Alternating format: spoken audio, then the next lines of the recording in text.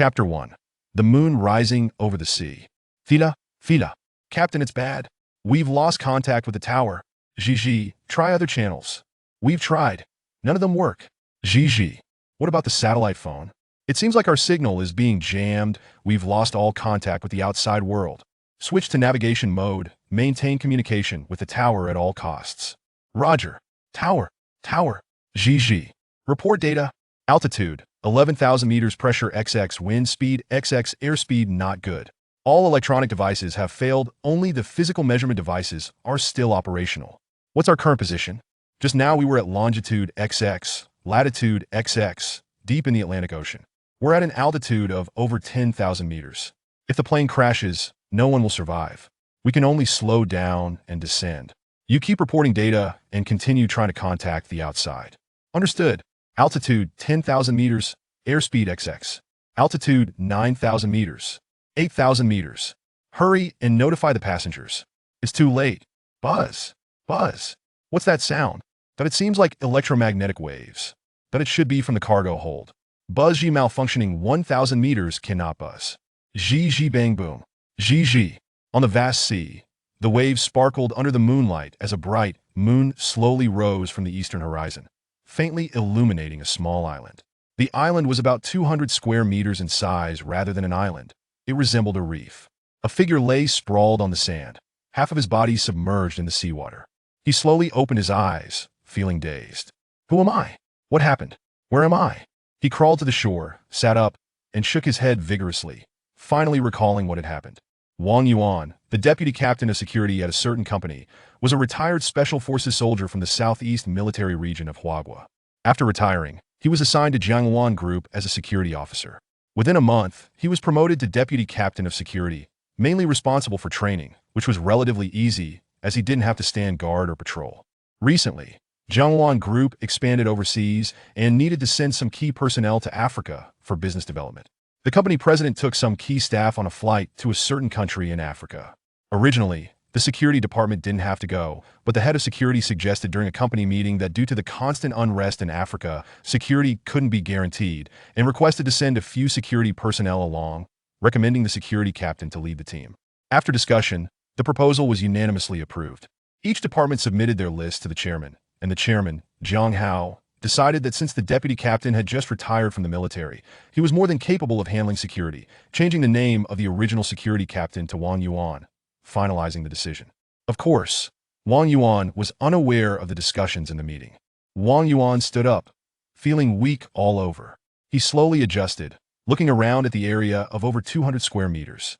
He was standing on a small patch of beach of a few square meters, with the rest of the area being rocky. There were no plants on the island. It was barren, and walking around the coast wouldn't take more than 10 minutes. Damn it! He cursed and plopped down on the sand. Burying his head in his knees, he grabbed his hair in frustration. After sitting for about 10 minutes, he suddenly stood up. I want to survive. If I escape this disaster, there must be a blessing. I was born with talent. I must have a purpose. Enough of that first. I need to figure out how to survive. He searched his pockets. His cigarettes and lighter had been confiscated by airport security. All he had was an ID card and a passport, but they were soaked by seawater. He also had a watch on his wrist, which was of good quality and emitted a faint glow. The time was 11:42 at night. He was wearing a set of security training gear and a pair of tactical boots, and besides that, he had nothing. It had been over 10 hours since the plane crash. He hoped the search and rescue team would arrive soon. But first, he needed to find a way to save himself. Surviving was the most important thing. His stomach growled. He needed to find something to eat. Let's take a walk along the beach and see what I can find. Starting from the left, he decided to look for seafood in the crevices of the rocks. The rocks on the left were relatively low.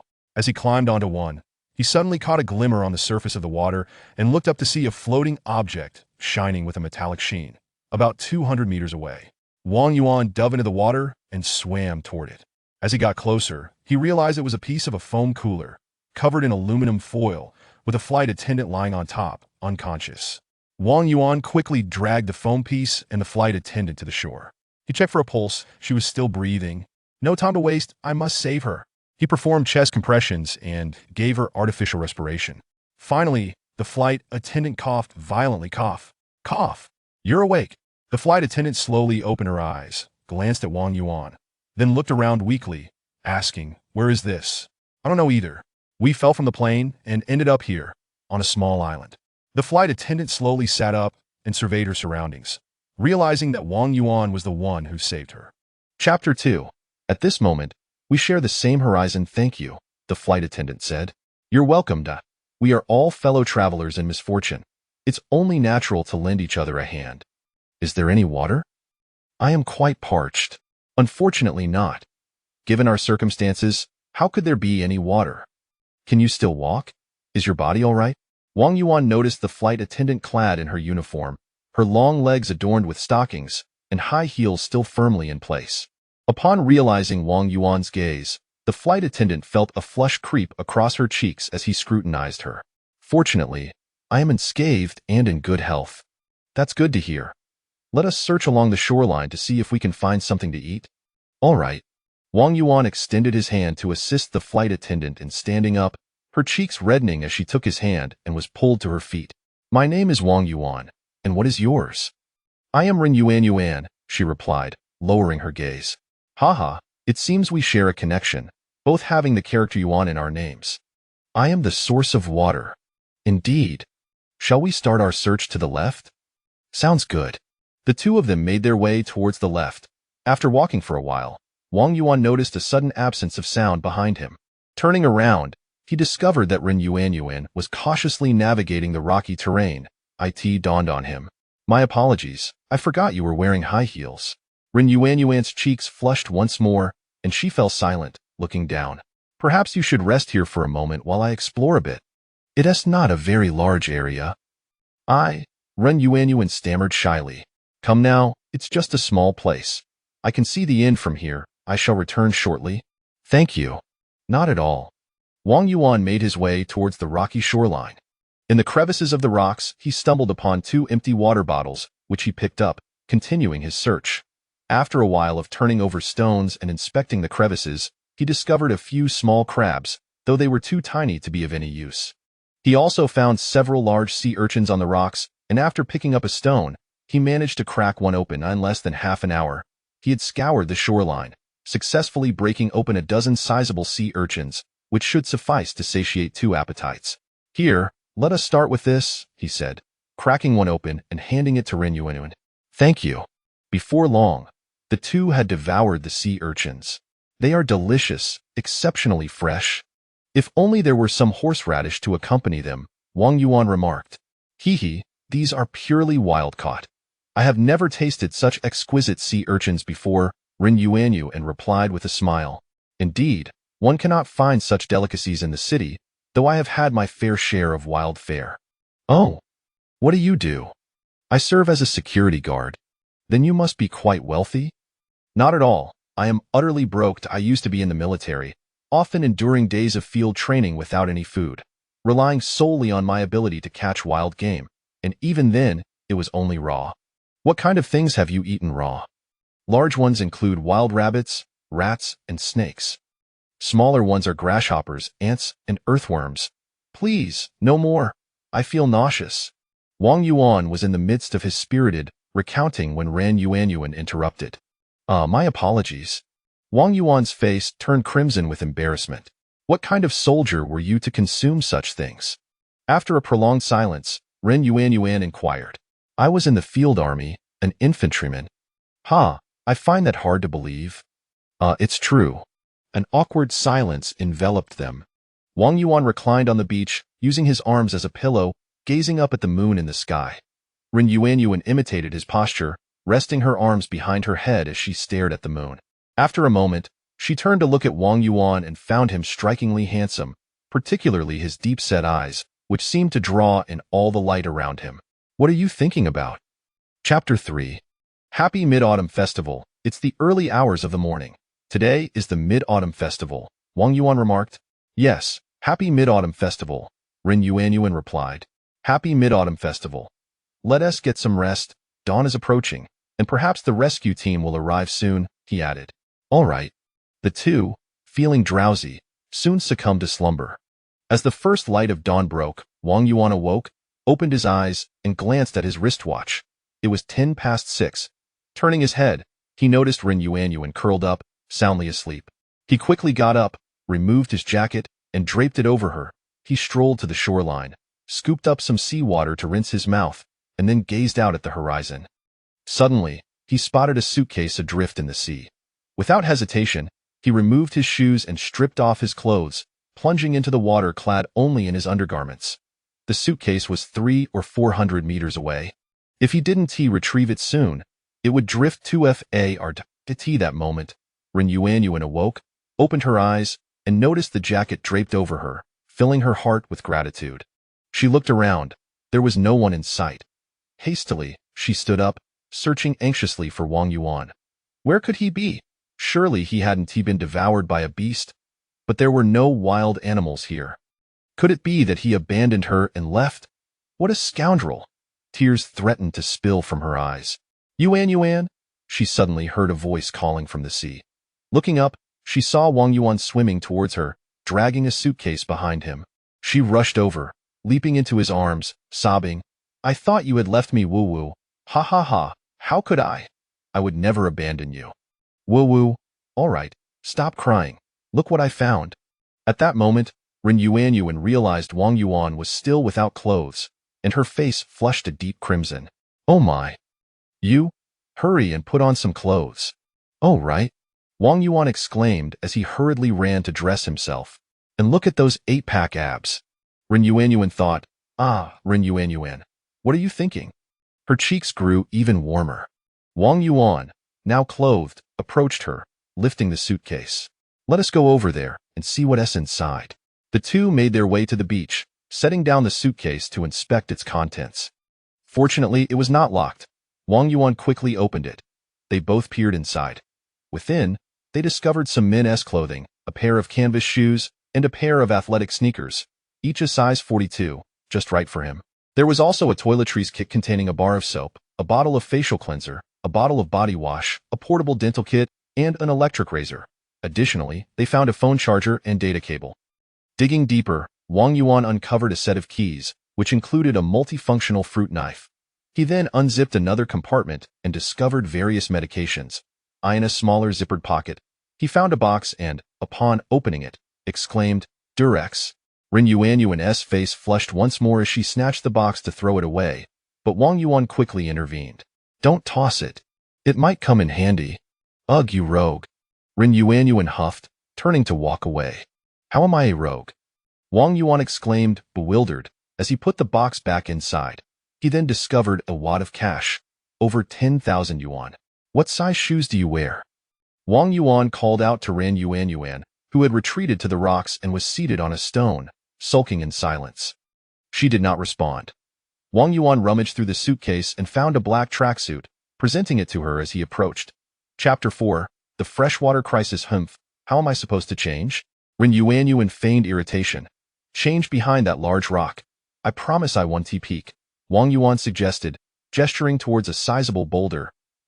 With that, Ren Yuanyuan snatched the clothing and cautiously made her way behind the rock. Wang Yuan returned to retrieve the fruit knife from his keychain and wandered off to find something to eat. After prying open a dozen or so oysters and collecting 4 sea urchins, he also brought back 2 empty mineral water bottles, only to find Ren Yuanyuan sitting on the beach, gazing vacantly at the sea. Yuanyuan, why don't you have something to eat? Wang Yuan settled beside Ren Yuanyuan and opened an oyster, offering it to her. They soon finished the oysters, and Wang Yuan proceeded to crack open a sea urchin, revealing its rich, luscious yellow innards. He opened the rest and handed 2 to Ren Yuanyuan. Be careful, don't prick your hand. How do you eat this? Ren Yuanyuan asked, frowning as she accepted the offering. Wait a moment. I'll show you, Wang Yuan replied, retrieving a longer key and rinsing it in the seawater. He then handed the fruit knife to Ren Yuanyuan and picked up a sea urchin, using the key to extract a piece of the yellow flesh and placing it in his mouth. Wow, it's incredibly fragrant. This sea urchin is quite large. You can use the knife to scoop out the yellow inside. Ren Yuanyuan imitated Wang Yuan, using the small knife to extract a morsel from the sea urchin. Delicious. After a while, they finished their meal, and the sun began to shine brightly. I'm so thirsty. Is there any fresh water around? Ren Yuanyuan inquired. Her cheeks flushed. We are indeed facing a freshwater crisis, Wang Yuan remarked, standing up to survey the surroundings. Yuanyuan, I'll take a look up there. Please wait for me. He pointed towards a rock formation. All right.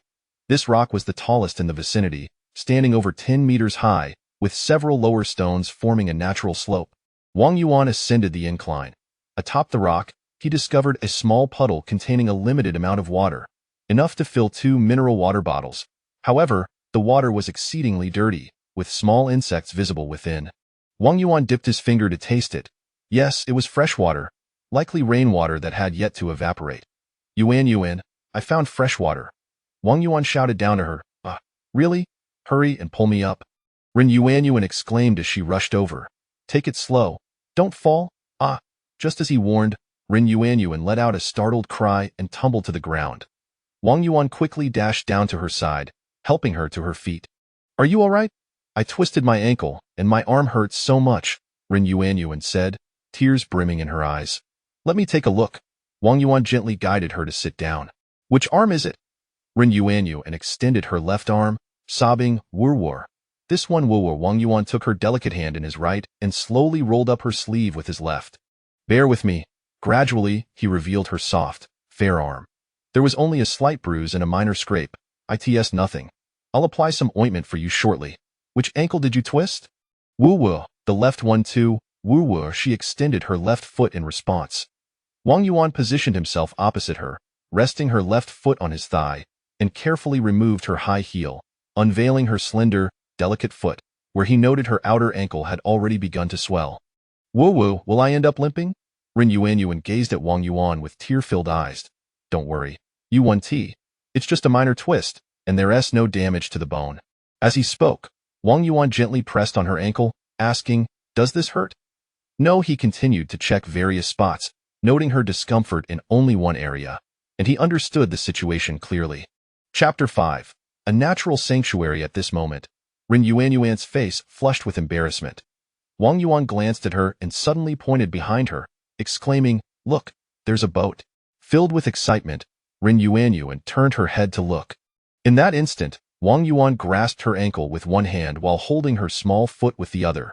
With a swift twist and release, a sharp crack echoed. Yuan let out a startled scream. Stop shouting, there's no boat.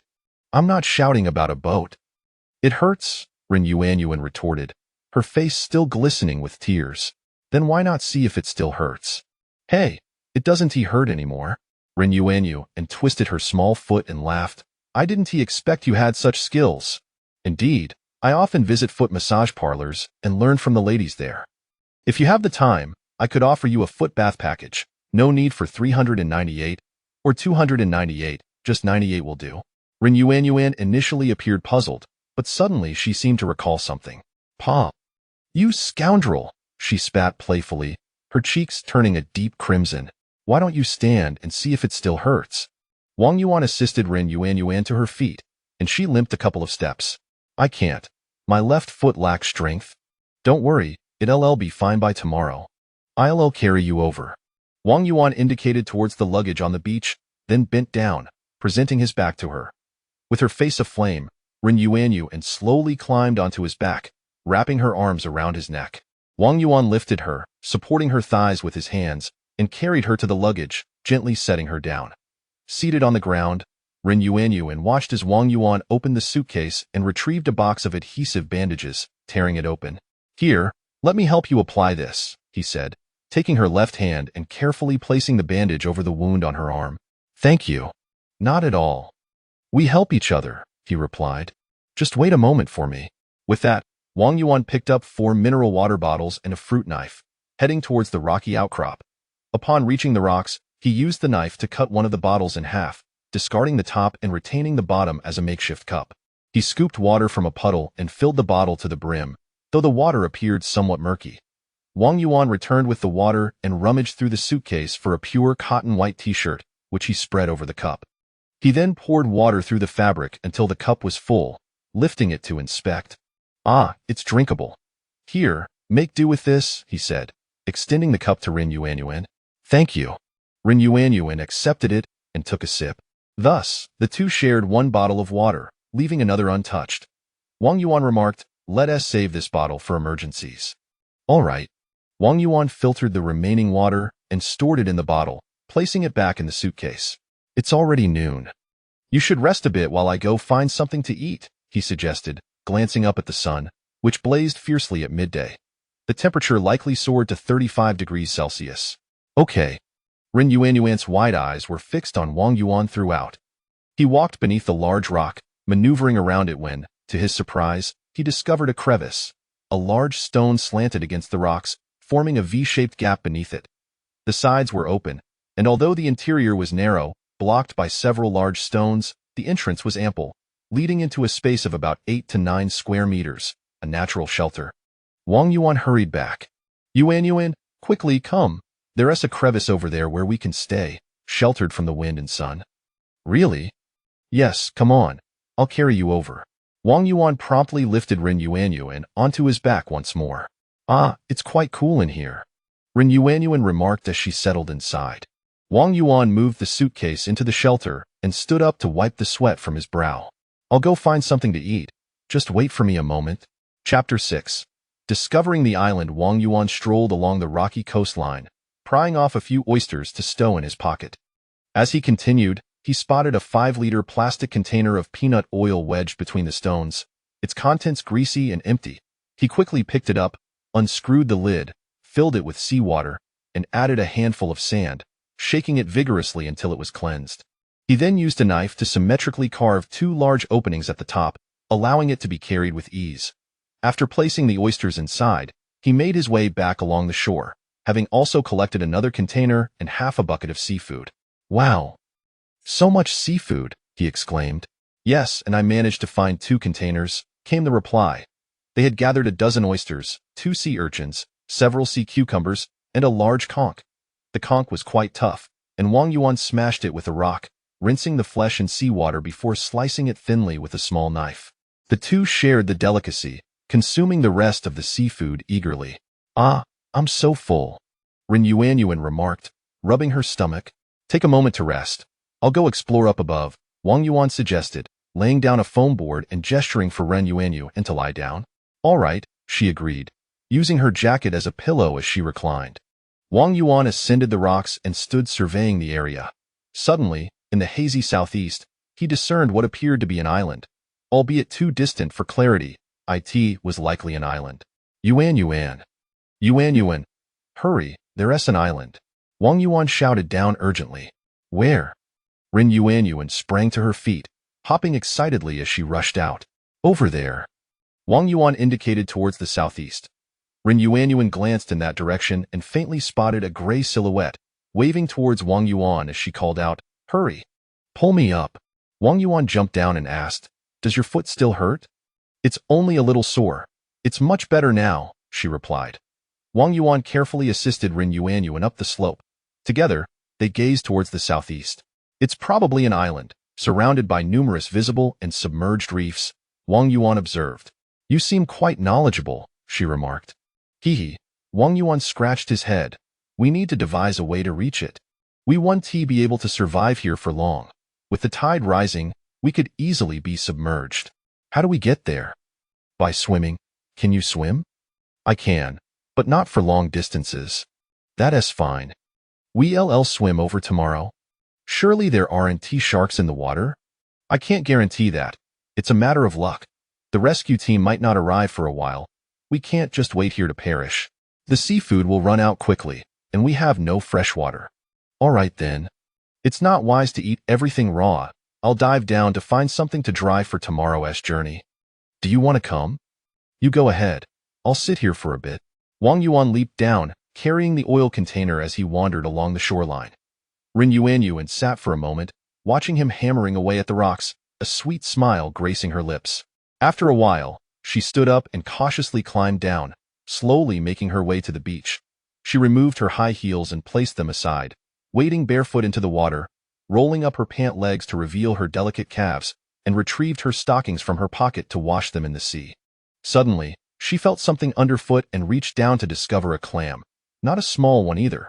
She hurried back to shore, placing the stockings on a rock to dry before returning to the water, gingerly probing with her feet until she bent down to pull out another clam, jumping for joy at her find. About half an hour later, Wang Yuan approached with the oil container, noticing Ren Yuanyuan's exuberance as she danced and laughed. What are you up to? he inquired. Chapter 7. Preparing for migration. Look. What is this? Rin Yuanyuan exclaimed as she retrieved a handful of clams from her pocket and presented them to Wang Yuan with a flourish. How marvelous, hee. Rin Yuanyuan and then pulled out another handful of clams from a different pocket and handed them over. Wang Yuan accepted them and placed them into the oil drum, remarking, "These are white clams. The patterns on them are exquisite." "Indeed. Shall we lay these out to dry?" "All right." The two of them found a flat, large stone and emptied the seafood from the oil drum onto it. Over 20 sea urchins, more than 20 oysters, 15 or 16 white clams, 4 or 5 conchs, 4 or 5 spicy snails, and a dozen or so smaller sea snails were spread out before them.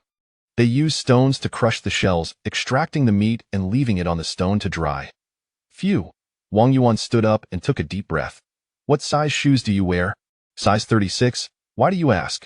"Why don't you take a rest while I fetch something?"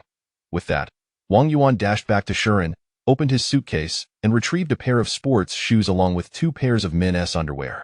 "Ah, never mind." He tore the 2 pairs of underwear apart, extracted the elastic bands, and stuffed the scraps of fabric into both shoes, arranging them carefully, and then handed them to Rin Yuan. "Here, try these on. If they don't fit, I'll adjust them." "All right." Rin Yuan accepted them and put them on, standing up to test them out. "Haha, they fit perfectly. You're amazing." "Mwah!" She suddenly leaped toward Wang Yuan and planted a kiss on his cheek. Wang Yuan touched his face, taken aback. "Oh, I'm so sorry. I got a bit too excited." "Thank you." Rin Yuan's face flushed crimson, reaching all the way to her neck. I discovered a backwater bay over there, and there's quite a bit of seafood. Let us go gather some for dinner." Wang Yuan pointed toward the east as he turned to walk away. After a few steps, he turned back and added, "Could you help me carry that bucket?" With that, he continued on his way. Pfft! Rin Yuan covered her flushed face and suddenly burst into laughter, picking up the oil drum and following him. "Oh dear!" She cast a sly glance at Wang Yuan and called out, "My foot still hurts a bit. Well, why don't you rest here for a moment while I go alone?" "It's fine. It's just a distance of a little over 10 meters. Shall I carry you?" "No need. Just support me a little." Rin Yuan thought to herself, "Humph, typical guy." Extending her right hand, Wang Yuan reluctantly grasped it, carefully assisting her forward. Upon reaching the edge of the bay, he helped her sit on a rock. This is the backwater bay. When the tide rises, many sea creatures are swept in, and when it recedes, they are trapped by the surrounding rocks, unable to escape. "Oh, you stay here. I'll catch some seafood and toss it over to you. You can collect it." "Okay." Wang Yuan removed his shoes and socks, rolled up his pant legs, and slowly waded into the water, which was not deep, reaching only to his knees at its deepest. He carefully bent down, feeling around with his hands in the water. Soon, he found 2 fist-sized sea snails and tossed them toward Rin Yuan. "Catch!" Wang Yuan threw them near her feet. "Ah, ha ha ha!" Rin Yuan laughed as she picked them up and placed them into the oil drum. "Here comes another." Another fist-sized object flew toward her, with only 3 or 4 meters between them and the item thrown slowly. Rin Yuan only realized it was a sea urchin when it was close, quickly retracting her outstretched hand. "Ah, you're so annoying." Chapter 8. The Joys of Titapooling. Ha ha ha. Wang Yuan laughed heartily. "Hemph, you pesky little brat. You insufferable Wang Yuan. You've bullied me. You've tormented me." Rin Yuan pouted, squatting by the water's edge, splashing water towards Wang Yuan. Wang Yuan quickly raised his hands in surrender. I yield. Please spare me, fair heroine." "Humph." Rin Yuan turned her head away, ignoring him. Wang Yuan hurriedly ran over, picked up a sea urchin, and presented it before her. "Look, the spines of this sea urchin aren't sharp. At this close proximity, I'm not applying any force, so it won't prick your hands. But it will still hurt a lot," she retorted. All right, I was wrong. Please spare me, fair heroine, to avenge you. I have decided to slay this sea urchin and let you consume it raw." With a fierce expression, Wang Yuan brandished a small knife, preparing to strike the sea urchin. "I want to allow you to bully my Yuan. I want to allow you to bully my Yuan. Within moments, he pried the sea urchin open and offered it to Rin Yuan. Raising his voice dramatically, the servant has executed the criminal. "Please, my lady, dine at ease."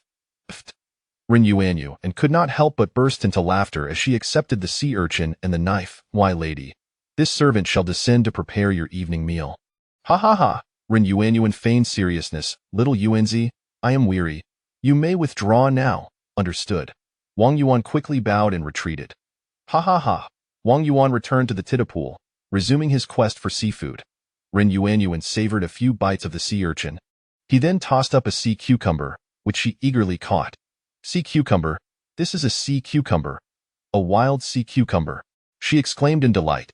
Indeed, this is called a sea eggplant, a variety of sea cucumber, he clarified. Ren Yuanyuan, no longer seated, crouched beside the Tida, her gaze fixed on the clear water, where the bottom was easily visible. After a moment, she pointed to one side. There's a sea urchin, then to the other side. Quick, there's a conch. Look quickly, there's a large lobster, she directed, pointing to a spot. Shoo! Be quiet. Wang Yuan cautiously approached, his hands slowly reaching toward the lobster, and suddenly, he seized it by its back and lifted it triumphantly. Ha ha ha! Wang Yuan laughed joyously. Yay! Ren Yuanyuan danced with excitement. Wang Yuan hurriedly ran ashore, placing the large lobster into an oil drum. This lobster was nearly the size of his forearm. He then returned to the Tida, collecting some additional sea urchins and conchs. All right, no more gathering. The remaining fish and crabs are not suitable for raw consumption. Let us return, he declared. Okay, Ren Yuanyuan replied, her spirits high. Wang Yuan glanced at his watch. It was already past 6. He poured some seawater into the oil drum and assisted Ren Yuanyuan and back to the stone cave. The two of them prepared the lobster, slicing it to eat, along with several sea urchins and conchs, until they were satisfied. I need to use the restroom, Ren Yuanyuan said, her cheeks flushed with embarrassment. You can go behind that rock, I'll check on the drying seafood, Wang Yuan suggested, handing her a packet of tissues. Oh, okay, thank you. She accepted the tissues and made her way towards the rocks. Wang Yuan grabbed a t-shirt and walked to where the seafood was drying. It had all dried out, so he wrapped it in the t-shirt and noticed a pair of stockings hanging nearby, which he took as well. After neatly storing away the wrapped seafood, Ren Yuanyuan returned, and he handed her the stockings. Her face flushed as she accepted them, tucking them into her pocket. I'm going to sit on the rocks for a while. Would you like to join me? Sure, let us go together. Wang Yuan took her hand, leading her to the rocks where they sat side by side. The sky was not yet completely dark, and the moon had already risen, accompanied by a gentle breeze that felt quite refreshing. Happy Mid-Autumn Festival, Wang Yuan said. Happy Mid-Autumn Festival, Ren Yuanyuan echoed. Wang Yuan leaned back on his arm, gazing up at the moon, and Ren Yuanyuan mimicked his posture, lying back beside him. Chapter 9. The rising tide as dusk gradually enveloped the surroundings. The moon shone bright and full, casting a luminous glow that illuminated the area. The two lay quietly upon the rocks, gazing up at the celestial body above. Brother Yuan, how old are you this year? Ren Yuanyuan addressed Wang Yuan for the first time with a hint of awkwardness. I am 23. What about you? I am 21. What do you do? I served in the military for 5 years and returned home over half a year ago after my discharge. I have yet to find a job, but my former commander recommended me for a security position at a company. I worked there for less than 2 months before they initiated an overseas expansion, sending key personnel to Africa to establish a subsidiary. So much has transpired since I cannot fathom what a mere security guard like me could contribute to such an endeavor. Do you miss home? I find myself longing for my parents. I am an orphan, having grown up in an orphanage. Oh, I am sorry. It's quite all right. Do you have a girlfriend? Ren Yuanyuan turned to look at Wang Yuan. No. At that moment, an image surfaced in Wang Yuan's mind. A girl with 2 braided pigtails and bright eyes, standing beneath the large tree at the entrance of the orphanage, one hand wiping away her tears while the other waved, crying out, Brother! You must come back for me, Xiaoni. Unbeknownst to Ren Yuanyuan, a tear slipped from the corner of Wang Yuan's eye. The wind began to pick up. Let us go down. I am feeling a bit cold, Ren Yuanyuan suggested. Wang Yuan sat up and gazed into the distance, where the waves had begun to swell, a white line approaching rapidly, an ominous sign of a rising tide. This is bad. The tide is coming in. Hurry, we must gather our belongings, Wang Yuan exclaimed. Huh. Ren Yuanyuan stood up, bewildered. Quickly, do not just stand there, Wang Yuan urged, pulling her down the slope. At a small platform about 2 meters above ground. Wang Yuan instructed, you wait here. He then jumped down, racing back to the cave to retrieve the suitcase and an oil drum, tossing them onto the platform. Catch! He dashed back for a foam board and another oil drum, throwing them up as well. After fetching several bottles of mineral water, he surveyed the cave and, seeing nothing else of use, climbed back onto the rocks. By this time, the seawater had surged into the cave, rising at a visible pace. Together, they hoisted their belongings to the summit of the rocks. The tide will not reach us here, will it? Ren Yuan inquired. It will not? How can you be so certain? Because I have managed to secure fresh water up here. Oh. Ren Yuan pondered for a moment before comprehending. After a while, the wind subsided, and the waves gradually calmed. The water had risen to within 5 or 6 meters below them, finally halting its ascent. I am so thirsty. Well, drink sparingly. We need to conserve some for tomorrow, Wang Yuan replied, producing the filtered water, twisting open the cap, and handing it to Ren Yuan. All right. She took a couple of sips before returning it. Wang Yuan accepted it without a glance, drinking directly from the bottle. I see that a form of indirect kissing? Ren Yuan's face flushed with embarrassment. Wang Yuan opened the suitcase, retrieving a jacket and draping it over Ren Yuan. Thank you, she murmured, her face still crimson, lowering her gaze. Wang Yuan laid down the foam board, saying, Tonight, we shall have to make do here. You should rest for a while. Ren Yuan curled up on the foam board, while Wang Yuan rummaged through the suitcase for a suit jacket to cover her with. Standing up, he surveyed the surroundings. The water was slowly receding, now about 7 or 8 meters below them, though the cave remained submerged. Suddenly, he noticed something floating in the sea, and, illuminated by the moonlight, he discerned a grayish mass about 200 meters away. Chapter 10. A backpack. Wang Yuan hurriedly stripped off his shoes and clothes, plunging into the sea and swimming towards the floating object. Ren Yuan lay there for a while, sensing the absence of sound. Raising her head to look around, she wondered, where is everyone? With a hint of suspicion, she stood up and scanned her surroundings, spotting Wang Yuan swimming in the water, quickly approaching the floating object. Unable to contain her amusement, she cupped her hands around her mouth and shouted at him, Wang Yuan, go for it, go for it, Wang Yuan. Wang Yuan, submerged in the sea, thought to himself, it's not like I'm participating in a competition. As he swam closer, he discovered that the object was a blue backpack, and a wave of joy surged within him as he grasped it and began to swim back. Upon reaching the rocky shore, Ren Yuan continued to call out, All right, enough. Stop shouting. Wang Yuan climbed to the top, opened the backpack, and rummaged through its corners to retrieve a disposable towel. He hastily dried his hair and patted himself down before donning his clothes, exclaiming, Let's see what's inside. Humph, I know you have abs, show off. Ren Yuan mumbled. Wang Yuan unzipped the backpack, revealing several pieces of women's clothing, a pair of women's hiking shoes, though all soaked, and a sealed plastic box, which appeared to be a storage container. The backpack remained afloat, likely buoyed by the box. Additionally, there was a pack of chocolate and some snacks like biscuits. He took out the box, which had a clasp on each side. Upon opening it, he found several bottles of cosmetics and a toiletry bag containing a bar of soap, a comb, toothpaste, and a toothbrush. In a small pocket of the backpack's compartment, he discovered some medications, several thousand yuan in cash, a roll of toilet paper, and a pack of sanitary pads. He emptied the contents onto the side to air dry. Well, this backpack is yours now, he declared. Ren Yuan replied, her cheeks flushing once more. Wang Yuan glanced at his wristwatch and said, It's noon. Let's take a break. We still have to reach that island tomorrow. With that, he retrieved 2 pairs of pants from the suitcase, rolled them up, and lay down as a makeshift pillow. You go ahead and sleep first, Ren Yuan said, then resumed her exploration of the plastic box, which was filled with cosmetics and toiletries. Wang Yuan paid her no mind and soon fell asleep. The next morning, as dawn broke, Wang Yuan woke up, glancing at his watch. It was just 6 o'clock. This was a habit ingrained from his time in the military. He awoke promptly at 6 every day. Rising to survey his surroundings, he noticed Ren Yuan sleeping soundly, wrapped in her jacket. By this time, the tide had receded. He opened the suitcase, took the toiletry bag, and leapt down from the rocks to a large stone behind which he could attend to personal matters. Afterward, he walked to the beach, scooped up some seawater to rinse his mouth, squeezed a bit of toothpaste onto his finger, and brushed his teeth directly with it. feeling guilty for not using the toothbrush. After brushing, he washed his face with soap and returned to the cave. Setting the toiletry bag down before climbing back up the rocks, he gathered all the drying items and brought them into the cave, then sat down, gazing out at the distant sea in the east. Before long, the eastern horizon began to glow with the morning light, a breathtaking spectacle.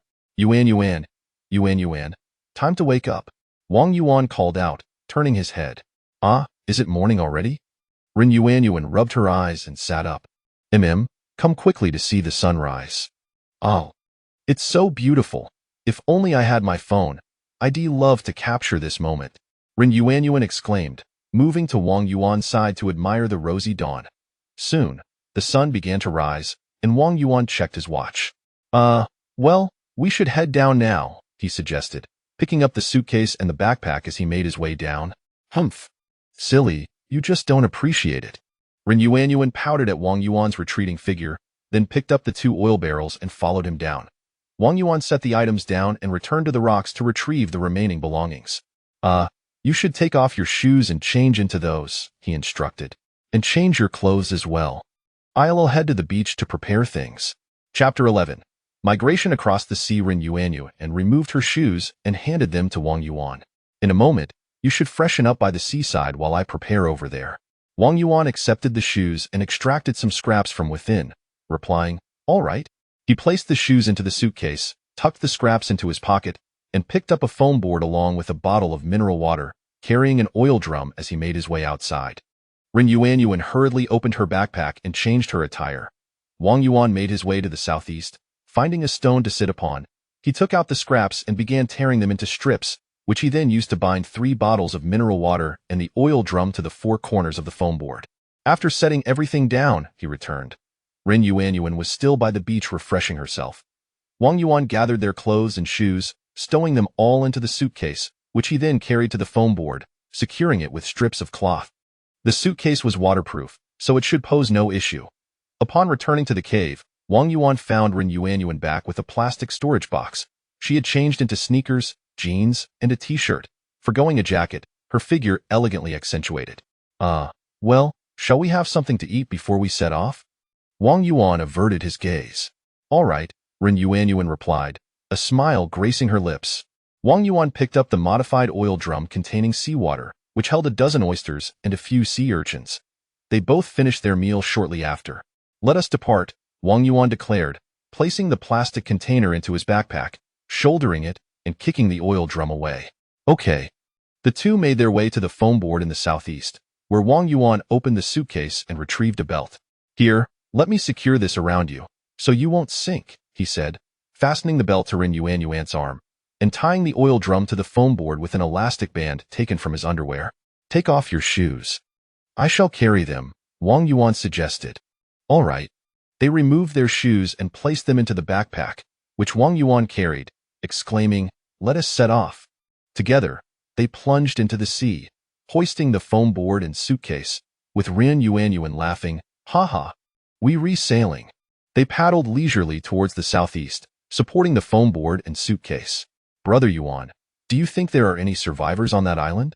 I'm not certain, but the plane did crash in this vicinity, so there should be some. Will we encounter sharks? Wang Yuan struggled to keep up with her line of thought.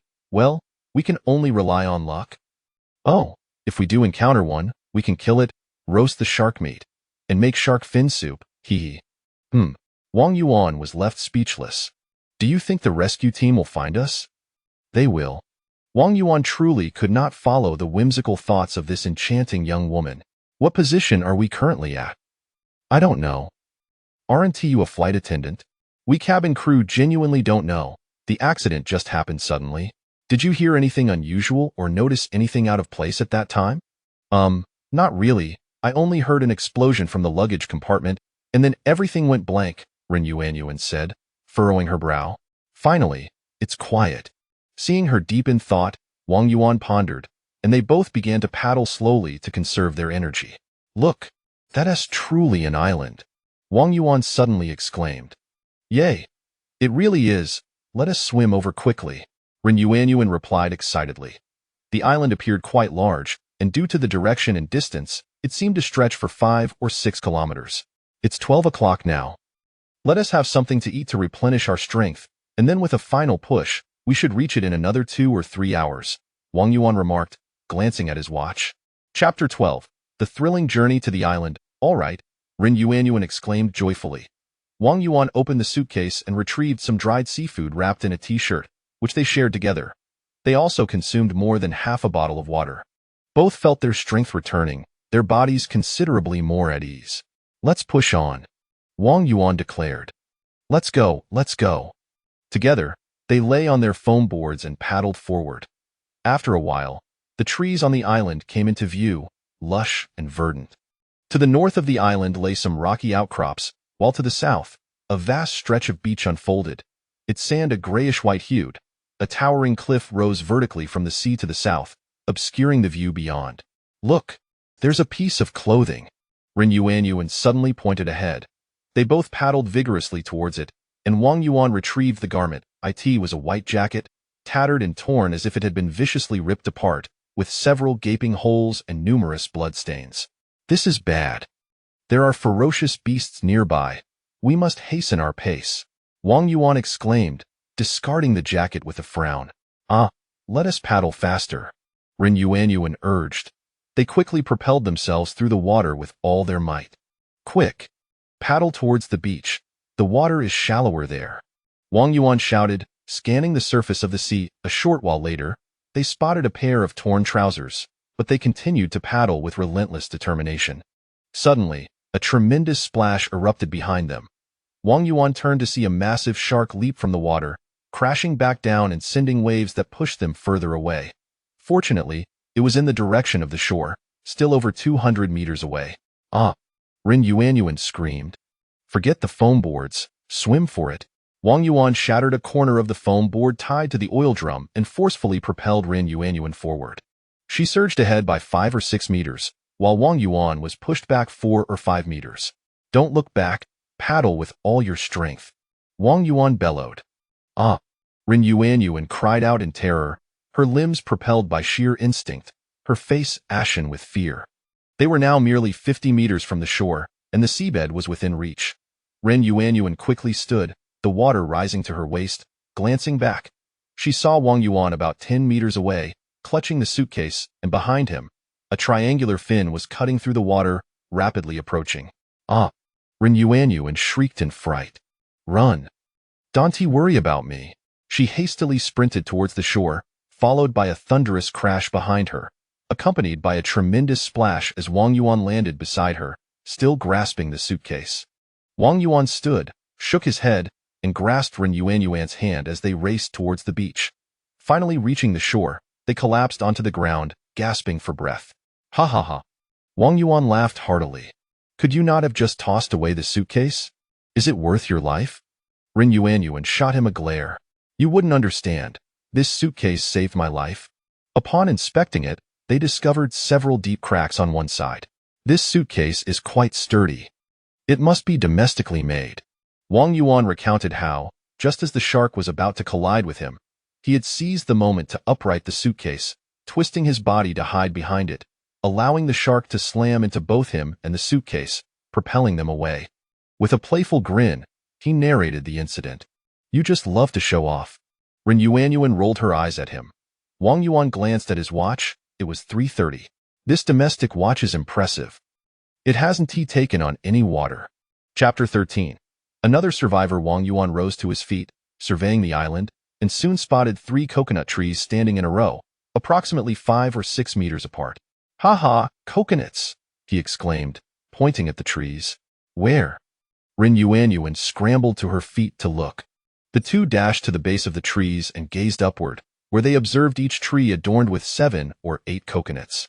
They're too high. We can't reach them, Ren Yuanyuan lamented, her expression one of disappointment. Watch me, Wang Yuan declared, spitting into his hand to rub it together. Biting down on a fruit knife, and barefoot, he began to ascend. Ren Yuanyuan gasped in astonishment, her mouth agape as she watched him scale the tree in less than 10 seconds. Move aside. Don't get hit, Wang Yuan shouted.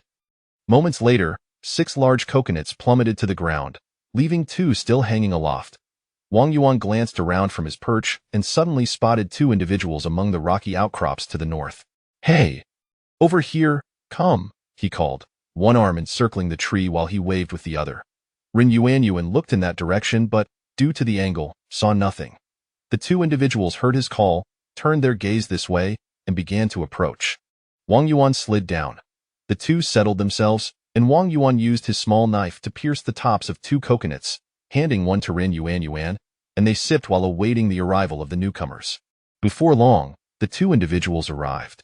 "Sister Fong!" Ren Yuanyuan exclaimed in delight. President Jiang, Wang Yuan acknowledged. It turned out that one was a flight attendant from their flight, while the other was Jiang Yin, the beautiful president of Jiangwan Group, leading the team to expand overseas operations. Ren Yuanyuan stood and took the flight attendant's hand, saying, "So Sister Fong is still alive. How wonderful." With that, she pulled the attendant to sit beside her. The attendant was equally pleased, and the two began to chatter excitedly. "President Jiang, please have a seat," Wang Yuan invited. Jiang Yin complied and, noticing the coconuts on the ground, inquired, "Could I have one of those coconuts? I can pay you." "Oh, no need," Wang Yuan replied, as he used his knife to open two coconuts, offering them to Jiang Yin and the flight attendant. They gratefully accepted the coconuts and eagerly drank from them. Wang Yuan found a stone to smash the remaining 4 coconut shells, revealing the pristine white coconut flesh within. He then handed the knife to Ren Yuanyuan and began to scoop out the coconut meat with his hands. The three watched him in bewilderment. Wang Yuan chuckled, then produced a set of keys, detaching 2 to give to the flight attendant and Jiang Yin, saying, "You may use these to scoop and eat." Once they had all finished the coconut meat, Wang Yuan suggested, "Let us introduce ourselves. I am Wang Yuan, and President Jiang is my boss. I am merely a security guard at the company. I am Zhang Lanfang, a flight attendant on this flight." The attendant introduced herself. "I am Jiang Yin, president of Jiangwan Group," Jiang Yin stated. "I am Ren Yuanyuan, also a flight attendant on this flight, 21 years old, unmarried. My family is from Spring City." "All right, we're not here for matchmaking," Zhang Lanfang interrupted, cutting Ren Yuanyuan off mid-sentence. Ren Yuanyuan's face flushed with embarrassment. Wait a moment. I shall go and gather some coconuts," Wang Yuan said, taking up his knife, placing it in his mouth, and swiftly climbing the other 2 coconut trees to toss down more coconuts. Although Ren Yuanyuan had witnessed this once before, she and the other 2 watched in stunned amazement. Wang Yuan slid down and, upon seeing their expressions, was momentarily speechless. He then opened his suitcase, handed Ren Yuanyuan her travel shoes, and put on his own tactical boots. "By the way, there are some clothes inside. Yuanyuan, could you help them change?" Wang Yuan gestured toward the suitcase. "Sure. I'll take a look around to see if I can find something to eat." "All right." Wang Yuan slung his backpack over his shoulder, grabbed the multifunctional fruit knife, and headed toward the jungle with a container of oil. "Sister Fong, Sister Yin, come, choose," Ren Yuanyuan said, opening the suitcase for the 2 women. "These are all things from the deceased." "I don't want any." Jiang Yin pouted. How pretentious, Wang Yuan thought, having heard her remark from a distance. Chapter 14. Capturing the Cobra. Do not concern yourself with such trivialities. We are stranded on a deserted island and are uncertain when rescue will arrive. Moreover, we are all clad in short skirts, and who knows what venomous insects or mosquitoes lurk in this place. We are lacking in medical supplies, and a bite could prove detrimental, Zhang Lanfang remarked. The flight attendants had acquired some knowledge of wilderness survival, thus they understood how to persuade Jiang Yin. Jiang Yin was dressed in a professional ensemble, a soiled white blouse atop a black mini-skirt, complemented by black stockings that accentuated her long legs, and she wore a pair of sleek, black high heels. Zhang Lanfang donned the flight attendant uniform, complete with nude stockings and black high-heeled shoes. Both women were in a rather disheveled state. "Enough of the dramatics. Let us all change our attire," Ren Yuanyuan suggested with a glance towards Wang Yuan, who had already ventured into the thicket. "Very well." Jiang Yin reluctantly began to search for clothes, followed suit by Zhang Lanfang. Zhang Lanfang found a women's tracksuit, while Jiang Yin opted for a pair of casual trousers and a sweatshirt, and soon they began to change. Wang Yuan entered the jungle, surveying his surroundings. He observed that just beyond the beach lay a patch of wormwood, followed further in by some shrubs, and deeper still, towering trees. He picked up a branch approximately 2 meters in length and began to prod at the underbrush as he gradually advanced towards the forest. Upon reaching the edge of the woods, he discovered a cluster of cacti bearing numerous fruits, many of which were ripe. Wang Yuan hastily gathered the cactus fruits, stowing them in his backpack, enduring several pricks from the thorns along the way. Then, Wang Yuan turned in another direction, opting not to enter the woods, as dusk was approaching and the conditions within were uncertain, possibly harboring wild beasts. He continued to prod at the underbrush, meandering back towards the beach. Along the way, he encountered several palm and banana trees, though unfortunately, the banana trees bore no fruit. Suddenly, a rustling sound emanated from his left front, prompting Wang Yuan to halt and listen intently. Abruptly, a serpent's head emerged, flicking its tongue in his direction. Wow, what a hefty cobra! Rather than feeling fear, Wang Yuan was filled with exhilaration. He cautiously approached the cobra, halting 2 meters away, gripping the branch tightly. At that moment, the cobra reared back, its head arching in preparation to strike. This was the moment. Wang Yuan swung the branch towards the cobra. Crack! The branch struck precisely at the cobra's vulnerable spot, causing its head to tilt to the left. Wang Yuan discarded the branch and leapt towards the snake, seizing its head with his left hand and lifting it. Ha ha ha! What a plump specimen! He bellowed with laughter. The snake was as thick as a child's arm and measured approximately 2.5 meters in length, perhaps dazed from the blow. It writhed, its tail dragging on the ground. Wang Yuan maintained his grip on the snake's head with his left hand while wrapping its body around his arm with his right, retrieving the branch and an oil drum before making his way back to the beach. Upon reaching the shore, he found the 3 women seated beneath a coconut tree, engaged in conversation. Wang Yuan approached them. "Look what I caught!" he exclaimed, extending his left hand towards them. "Ah!" The 3 women shrieked in fright. "Quickly, take it away and dispose of it."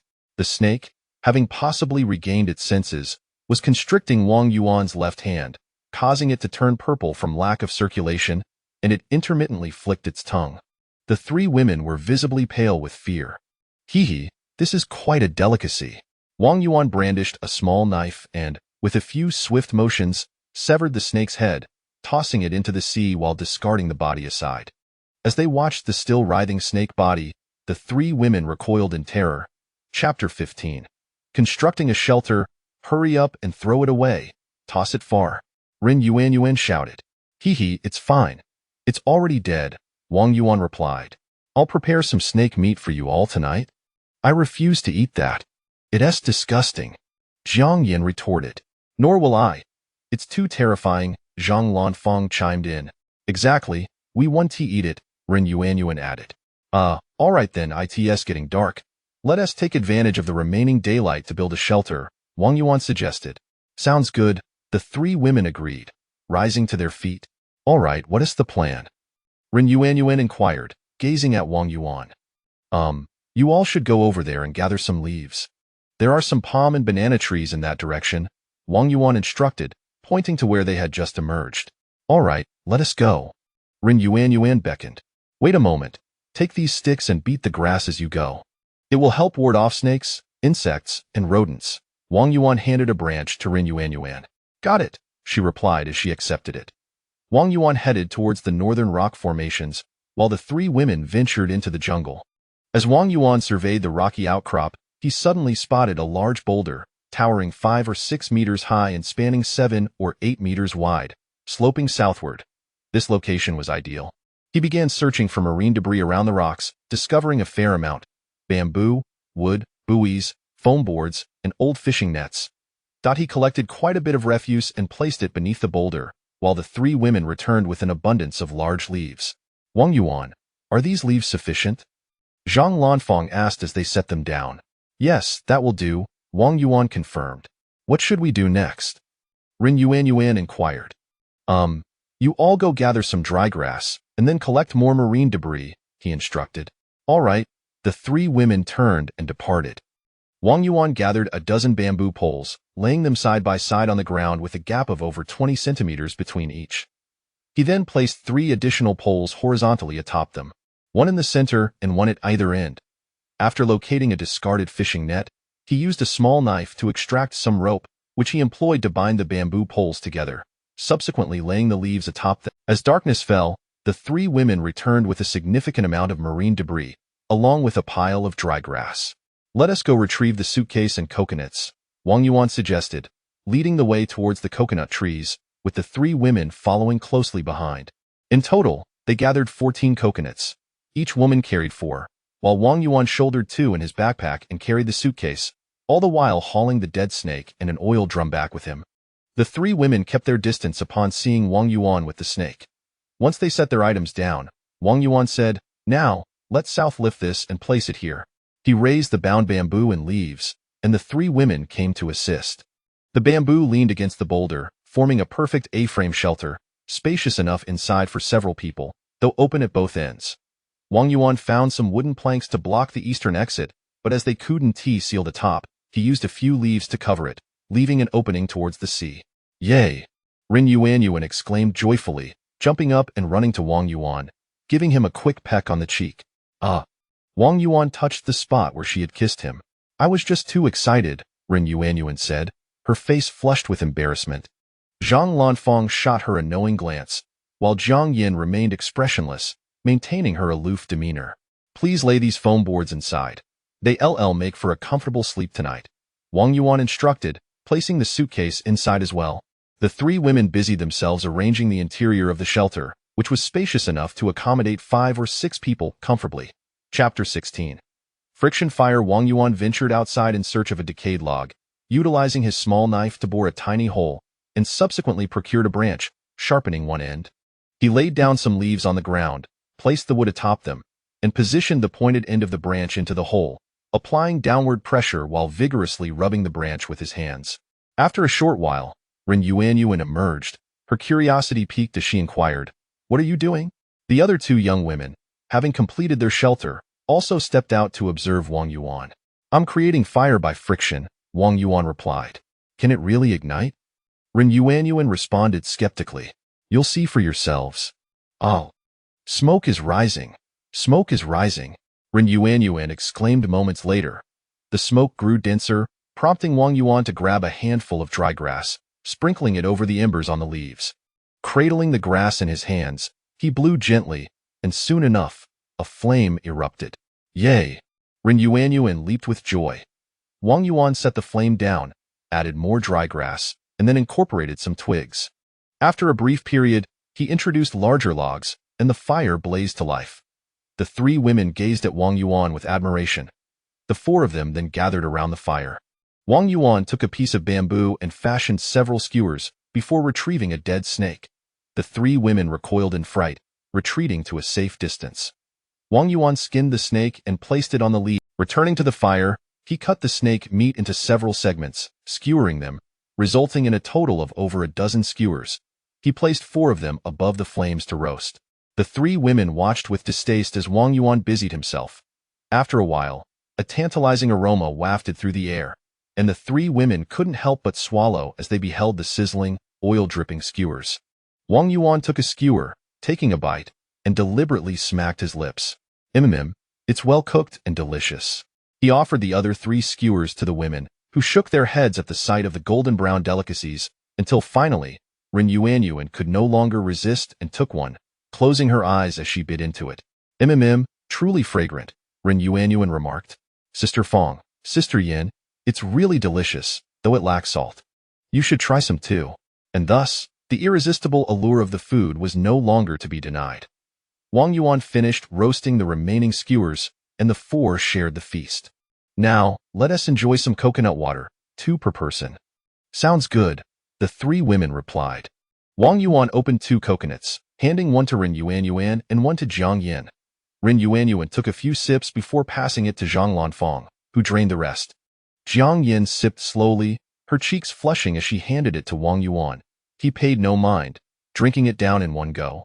"Brother Yuan, why don't you pick all the coconuts? Leave 2 on each tree," Ren Yuanyuan inquired.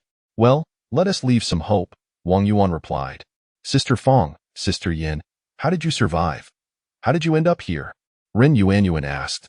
"After the accident, I lost consciousness and woke up on this beach, with Jiang here beside me. We've been foraging for some seafood," Zhang Lanfang explained. "Let us put the coconuts inside," Wang Yuan suggested, picking up the 2 coconuts and walking towards the shelter. The 3 women joined him in placing the coconuts inside, and Wang Yuan retrieved his backpack as they all settled down once more. Shall we have some fruit for dessert? Wang Yuan opened his backpack and handed some fruit to the 3 women, then took out a prickly pear and began peeling it. What is this? Ren Yuanyuan asked. It's a prickly pear, Wang Yuan replied, taking a bite. It's sweet and tangy, truly delightful. Delicious, it's somewhat reminiscent of dragon fruit, Ren Yuanyuan concurred, peeling one for herself. Soon, the 3 women were also enjoying the prickly pears. Chapter 17. Amusing Encounters Under the Moon. Fang Jia, Yuan, are you 2 going to relieve yourselves? Jiang Yin asked, her face flushed with embarrassment. Let us go together, Ren Yuan replied, but you mustn't peek. Wang Yuan's expression darkened. The 3 women rose laughing and walked away together. Wang Yuan gathered a few wooden planks and laid them beside the fire, then placed several foam boards on top. He took a foam buoy, sliced it in half with a bamboo stick, and used 1/2 as a pillow before lying down. In the distance, he could hear the 3 women chattering merrily. This spot will do, the trio declared, as they ventured behind a cluster of rocks, illuminated by the moonlight. Wow, Fang Jia, your stream is really powerful, Ren Yuan exclaimed. You little brat. Are you looking for a fight? Zhang Lanfang retorted, her face reddening as she cast a glance at the fire. Can't you be a bit quieter? Hee, it's fine. We're so far away. He can't hear us, Ren Yuan teased. Oh. What is it? Zhang Lanfang and Jiang Yin turned to her curiously. Feigning surprise, Ren Yuan proclaimed, Yan Jia, I've discovered something about you. What is it? Jiang Yin inquired, puzzled. I suspect you may not have ever had a boyfriend. How did you figure that out? Jiang Yin looked at her, bewildered. Because Fang Jia has been married, and you and Fang Jia are somewhat different. In what way? The 2 women exchanged glances, then turned their heads back to Ren Yuan in confusion. I've realized. Ren Yuan paused for dramatic effect. Come on. You little rascal, just spit it out. Zhang Lanfang urged. Ren Yuan leaned closer, whispering, I noticed that Yan Jia's stream is even stronger than Fang Jia. With that, she burst into laughter and dashed away. Hey! You little rogue, pervert! Jiang Yin exclaimed, her cheeks flushing crimson. Oh dear. You little minx, just wait until I catch you. Zhang Lanfang sprang up in pursuit. Quick, Jiang Zong, catch! As they neared the fire, Ren Yuan abruptly halted, raising her hands in surrender. All right, I concede. Please spare me, dear sisters. You impudent girl, just wait until next time. Zhang Lanfang scolded fiercely. Yes, thank you for your mercy, brave heroine. He. Ren Yuan quickly bowed, ingratiating herself. Stealthily, Ren Yuan crouched beside Wang Yuan, who lay with his eyes closed, believing he had fallen asleep. She quietly picked up the other half of the pillow that Wang Yuan had discarded, and the 3 of them entered the shelter together. Wang Yuan opened his eyes, sat up, and found another foam buoy. He cut it vertically with a bamboo stick and brought it to the entrance of the shelter, saying, Here, take this, you can use it as a makeshift pillow. He then turned and lay back down. Inside the shelter, 2 hands reached out to reclaim the pillow, followed by peals of laughter. Is this a survival scenario on a deserted island? It's nearly midnight. Is there really this much excitement? Wang Yuan mused as he checked his watch. He tossed a large piece of wood into the fire, then lay down, drifting into a hazy slumber. Meanwhile, the 3 women continued their hushed chatter within the shelter, having arranged the foam boards on the ground to lie upon. Fang Jia, please don't call me Jiang Zong anymore. Just call me Xiao Yin or Yin Yan. It feels quite awkward when you call me Jiang Zong, Jiang Yin stated. All right, Xiao Yin, you truly have never been in a relationship? Zhang Lanfang asked. I'm not even sure if what I had could be considered a relationship, Jiang Yin replied. What do you mean?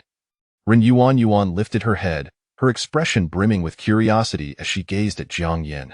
Chapter 18. Whispers of Women. It was during my studies in M country that I met a male classmate from there. However, after less than 2 months together, I returned home, and due to our cultural differences, we parted ways. It has nearly been half a year since our separation, Jiang Yin recounted.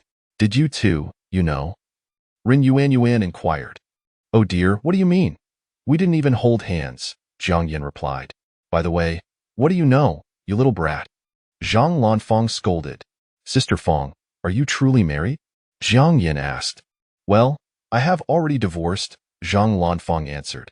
Oh, I'm so sorry, Jiang Yin said. It's nothing. We simply saw each other too little, and our personalities clashed, which led to the divorce. It has been a year now, Zhang Lanfang explained. Sister Fang's ex-husband is a pilot, quite dashing, I must say. The young ladies who pursued him back in the day could line up several streets.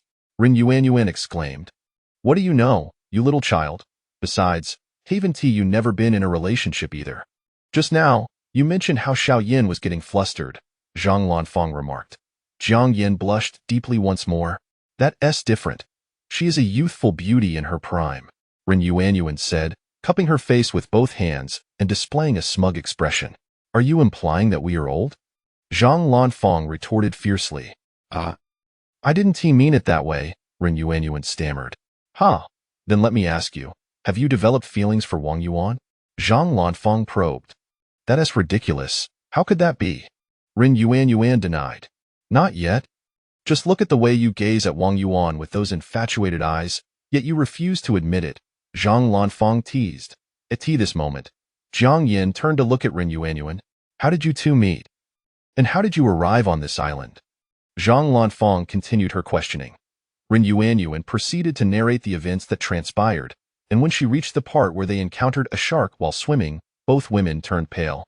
However, when she recounted how they made it safely to shore, relief washed over the two. Given Zhang Lanfang's greater age and life experience, she advised, I have something to say, and you must remember it. Yes, please tell us, Rin Yuan replied, with Jiang Yin nodding in agreement.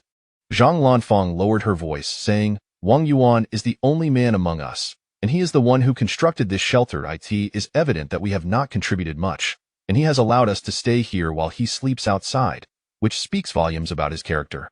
Analyzing what Yuan has shared, Wang Yuan possesses formidable survival skills. The two women nodded in agreement. Zhang Lanfang continued, the rescue team may not arrive anytime soon. Before they come, we must take measures to ensure our survival. Both women looked at Zhang Lanfang, deep in thought. Individuals like Wang Yuan are indeed rare. Therefore, we must cling tightly to him and ensure he is never out of our sight. Wherever he goes, one of us should follow. We are merely a burden to him, and if he chooses to abandon us and venture off alone, it would be entirely understandable, Zhang Lanfang stated, fixing her gaze on the two women. Surely not, Rin Yuan said uncertainly. Enough. Human hearts are inscrutable. We just need to be vigilant from now on, Zhang Lanfang concluded. Jiang Yin appeared to be deep in thought, while Ren Yuan also pondered the situation. The three women fell into silence. As dawn broke, Wang Yuan awakened from the cold. Checking his watch, he noted it was nearly 6 o'clock. Although they were on a tropical island, the morning sea breeze remained refreshingly cool.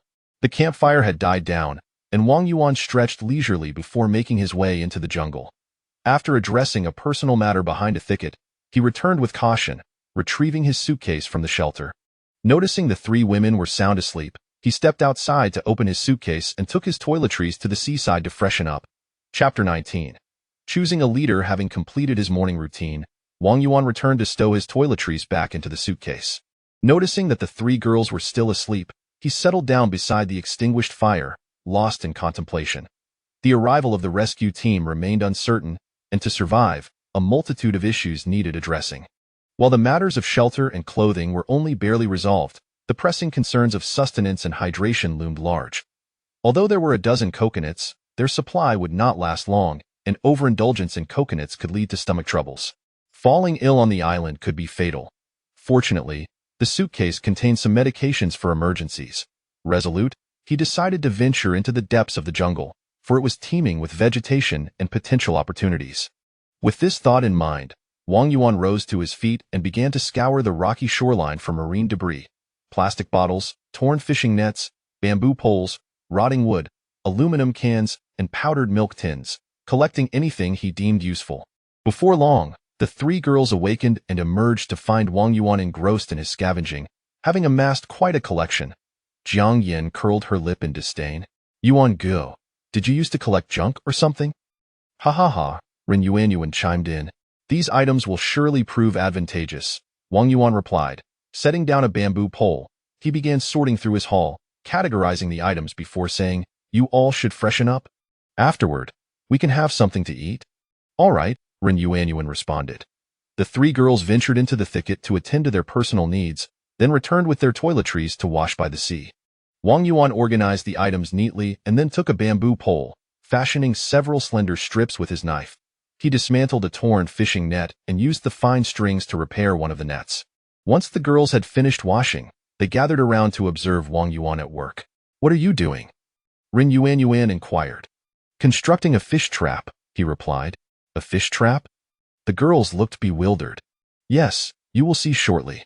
Before long, Wang Yuan had fashioned a trap over a meter in length, featuring a modest opening at one end.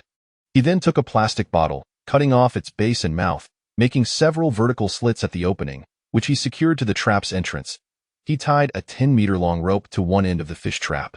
With the trap and a plastic bottle in hand, he made his way to the shore, the girls curiously trailing behind on the rocky beach. Wang Yuan collected a handful of small sea snails, smashing them with a stone and placing them into the bottle. He punctured several holes into the bottle with his knife, then inserted it into the fish trap along with some stones. With a vigorous toss, he flung the fish trap into the sea, securing the rope to a rock. Turning around, he found the three girls gazing at him with admiration. Wang Yuan, slightly bashful, said, well then, shall we return and have something to eat? Once back at the shelter, Wang Yuan suggested, let us share 2 coconuts, enjoying some coconut meat and prickly pear. Sounds good, they agreed. The 4 of them savored the juice from 2 coconuts, which Wang Yuan had cracked open with a stone, each enjoying a portion, along with several prickly pears. You all should take a break. I intend to explore the jungle a bit, Wang Yuan announced, rising to his feet. Wait a moment, I have a suggestion, Zhang Lanfang interjected. What suggestion? Wang Yuan resumed his seat. Since we are 4, with you as the only male, why not have you as our leader? You can direct us when necessary, all right? That might not be appropriate, Wang Yuan hesitated. I agree. Ren Yuanyuan raised her hand. I concur, Jiang Yin added. See, we all agree, it's only temporary. Once the rescue team arrives, our group will disband, Zhang Lanfang stated. Very well then, Wang Yuan conceded. Chapter 20. Has the rescue team arrived? You are venturing into the jungle, and we wish to accompany you, Zhang Lanfang declared. The other 2 women nodded in agreement. But, you see, only Yuanyuan is wearing trekking shoes. Both of you are in high heels, which are rather impractical for the jungle, Wang Yuan remarked, furrowing his brow. If that's the case, I could stay with you while they wait here, Ren Yuanyuan suggested. That won't do. If there is any danger inside, you won't be able to escape, Wang Yuan insisted. Isn't there an extra pair of shoes in the suitcase? Ren Yuanyuan pouted. Very well then. Ren Yuanyuan retrieved 2 pairs of shoes, canvas shoes and sports shoes, both in size 42. You may choose for yourselves. The 2 women exchanged glances. Wang Yuan rummaged through the suitcase, finding a t-shirt which he cut into strips with a small knife, stuffing them into the 2 pairs of shoes. The 2 women finally understood. Then Jiang Yin donned the sports shoes while Zhang Lanfang slipped into the canvas ones. They stood up and took a few steps to test them. They were somewhat comfortable, though not ideal, yet sufficient for the task at hand. All right then, let us set off, Wang Yuan declared, emptying the cactus fruit from his backpack. Yuanyuan, this backpack will remain yours. We shall take a few bottles. All right, Ren Yuanyuan said, happily placing several bottles into the backpack and shouldering it. Wang Yuan grabbed a container of peanut oil and a branch, and the 4 of them set off. Wang Yuan swished the grass aside as they slowly made their way deeper into the thicket. Upon reaching the edge of the forest, the 4 halted. Wang Yuan said, ahead lies the forest, dense and perilous. There may be venomous creatures lurking within, so everyone must exercise caution. Understood, the 3 women replied. Just as they were about to enter, a sudden roar of a motor echoed through the air. Listen, the sound of a motor, Ren Yuanyuan exclaimed. Could it be the rescue team? Jiang Yin said with excitement. Is it the rescue team? We must hurry back. Zhang Lanfang urged. Quickly, quickly. The 4 disregarded the grass as they dashed toward the sea. They leaped over the bushes and reached the reeds, where a cluster of rocks lay ahead, with a beach to their left. Stop, wait a moment. Wang Yuan called out. What is it? The three women, lagging behind, asked in unison. Something feels off. We should assess the situation first. What could possibly be wrong? Even if it's not the rescue team, we can still seek help, Jiang Yin replied. No, trust me. Let's ascertain the circumstances before proceeding. You simply do not wish to go. You are the only man on this island, and you want us three beauties to accompany you. You aspire not just to be the leader, but to be the emperor, don't you? Jiang Yin remarked. Wang Yuan looked at her in shock. With a huff, Jiang Yin walked past him. Rin Yuan and Zhang Lanfang followed suit, casting apologetic glances at him as they approached the cluster of rocks. Wang Yuan, shaking his head in resignation, moved to the edge of the reeds, parting the foliage to observe the Se8. To the north, a fuel boat was approaching, trailed by 4 speedboats racing southward. The vessels drew nearer, and soon their details became discernible. On the deck of the fuel boat stood 7 or 8 individuals, each armed with an AK-47, while each speedboat carried 3 men, 1 at the helm and 2 wielding firearms. This is bad. Pirates, Wang Yuan thought to himself. The 3 women hurried toward the shoreline among the rocks, oblivious to the unfolding situation due to the obstruction. The boats sped past, and as the 3 women reached the shoreline, they caught sight of the vessel's wake. Fortunately, the pirates had not noticed them. Phew! Wang Yuan exhaled, the tension in his chest finally easing. He made his way to the shelter, glanced at his watch. It was 10 o'clock, picked up a coconut, and sat down to crack it open, drinking deeply from it. The 3 women approached, looking at him awkwardly. I apologize, Jiang Yin stammered, wishing she could vanish into the ground.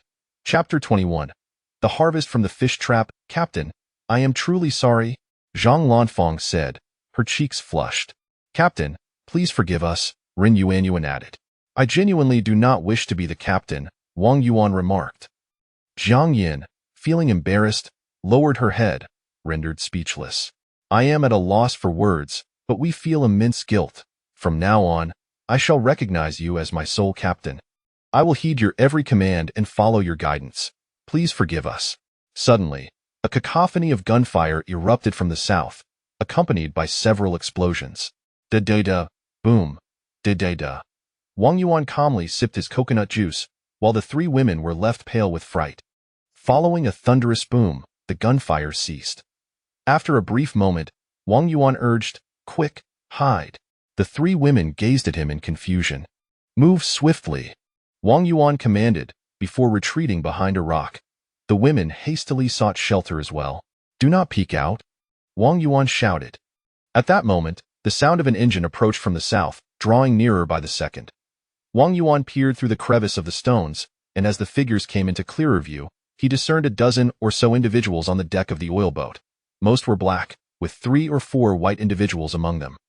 Only one person piloted the boat, while those on the deck jumped and cheered, some guzzling from bottles, others firing AK-47s into the air. As the boat passed, a collective sigh of relief escaped the group. The 3 women cautiously emerged to watch the vessel disappear from sight, finally settling down with a thud. Wang Yuan rose and approached the shoreline, untied the ropes securing the fish trap, and pulled it ashore. The 3 women followed, their curiosity piqued. Captain, will this truly catch fish? Rin Yuan inquired. Indeed, Wang Yuan replied, opening the trap to take a look inside. Soon, he poured out 4 or 5 palm-sized fish along with several large crabs. Yay! Captain, you are amazing, I adore you, Rin Yuan exclaimed. Wang Yuan repacked the fish trap and tossed it back into the sea. After securing it, he handed a fruit knife to Zhang Lanfang, saying, Well, Sister Fang, please prepare these while I go start a fire. Understood, Zhang Lanfang replied, taking the knife and beckoning the other 2 to assist in cleaning the fish. Wang Yuan gathered the crabs and carried them back, placing them in a powdered milk can, before commencing to kindle a fire in no time.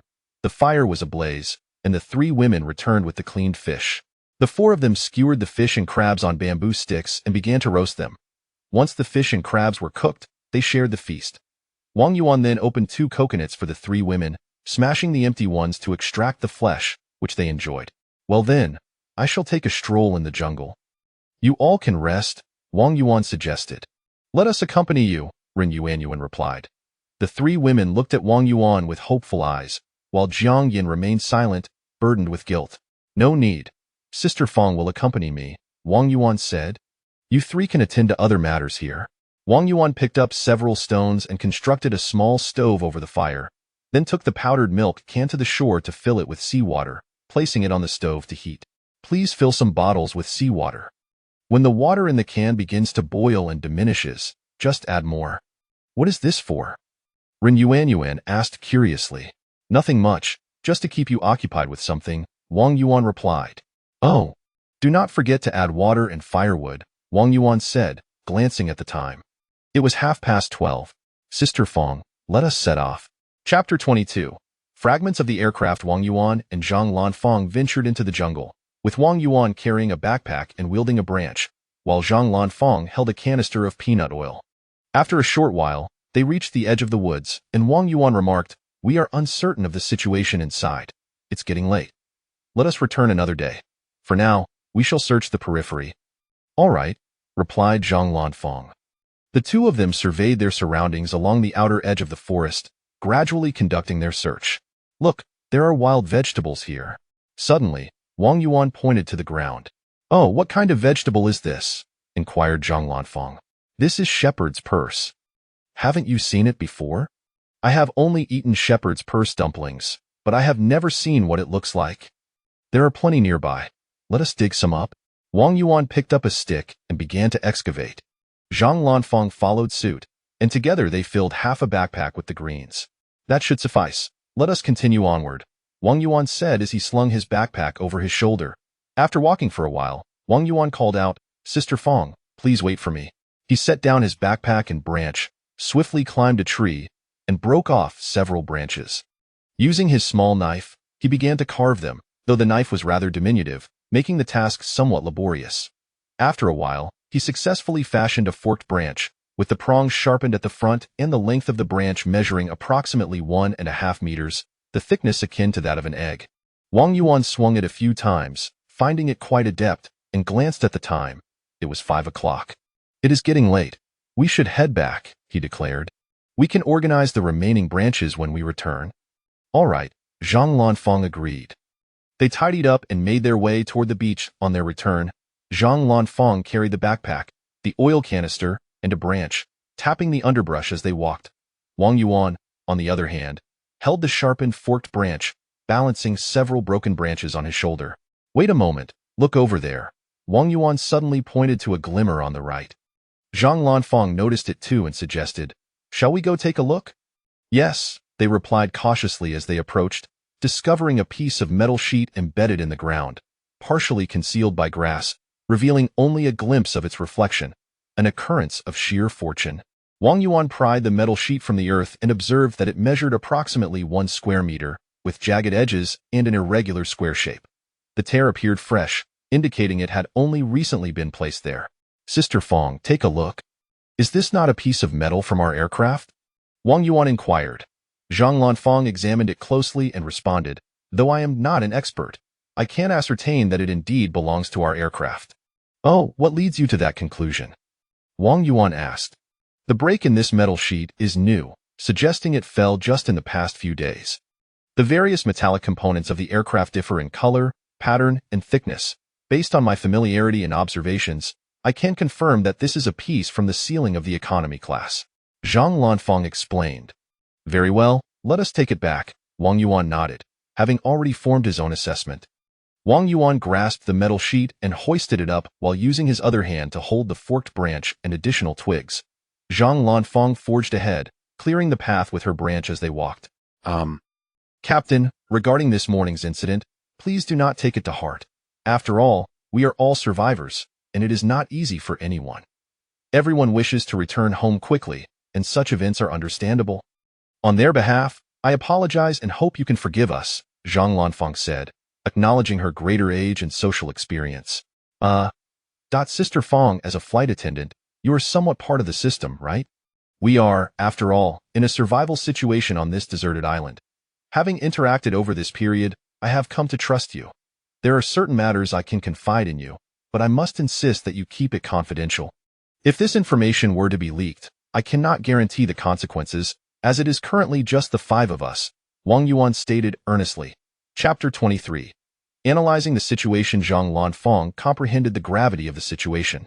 Although she often perceived Wang Yuan as carefree, she understood that he possessed his own boundaries, which he felt compelled to communicate. Very well, please proceed. She inhaled deeply and spoke. I was once a soldier. Within less than a year of service, I transitioned to the Special Forces, and shortly thereafter, I was assigned to a specialized division within them. This division serves as the nation's sharp sword. You may have encountered it in films, which, while fictional, contain fragments of truth, Wang Yuan recounted. During one operation, I inadvertently injured a fellow comrade, resulting in my discharge. Wang Yuan gazed contemplatively at the setting sun. Though I am no longer in uniform, I will exert every effort to ensure your safe return. Zhang Lanfeng understood. Even though she had never encountered such clandestine divisions, she was aware that the apparent strength and prosperity of the nation stemmed from the sacrifices of many who bore the burden silently. While some remained obscure, the nation would not forget them. Even those who had retired continued to strive for the country's welfare. These individuals were the backbone of Huaxia. I will certainly keep this secret, Zhang Lanfeng asserted. The plane has been missing for 3 days now. The optimal rescue window is 72 hours. The government must have been aware of our predicament long ago. The reason for their inaction remains unclear, but various indications allow for a rough analysis, Wang Yuan elaborated. I have not been privy to such matters, so I lack understanding, Zhang Lanfeng replied. Could you enlighten me? Not only Zhang Lanfeng, but many others lived in an era of peace, experiencing the nation's might and the beauty of life. However, the underlying treachery and the political indifference to life were realms beyond their imagination. Allow me to simplify it for you. You witnessed the pirates this morning, did you not? Given the strength of the developed nations today, pirates resemble mere ants.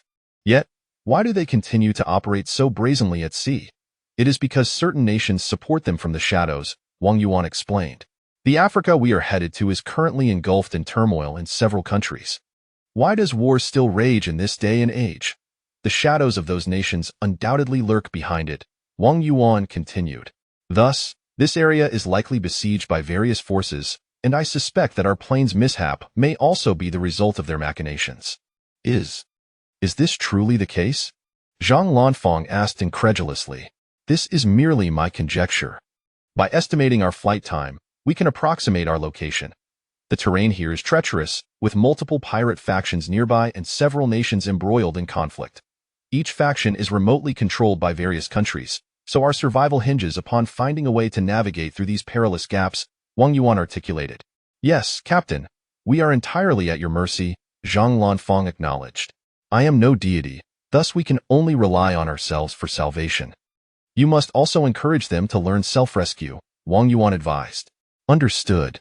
Let us strive together. With that, the two returned to the seaside shelter, where they found the 2 women still boiling seawater in a milk powder can. Captain, you have returned, Ren Yuanyuan remarked. Indeed, how did you fare? Wang Yuan inquired. What fun could we possibly have? You merely assigned us the task of boiling salt, Ren Yuanyuan pouted. It turned out that the milk powder can had already yielded a substantial amount of crystallized salt. Hee. Wang Yuan chuckled awkwardly, then set down his belongings and walked over to inspect. Chapter 24. The creation of salt. The seawater in the powdered milk can was bubbling, revealing a small reservoir of crystalline salt within. Wang Yuan hastily grasped 2 pieces of wood to lift the can down, then poured out the seawater before placing the can back on the stove. Captain, why did you pour out the water? How can we proceed without adding seawater? Ren Yuanyuan inquired. What I discarded were harmful substances such as magnesium chloride. What remains is sodium chloride, commonly known as table salt. Although there may still be trace harmful elements, they are negligible and therefore safe for consumption, Wang Yuan explained. Once the can was thoroughly dried, Wang Yuan used the wooden pieces to lift it off and set it aside to cool, subsequently placing the salvaged iron plate on the fire to heat. Well, you all should store the salt in mineral water bottles once it is cooled, Wang Yuan suggested, before moving to gather several stones of varying sizes. The 3 women filled 2 bottles with salt, observing Wang Yuan as he busied himself. After a while of heating the iron plate, he carefully set it down on a larger stone he had found and began to strike it with a fist-sized pebble. After several rounds of this process, he returned the iron plate to the stove to heat once more. This cycle repeated multiple times until Wang Yuan finally approached a nearby reef with the iron plate. Inserting it into a crevice of the rock, he wiggled it back and forth until it took the shape of a half-meter diameter circular plate. He then placed the iron plate back on the stove, adding a few sticks of firewood. After further heating and striking, he successfully fashioned a frying pan. The three women gazed at him in awe, and Ren Yuanyuan exclaimed, "Captain, you are truly remarkable. Well, let us gather the fish traps." "Night has fallen," Wang Yuan replied, collecting the scraps of the iron plate. The four of them made their way to the seaside, where Wang Yuan pulled up the fish trap, emptying its contents. 5 or 6 palm-sized grouper, for large crabs, and finally, a substantial eel, resembling a snake, over a meter in length and as thick as an arm. "Ah!" the three women shrieked in fright. Wang Yuan swiftly dispatched the eel with a stone, then, using a small knife, he gutted it and cut it into 4 sections, cleansing them in seawater. He handed the knife to Zhang Lanfang, instructing, "You all take care of the fish while I prepare these for grilling. Remember to place the entrails in this bottle." With that, he stored the eel's entrails in the bottle meant for the fish trap, then took the 4 crabs and the eel back with him. On the stove, he placed the frying pan, adding a bit of seawater and some pieces of bamboo, before placing the 4 crabs inside and covering them with 2 large leaves. He also skewered the 4 segments of eel, sprinkling them with sea salt before placing them over the fire. A short while later, the 3 women returned with the 6 fish, ready to skewer them as well. "Did you lower the fish trap?" Wang Yuan asked. Yes, it's been secured," Ren Yuanyuan replied. "Make sure to season those fish with salt before grilling them," Wang Yuan instructed. "Wow, it smells so good," Ren Yuanyuan exclaimed as she approached the stove, while Zhang Yan and Zhang Lanfang began to sprinkle salt on the fish. "Here," he offered a skewer of grilled fish to Ren Yuanyuan. "Enjoy." "Thank you," she replied, taking a bite. "Oh, it's so hot. Delicious, truly delightful." He also handed each of them a skewer of grilled eel, and soon he joined in the feast. After finishing, he placed the marinated fish onto the fire to grill. He took the frying pan off the stove and set it on the ground, lifting the leaves covering it to reveal an aromatic fragrance wafting through the air. "Wow, what a delightful scent." Ren Yuanyuan's eyes sparkled with excitement. "Now, for the 4 crabs, one for each of us." After they had all enjoyed the crabs, the fish were also ready. "I'm so full. I can't eat another bite," Ren Yuanyuan said, patting her belly. "That's all right. We shall save these fish for breakfast tomorrow," Wang Yuan replied, having also satisfied his hunger. Chapter 25. Another group of survivors. Wang Yuan wrapped the freshly grilled fish in leaves and placed it in the shelter. "If you are feeling tired, do take a moment to rest," he suggested. "We are not weary just yet." "Let us sit here for a while," replied Zhang Lanfang. Wang Yuan turned over the remaining iron plates, setting aside some smaller pieces near the stove, while a larger piece, suitable for crafting a frying pan, he carried into the shelter before seating himself beside the stove. He picked up a scrap of iron and tossed it into the fire, then filled a milk powder can with seawater and set it beside the stove. With 2 wooden sticks, he carefully extracted the glowing red iron piece and placed it upon a stone, striking it with a pebble. The 3 women watched him with curiosity. "Captain, what are you doing?" asked Ren Yuanyuan. "You will see shortly," Wang Yuan replied, tossing the iron piece back into the flames. He continued this rhythmic process of hammering and heating until he eventually dropped the iron into the milk powder can. Sizzle! The seawater inside began to bubble violently, releasing large plumes of steam. After a moment, Wang Yuan reached in and pulled out the item, which was still slightly warm but manageable.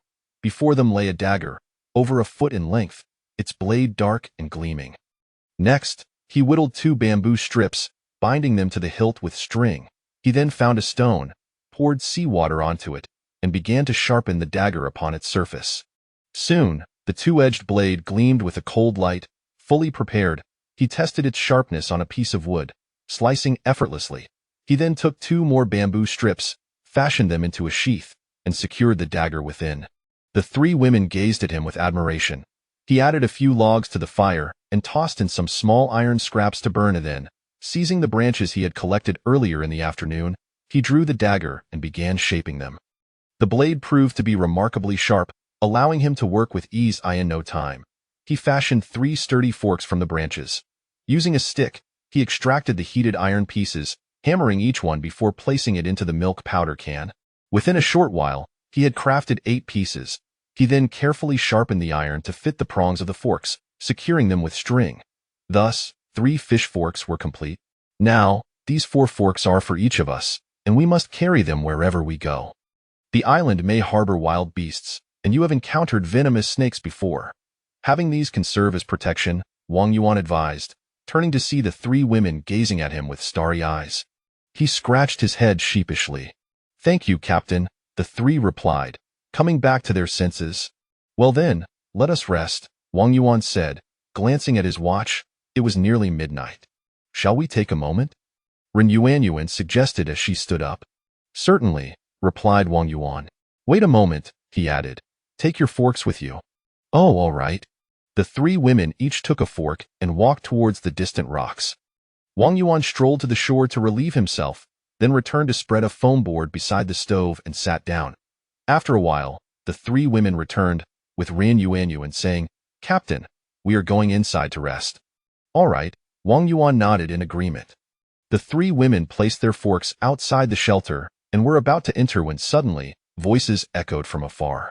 "Look, there's a flicker of light over there." The sound came from the northern side of the rock formations, distant yet clear in the stillness of the night, belonging to a female voice. The 3 women quickly grasped their forks and stood beside Wang Yuan. Moments later, a group of 8 people approached, 4 men and 4 women, their clothing grimy and disheveled. The 8 scrutinized the 4, who in turn assessed the newcomers. "Ah, General Jiang. I see you are here too." "General Jiang. General Jiang," the 3 from across exclaimed. Jiang Yin recognized these 3. 1 man and 1 woman were from her own company, while the other, a rotund middle-aged man, was the head of an electronics firm with whom her company had dealings. Chapter 26. Conflict. "Oh, it's you," Jiang Yin remarked at this moment. The 8 individuals across from them whispered amongst themselves, casting occasional glances toward the 4 and the shelter. Jiang Yin continued, "The middle-aged man who spoke earlier is Zhao Zhengwo, the chairman of a certain electronic sales company in our country, and that man and woman are from my company." Zhang Lanfang and Ren Yuanyuan, both flight attendants, recognized these individuals to some extent. Zhang Lanfang commented, "They are all passengers on our flight." At that juncture, a man in his mid-20s stepped forward and greeted them. "Hello, I am Zhang Zhenping, one of the survivors on this flight. Now that we find ourselves stranded on this island, I invite you to join us. After all, there is strength in numbers, and our chances of survival will be greater if we unite. What do you think, General Jiang?" Jiang Yin furrowed her brow and glanced at the other 3. She noticed Wang Yuan was expressionless and silent, while Ren Yuanyuan and Zhang Lanfang were engaged in quiet conversation. Just as she was about to speak, Zhang Lanfang stepped forward and said, "Well, it wouldn't be entirely impossible for us to join you, but what would be required of us, and what would we gain in return?" Zhang Zhenping was momentarily at a loss for words. At that moment, a flamboyantly dressed man with ear studs emerged from the group and chimed in, "Of course, it would be a sharing of resources. Any food we obtain will be divided equally, as we all need to survive and must help each other." "Ha ha. Oh, but our resources are sufficient. We do not require assistance," Zhang Lanfang replied. We are many, which means we can acquire more resources, and we will share them with you later," the man insisted. "What of your numbers?" "We have no need for your help," Ren Yuanyuan interjected boldly. "That cannot be said so lightly. If you assist us today, we will return the favor when we have resources to spare," the man leered at Ren Yuanyuan. Zhang Lanfang stepped forward, pulling Ren Yuanyuan behind her to shield her from the man's gaze, asserting, "So you expect us to provide resources while you do nothing? I see that you possess little of value." The man was rendered speechless, casting a glance behind him. The man from Jiang Yan's company approached her, stating, "General Jiang, you might as well consider joining us. After all, there is strength in numbers." Jiang Yan surveyed the group uncertain. We will not be joining you." "You can abandon that idea," Ren Yuanyuan declared. "You, just wait. I will deal with you later," the studded man shouted angrily at Ren Yuanyuan. "Come at me then. What? Do you intend to resort to force?" Ren Yuanyuan retorted defiantly. "Ha ha." The studded man turned away, There's only one man among them. Let us take him down together. Brothers, let's go. With a sudden movement, Zhang Lanfang charged forward, delivering a swift slap to the studded man, followed by a side kick that sent him sprawling to the ground. Come on. Let us see you try. The others were momentarily stunned, too intimidated to make a move. Ah, a misunderstanding, a misunderstanding. At that moment, a woman in her 30s approached, glancing at the fish bones and crab shells scattered on the ground, as well as several coconut shells. I merely wish to inquire, where might I obtain a coconut? There are coconut trees over there. Zhang Lanfang pointed toward the beach. Thank you, the woman replied, signaling to two men who lifted the studded man, and together they made their way toward the beach. Once they departed, the four gathered around the stove once more. Throughout the encounter, Wang Yuan had remained silent. Sister Fong, that kick was incredibly impressive, Rin Yuanyuan exclaimed. Of course, do you think I trained in Taekwondo for nothing? Zhang Lanfang retorted, knowing that she often visited the Taekwondo studio in her free time. Chapter 27. The transaction. 4 men and 4 women arrived at the edge of the beach, where they discovered 3 towering coconut palms. These are far too high. How can we possibly reach them? Remarked one of the women, a stunning social media influencer. The man with the ear stud cast a covetous glance in her direction and said, Who among us can climb a tree? The others shook their heads in unison and settled down, gazing wistfully at the trees. Zhao, I recall that you have a cigarette in your bag, don't you? The woman inquired. What about it? Zhao Zhengwo replied. Zhao, we lack a light. Having a cigarette is futile. Instead, why not take a pack over there? I noticed that fellow seems to be in charge, even though he hasn't spoken. Perhaps he smokes. You could offer him a pack and borrow a light. That way, we can start a fire and stave off the cold. All right, Zhao Zhengwo contemplated, then unfastened his backpack. Though it was modest in size, his stout frame and the late hour concealed it well. You all go gather some kindling while I borrow a light. He opened his backpack, retrieved an unopened pack of Huaxia cigarettes, took out 2 and tucked them into his jacket pocket, then made his way towards the rocky outcrop, a backpack he had scavenged from the woods. Well then, let us gather firewood, the woman suggested. Reluctantly, the remainder of the group rose and trudged towards the thicket. Meanwhile, Wang Yuan and his companions remained unperturbed, engaged in casual conversation around their cooking fire. Captain, what should we do? Will they return? Rin Yuanyuan asked. We'll take it one step at a time. I suspect they'll be back shortly, Wang Yuan replied. How can you be so sure? The 3 women turned their gazes towards him. Because they have nothing. They might not even be able to pluck a coconut, so they will undoubtedly seek our assistance, Wang Yuan explained. Ha, greetings. At that moment, a figure emerged from behind the rocks, smiling broadly. Oh, Zhao, what brings you here? Zhang Lanfang inquired. Haha, may we discuss a matter? The newcomer was none other than Zhao Zhengwo. Oh, please address your concerns with our captain. This is our team leader, Wang Yuan. Zhang Lanfang gestured towards Wang Yuan. Zhao Zhengwo produced a pack of cigarettes, opened it, extracted one, and offered it to Wang Yuan while taking one for himself. Captain Wang, could you enlighten me on how you managed to harvest coconuts? Wang Yuan took the cigarette but did not light it, replying, I possess the method, but you may not necessarily grasp it. Hehe, Captain Wang, do lend a hand. After all, we are all survivors striving to endure on this island. We see each other daily. Mutual assistance is essential. Zhao Zhengwo extended the cigarette pack to Wang Yuan. Accepting it, Wang Yuan stated, All right, I will share this with you. You need to gather some sticks and connect them. Then, strike the coconuts with the sticks, they will surely fall. Alternatively, you could throw stones, that might work as well. Very well, I shall return and give it a try, Zhao Zhengwo replied. By the way, Captain Wang, could I borrow a light? I cannot. I am aware of your intentions. The resources we possess are sufficient only for our needs, and we do not support idlers, Wang Yuan declared. Hehe, Zhao Zhengwo chuckled awkwardly. Zhao, do not take offense. We are merely striving for survival. If you desire our resources, it is not impossible, but it must be in exchange for something, Zhang Lanfang stated. Understood. Zhao Zhengwo produced another pack of cigarettes and handed it to Wang Yuan.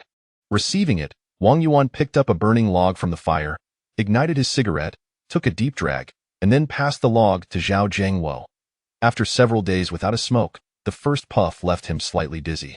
Is it merely a fire you seek? No need for subterfuge. Take this log back with you. Chapter 28. A lavish breakfast. Heh. My gratitude to Captain Wang, Zhao Zhengwo remarked awkwardly as he lit a cigarette. All right, President Zhao, we shall not see you off, Wang Yuan replied. Zhao Zhengwo departed, clutching the burning wood. Ha ha ha. Once Zhao Zhengwo had distanced himself, the three women erupted into laughter. Captain, why did you provide him with a spark? Seeing them like that makes me furious, Ren Yuanyuan inquired. After all, it is not easy for anyone. We cannot simply turn a blind eye to their plight. They have already set their sights on us, and if we do not assist them, they will continue to return. I also prefer not to be disturbed by their daily visits, Wang Yuan explained. Well, I concur with the captain's approach. We cannot remain here indefinitely. If we leave, they will inevitably come, Zhang Lanfang stated. I just find them displeasing, one of them remarked. Do not judge merely by appearances.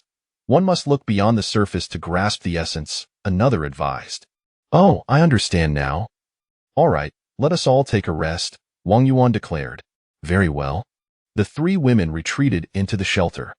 After finishing his cigarette, Wang Yuan added another piece of wood to the fire and lay down, quickly falling asleep. The following morning, Wang Yuan was the first to awaken. Noticing embers still glowing in the stove, he hastily added some dry grass, blowing gently until it ignited. He then placed some fine branches on the fire before stepping into the thicket to attend to personal matters. Upon returning, he added another piece of wood to the stove, grabbed his toiletries, and made his way to the shore to wash up.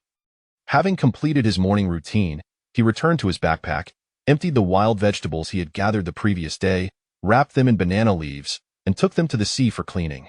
After washing the vegetables, the three women emerged one after the other. Captain, you're up so early, Ren Yuanyuan exclaimed. Yes, you all should take care of your personal matters. By the time you return, breakfast will be ready, he replied. Thank you, Captain. The three women departed together. Wang Yuan took out 2 coconuts, opened them, and poured the coconut water into a frying pan, placing it on the stove to heat. He smashed the coconuts open, scooping out the flesh and breaking it into small pieces to add to the pan, along with the washed wild vegetables. He placed the uneaten grilled fish from the previous night by the fire to warm up, then walked to the shore to retrieve the fishing traps. That moment, the three women, having finished washing up, approached to inspect the catch. Wow! Quite a haul, Wang Yuan exclaimed as he emptied the contents of the trap. To Ren Yuanyuan's delight, 4 grouper fish, 2 crabs, and 2 octopuses were revealed. Once we have cleaned everything, we shall return to eat, Wang Yuan stated, handing Zhang Lanfang a fruit knife while he began to prepare the octopus with his dagger. I'll head back first. Remember to place the entrails in that bottle, and then return the fishing trap, he instructed. Understood. Wang Yuan returned to the stove, where the coconut water was already boiling. He cut the octopus into segments and added them to the pan, along with a pinch of sea salt.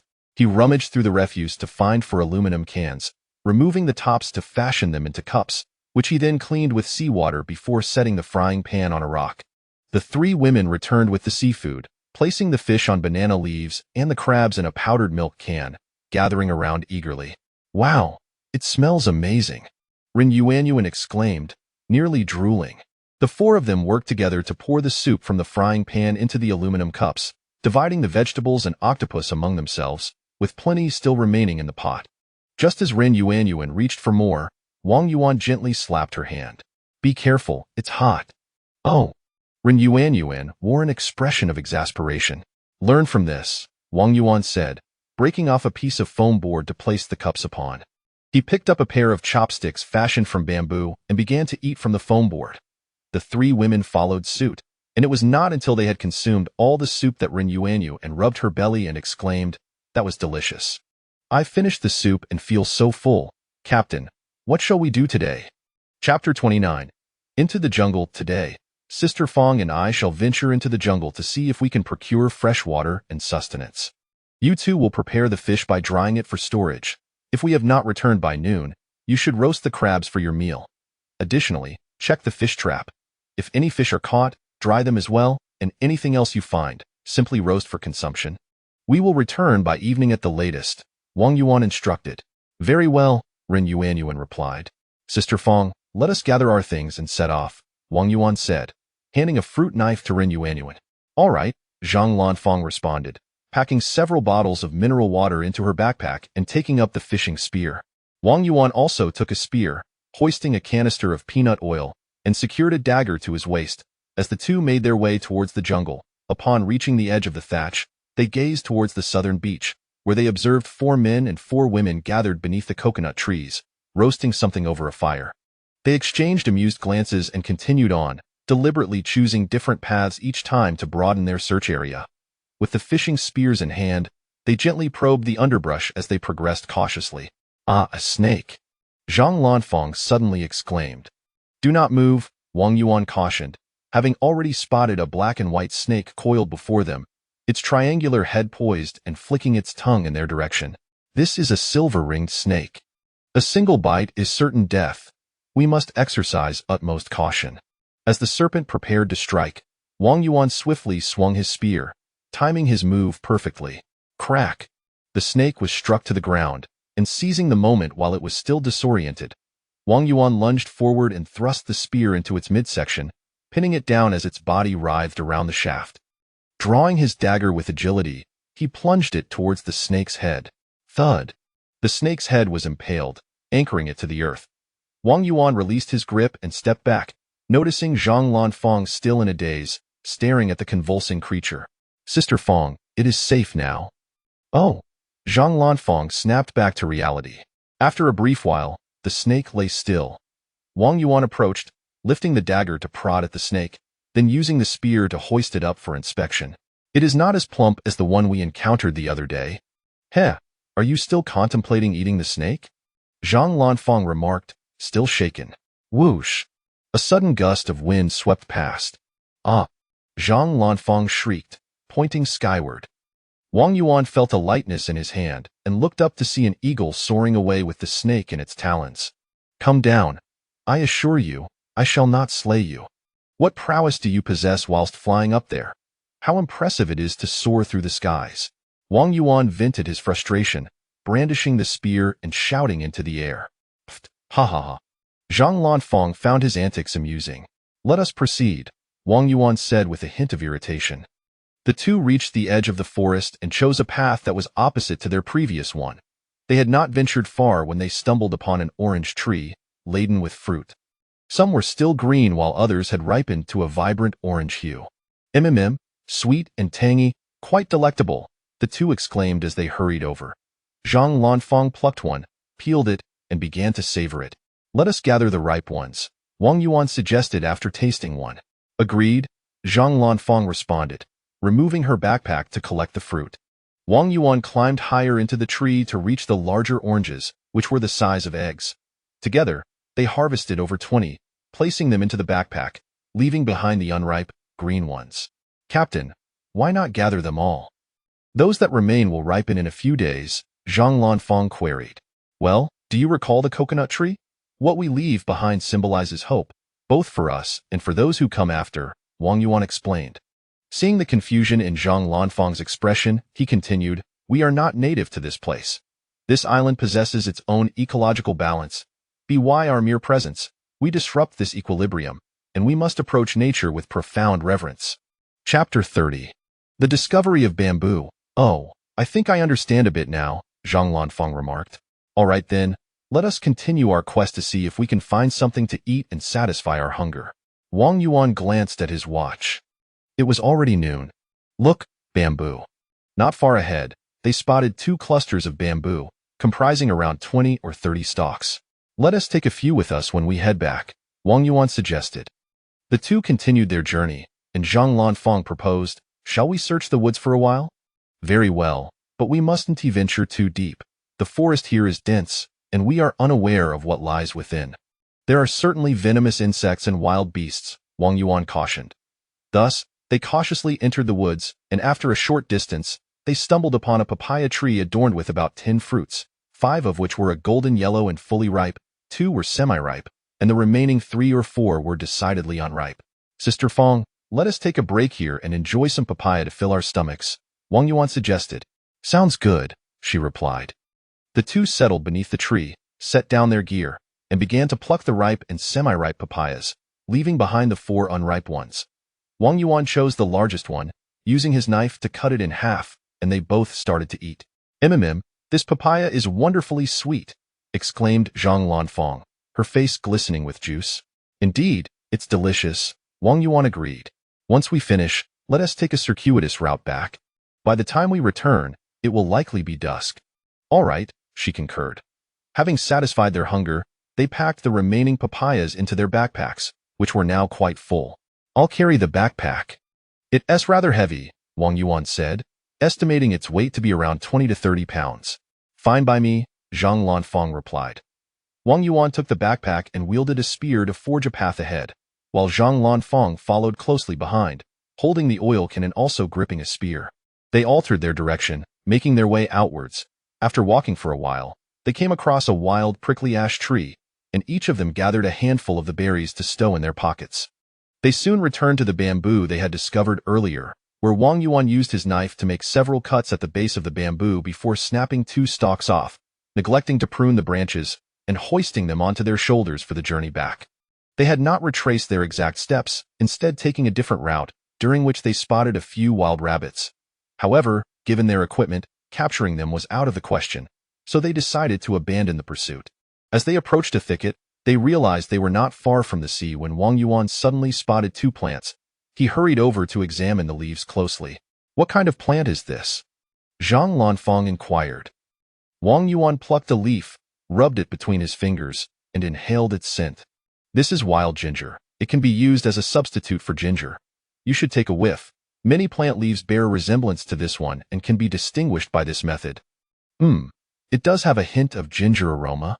I'll remember this scent, Zhang Lanfang responded. There are 2 plants here. Let us dig them up along with the leaves to take back. If only we had fresh water, we could prepare a delicious fish stew with some wild prickly ash and slices of wild ginger, Wang Yuan mused. Both of them picked up sticks to begin their excavation. Although the leaves appeared large, wild ginger is not as substantial as the ginger we are accustomed to. It grows quite slender. Wang Yuan checked the time. It was 4:30, and dusk was approaching. Emerging from the thicket, they glanced toward the coconut trees and saw 2 men wielding a connected wooden stick attempting to reach coconuts, while 2 others beneath a different coconut tree hurled stones upward, dodging those that fell back down. 4 women were foraging for seafood along the shore. Wang Yuan and Zhang Lanfang exchanged smiles before returning to their campsite. Ren Yuan and Jiang Yin were seated on the rocks by the sea, engaged in conversation. We're back, Zhang Lanfang announced. The pair placed their belongings beside the stove, and Wang Yuan picked up a piece of wood from the fire, lit a cigarette, and settled down. Chapter 31. Jiang Yan's apology, you have returned? Ren Yuan exclaimed as she and her companion turned to see them, rising and walking over. Yes, we have, Zhang Lanfang replied. I'm so thirsty. Captain, shall we have some coconut water? Sure, Wang Yuan said, continuing to smoke. Zhang Lanfang retrieved 2 coconuts from the shelter and added, Captain, may I borrow your dagger for a moment? Wang Yuan handed over the dagger and inquired, I suppose you haven't had any water all day either. Indeed. Captain, have you not found fresh water yet? Ren Yuan asked. Not yet. Let us all enjoy some coconut juice, Wang Yuan replied. Zhang Lanfang skillfully cracked open the 2 coconuts, pouring the juice into 4 cans for them to share. Captain, what treasures did you discover today? Your backpack looks rather heavy, Ren Yuan remarked. You cheeky girl, why not take a look for yourself? Zhang Lanfang teased. Wow, so many papayas and oranges. Yay, it's been ages since I've had papaya. Captain, you are amazing. Hee. Wang Yuan chuckled, lighting another cigarette. You silly girl. You really ought to eat more papaya to nourish yourself, Zhang Lanfang said. What's wrong with me? Why do I need to replenish myself? Yinjia, why does Fangjia say I need to nourish myself? Jiang Yin glanced at Wang Yuan and then leaned closer to Ren Yuan, whispering a few words. Fangjia, you re-bullying me, Ren Yuan exclaimed, glancing down at her chest and shouting. Pfft, ha ha ha. Both Zhang Lanfang and Ren Yuan couldn't help but burst into laughter. Humph, you're all bullies. Ren Yuan's face turned crimson. I think I'll take a stroll by the sea, Wang Yuan said awkwardly, then walked towards the shore with a cigarette in his mouth. All right, enough of that. What did you all have for lunch? Zhang Lanfang asked. We collected the fish traps at noon and caught a few fish along with 2 crabs. We steamed 4 crabs for our meal, Ren Yuanyuan explained. This afternoon, Zhao Zhengwo came by, saying he couldn't reach the coconuts and inquired if there were any alternatives. I told him to come back later since the captain wasn't around, Jiang Yin added. Do you think the captain is truly remarkable? If we weren't with him, would we have starved to death? Ren Yuanyuan pondered. I can't say for certain if we would have starved, but being captured by pirates is a definite possibility. If the captain hadn't delayed us for a few minutes that day, we would certainly have been spotted by the pirates. You all know the dire consequences of being caught, Zhang Lanfang responded. As she spoke, Jiang Yan's expression grew somber, recalling the harsh words she had directed at Wang Yuan. Sensing her discomfort, Zhang Lanfang changed the subject, saying, Today, we encountered a snake. The captain identified it as a silver ring snake and killed it. Really? Why didn't the captain bring it back this time? Ren Yuanyuan asked. Zhang Lanfang then recounted the story, and when she mentioned how Wang Yuan had scolded an eagle, the 3 women erupted into laughter. I'll go find the captain, Jiang Yin said, rising to approach Wang Yuan. Wang Yuan had settled on a rock, finishing 1 cigarette before lighting another. Jiang Yin approached and sat beside him. Captain, I want to apologize for what happened that day, Jiang Yin said softly. Oh, it's quite all right. Everyone wishes to return home sooner. I completely understand, Wang Yuan replied. Thank you. For what? If it weren't for you, I might have starved, died of thirst, or been captured by pirates. Oh, it's nothing. Surviving on a deserted island means we must help one another. Here, we are all equals. You are not the CEO, I am not the security guard, and they are not flight attendants, Wang Yuan stated. Yes, I understand, Jiang Yin replied. By the way, what is your relationship with my father? We have no relationship at all. Why do you ask? Wang Yuan responded, perplexed. Chapter 32, Heart to Heart by the Seaside. You have only been at the company for just over a month and have already been promoted to Deputy Security Chief, a position that solely involves training and is devoid of the rigors of patrolling. What do you believe is the reason behind this? Jiang Yin inquired. Who is your father? What do you mean by that? Wang Yuan responded, bewildered. My father is Jiang Hao, the chairman of our company. It is under his patronage that you have been appointed as Deputy Security Chief, and it was he who suggested that you go abroad to oversee security matters, stating that your abilities are exceptional. Did your father serve in the military? Wang Yuan pondered for a moment. Yes, he was an airborne soldier. Oh, I see. He was a hero in a certain airborne unit of the Southeast Military District of our nation. I also served there, and after retiring, I was introduced to this company by my former superior. At first, I thought it was a military assignment. I was perplexed about how one could be assigned to a private enterprise in such challenging times. Now it all makes sense. What was my father's role in the military? He rarely speaks of it, only mentioning training and shooting exercises. What about you? What do you do? Jiang Yin asked with curiosity. Well, to put it simply, there are certain confidential matters regarding the military that we are not at liberty to disclose. How mysterious. Could it be that you were part of a special forces unit? Haha, yes. What is so special about that? Television and movies depict such things.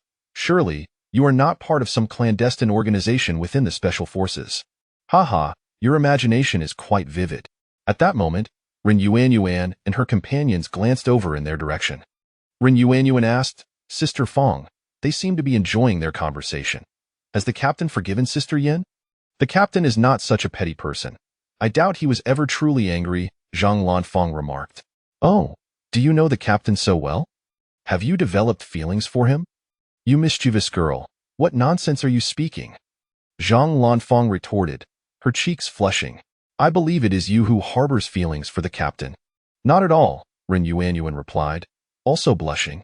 Look, the captain has retrieved the fish trap. Let us join him, Zhang Lanfang suggested. The two picked up a dagger and a fruit knife, along with a milk powder can and 2 banana leaves, and made their way over. Wang Yuan lifted the fish trap, emptying its contents, 4 fish and 2 large crabs. Yay! Ren Yuanyuan exclaimed upon seeing the bounty.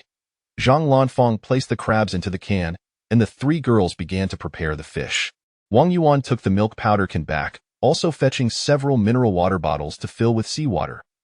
He returned to scrub the frying pan with the seawater, pouring some into the pan and placing it over the fire. He added several bamboo strips and rinsed 2 wild ginger leaves in seawater before laying them in the pan. Once the 3 girls finished with the fish, they returned. Ren Yuanyuan asked, "Captain, will we be grilling the fish?" "This time, we shall steam it," Wang Yuan replied, rubbing sea salt onto the fish before placing it in the pan along with the 2 crabs. He covered the pot with several banana leaves and added some firewood. "Captain, what kind of leaves are laid in the pot?" Ren Yuanyuan inquired, intrigued. "Those are wild ginger leaves." Wang Yuan sat down and began to peel the bamboo. After preparing the bamboo, he searched for a thicker piece among the collected rubbish, cutting a section of bamboo with a node at one end to create a tube. He compared it with the peeled bamboo and made a hole in the side of the tube. "All right, let us dine." "It is already dark," Wang Yuan announced, taking the pot down. Each person received a fish, served upon a banana leaf. "It is so fragrant. The fish steamed with ginger leaves is truly delicious," Ren Yuanyuan exclaimed. "You glutton. You can't even keep your mouth shut while eating?" Zhang Lanfang teased. "Hee, it really is delicious." Chapter 33. The art of distilling water. The steamed fish and crabs were truly exquisite, leaving the 4 of them wanting more after their meal. Wang Yuan cracked open 4 coconut shells, and only after devouring the coconut flesh did they feel satisfied. "Feel free to have the fruits from the backpack," Wang Yuan said as he lit a cigarette. "Now that we are full, let us refrain from eating further, considering our limited provisions," Zhang Lanfang remarked. "Indeed, indeed." Ren Yuanyuan and Jiang Yin nodded in agreement. Wang Yuan remained silent, picking up a bamboo pole and using a knife to cut it into a length of over a meter. He found a wooden stick to pierce through the bamboo joints, fashioning it into a bamboo tube. "Captain, what are you up to?" Ren Yuanyuan inquired, leaning closer. "You will find out shortly," Wang Yuan replied. He filled a powdered milk can with seawater, then placed the bamboo tube he had fashioned on top, stuffing the gaps with a handful of straw. Setting the can on the stove to heat, he inserted the bamboo pipe into a hole on the side of the bamboo tube, propping it up with a stone beneath. Wang Yuan stood up and retrieved a t-shirt from his luggage, picking up an oil drum as he said, "Let us collect some seawater, and plenty of it." He went to the shore, soaked the t-shirt in seawater, filled the oil drum to the brim, and brought it back. Finding a 5-liter mineral water bottle, he opened it and placed it under the bamboo tube's outlet, wrapping the wet cloth around the bamboo pipe. The 3 women also set down several bottles of seawater and gathered around. "I see now, Captain. You are distilling water," Ren Yuanyuan exclaimed, her eyes sparkling with excitement. At that moment, the seawater in the powdered milk can began to boil, and droplets of water started to form at the bamboo pipe's opening. "Hooray!" Ren Yuanyuan squealed, rushing to Wang Yuan and giving him a playful peck. Wang Yuan touched his face in surprise. Well, it's just excitement," Ren Yuanyuan stammered, her cheeks flushing. "Your excitement is fine, but why did you splash my face with saliva?" Wang Yuan said, his expression one of mild disdain. "Pfft! Ha ha ha!" Zhang Lanfang and Jiang Yin erupted into laughter. "Humph! You are all so annoying," Ren Yuanyuan retorted, flustered. Wang Yuan took a drag from his cigarette and said, "If you are tired, feel free to rest." "We're not tired at all. Zhao Zhengwo mentioned he would come by tonight to ask you how to pick coconuts. As they have been unsuccessful," Jiang Yin replied. Meanwhile, on the southern beach, 8 individuals were gathered beneath a coconut tree. Zhao Zhengwo and a man with ear studs were smoking, while the others abstained. They appeared listless. Having gone days without water, they had only managed to catch a few small crabs and gather a handful of clams from the beach to roast, which provided scant nourishment. "Zhao, do you think that fellow is playing us for fools? We've been at this all day and haven't even managed to reach a single coconut," the man with ear studs said. "I doubt it. Look at how tall and straight that coconut tree is. Who could possibly climb it?" "Zhao Li Xiao, why don't we head over with a couple of packs of cigarettes and see if we can trade for some food or fresh water?" Zhang Zhenping suggested. "I think that's a good idea. We only had a few wild fruits the other day, which were both sour and astringent, and we haven't replenished our fluids since, if this continues, we might truly perish from thirst," said the man known as Li Xiao. "All right, whether we smoke or not is secondary, but being without food and water is simply untenable," Zhao Zhengwo acknowledged. "Zhao, why not take Sister Zhou along? She is quite persuasive, and perhaps you'll have better luck together," Li Xiao proposed. "Very well, Zhao, let us all go together," Sister Zhou, a middle-aged woman, agreed. Wang Yuan glanced at the time, nearing 9 o'clock, and noted that he had collected nearly half a barrel of distilled water. He poured it into a mineral water bottle, then divided the remainder into 4 cans, each receiving a small portion. Here, give it a taste. The 4 of them lifted their cups and sipped. It's fresh water, and there's a subtle fragrance of bamboo. It's truly delightful, Ren Yuanyuan praised. Chapter 34. A transaction. Once more Wang Yuan returned the bucket to its place, poured a bit of seawater into the milk powder can, and added some wood to the stove. Humph, if Zhao Zhengwo doesn't arrive soon, we shall cease waiting, Ren Yuanyuan remarked. Captain Wang, we are here, Zhao Zhengwo called out from a distance. He and Sister Zhou approached. If you hadn't come, we would have gone to sleep, Ren Yuanyuan shot them a glance. My apologies, Zhao Zhengwo said, somewhat bashful. Well, Captain Wang, we tried your method today, but we simply cannot reach the coconuts. Just look. Oh, do you think I am deceiving you? Wang Yuan replied. Not at all, Captain Wang, it is a misunderstanding, Zhao Zhengwo hurriedly clarified. Actually, we didn't manage to do it that way, Wang Yuan continued. Haha, Captain Wang, we never doubted you. Just look at those coconut trees, tall and straight, and quite slippery too. It's impossible for a person to climb them. We merely hoped you might lend a hand, considering we are all in this predicament together, Sister Zhou interjected. Oh, may I ask how to address you, dear lady? Wang Yuan inquired. My name is Zhou Guiyun, Sister Zhou responded. Very well, Sister Zhou. It's not that I am unwilling to teach you, but observe the individuals from your side. What sort of skills do they possess? The method I imparted is the simplest, yet you seem unable to utilize it, Wang Yuan stated. Sister Zhou cast a glance towards the stove and remarked, Indeed, Captain Wang, most of those on our side are pampered young masters and mistresses from the city who have never faced hardship. We truly have no other recourse, which is why we sought your assistance. As she spoke, Sister Zhou exchanged a knowing look with Zhao Zhengwo. Understanding her cue, Zhao Zhengwo quickly offered a pack of cigarettes to Wang Yuan, saying, Captain Wang, you see. All right then, Wang Yuan replied. Are there any from your group who hail from rural backgrounds? I am from the countryside.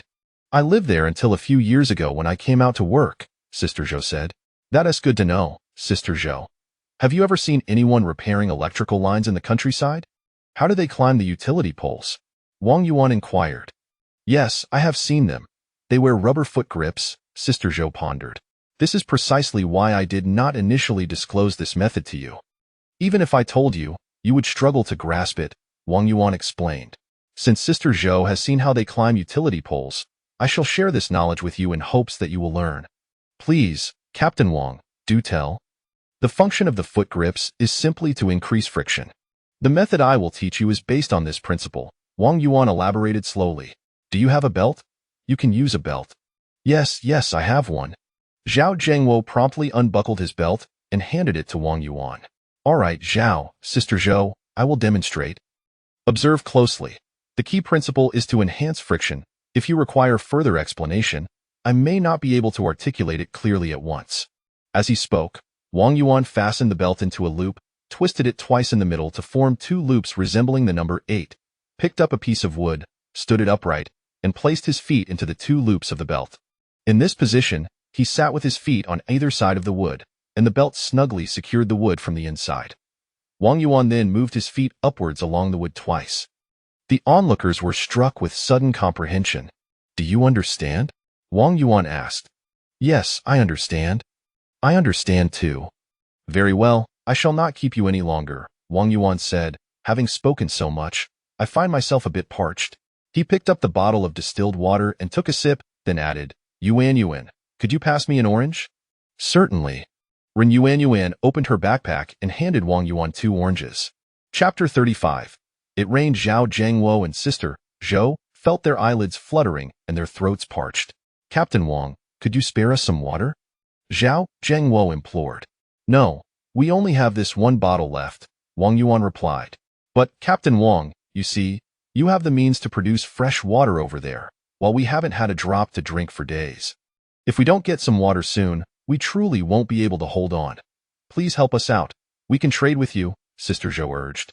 Yes, Captain Wang, please lend us a hand, Zhao Zhengwo added, offering a pack of cigarettes. Well, all right then, Wang Yuan conceded, accepting the cigarettes and handing the water bottle to Zhao Jianping. Captain Wang, could you teach us your method of producing fresh water? Sister Zhou inquired. Certainly, but you will need to offer something in exchange. We can't teach for free, Wang Yuan stated. What do you require? Sister Zhou asked. Clothes, shoes, anything we might need. Or at least 2 packs of cigarettes, Wang Yuan replied. All right, we don't have that much on us, but let's settle this tomorrow morning, Zhao Zhengwo suggested. That works. Well then, Zhao, I want to see you off, Wang Yuan said. Okay, Captain Wang, we shall return tomorrow, the two said as they turned to leave. See you tomorrow, Wang Yuan called after them. Yuan, grill a few fish for a midnight snack. I'm quite hungry. Sure thing. Should it still be 2 fish each? Ren Yuan teased. It's late. Let's have less. Just 1 fish per person. We've all put on a bit of weight lately, Zhang Lanfang called out loudly. Zhao Zhengwo stumbled slightly, and Sister Zhou quickly steadied him as they hurried away. Ha ha ha.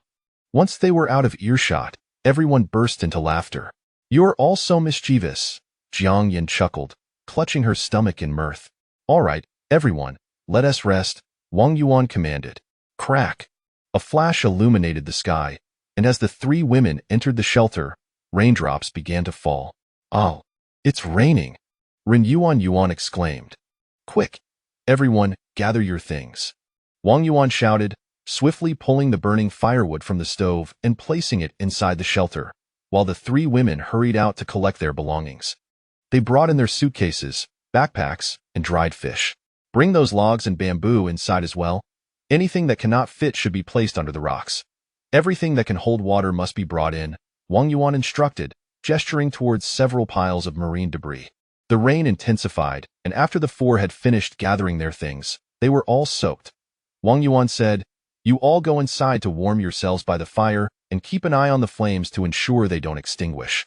After the 3 women entered, Wang Yuan stepped outside the shelter to take his knife and split the bamboo. Since the rocks were sloped, they remained dry underneath. He split over 10 bamboo stalks in half, used wood to hollow out all the nodes, and moved several stones from outside to arrange the bamboo properly. The lowest piece of bamboo extended to the entrance of the shelter, with the outer pieces positioned higher than the inner ones. The lower ends rested on the bottom bamboo, with all pieces oriented concave side up. In this manner, a rainwater collector was created, allowing the rainwater collected by the outer bamboo to flow into the inner bamboo and then to the entrance of the shelter. Wang Yuan stepped inside the shelter and picked up a tin of milk powder to collect the rainwater. Sister Fong, please boil the water before drinking, he said, turning to see the 3 women seated around the fire, gazing at him with admiration, which made his face flush. All right, Zhang Lanfang replied, coming back to her senses as she took the pot. Jiang Yin and Ren Yuan hurriedly arranged some stones to create a makeshift stove over the fire while Zhang Lanfang placed the pot on top. Wang Yuan continued to collect rainwater in a mineral water bottle. Captain, why don't you warm yourself by the fire for a bit? I can handle this, Jiang Yin suggested as she approached. Chapter 36. The fish trap yielded no bounty. Zhao Zhengwo and Sister Zhou had not walked far on their return when they shared a bottle of water. As they reached the shade of the coconut trees, rain began to pour. Zhao Zhengwo exclaimed, Quickly, everyone! Let us use the bottles to collect rainwater. Fortunately, they had gathered several mineral water bottles during the day, yet the narrow openings made it doubtful they would fill them even by the end of the day. Let us venture further in. There are some palm and banana trees not far ahead where we can shelter from the rain and collect water beneath the leaves, suggested Sister Zhou. Very well, let us hasten there, replied Zhao Zhengwo. Before long, the fire they had kindled was extinguished by the relentless downpour. As the 8 of them trekked a little further, they stumbled upon several palm trees.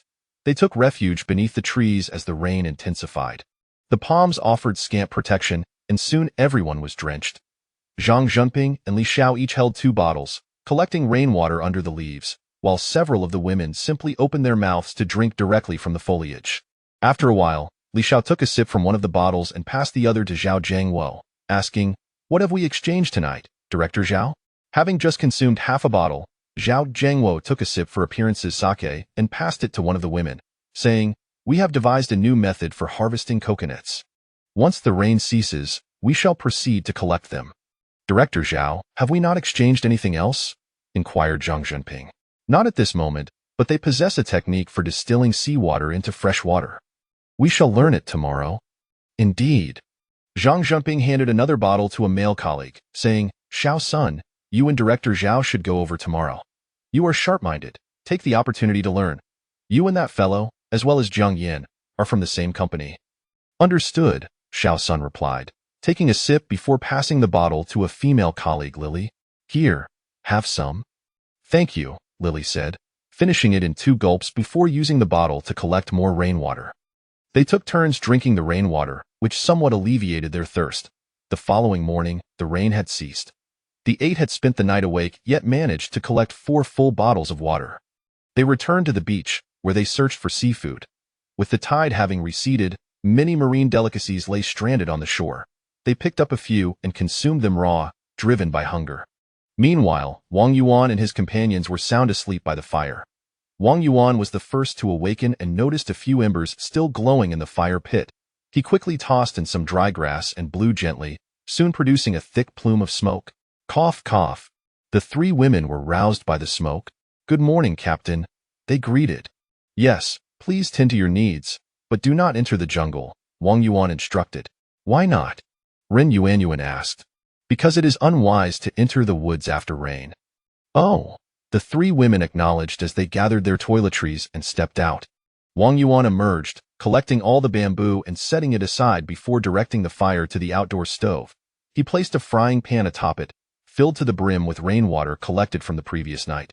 After adding a log to the fire, he took his toiletries to the beach for personal matters. Upon finishing, he returned his belongings and proceeded to check the fish traps. Perhaps due to the rain overnight, they yielded nothing. Captain, what did we catch? The 3 women inquired as they approached. Unfortunately, it appears the rain has left us empty-handed, Wang Yuan replied with a sigh, casting the trap back into the sea. Not to worry. We still have grilled fish and fruits, as well as 3 coconuts, Zhang Lanfang reassured. Let us explore the beach. The tide rose last night, so there should be plenty of seafood, Wang Yuan suggested. Very well, they agreed, and the 4 set off toward the rocky shore, managing to collect a significant number of sea snails and scallops. Chapter 37. Crafting fishing rods. Wang Yuan and his companions returned to the shelter, bearing the fruits of their coastal foraging. That moment, the water had also opened up, and they placed the seafood upon banana leaves. Wang Yuan picked up a frying pan, filling 4 aluminum cans to the brim, while the pan still contained a fair amount of water. He then added all the seafood into the pan to cook. Everyone, please sip some hot water to warm yourselves, Wang Yuan suggested, lighting a cigarette shortly thereafter. Once he finished his smoke and drank some water, the seafood was ready. Well, today we shall not venture anywhere.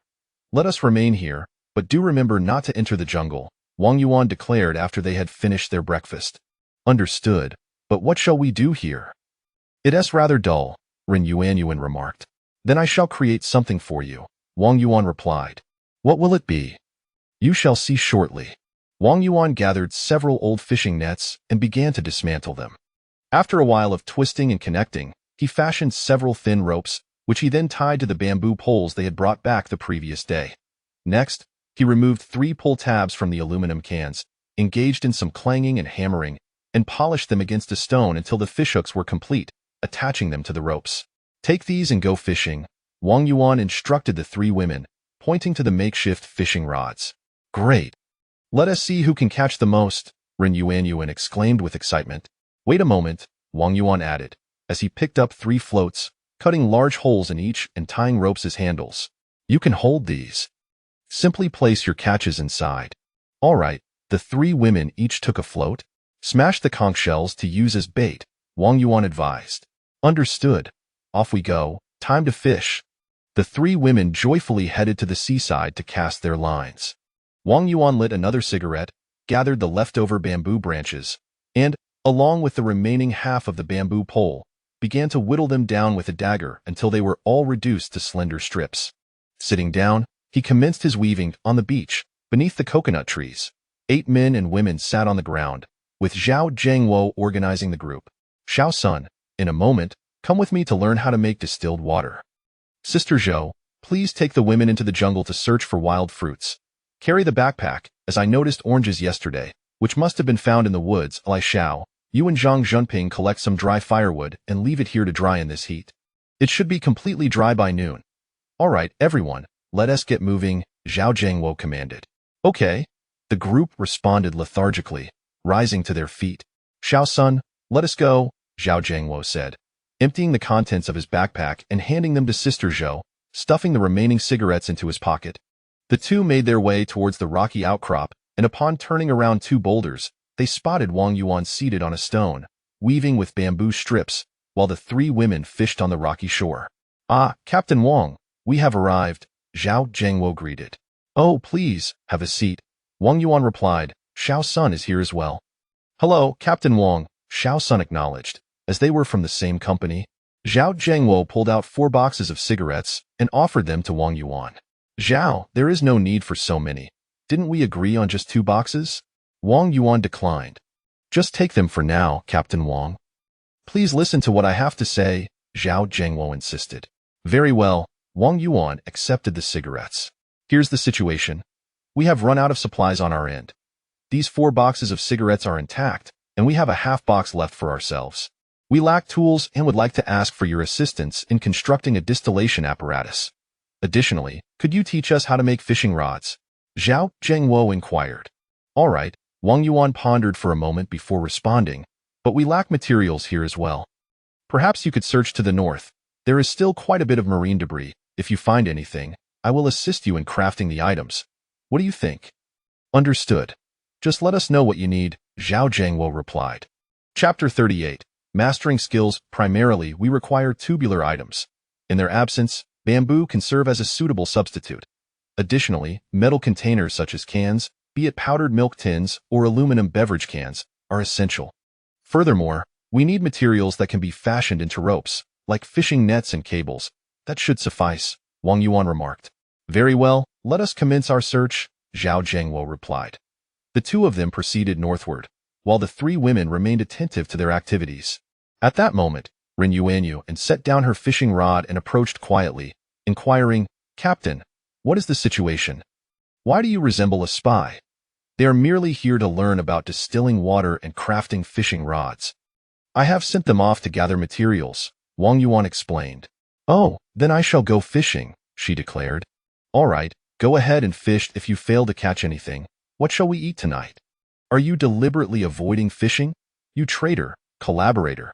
Wang Yuan feigned a stern expression. Ah, I am indeed a traitor, a collaborator. But I am a beautiful traitor, a charming collaborator. Humph. I am the irresistibly adorable little agent. Ren Yuanyuan turned away, proudly heading to fish. Wang Yuan shook his head, resuming his weaving. After a while, he fashioned 2 ropes into straps, testing them on his back. They fit perfectly and were quite sturdy. It turned out that Wang Yuan had crafted a backpack. Captain Wang, do you think we have sufficient materials? Zhao Zhengwo asked, having gathered quite a few items.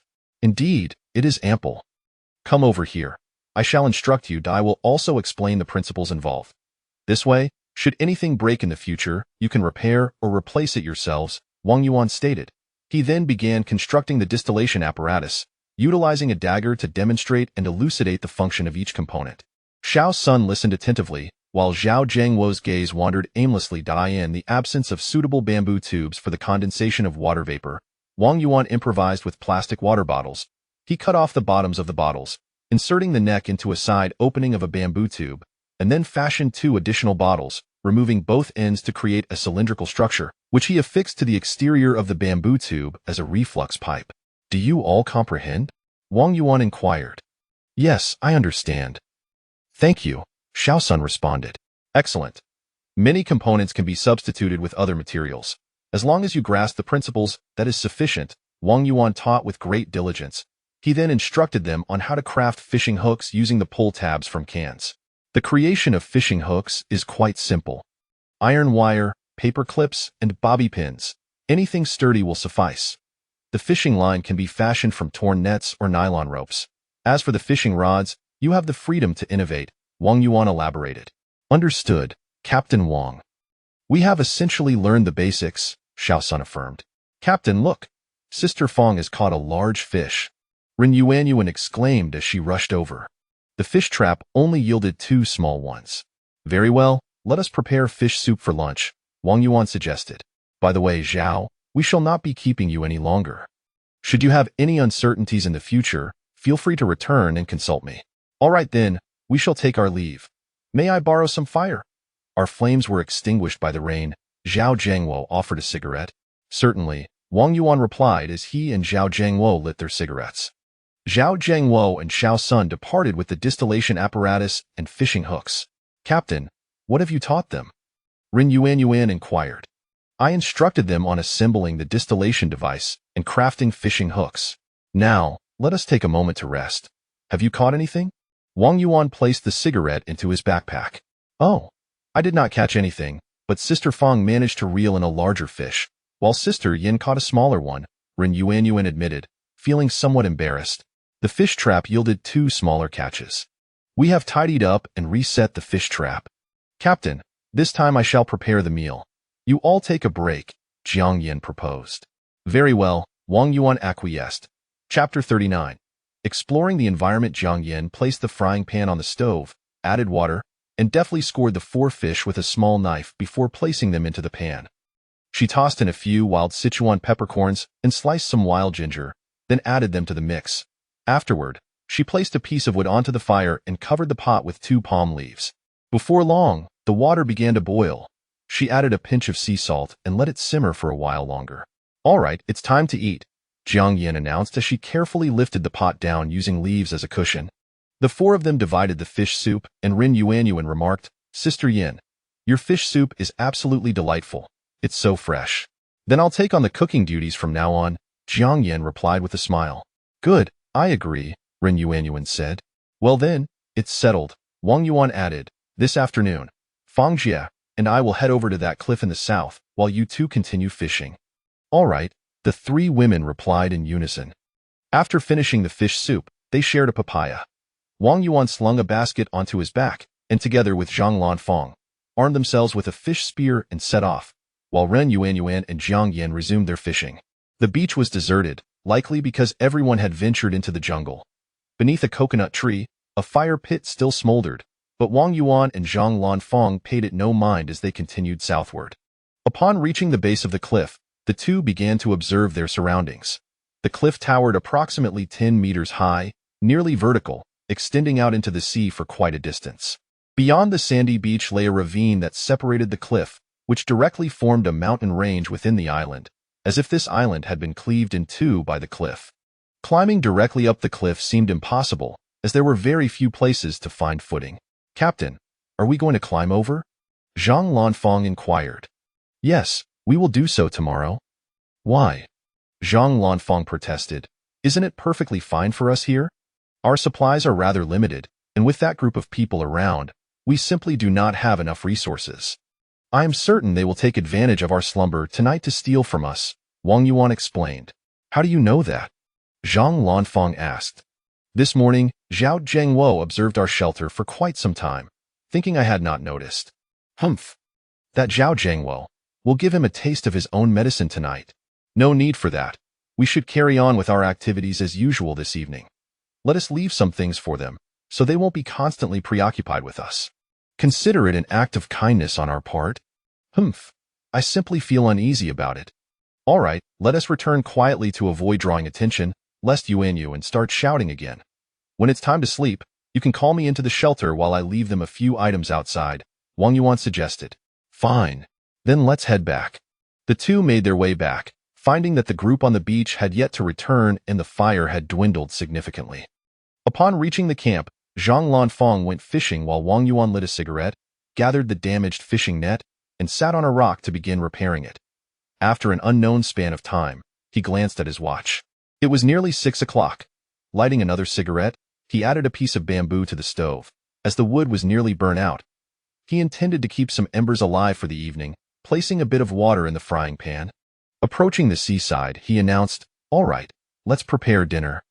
I still haven't caught anything, Ren Yuan lamented. That's all right, Wang Yuan replied as he began to gather the fish traps. Wow, an octopus, a large lobster, and crabs. Ren Yuan exclaimed with delight as the contents of the trap spilled out. A sizable octopus, a hefty lobster, and 2 crabs, all of considerable size, in addition to 2 grouper fish.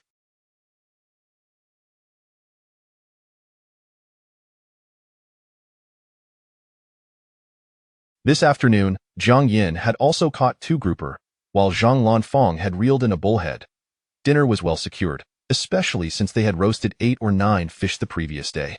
The group tidied up the fish, returned the traps to the sea, and then headed back. Chapter 40. Someone was bitten by a snake at noon. Zhao Jiangwo and Xiao Sun returned to the beach, having set down their belongings. At that moment, Li Xiao and Zhang Jinping had already gathered a considerable amount of firewood, which lay spread out beneath the coconut trees, with many pieces having dried sufficiently. The two were resting in the shade of the trees. Zhao Jiangwo hastily sought out some fine grass, wrapped it around a lit cigarette, and blew on it vigorously until flames flickered to life.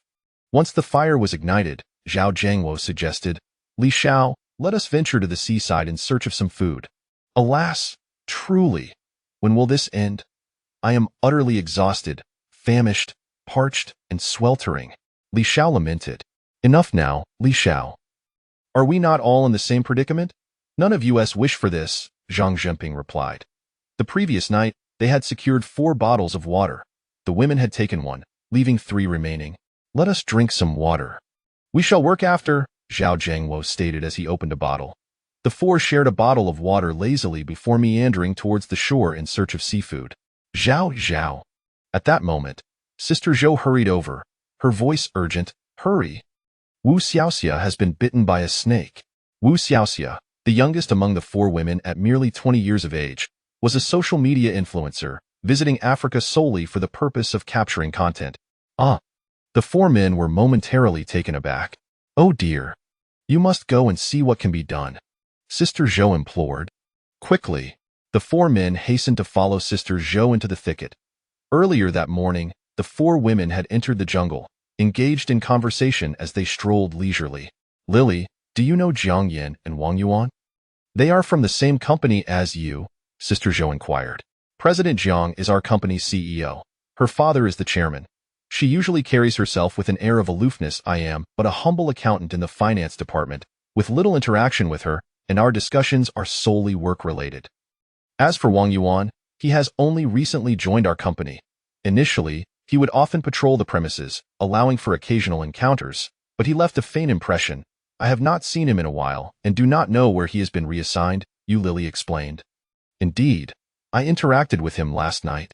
He possesses formidable wilderness survival skills, Sister Zhou remarked. The other 3 women heed his counsel, including Jiang Yin.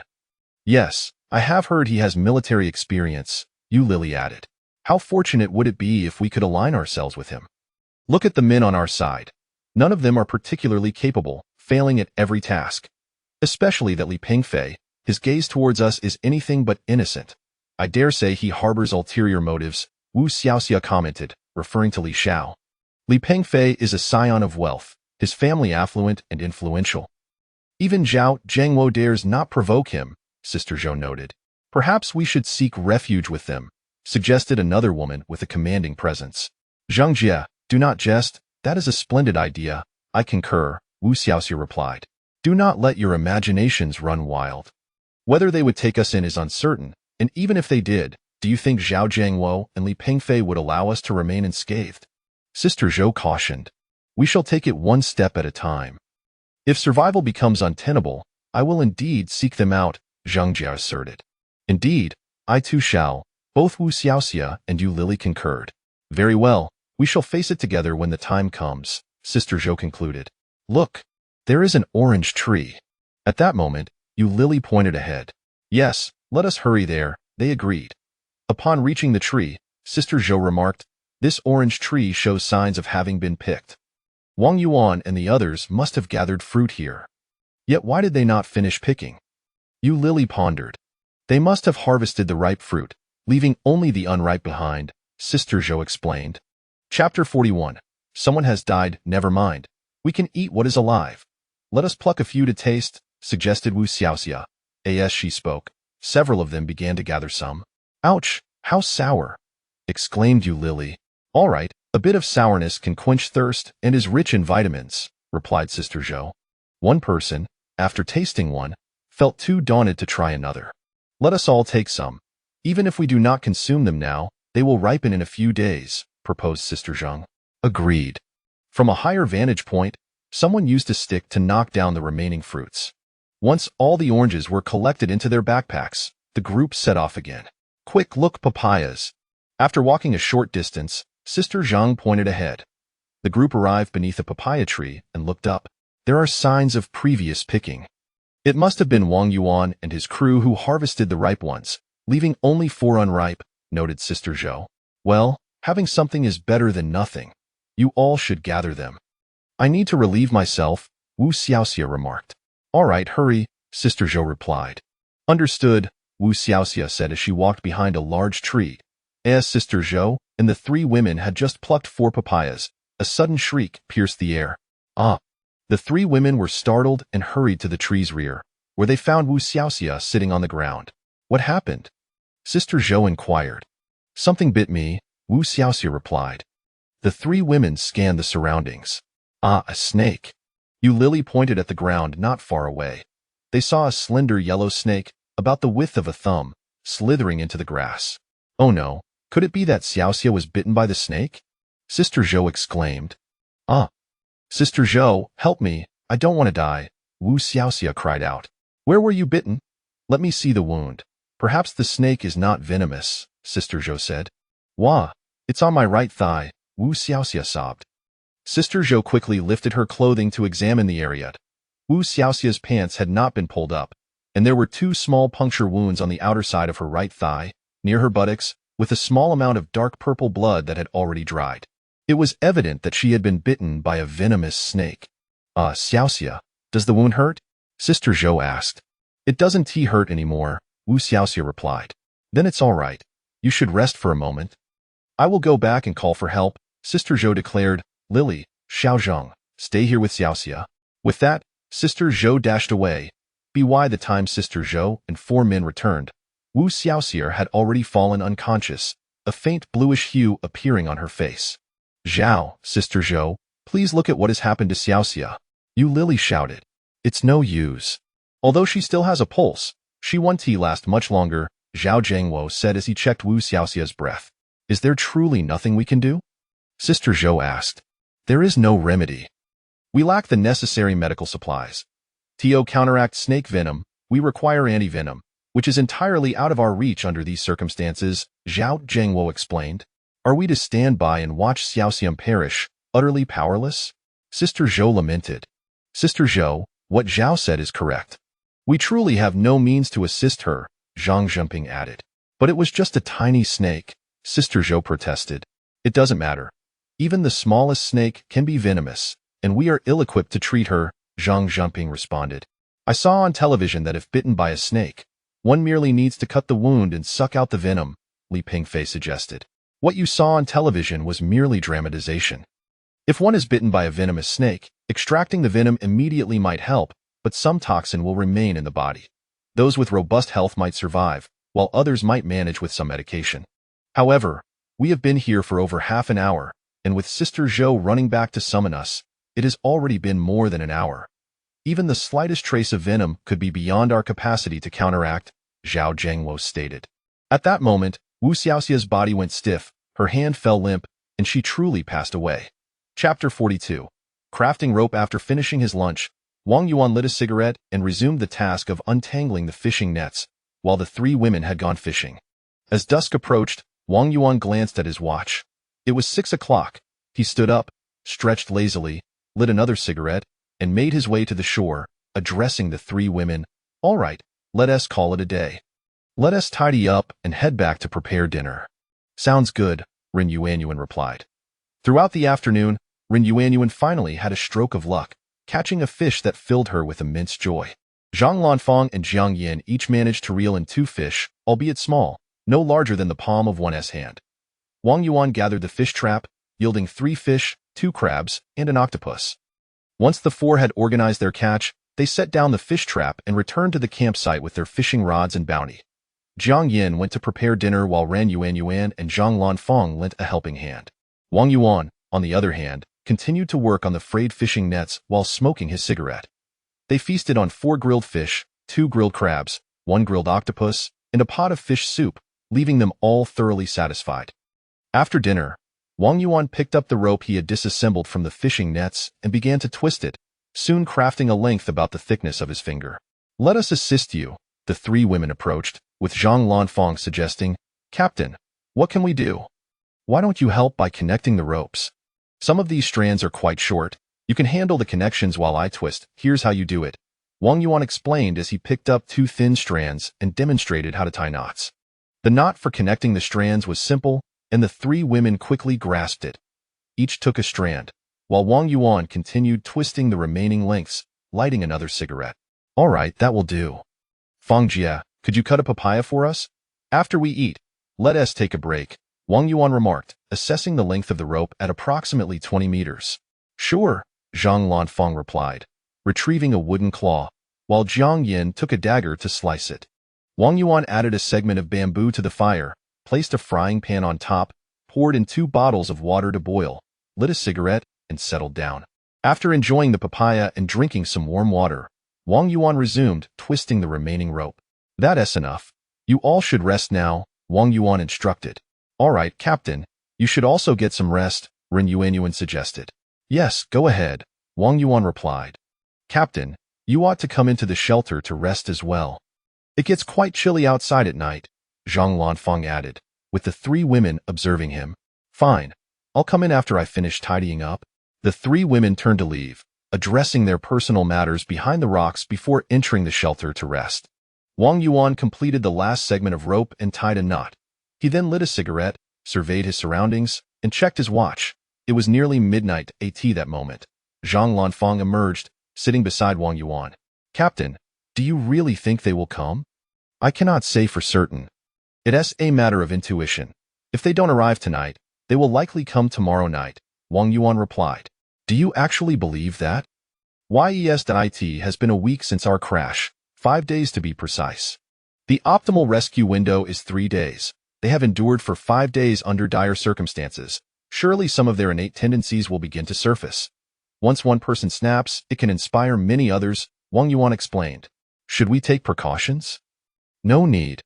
Let us consider it a good deed. We can leave them some provisions to assist them. That would be our moral obligation fulfilled." "Very well. Captain, are we leaving tomorrow?" Zhang Lanfang inquired. "We will depart when they arrive. If they do not come tonight, we will remain here. If they arrive tomorrow night, we shall leave the following morning," Wang Yuan clarified. "Understood," Zhang Lanfang acknowledged. Chapter 43. The theft. Zhao Zhengwo and his companions watched helplessly as Wu Xiaoxiang passed away before their eyes, a profound sense of sorrow enveloping them. "Wu, both you Lily and Sister Zheng were wiping away their tears. Enough, do not weep. After all, we must continue to live," Sister Zhou said. "We lack the tools to dig. Let us find something to cover her," Zhao Zhengwo suggested. They laid the body flat beneath a tree, gathering branches and grass to respectfully cover her. "All right. No more tears. Let us return," Li Pengfei remarked, noticing the women still dabbing their eyes. "Yes, let us go back," Sister Zhou replied to the other 2 women. With that, they slowly made their way towards the shoreline. Upon reaching the coconut trees, the group sat despondently. Observing a few embers still smoldering in the fire pit, Zhao Zhengwo tossed in some dry grass and blew gently. Soon, the flames rekindled. "Zhao, shall we consider relocating? There is little food here, and fresh water is scarce," Xiao Sun proposed. "Today, we learned to distill water, but the process is far too slow to satisfy our needs," he added. "I concur. Here we can only gather a meager amount of seafood, insufficient even for one person in the jungle. We might at least find some wild fruits," Zhang Zhenping suggested. "Finding wild fruits is no simple task. Today's efforts cost us a life," Sister Zhou interjected. "That was an unfortunate accident," Zhang Zhenping replied. "I propose we take decisive action, drive them away from the reef and seize their belongings. We can take up residence there," Li Pengfei asserted. "Indeed, with our numbers, they should not pose a threat," Zhang Zhenping agreed. "What are your thoughts?" Zhao Zhengwo inquired. "I have a bad feeling about this," Xiao Sun said. "What is there to fear? We are on the brink of starvation. Shall we merely wait for death?" Li Pengfei retorted. "What if we wait until late at night to stealthily take their possessions and then depart? What do you think?" Sister Zhou suggested. That sounds feasible. Once they are stripped of their belongings, they will surely leave. We can return in a couple of days to check. Once they're gone, we can move in, Zhao Jiangwo replied. I am in agreement. Both Li Pingfei and Zhang Zhenping chimed in. Very well, Xiao Sun conceded. The other two women remained silent, heads bowed, their spirits visibly low. Then it is settled. We shall eat something, wait until late at night, and the four of us men will go, and upon our return, we shall leave, Zhao Jiangwo stated. Let us first gather some coconuts. This day has been long, Sister Zhou suggested. Wang Yuan and Zhang Lanfang tidied their belongings before entering the shelter, where the two women were already asleep, leaving ample space. Wang Yuan found 2 pieces of foam board to partially block the entrance of the shelter, and then laid down a piece of foam board in a more exposed area before resting. Around 1 o'clock, he heard noises outside. Peering through a gap in the foam board, he observed 4 figures moving things by the light of the moon. After a while, the 4 departed, and Wang Yuan turned over and fell asleep. In the morning, Wang Yuan was the first to awaken. He moved the foam board aside and stepped out of the shelter, stretching languidly. Everyone, rise! Our belongings have been stolen, he called into the shelter, then grabbed some dry grass to rekindle the fire. Huh? What happened? The 3 women emerged in succession. Let us see what is missing, Wang Yuan said as he ignited the fire and lit a cigarette. Nothing seems to be missing from inside the shelter, Zhang Lanfang remarked, exchanging a glance with Wang Yuan. Those scoundrels! The frying pan is gone, Ren Yuanyu exclaimed in indignation. Half a bottle of sea salt has vanished as well, Jiang Yin added. The dried fish is gone too, Zhang Lanfang lamented. Chapter 44, Relocation, I shall go find them, Ren Yuan declared. There's no need to search anymore. They have long vanished, Wang Yuan replied. Indeed, even if we do find them, what difference would it make? They have concealed their belongings and will deny any wrongdoing. What can you do to them?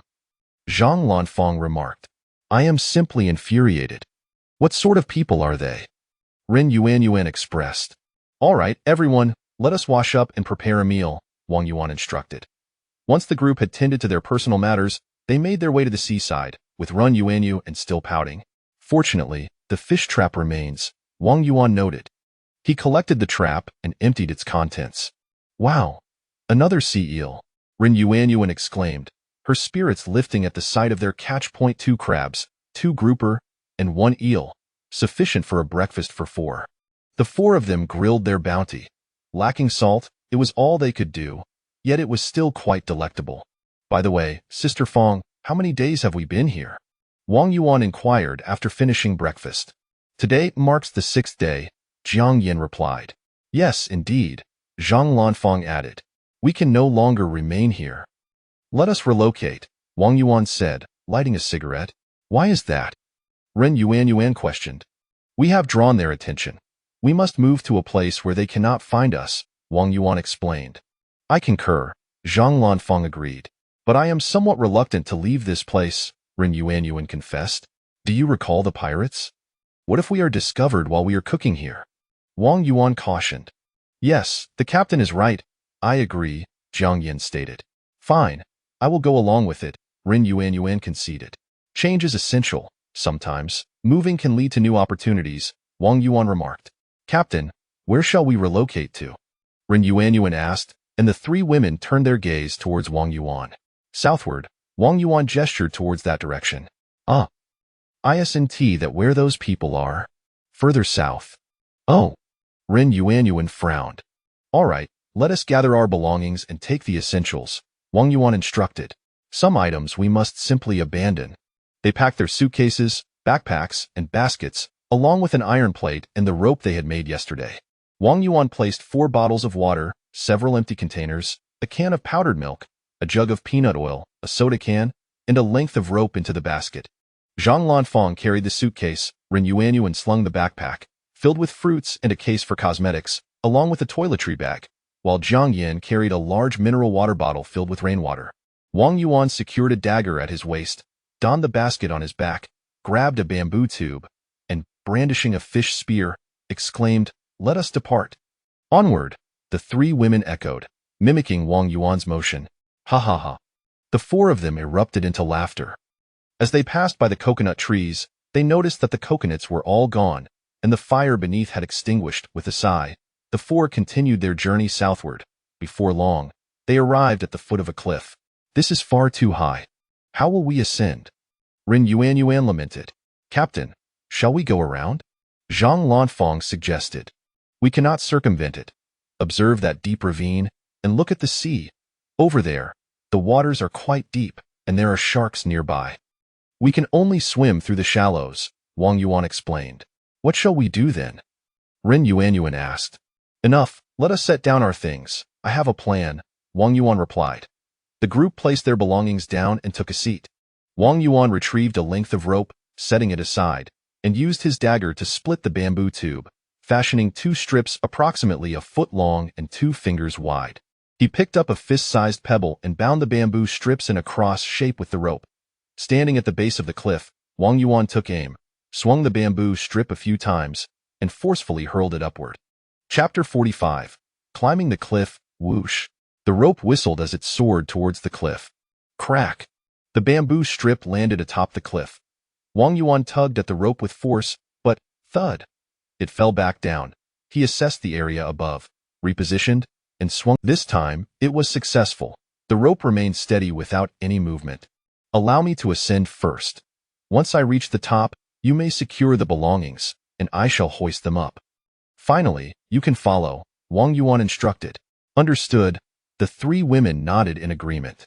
Pay close attention to my movements, Wang Yuan urged as he grasped the rope, leaped upward, pushed against the cliff face with his feet, and alternately grasped the rope to climb. In less than a minute, he reached the summit. The 3 women stood in awe, their mouths agape as they watched him above. Wang Yuan surveyed the surroundings. To the south lay a stretch of golden beach, flanked to the east by a cluster of rocks, and a vast expanse of lush forest nestled within the shore, adorned with 5 or 6 coconut trees. An exquisite sight. The cliffsides sloped down to several rocky outcrops. Captain, how does it look over there? Ren Yuanyuan inquired. It is breathtaking. Now, let us get to work, Wang Yuan urged. The 3 women, filled with excitement, hurriedly secured their belongings, managing to haul everything up to the cliff's edge in 3 trips. Wang Yuan tied the rope to a rock and called down, All right, you can come up one by one. The 3 women conferred. Ren Yuanyuan felt a twinge of fear and ultimately decided that Jiang Yin would go first, followed by Ren Yuanyuan, and Zhang Lanfang last. Jiang Yin mimicked Wang Yuan's actions, leaping upward to seize the rope, using her feet to push against the cliff as she climbed. However, she quickly grew weary and called out, Captain, I lack strength. Hold tight to the rope. I will pull you up. Coordinate your feet against the cliff, Wang Yuan shouted, then began to hoist her upward. Come on, Yanjia. Ren Yuanyuan cheered. In a short while, Wang Yuan successfully pulled Jiang Yin to the top, extending his hand and saying, Give me your hand. Jiang Yin reached out, and Wang Yuan effortlessly drew her up. Yay! Ren Yuanyuan cried out. Jiang Yin gazed at the stunning view and exclaimed, Wow, it's so beautiful. Ah, Captain, quickly pull me up.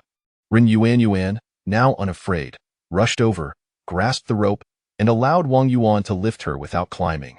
Use your feet to push against the cliff to avoid injury, Wang Yuan advised. I understand.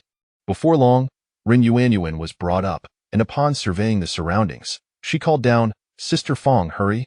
It truly is magnificent over here. Once Zhang Lanfang ascended, the 3 women sat together, admiring the scenery while Wang Yuan coiled the rope and stowed it in the basket. I want to wear a bikini and sunbathe there. I want to swim in that water. Ren Yuanyuan exclaimed with a dreamy expression. There are sharks in the sea, Wang Yuan cautioned. Pfft. The 3 women nearly choked on their laughter. Facing the sea, with spring blossoms in bloom, who will build me a house here? I shall marry him, Ren Yuanyuan declared. Enough, you are dealing with pirates. They would merely laugh at you, saying, Why haven't you run yet? Wang Yuan retorted. Ha ha ha. Zhang Lanfang and Jiang Yin laughed until tears streamed down their faces. Why do I feel such an urge to strike you? Ren Yuanyuan fumed. Can we not have a pleasant conversation? Your humble servant respectfully invites you to the beach. Please, my lady, make your way there, Wang Yuan said with a mock bow. Pfft, you. Ha ha. You are the ultimate conversation ender, Ren Yuanyuan chuckled. Ha ha ha. Oh dear. I can't take it anymore. Ha ha ha. Sister Fong, ha ha. Please help me. Ha ha ha. Jiang Yin laughed, clutching her stomach with one hand while reaching out to Zhang Lanfang with the other. Ha ha ha. I can't either, ha ha. My stomach hurts? Zhang Lanfang laughed heartily. Chapter 46. The Golden Beach. 3 women and a man supported each other as they descended the sloping terrain, revealing several rocky outcrops below that formed a small cove. Look, their essay bag, Jiang Yin exclaimed, pointing between 2 rocks near the shoreline. Wait here. I'll go check it out, Wang Yuan said. Having spotted it as well, he navigated around the cove, cautiously scaling the rocks to retrieve the bag. It appeared to be a standard military backpack, crafted from camouflage waterproof material, with a small tag in one corner that bore some foreign text beneath which were the words, Made in Huagua. Let us open it and see what's inside, Zhang Lanfang suggested. Wang Yuan unzipped the backpack, revealing a camouflage uniform, a pair of combat boots, 2 military vests, 2 pairs of underwear, 2 packets of instant noodles from Huagua, a pack of compressed biscuits, and a military dagger. He rummaged through a smaller pocket, discovering a sewing kit, half a pack of cigarettes, a lighter, and about 20 rounds of pistol ammunition. This might belong to a soldier from some country, Zhang Lanfang remarked. Or perhaps a rescue team, Wang Yuan replied. Really? Is it truly from a rescue team? Ren Yuanyuan asked. I'm merely speculating. All right, Jiang, you carry this backpack. Let us move, Wang Yuan instructed. Sure, Jiang Yin responded. Yay, we're here. Ren Yuanyuan shouted as she dashed towards the beach, followed closely by the other 2 women. Upon reaching the sandy expanse, the trio tossed their items aside and sprawled out on the ground. Wang Yuan ambled leisurely behind, surveying the surroundings. Captain, would you consider building a house here? Once it's done, I'll marry you. Ren Yuanyuan called out to Wang Yuan as she sat up. Both Zhang Lanfang and Jiang Yin turned their gaze towards him as well. Well, how about we take a break and have a bite to eat? Wang Yuan suggested, rubbing his nose. Such a stubborn man, Ren Yuanyuan muttered. Hopeless, really, Zhang Lanfang added quietly, then retrieved the backpack to pull out 2 papayas. Hee, Jiang Yin chuckled, opening the backpack to take out the military knife and slice the papayas. You all take a moment to rest, then head to the shore to catch some sea creatures. I'll go check out the rocks to the east, Wang Yuan declared after they finished sharing the fruit. All right, the 3 women replied in unison. Wang Yuan lit a cigarette, secured the dagger at his waist, and picked up a harpoon as he strolled eastward. Upon reaching the cluster of rocks, he began to search the area. There was no shortage of marine debris. This world often seemed indifferent to the ocean's plight, with many people carelessly discarding waste and polluting the environment. Wang Yuan focused on locating a suitable spot away from the shore, one that was both concealed and offered a vantage point. As he walked, an unsettling sensation washed over him, prompting him to slow his pace. Halt! Don't move. Raise your hands. Suddenly, he felt something pressing against his back, and a man speaking in a common tongue commanded him from behind. Sensing the presence of a firearm, Wang Yuan gradually lifted his hands. Turn around slowly, the man ordered. Don't shoot, Wang Yuan replied in the common tongue. Let us talk this through. As he turned around slowly, he suddenly crouched low, sweeping his right leg, and executed a swift maneuver to bring the man down, locking his right hand from behind, causing the gun to clatter to the ground. Hey! What are you doing? The man exclaimed. Wang Yuan released him and picked up the handgun. The man turned to face Wang Yuan, and both men were momentarily taken aback. Wang? The man uttered in Huawen. Haha, Dehei. Wang Yuan responded. It's me, my friend. Dehei, a black man, embraced Wang Yuan.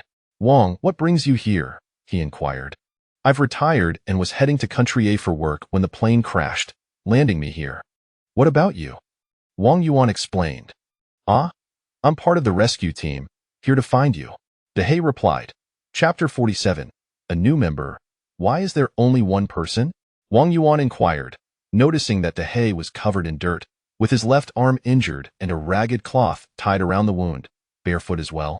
A few days ago, our country received a distress call from the embassy of Hua, reporting that an aircraft had crashed in this region, requesting our assistance in the search and rescue operation. I brought along a dozen individuals in an oil boat to scour the nearby waters to the south, but unfortunately, we encountered pirates, and now I am the sole survivor, Dehei explained. Dehei, I share your sorrow. Please accept my condolences, Wang Yuan replied. I heard about a gunfight in the south a couple of days ago. Was that you? Yes, it was us. Alas, my brothers are gone. Because we were on a rescue mission, we did not bring much equipment. Otherwise, those pirates would not have succeeded. I shall ensure they meet their demise. How is your injury? Wang Yuan asked. It's just a superficial graze from a bullet. Nothing serious, Dehe responded. Let me take a look. No need. It will heal in a few days. Come on, I have a few companions with me, and we have some medical supplies. Allow me to examine the wound so I can treat you properly. All right then. Wang Yuan untied the cloth from Dehe's wound and observed, saying, It has already become infected, and you claim it's nothing serious. Wait a moment, I will call them over. Wang Yuan tossed a handgun to Dehe, remarking, It's out of bullets, yet you brandish it to intimidate. Upon reaching the beach, Wang Yuan saw the three women gathering shellfish by the shore and hurried over. Hey, can you all come here for a moment? He called out. The three women approached, and Wang Yuan explained, There is a man over there. He is part of a rescue team sent by Country A, but a few days ago, they encountered pirates, and now he is the only one left. Really? The three women expressed their dismay. All right, let us tidy up and head over. He is injured and in need of treatment, Wang Yuan suggested. Okay, the women responded, regaining their focus and gathering their belongings before heading over together. After a brief introduction amongst themselves, Dehe pointed to a military backpack, saying, That belongs to my comrade. It's a pity he is no longer with us. Rest assured, Dehe, we will exact our revenge, Wang Yuan promised, lighting a cigarette and offering one to Dehe before lighting his own. Now, let me take care of your wound. Fortunately, there were some medical supplies in the suitcase. Wang Yuan helped Dehe remove his shirt, took a military knife, and cleaned the area with an alcohol swab, instructing, Bear with it. Go ahead. Dehe urged. Wang Yuan used the knife to excise the infected portion of Dehe's wound, then cleaned it with the alcohol swab again. He took a needle, threaded it with suturing material, sanitized it with alcohol, and began stitching the wound. After securing the wound with 2 adhesive bandages, he finished the task. Throughout the process, Dehe remained silent, and Wang Yuan patted him on the shoulder, saying, Dehe, you are a true man. Given our limited resources, this is the best we can do. Indeed, I am a genuine man, Dehe affirmed. Haha, the three women chuckled at Dehe's foreign-accented Mandarin. Thank you, Wang, Dehe expressed with sincerity. We are friends, Wang Yuan reassured him. Do you two know each other? Zhang Lanfang inquired, and the three women turned their attention to the pair. Yes, Dehe's full name is Amand. He is a soldier from Country A. Our country and Country A have a strategic partnership, and we frequently provide assistance to them. I have worked alongside Dehe on missions before. We affectionately refer to him as Dehe, for we are comrades, Wang Yuan elaborated. No, we are brothers. Dehe interjected. Change your clothes first. We will go find something to eat, Wang Yuan said, handing the military backpack to Dehe. Wang Yuan and the three women wandered to the seaside to gather shellfish while Dehe changed into fresh clothes and donned military boots. Chapter 48. The scavenging begins aboard the black ship. Dehe donned his attire and arrived at the seaside, where the 5 of them gathered to forage along the shore. Wang Yuan discovered 2 buoy balls, each of which he punctured with a military knife to serve as containers for the seafood they collected. Dehe, how have you fared these past few days? Wang Yuan inquired. Our oil boat was destroyed by pirates, and I was rendered unconscious by the blast. When I awoke, I found myself here, and since then, I have been consuming raw seafood, Dehe replied. And where have you been sleeping? There are a few rocks over there that provide some shelter from the wind, but it rained the night before last and I got soaked. My hand is not functioning well, so I couldn't construct anything to shield myself from the rain, and there is no place nearby to take refuge. Dehe gestured toward a nearby area. All right, you all continue, while Dehe and I go check out the living quarters. We will tidy up and settle there, Wang Yuan instructed the three women. Understood, they replied. Wang Yuan and Dehe approached the location Dehe had indicated, where they found 4 rocks towering over 2 meters high, encircling a space laid with several foam boards. This was Dehe's resting spot, encompassing over 20 square meters. If a roof were constructed atop it, sealing 3 of the 4 gaps and leaving 1 exit, it would make for a proper dwelling. Dehe, I will gather some materials. You should rest since you are injured, Wang Yuan suggested. There's no need. My right hand is functional, and I can manage without my left, Dahai asserted. That's fine. Just make sure to prepare your battered firearm. There are bullets in your backpack. Load it just in case, Wang Yuan advised. Very well, I shall get it ready and then assist you, Dahai replied as he picked up his handgun and began to disassemble it, searching for a piece of rag to clean it. Wang Yuan resumed his scavenging among the rocks, and after a while Dahai, having secured his firearm, joined him in the effort. As dusk approached, Wang Yuan called everyone back to prepare dinner. Having a lighter proved advantageous as they kindled a fire pit, while the three women grilled the seafood, boiling water in a milk powder canister. Wang Yuan and Dahai sat nearby, smoking and engaging in conversation. Wang, are these three beauties your girlfriends? Dahai queried. The three women feigned nonchalance, keenly eavesdropping. Not at all. They are all survivors, just like us, from the same plane, Wang Yuan clarified. Yet I can sense that they look at you differently, Dahai noted. Ahem, well, Dahai, allow me to introduce them. This is Zhang Lanfang, and this is Ran Yuanyuan. They are both flight attendants. Oh, no wonder they are so beautiful. And what of this lovely lady? Dahai inquired. This is Miss Jiang Yin, the president of my company, Wang Yuan replied. Oh, are all female CEOs in your country as stunning as she? Dahai exclaimed. I too wish to marry a female CEO from your nation. I no longer desire to strive. Ha ha ha. Laughter erupted among the group. Dahai, you already have a wife. Do not harbor such thoughts, Wang Yuan jested. However, in our country, one is permitted to marry 3 wives, Dahai countered. Dahai, why is it that your country allows for 3 wives? Ren Yuanyuan asked, intrigued. Many years ago, our country faced a civil war, and nearly all men over the age of 10 were conscripted. Consequently, the male population dwindled significantly. Fortunately, with aid from Huagua in recent years, we have begun to recover. Yet population remains a pressing issue, and a few years ago, the government enacted a policy permitting men to marry up to 3 wives, Dahai explained. Oh, so you could potentially marry 2 more wives? Ren Yuanyuan inquired. Indeed, many men my age in our country have 2 or 3 wives. In our nation, men can marry at the age of 15. Were it not for my service in the military, I too would have 3 wives by now, Dahai remarked. Dahai, how old are you this year? Do you have children? Zhang Lanfang asked. I am 23, and I have a son who is 7 years old this year, Dahai responded. Chapter 49 Building a House. Wow, Dahai, does that mean you had a child at the age of 16? Ren Yuanyuan inquired. Yes, indeed. But in our country, 16-year-olds are still in high school. Wang, why not join our country? With your abilities, you would undoubtedly rise to the rank of general, and then you could marry all 3 of these beautiful women. How wonderful that would be, Dahai suggested. Ahem. Dahai, do not speak so recklessly. You know our country would never permit me to change my nationality, and I love my country, Wang Yuan replied. Oh, what a pity. Dinner is ready. Zhang Lanfang called the group to eat. After they finished the seafood, Wang Yuan fashioned 5 cups from cans, and the 5 of them sipped some water. The 2 men resumed smoking. Wang, what shall we do now? Build a shelter? Dahai asked. Yes, however, I would prefer to handle the construction myself while you assist me in gathering ropes, Wang Yuan responded. All right.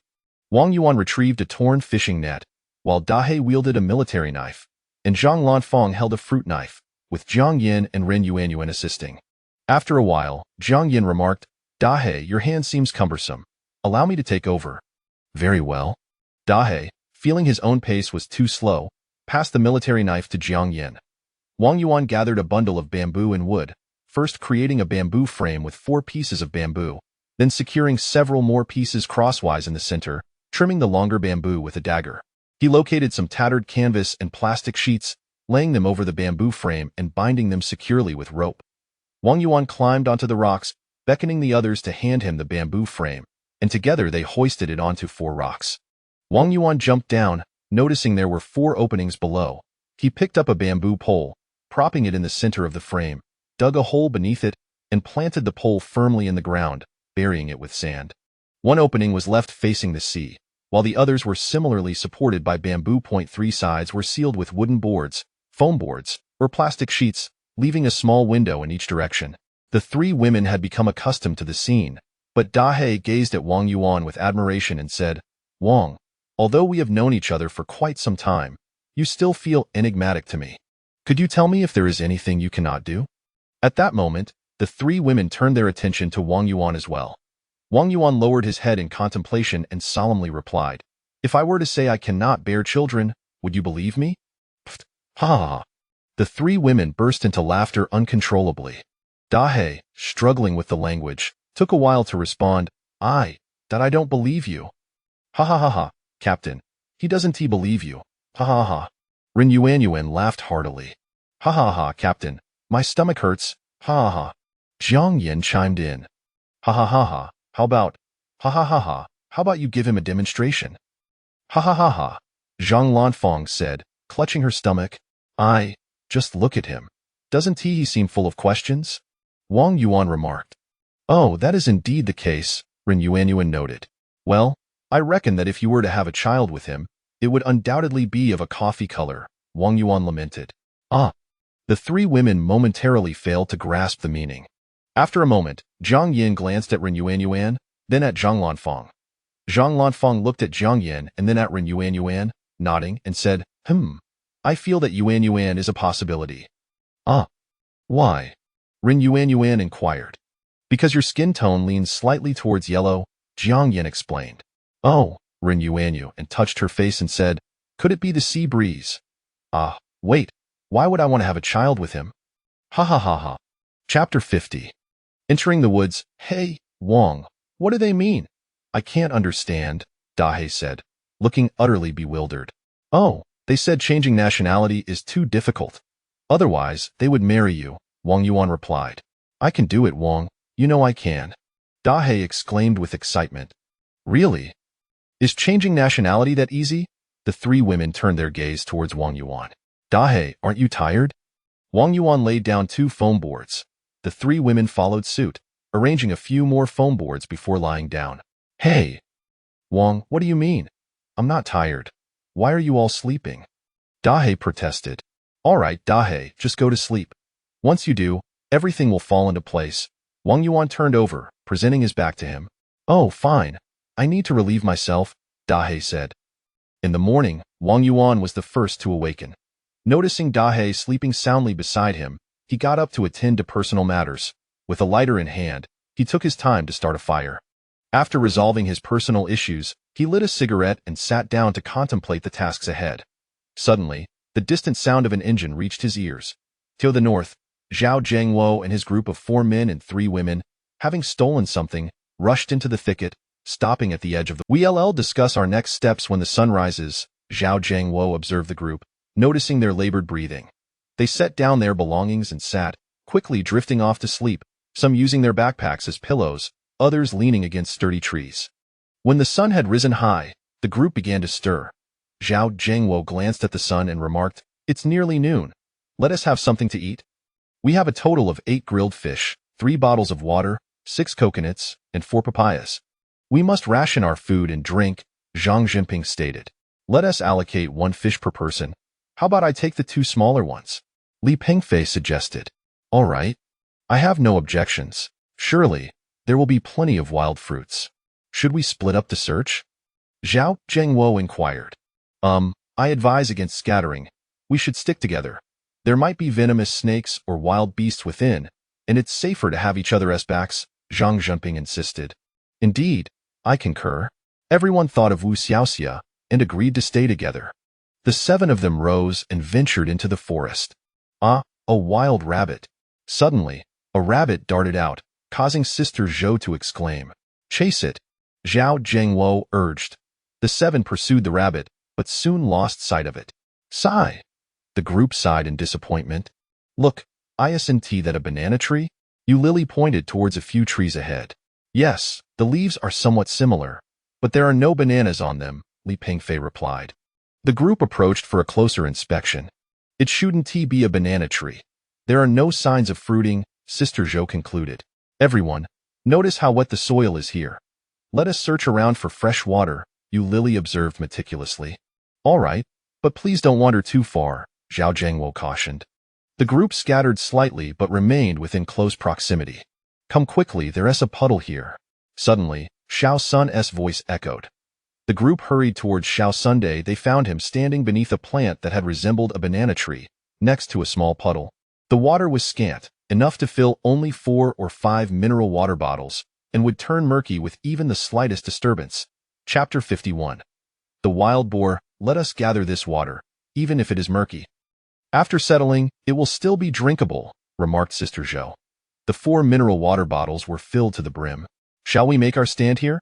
It is not far from the seaside, and we would be able to spot the rescue team upon their arrival. The group dispersed once more to forage for sustenance. By evening, they reconvened at the waterhole they had discovered, and a few had indeed found some small wild fruits, which they could not identify. Some resembled wild jujubes, while others looked like cherry tomatoes. There were not many, barely enough for each person to have 3 or 4. Let us consume these wild fruits, then divide 2 papayas and open 2 coconuts, suggested Zhao Zhengwo. The papayas were still unripe and somewhat bitter, yet the wild fruits were quite delectable. After feasting, they reclined under the trees to rest. Who will accompany me to the rocks for a look? Zhao Zhengwo inquired. The group fell silent. It's all right. We will quietly observe and return shortly, he assured them. Perhaps I shall join you, offered Zhang Zhenping. Very well, let us depart. Under the moonlight, the two made their way toward the seaside. As they approached the rocky outcrop, they crouched at the edge of the grass to observe the shelter. Despite the brightness of the moon, the distance hindered their clarity of vision. The shelter was silent, and the fire outside had extinguished. Zhao, do you think they have fallen asleep? Zhang Zhenping whispered. That seems likely, Zhao Zhengwo replied. Should we not go and take a closer look? Let us refrain.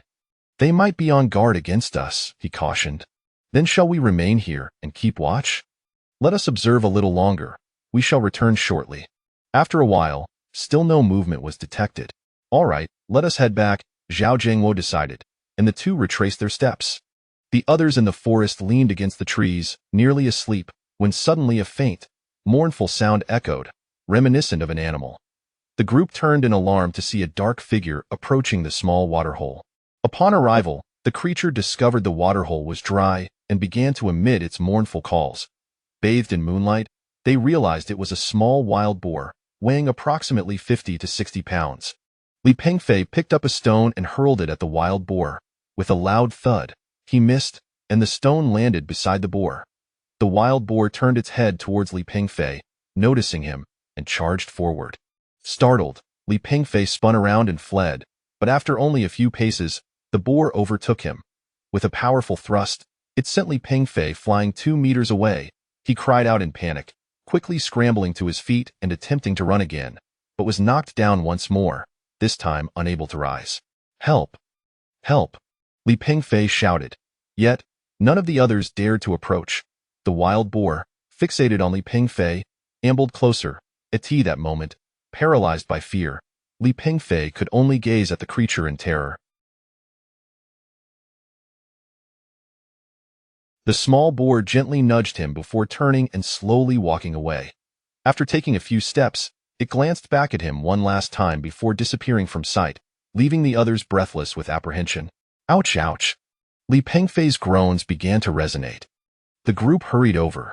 What has happened to you, young Master Li? Sister Zhou inquired. Oh, that I cannot get up, Li Pengfei lamented. Chapter 52 Encounter with Pirates. Li Xiao, where are you hurt? Oh, it hurts terribly, he replied. What happened? At that moment, Zhao Zhengwo and the others returned. Li Xiao was just gored by a wild boar a couple of times. It likely struck his waist and thigh, Sister Zhou explained. Li Xiao, let me take a look at your injury. As long as the bones aren't broken, you should be fine, Zhao Zhengwo stated. All right, Li Pengfei consented. The 3 women stepped aside as Zhao Zhengwo unfastened Li Pengfei's trousers and began to pull them down. Ouch! Be gentle, it hurts, Li Pengfei exclaimed. Bear with it, Zhao Zhengwo urged, removing his trousers. There's no bleeding, but it's hard to tell if there's any damage to the bones. Li Pengfei's waist and the upper part of his thigh were bruised and swollen significantly. Zhao Zhengwo continued, Li Xiao, just endure a bit longer. I'll help you put your trousers back on. Given our lack of medical supplies, we can only tough it out. Stay strong. The rescue team might arrive at any moment. For the next couple of days, try not to move too much. Perhaps a few days of rest will do the trick. Yes, I understand, Li Pingfei replied. Zhao Zhengwo helped him into his trousers, eliciting another grimace from him. Everyone, let's take a moment to rest. We'll discuss things further when dawn breaks, Zhao Zhengwo suggested. Li Pingfei could only lie on his stomach while the others rested until, at last, morning arrived. Zhao Zhengwo stood up, stretched, and clapped his hands, saying, "Everyone, wake up." Once everyone was awake, Zhao Zhengwo remarked, "Last night, we ventured out for a reconnaissance. It seems there might be no one at the reef. There hasn't been a single sound. Let us head over there. At the very least, we can distill water, fish, and gather seafood." What does everyone think? We agree, the group responded, exchanging glances. All right, the ladies and I will go ahead to scout the area, just in case. Zhang Jingping and Xiao Sun, you two will take turns carrying Li Xiao and follow behind, Zhao Zhengwo instructed. Understood, the others acknowledged. Then let us set off, Zhao Zhengwo declared as he slung his backpack over his shoulders. Together, Zhao Zhengwo and the three women reached the edge of the grass thicket, lying down to observe. It appears that there truly is no one around. Not a sound to be heard, Sister Zhou commented. Let us wait a bit longer. Perhaps they are all still asleep. If there is no movement when the sun rises, we will proceed, Zhao Zhengwo suggested. Just then, the sound of an engine reached them, filling everyone with hope. Could it be the rescue team? We must hurry down, Yu Lily urged. Wait a moment. Look over there, Sister Zhou pointed towards the northern sea. Pirates. A large oil boat was approaching from the north, followed by 5 fast boats. On the deck of the oil boat stood 7 or 8 individuals, each armed with rifles, while each fast boat carried 3 people, 1 steering and 2 armed men seated at the back. Everyone hide, Sister Zhou commanded. Zhao Zhengwo's eyes darted around, occasionally glancing at the 3 women. As the pirates drew closer, Zhao Zhengwo suddenly sprang up, grabbing Yu Lily's arm and pulling her towards the shore while shouting and waving his free hand. Hey! Hey! We're over here. There are people here. Just as the boats were about to vanish from sight, the last fast boat turned back. Zhao Zhengwo urged Yu Lily onto the beach. Zhao Zhengwo, let go of me. You scoundrel! Yu Lily cursed vehemently. Lily, don't be afraid. We will go with the pirates. Once we're with them, we will find a way to escape, Zhao Zhengwo reassured her. Zhao Zhengwo, you intend to hand me over to the pirates to save your own skin. You are a scoundrel, a worthless piece of trash. I spit on you. With that, Zhao Zhengwo slapped Yu Lily across the face. You will get what you deserve. You are inhuman. Yu Lily shouted. The 2 women hidden in the thicket were left in shock, their mouths agape. Damn you, Zhao Zhengwo, you worthless scum. Sister Zhou berated. This scoundrel deserves to be killed by the pirates. Zhang Jia added. Chapter 53. Burial. The speedboat drew ever closer as a pirate brandished an AK-47, aiming it at the 2 individuals. 2 other pirates shouted something in the distance.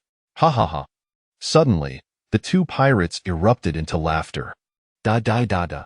The gunfire rang out. Zhao Zhengwo and Yu Lily fell to the ground.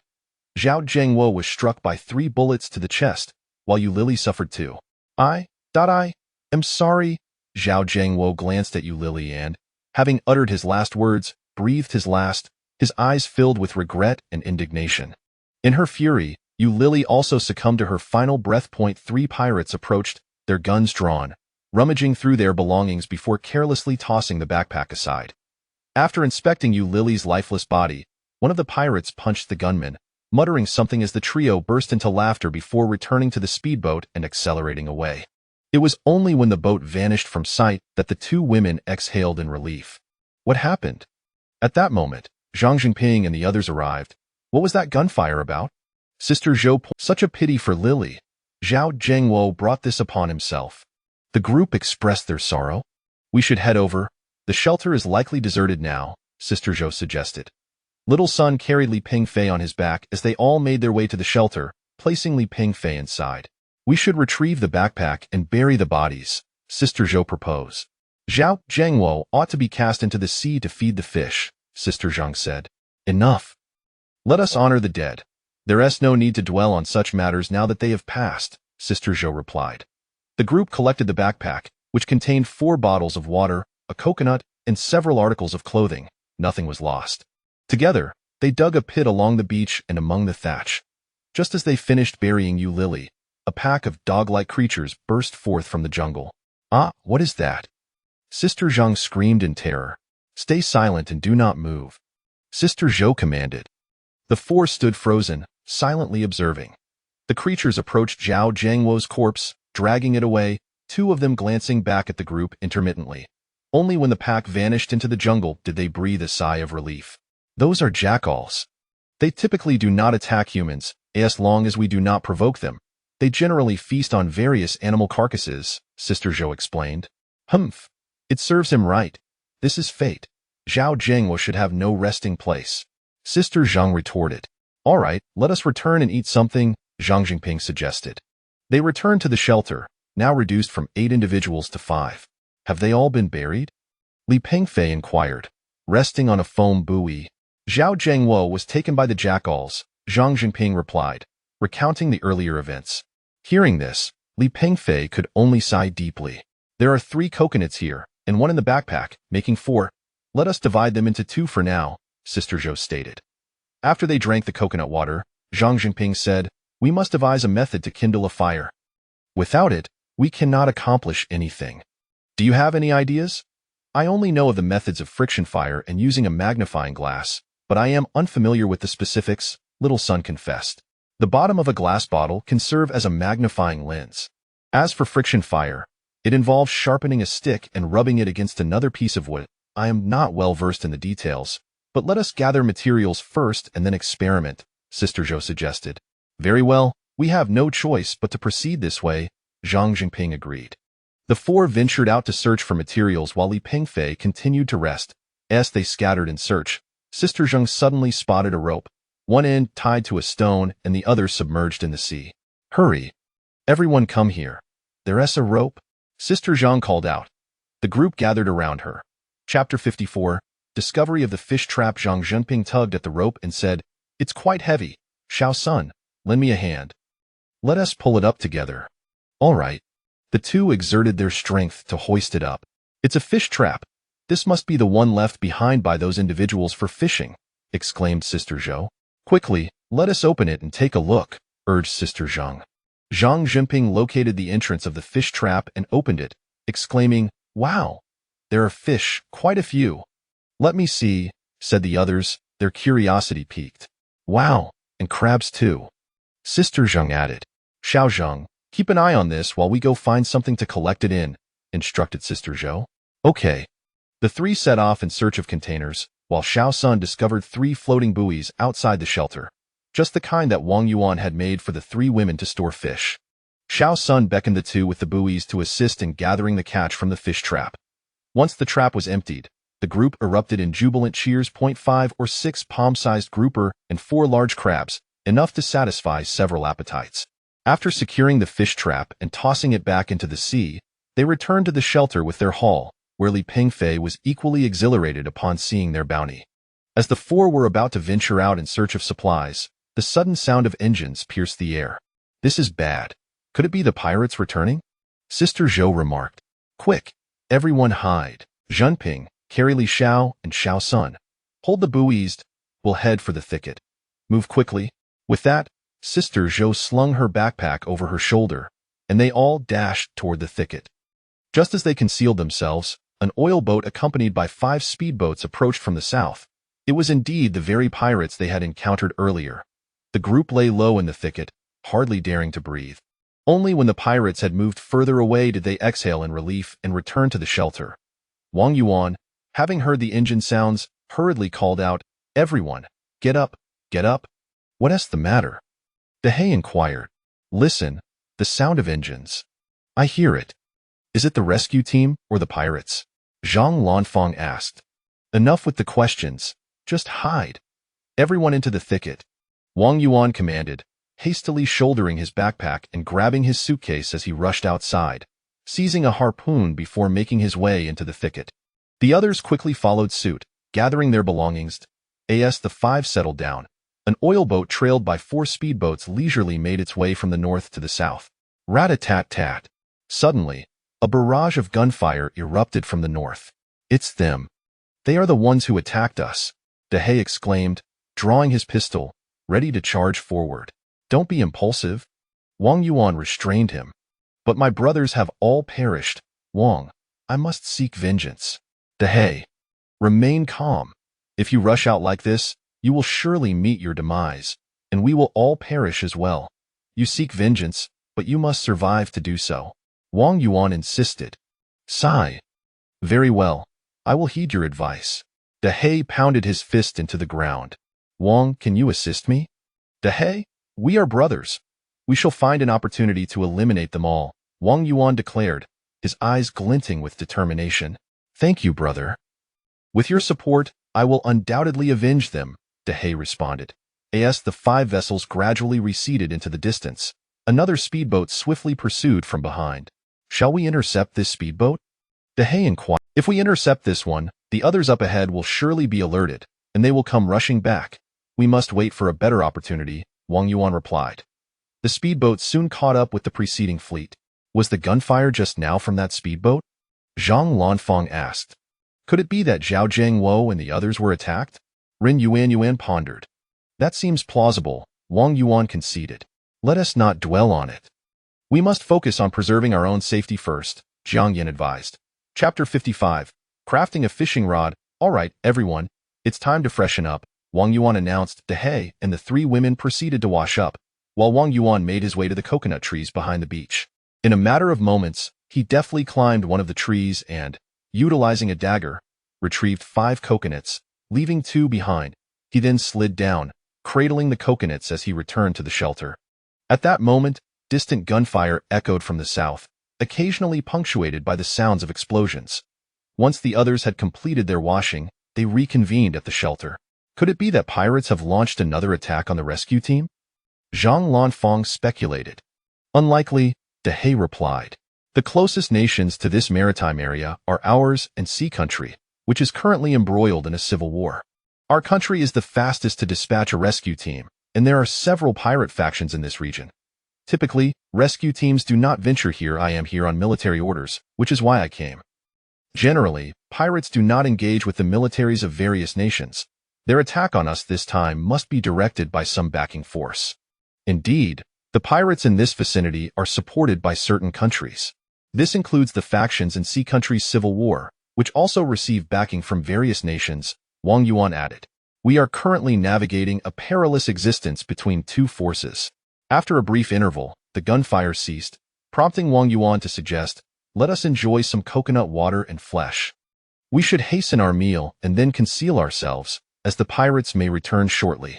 The group shared the coconuts, and soon the sound of engines reverberated from a distance, causing them to quickly grab their belongings and dash into the thicket to hide. Moments later, the engine noise grew nearer, and the 5 of them peered through the gaps in the foliage, spotting the same pirates, a fuel boat accompanied by 5 speedboats, gradually receding from view. They all breathed a sigh of relief and returned to the shelter. Captain, you mentioned that we are surviving in a narrow space and that the rescue team cannot reach us. How do we plan to return? Zhang Lanfang inquired. Rest assured, we will make it back. When the time is right, I will ensure that none of you are left behind, Wang Yuan reassured them. Everyone can take comfort in the fact that Wang is the most formidable soldier I have ever encountered from Huagua, Dehe remarked. All right, shortly you all should prepare some seawater for cooking, while I craft a fishing cage, Wang Yuan instructed. Outside the shelter, he constructed a makeshift stove from stones, igniting a fire. He found a milk powder can, cleaned it thoroughly with fine sand and seawater, and filled it with seawater, placing it atop the fire to boil. Meanwhile, the 3 women gathered mineral water bottles and plastic buckets, filling them with seawater and placing them beside the stove. Dehe observed with curiosity throughout the process. Dehe, shall I fashion a fishing rod for you? Wang Yuan proposed. That would be splendid. I haven't fished in ages. I truly enjoy it, Dehe replied enthusiastically. Wang Yuan fashioned a fishing hook from a pull tab of a can, while the 3 women assisted in unraveling a fishing net to create fishing line. They procured a slender bamboo pole, and soon enough, a fishing rod was complete. They then found a float, drilled a hole in it, tied a string to create a handle, and handed it to Dehe. Dehe, use this to store your catch. Bait it with conch or oyster meat and take the fishing rod to catch some fish, Wang Yuan advised. But be cautious, as the rod is quite dry and may easily snap. Understood. Now, Fang Jia, let us venture inside to search a bit, Wang Yuan suggested. All right, Zhang Lanfang replied, loading several empty bottles into her backpack and picking up a spear. Wang Yuan, holding a fuel barrel at his side, with a dagger strapped to his waist, waved the spear and declared, "Let us set out." As the two departed, Ren Yuanyuan pouted and remarked, "Yanjia, do you think the captain has feelings for Fang Jia?" "Surely not," Zhang Yin responded. "How could that be?" "Observe, the captain always takes Fang Jia along on outings. Why does he not bring me? What use would it be to take you along? What can you contribute?" "Well, that is true. They can't possibly be sneaking off to the thicket, can they?" Chapter 56. Searching the jungle, Wang Yuan and Zhang Lanfang arrived at the thicket first, methodically striking the grass with a harpoon as they ventured deeper, casting their gazes around to observe their surroundings. Suddenly, they stumbled upon a small earthen mound adorned with a patch of saddle vine, within which lay a piece of iron. Approaching the object, Wang Yuan extracted the iron piece, measuring approximately 70 centimeters in length, wider at one end and tapering to a narrower point, 40 centimeters at its broadest and 20 centimeters at its narrowest. Both ends bore fresh breakage marks, and the narrow end featured 4 screw holes, one of which housed a broken and deformed screw. The side of the iron piece also exhibited signs of fracture, presenting a slightly twisted form. "It appears quite new. It must belong to our aircraft," Zhang Lanfang remarked. "Indeed, it could be a component of a propeller or an exhaust blade," Wang Yuan replied. "Shall we take it back with us? Let us leave it here for now. We should continue searching for fresh water or any fruits. We can retrieve it upon our return, along with some vines," Wang Yuan suggested, glancing at his watch. It was 10:30. "All right," she agreed. The duo continued their search deeper into the jungle, failing to locate any fresh water or wild fruits, yet they managed to dig up a considerable amount of wild vegetables. Wang Yuan signaled Zhang Lanfang to return, cutting some vines before heading back to the shelter with the iron piece in hand. Dahai was still fishing, while Zhang Yin and Ren Yuanyuan had already processed more than half a jar of seawater into salt. "That will suffice for now. We can continue later. Please wash these vegetables," Wang Yuan instructed, then settled on a stone to sort through the vines, removing the leaves and branches. The 3 women returned after rinsing the vegetables at the seaside. Wang Yuan selected a few plantain leaves and placed them into a can, adding water to boil over the fire. Seeing everyone had returned, Dahai also came back to the shelter, carrying his fishing rod and buoy. "Wang, I caught 3 fish," Dahai exclaimed. "Fang Jia, why not use the milk powder can to prepare some fish soup with the vegetables?" Wang Yuan suggested. "Of course," the 3 women replied, taking the fish and milk powder can to the shore to clean the fish and wash the can. The water in the can came to a boil, and Wang Yuan carefully set it aside with a stick, saying, "Dahai, let me examine your wound." "Sure," Dahai replied, sitting beside Wang Yuan and extending his left arm. "The wound is healing well. In a couple of days, the stitches can be removed," Wang Yuan remarked as he unwrapped the bandage to inspect the injury. He then took several purslane leaves from the wild vegetables, mashed them with a stone into a paste, and applied it to Dahai's wound, rebandaging it afterward. The 3 women had returned with the fish soup, sitting and watching Wang Yuan.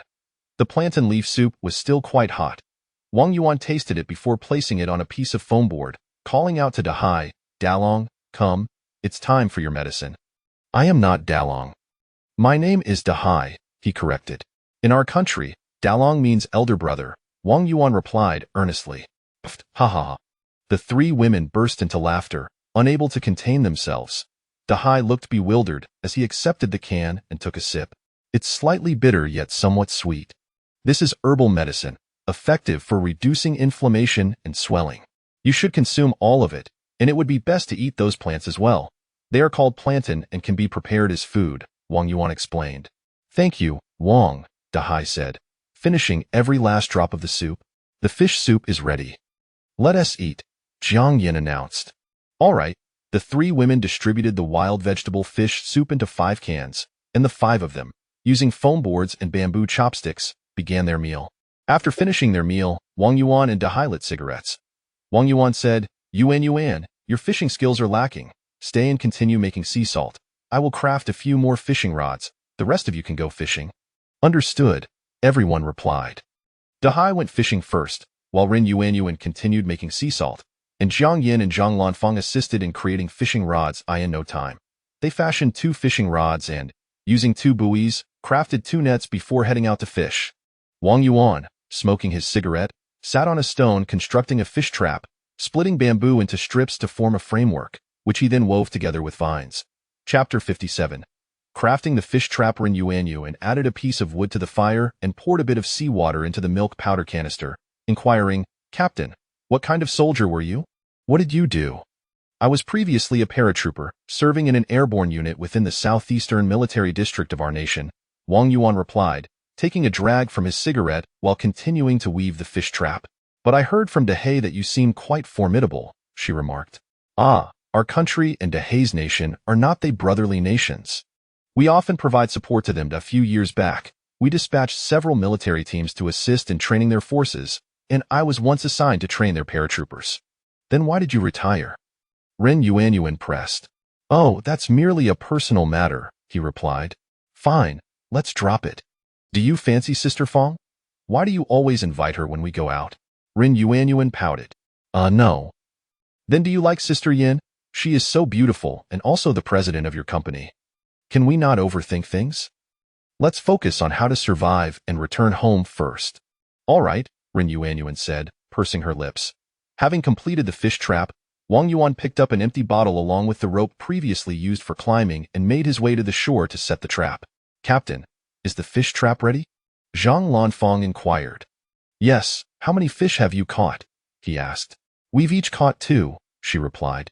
"That will suffice for dinner," he stated, gathering some small sea snails to crush and place inside the bottle. He sealed it, punctured a few holes with his knife, placed it in the fish trap, secured it at the mouth, tied it with rope, and tossed it into the sea, anchoring the rope to a stone. "You continue fishing. I will return to make some repairs to the shelter," he instructed. "All right," they agreed. Wang Yuan strolled towards the beach, reached a coconut tree, glanced up, and climbed it to drop down 5 coconuts.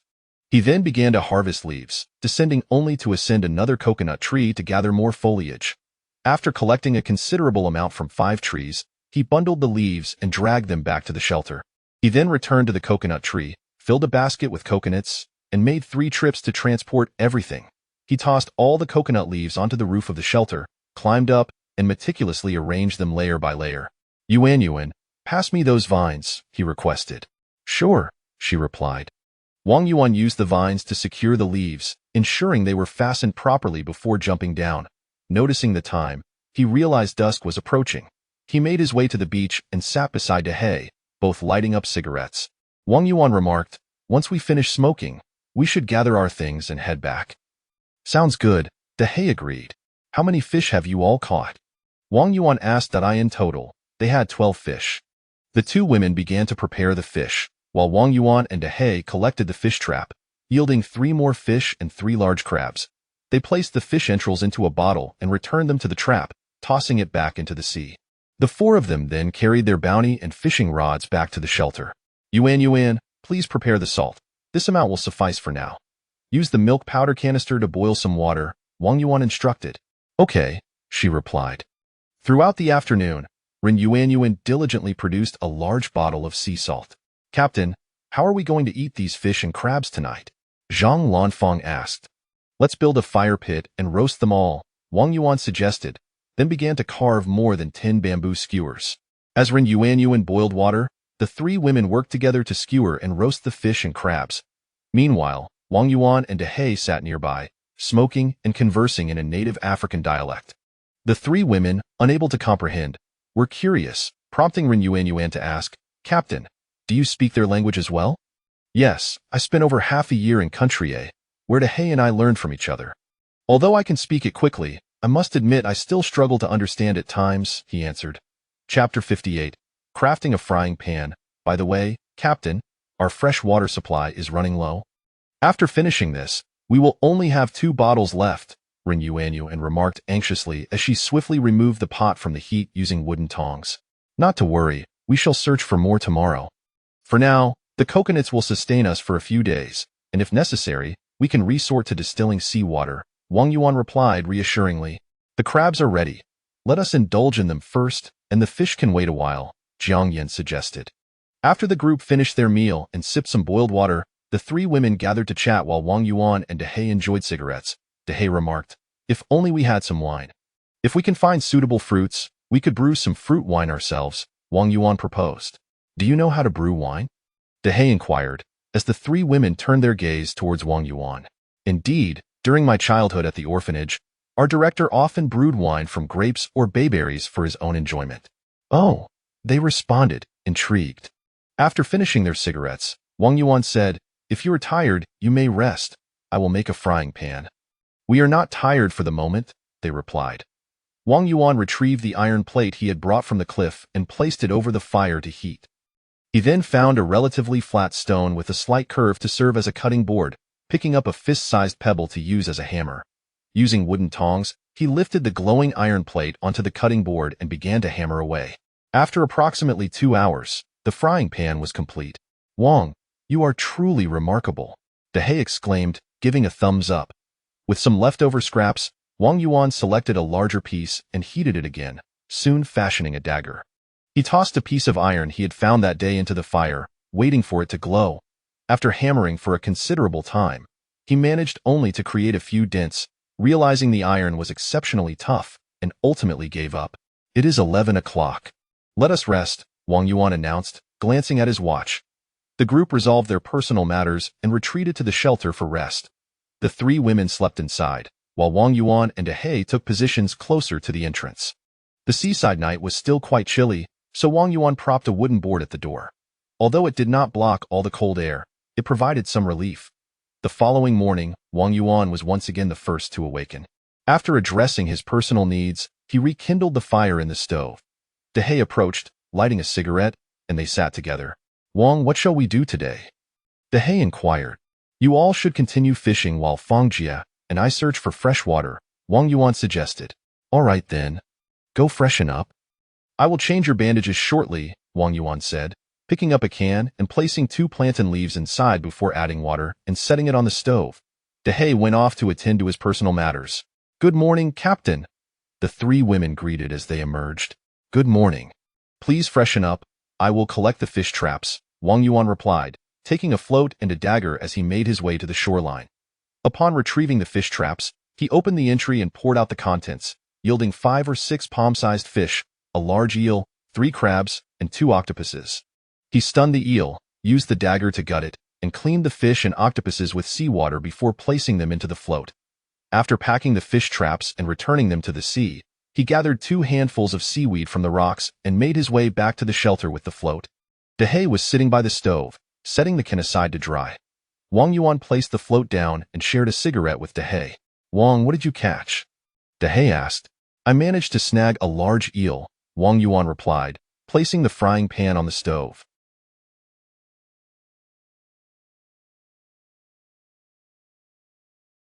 He cracked open 2 coconuts, pouring their juice into the pan before cutting the 3 crabs in half with his dagger and adding them to the mix. He then began to slice the octopus. At that moment, the 3 women, having finished their personal matters, approached him. Chapter 59. A female corpse, Captain. What should we do? Ren Yuan inquired. Why don't you prepare some grilled fish? Wang Yuan gestured towards the buoy. All right. Ren Yuan and Jiang Yin made their way to the buoy, while Zhang Lanfeng set off to rekindle the fire. Wow! What a huge eel! Zhang Lanfeng exclaimed as she sliced the eel into 5 segments with a dagger, and the 3 women skewered the fish onto bamboo sticks to grill them. The coconut milk in the pot began to boil, and Wang Yuan placed the octopus inside, tore the seaweed into pieces and added it as well, sprinkling in a bit of sea salt. He cracked open 2 coconuts, extracted the coconut flesh, and crumbled it into the pot. Delicious aroma. Captain, what are you making? Ren Yuan said, saliva almost dripping from her mouth. Seaweed seafood coconut soup, Wang Yuan replied. What a long name. It sounds like it must be incredibly tasty, Ren Yuan remarked. Delang, it's time to take your medicine, Wang Yuan said. All right. Dehe responded. Ha ha ha. The 3 women burst into laughter. Wang Yuan picked 2 purslins and mashed them with a stone, saying, Dehe, I'll change your dressing. After Dehe took his medicine, he extended his left arm towards Wang Yuan. You'll be better soon. Tomorrow I'll remove your stitches, and in a few days, you'll be fully healed. Wang Yuan unwrapped the cloth to inspect the wound. After changing Dehe's dressing and securing it, he declared, "Let us eat." The group divided the grilled fish and seafood soup and began to feast. "This is absolutely delicious," Dehe exclaimed. So fragrant," Zhang Lanfang remarked. Ren Yuanyuan was too busy eating to speak, simply giving a thumbs up. The rich creamy flavor combined with the freshness of the seafood is indeed exquisite, Jiang Yin noted. Once everyone was satiated, Ren Yuanyuan cradled her stomach and said, "I feel so full. It's as if we are on vacation." Ha ha ha. They all laughed heartily. "Captain, what shall we do today?" Zhang Lanfang asked. "Well, Fangjia, today you'll accompany me to search for fresh water. You all can continue fishing. We may not return until noon. I wish to expand our search area.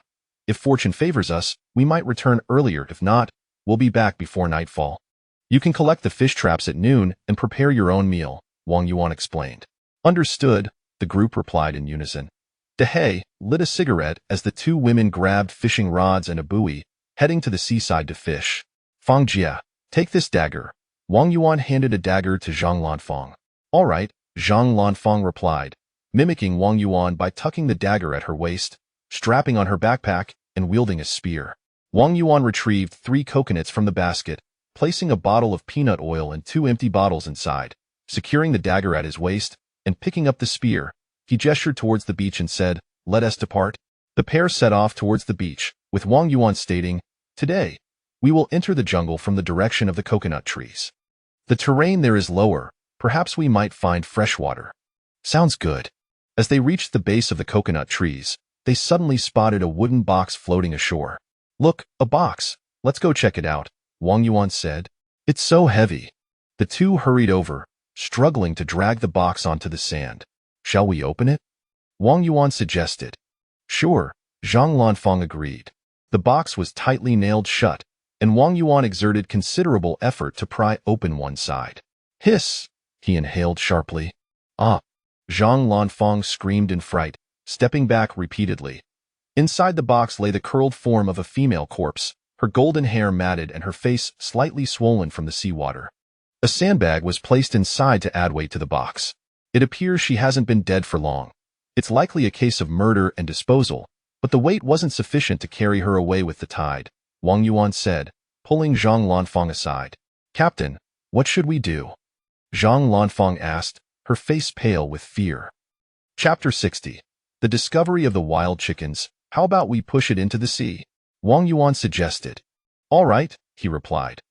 Wang Yuan picked up a wooden plank, preparing to re-nail it, when suddenly a pack of jackals burst forth from the jungle. "Run!" Wang Yuan urgently pulled Zhang Lanfang along as they fled. After sprinting over 50 meters, they glanced back to see the jackals dragging a corpse from the box, several of them working together to quickly haul it into the thicket, disappearing in no time. "What were those just now?" Zhang Lanfang asked, her heart still racing. "Jackals. They typically won't bite unless provoked. They generally feed on carcasses, only attacking other animals when they are extremely hungry." "Oh, well then, let us proceed," Wang Yuan said. "Okay." The two made their way towards a lower patch of grass by the coconut trees. They cautiously moved forward, using their harpoons to prod the underbrush, when suddenly Wang Yuan halted, gesturing for Zhang Lanfang to be silent, pointing ahead to the grass. There, amidst the foliage, a segment of a snake's body was visible, adorned with dark brown scales, approximately the thickness of an arm, with neither head nor tail in sight, leaving its full length a mystery. Wang Yuan waved his hand behind him, signaling Zhang Lanfang to retreat, then crouched down to pick up a stone. He slowly advanced, tossing the stone gently to the other side of the snake. The stone rolled forward, and the snake, sensing the ground's tremor, extended its head towards it. Now, with a swift motion, Wang Yuan leaped forward, thud. The harpoon's metal tip pierced the snake at its vital spot, securing it to the ground as the snake recoiled. Wang Yuan released the harpoon and stepped back, the snake writhing as it coiled around the weapon. Drawing his dagger, he charged, and with a swift slash, the snake's head was severed. "Ha ha! What a plump catch!" Wang Yuan exclaimed, lifting the snake with the harpoon. Ah, be careful, Zhang Lanfang cried out. Just then, a large eagle swooped down, whoosh! It soared past Wang Yuan's eyes. Upon glancing back, he saw the harpoon was now empty, and despair washed over him. Silently, he retrieved his lighter and cigarette, lighting one and inhaling deeply, then thrusting the harpoon heavily into the ground. Zhang Lanfang approached, patting Wang Yuan on the shoulder. Captain, my condolences. Wang Yuan glanced at her silently, taking another drag from his cigarette, his eyes filled with sorrow. Pfft! Ha ha ha! Zhang Lanfang burst into laughter. Wang Yuan dug a small pit with the harpoon, placing the snake's head inside and stamping down hard twice. Let us move on, he declared, and they continued deeper into the wilderness. Captain, I feel as though this might be a path, Zhang Lanfang remarked. Yes, I sense it too. Where the ground sloped, a few stone slabs formed steps. Where it was flat, there were patches of low grass, bordered by bushes and reeds. The narrow path extended further inward, leading to a forest where it seemed to vanish. Shall we continue? Zhang Lanfang inquired. Let us proceed. We will assess the situation once we enter the jungle. Very well. They brushed through the undergrowth, gradually approaching the forest's edge when suddenly, flap! 2 wild chickens burst forth from the nearby thicket. Wow! Wild chickens! Zhang Lanfang exclaimed. Indeed, however, we won't be able to catch them now, Wang Yuan replied. Let us see if we can find their nest. The two followed the direction the wild chickens had. Captain, there's a nest.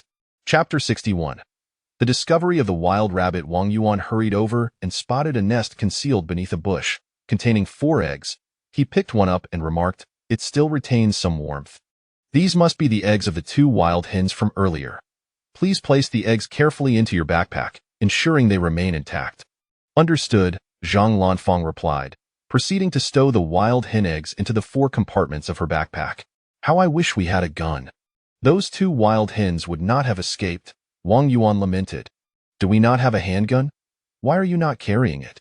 Zhang Lanfang inquired. I intend to reserve the handgun for the hay and a wild rabbit. Zhang Lanfang pointed ahead, where a wild rabbit was bounding away in the distance. Wang Yuan dashed over to investigate and said, There's a hole here. It seems to be a rabbit burrow. Zhang Lanfang approached and suggested, Captain, when we have the time, we should come back to catch some rabbits. Catching them won't be easy. There's an old saying, a cunning rabbit has 3 burrows. This is merely one entrance. There could be several others hidden away, Wang Yuan cautioned. Do you have a plan? We will need to prepare some equipment. Today is not feasible. Let us postpone it for another day. We should continue on our path, Wang Yuan decided. After a while, the two arrived at the edge of the forest, where they paused to observe the narrow path leading deep into the thicket, beyond which visibility was limited. Captain, shall we venture into the woods? Zhang Lanfang asked. Yes, let us proceed. The dense foliage indicates ample water supply. We must continue our search, Wang Yuan replied. All right then. An abundance of fresh water signifies a wealth of wildlife, so do not stray too far from me.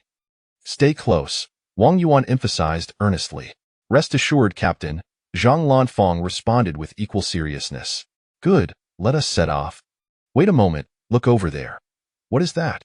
As they entered the woods, Zhang Lanfang pointed to the ground beneath a tree on the left. Let us go take a closer look. They approached to discover a strap protruding from behind the tree. As they drew nearer, they found a canvas satchel lying on the ground, covered with a layer of leaves and dust. Wang Yuan grasped the strap and lifted it. With a rip, the satchel split open, spilling out several items. It appeared the satchel had been there for quite some time, weathered beyond use. Seeing the items on the ground, Wang Yuan was filled with delight. He inspected the satchel, found it empty, and discarded it aside, focusing on the items scattered about. There was a military shovel, its screws and components intact. 2 connecting rods were available, seemingly made of stainless steel alloy, showing no signs of rust. There was also a chisel and a stone carving tool, both rusty but likely still functional, and a compass that was shattered, yet the needle remained operational. These tools are still usable. We have acquired some valuable implements this time, Wang Yuan said, detaching the compass's needle and handing it to Zhang Lanfang, while placing the other items into his backpack. What is this? Zhang Lanfang inquired, examining the compass. This is a compass. It is utilized by some individuals in our country for geomancy. Although the outer casing is weathered and unusable, the needle inside is still functional. You should keep it. It will help you avoid getting lost in the future. Ah, very well. Zhang Lanfang placed the compass into her backpack. Let us move on. The two continued along the narrow path into the forest, and after a while, they encountered numerous palm and banana trees, though none bore fruit. Captain, do you see that tree? Is it a banana tree? Zhang Lanfang asked, pointing to a tall tree not far ahead. Chapter 62.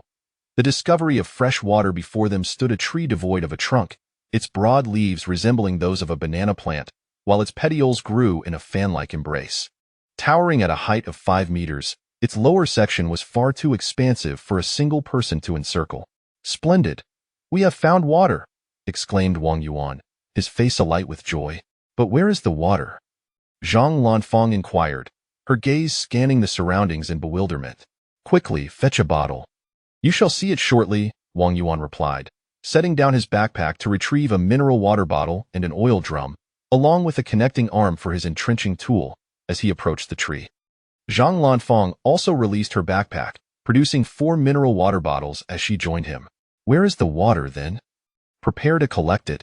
Wang Yuan instructed. Drawing his dagger, he inserted it beneath one of the petioles of the tree, then withdrew it to reveal a jet of water gushing forth from the wound.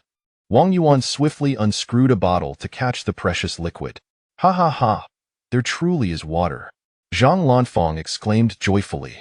Hurry, Sister Fang, prepare to collect it. All right, she responded, hastily opening a bottle to receive the flow. Wang Yuan removed all the caps, rinsed the connecting arm of the entrenching tool thoroughly, and then inserted it into the outlet. Water streamed out through the arm S-tube, and he positioned the oil drum beneath the flow to collect the water. Sister Fang, do give it a taste. Is it refreshing? Wow! It's sweet and invigorating. Both of them drank 2 bottles each, and soon all their containers were filled to the brim. They even splashed some water on their faces, feeling rejuvenated. Wang Yuan extracted the connecting arm and placed it back in his backpack, lighting a cigarette. Captain, what kind of tree is this? This is known as the traveler's palm. It provides water for travelers, which is how it earned its name. This tree does not bear fruit. It stores large quantities of fresh water within its petioles. The cut will heal quickly, so I inserted a tube.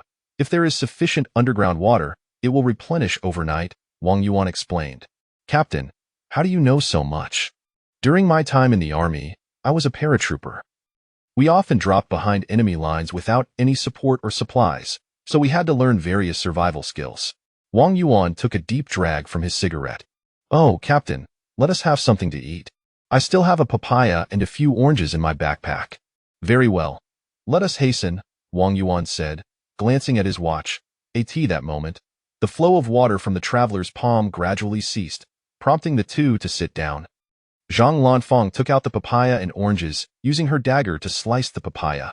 After sharing the fruit, they stowed the water in their backpacks and baskets, while Wang Yuan lit another cigarette. Sister Fang, let us continue. We must return by 3 o'clock, regardless of whether we find food. Otherwise, it may become too dark for our return. Understood. Having walked a short distance, they discovered another traveler's palm. All right, Sister Fang, let us survey the area here. There is an abundance of water. Perhaps we can find a suitable place to rest. If we do, we shall relocate, Wang Yuan suggested. Captain, look over there. Is that not a bamboo grove? Zhang Lanfang pointed to the treetops ahead. Indeed it is, Wang Yuan replied. Behind a cluster of trees lay a dense bamboo grove, its foliage thick, with only a few bamboo leaves peeking through. The two continued along a narrow path for several meters until the scenery opened up before them, revealing a lush green meadow, roughly the size of a football field, standing in stark contrast to its surroundings. The ground was remarkably level, with grass barely reaching their ankles, interspersed with a few palm and banana trees, each adorned with clusters of bananas, though only a couple of the trees bore some ripened fruits. To the left of the meadow stood several pine trees, behind which lay the previously discovered bamboo grove, while faint sounds of flowing water emanated from the right, suggesting the presence of a nearby stream. This place is exquisite, Zhang Lanfang remarked. Indeed, the sound of water suggests fresh water is nearby. Shall we investigate? Certainly. Chapter 63. The wild boar. The two individuals made their way towards the right side of the lawn, where they soon discovered a serene pond. The water was crystal clear, revealing the bottom, and a small stream flowed into the pond. Yet there was no water escaping from it, likely seeping underground instead. The pond was shallow, allowing glimpses of small fish swimming beneath the surface. The stream emerged from the side of a large rock. Two massive stones stood side by side, creating a narrow crevice between them.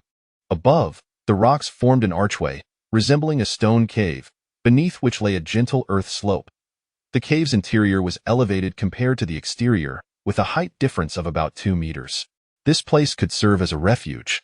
I wonder how expansive it is inside, remarked Zhang Lanfang. Indeed, if it proves suitable, we should relocate here, Wang Yuan replied. All right, let's go inside and take a look, she suggested. Wait a moment. Please step back a bit, Wang Yuan instructed. What's the matter? She inquired. Just trust me and hold your questions for now. Zhang Lanfang moved to the edge of the lawn, observing Wang Yuan.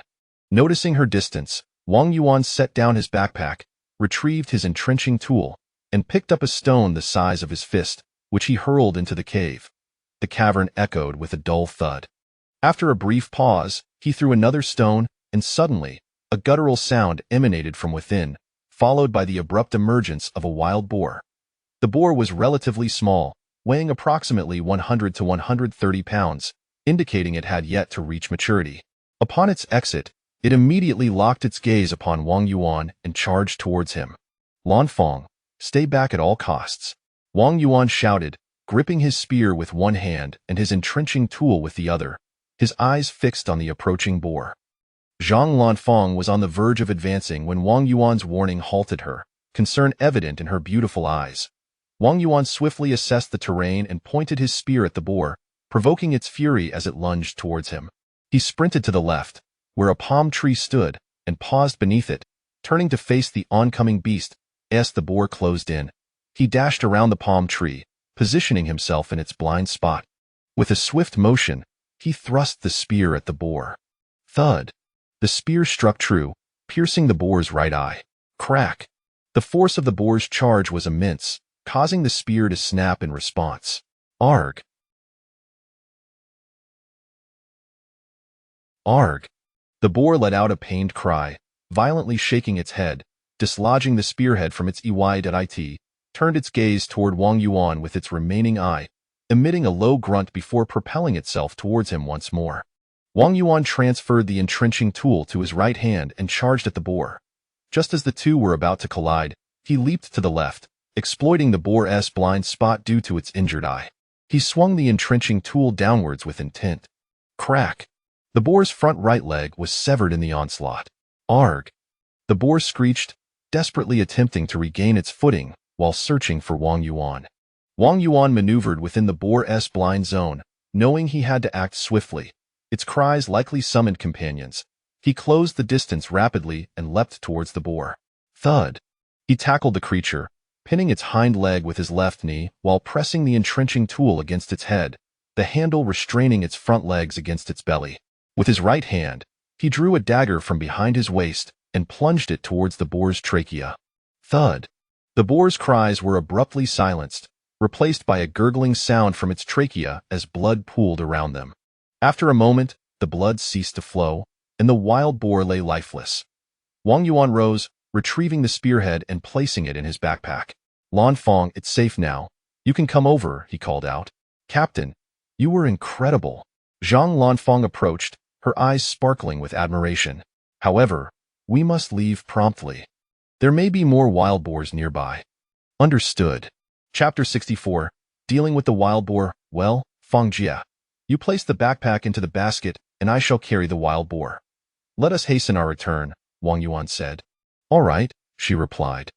Wang Yuan connected the two sections of the entrenching tool, retrieved the broken spearhead, stowed the metal tip in his pocket, and hoisted the wild boar onto his shoulder.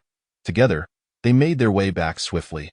After approximately an hour, they arrived beneath the coconut trees by the seaside, where they set their burdens down and collapsed onto the ground, panting heavily and drenched in sweat. The wild boar, having bled out, weighed around 120 pounds, while the basket added another 30. The two had indeed exhausted themselves after an hour of carrying such weight. Zhang Lanfang produced 2 bottles of water and handed one to Wang Yuan. They both drank deeply, regaining a modicum of strength. "Let us go back," Wang Yuan declared. "All right," Zhang Lanfang responded, shouldering the basket and sprinting ahead. When she reached the rocks, she spotted Dehe and the others fishing and called out, "Quickly, everyone, come and lend a hand." The 3 turned, recognizing Zhang Lanfang, and exclaimed, "Fang Jie, you have returned?" They set down their fishing rods and rushed over.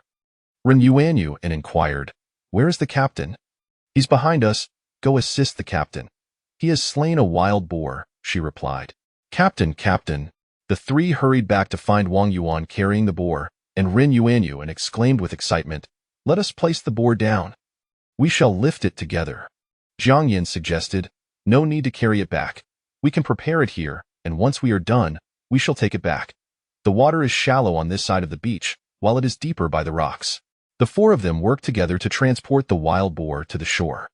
However, the wooden crate that had previously been there was now missing, likely swept away by the tide. "We shall return to fetch our equipment, and then come back to prepare it," Wang Yuan said as he lit a cigarette. "Wang, where did you acquire that entrenching tool?" Dehe asked upon seeing Wang Yuan pick it up. "We also discovered some fresh water." Upon returning to the shelter, they found Zhang Lanfang tidying up. "Are you thirsty? There is water here," she said, gesturing to the bottles of mineral water and an oil drum she had brought out. Dehe and the others took a sip of water, and Zhang Lanfang inquired, "Is it good?" This water was sourced from the traveler-s banana. "What is a traveler-s banana?" the 3 asked, looking at Zhang Lanfang with curiosity. "It is a type of plant that the captain knows. Otherwise, I would not have known either. I will introduce you to it another day," she replied. Wang Yuan glanced at the time. It was 4 o'clock. He went to the luggage and retrieved a pair of pants and a t-shirt. "Take the tools and the foam box to the beach to prepare the wild boar," he instructed. "And you?" Zhang Lanfang asked. "I shall also wash up. I am covered in pig's blood."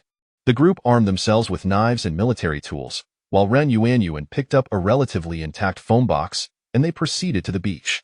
Wang Yuan, clad in black military fatigues, appeared unblemished at first glance, but upon removing them, it became evident that his upper body was smeared with blood.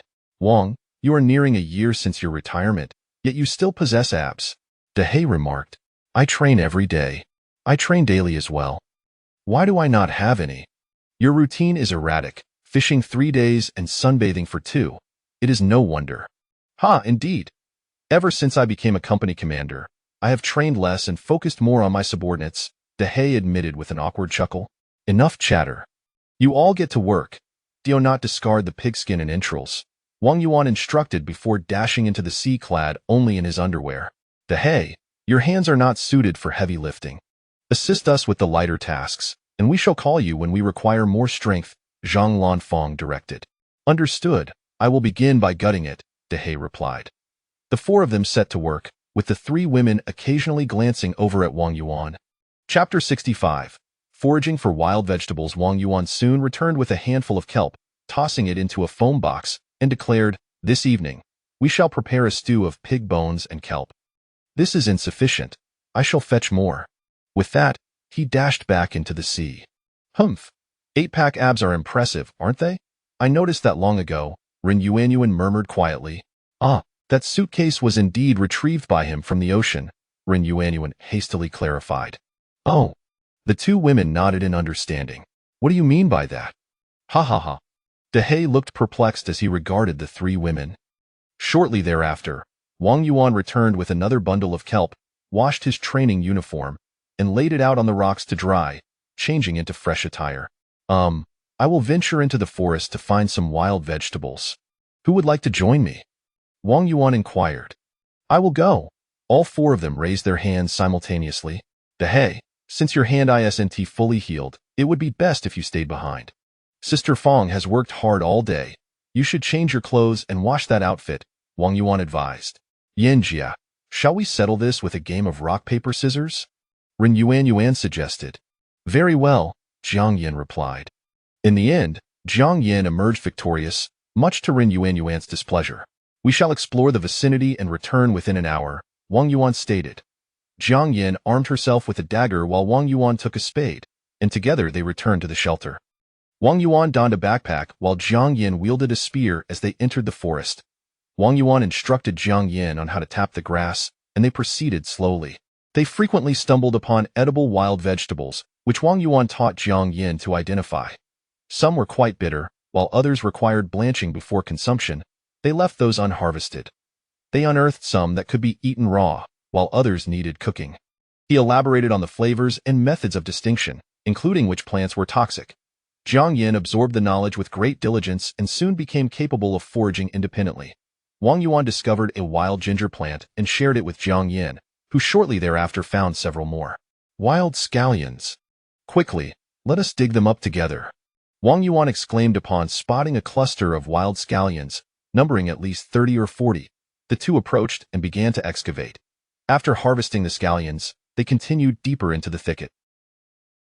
Wang Yuan suggested, "All right, let us search around this area." "Agreed," replied Jiang Yin, and they began to search along the edge of the bushes. Before long, they discovered a wild prickly ash tree, adorned with numerous ripe peppercorns. "Be careful not to prick your hands," Wang Yuan cautioned. "Yes, I am aware," Jiang Yin responded. In a short while, they had gathered all the ripe ones, leaving the immature ones untouched.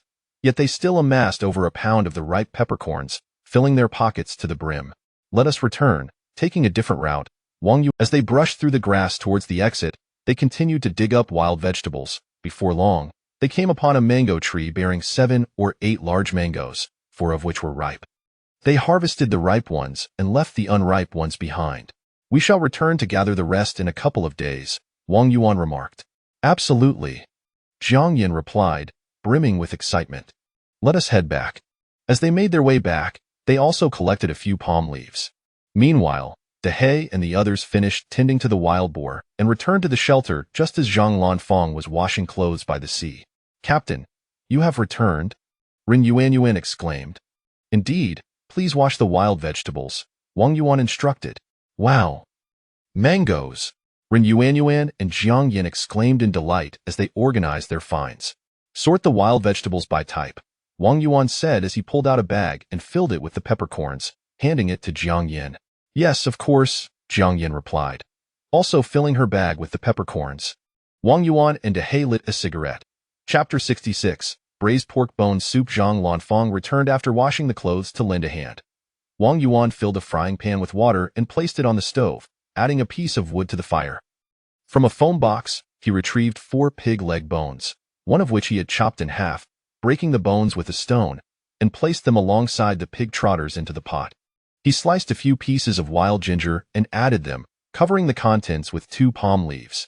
"Wang, is braised pig's trotters delicious?" "I've never tasted it," Dahei inquired. "Of course it's delicious. The fare from our country is truly exquisite," Wang Yuan replied. The two then lit a cigarette. Wang Yuan suggested, "Dahei, let us search for a few more foam boxes." "All right," Dahei agreed. The two of them, smoking, scoured for marine debris, and soon each found a foam box, which they washed clean at the shore before bringing it back. The 3 women had finished washing the wild vegetables and placed them into the foam box. "Well, you all should chop the kelp and add it to the pot. I haven't added any salt, so please manage that. Also, prepare some meat skewers and grilled fish. Dahei and I will take advantage of the daylight to collect more ocean refuse," Wang Yuan instructed. "Okay," they replied.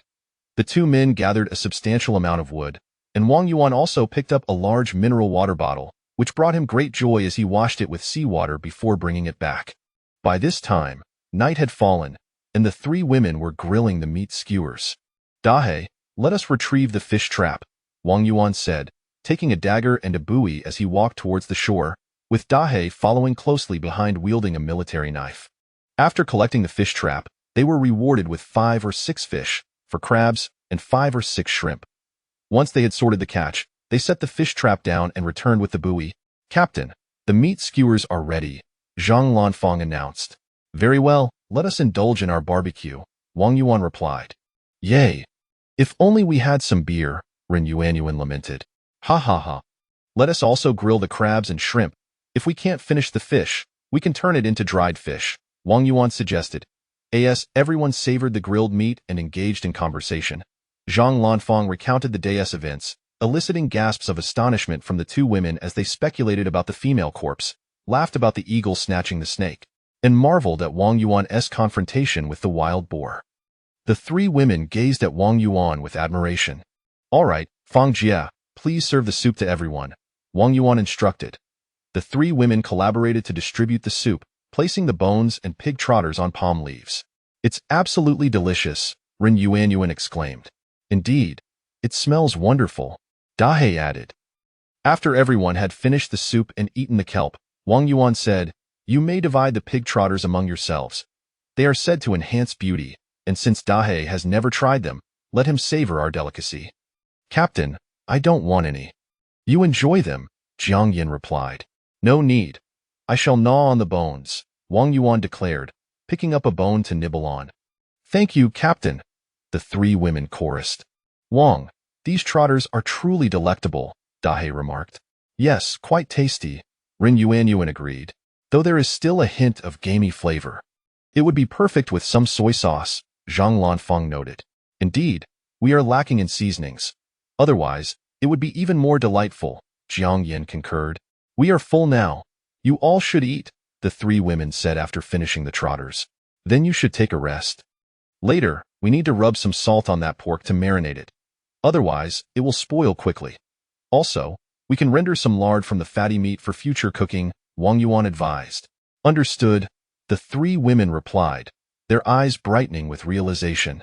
Wang Yuan and Dahe finished gnawing on the bones and devoured the crabs and shrimp. Then they went off to smoke while the three women marinated the pork, setting aside some fatty meat. "Yan Jia, your culinary skills are impressive. Please render the lard while we handle the marinating," Ren Yuanyuan suggested. "Indeed," Zhang Lanfang agreed. "Very well," Jiang Yin said, scrubbing the frying pan before commencing the rendering of lard. Chapter 67. Crafting two machetes. Wang Yuan, having finished his cigarette, retrieved the chisel and gouge he had found earlier that day. He picked up a fragment of the propeller and placed it in the fire, allowing it to glow red before carefully using a stick to transfer it onto a large stone. He then took a piece of rock and began to chisel into the propeller. Its toughness required intermittent heating and chiseling, and eventually, he managed to create a series of small holes along its center. He then switched to the gouge to connect these holes.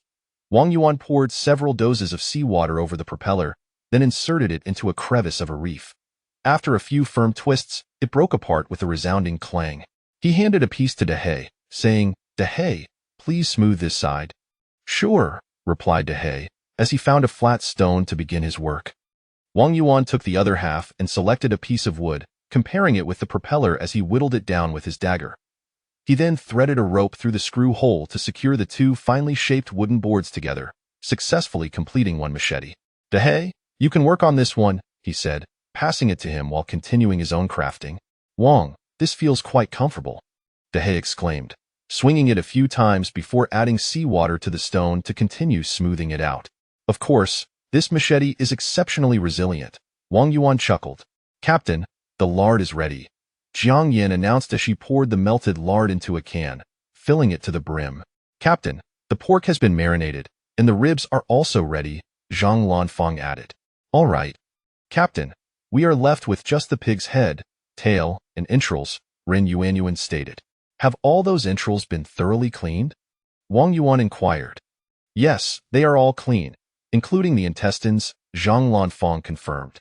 "Very well, we shall have offal for breakfast tomorrow," Wang Yuan decided. "Okay," the three women replied as they filled the pot with water, added the entrails, sliced some wild ginger, included a few whole stalks of wild onions, and topped it all with palm leaves, pressing down with 2 pieces of wood before adding a log to the fire.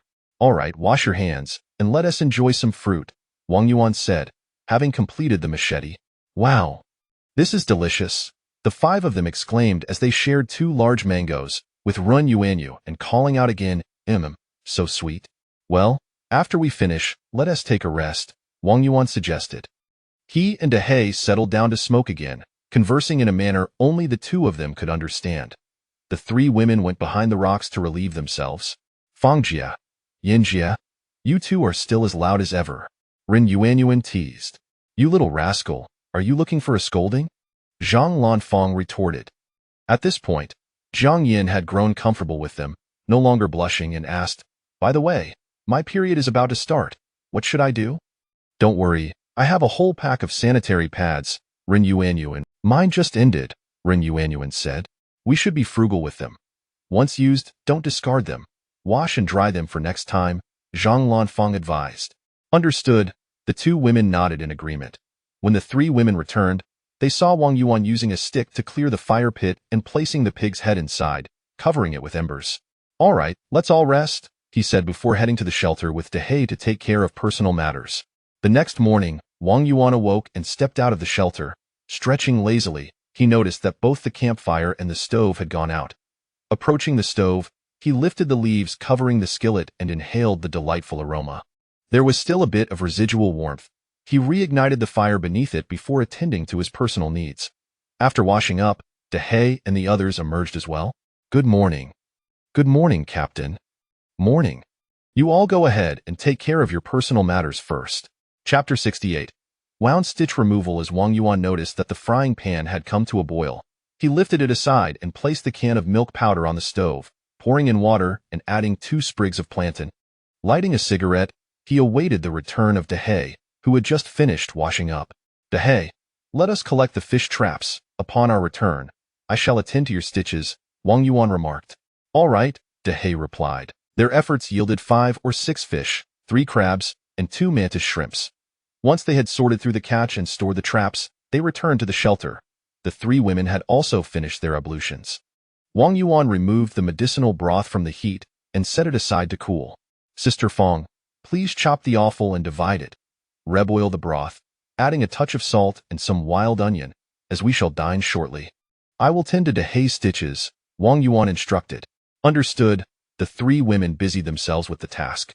Wang Yuan gathered 2 sprigs of purslane and ground them into a paste, unwrapping the bandage from Dehei's wound and wiping away the remnants of the ointment. "Dehei, your wound is healing quite well. Bear with it a little longer." "Rest assured, Wang," Dehei replied. Wang Yuan used a fruit knife to cut the stitches, carefully extracting them with the knife's prong. A few drops of blood seeped from the punctures, which he wiped with an alcohol-soaked cotton ball. He then applied the prepared herbal paste to the wound and secured it with a strip of cloth. "All done. For the next couple of days, refrain from exerting yourself too much, and in a few days, it shall heal completely. Here, drink this medicine," Wang Yuan said, handing Dehei the can of milk powder. "Thank you," Dehei replied after sipping the concoction, while the 3 women completed the preparation of the pig's offal. "Captain, we still have the pig's kidneys to cook. What do you plan to do with them?" Zhang Lanfeng inquired. "Let's stir-fry them for lunch," Wang Yuan suggested. "We should also save the large and small intestines for lunch. We have enough liver and lungs for our needs," Jiang Yan added. "Agreed." The group divided the chopped offal and ladled the broth, enhanced with wild onion, over it, releasing a delightful aroma. "It smells wonderful," Ren Yuanyuan exclaimed, nearly drooling. "Indeed, it tastes exquisite," Dehei praised after taking a bite. "Still, the seasoning is insufficient," Jiang Yan noted. "Well, there's little we can do." "Achieving this much is already commendable," Zhang Lanfeng remarked. "After we finish our meal, let us fetch some water and perhaps search for additional seasonings," Wang Yuan proposed. "All right." The group savored their meal. "We've used a considerable amount of sea salt for curing the pork, and our supply is dwindling. We need to boil some more," Wang Yuan instructed. The group promptly set off to gather seawater, while Wang Yuan retrieved the wild boar's head from the extinguished fire pit, rinsing it with seawater before scraping it clean with a dagger. Upon the return of Dehei and the others with the seawater, Wang Yuan instructed, "Please construct another stove to boil the sea salt." The 4 of them stacked stones to form a stove at the fire pit, igniting a blaze and placing the can of milk powder atop it to pour in the seawater. After thoroughly cleaning the wild boar's head with seawater, Wang Yuan placed it in the frying pan, returning it to the original stove and adding water to commence boiling. That moment, only 2 bottles of fresh water remained, nearly depleted. He cut off the top of a large mineral water bottle, drilled 2 small holes in the bottom, and inverted it over the pot, perfectly covering the pig's head, with a stone placed on top for weight. "Who will accompany me to fetch water this time?" Wang Yuan asked. "Captain, I shall go. I have never ventured to gather supplies before," Ren Yuanyuan pleaded. "Captain, let her go," Zhang Lanfeng supported. "Very well, but there are wild boars in that vicinity. so you must heed my instructions, Wang Yuan warned. Understood. Ren Yuanyuan exclaimed with excitement. Chapter 69. Gathering fresh water. While you're at it, please roast those cured meats. If the water in the pot decreases, add a little more, but do not let it evaporate completely, Wang Yuan instructed. Understood, Zhang Lanfang replied.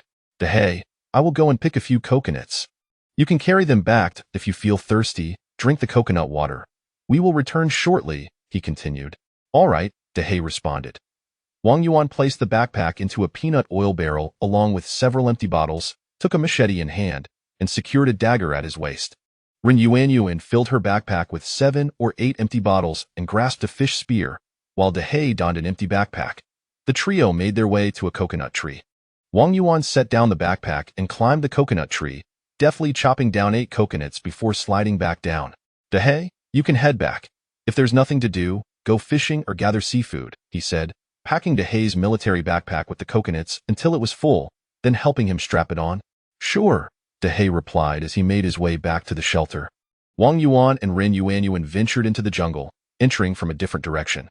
Not far in, they stumbled upon 2 clusters of cacti laden with numerous prickly pear fruits, alongside a small patch of a fruiting plant known as the lu dou, which bore plenty of its namesake fruits. Captain, what kind of tree is this? Ren Yuanyuan asked. This is a lu dou tree. The lu dou fruit, also known as wild pineapple, is quite delicious, Wang Yuan explained, plucking a ripe fruit. The wild pineapple resembled a regular pineapple but was larger. Wang Yuan twisted off a piece, placed it in his mouth, savored it, and then spat out the remnants. It's sweet and tangy, he remarked, twisting off another piece to eat, then offering the remainder to Ren Yuanyuan. It's delightful, she replied, mimicking Wang Yuan's actions. If you enjoy it, feel free to consume it all. There are plenty of ripe ones here. We can return for more later. All right, Ren Yuanyuan said, her heart filled with joy. Hand me the fish spear, and you take the knife.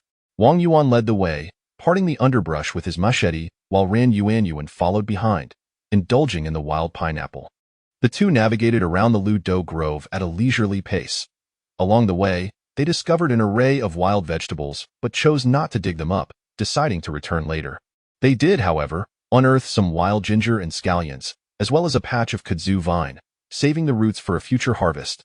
Upon reaching a small hillside, Wang Yuan surveyed the surroundings and declared, "Let us head left. Not far from here lies the traveler's banana." Okay, Ren Yuanyuan replied, having finished her wild pineapple. The pair turned left and after a short walk, they discovered a small patch of chili peppers, many of which were ripe and vividly red. Ha ha ha, just as I was hoping, Wang Yuan chuckled. Hee hee, it's been ages since I had something spicy, Ren Yuanyuan exclaimed. Quick, pick some, but leave a few unripe ones. They hurriedly gathered peppers of various sizes and colors, filling half a backpack, leaving only a dozen small, unripe ones. That'll do, let us move on, Wang Yuan declared. Hee hee, all right. I just adore spicy food, Ren Yuanyuan chimed in. Spicy girl, spicy girl, born without fear of spice. Wang Yuan sang a tuneless song. Ren Yuanyuan shot him a bemused glance. Hee hee, Wang Yuan chuckled, scratching his head as they continued on. The duo soon spotted a wild Sichuan pepper tree, and each filled their pockets with 2 handfuls. They also discovered a cluster of bamboo, prompting Wang Yuan to chop down a stalk, stripping off the branches and leaves, measuring about 5 or 6 meters long, which he then handed to Ren Yuanyuan to carry. Arriving at the traveler's banana area, Wang Yuan whispered, "There may be wild boars over there. That's where I hunted one before. We must remain quiet."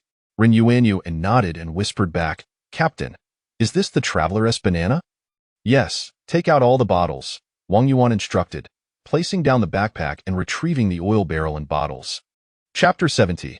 Indeed, there are wild boars. Wang Yuan picked up a section of bamboo and skillfully carved a slant at one end, then inserted it beneath a traveler's banana leaf stalk.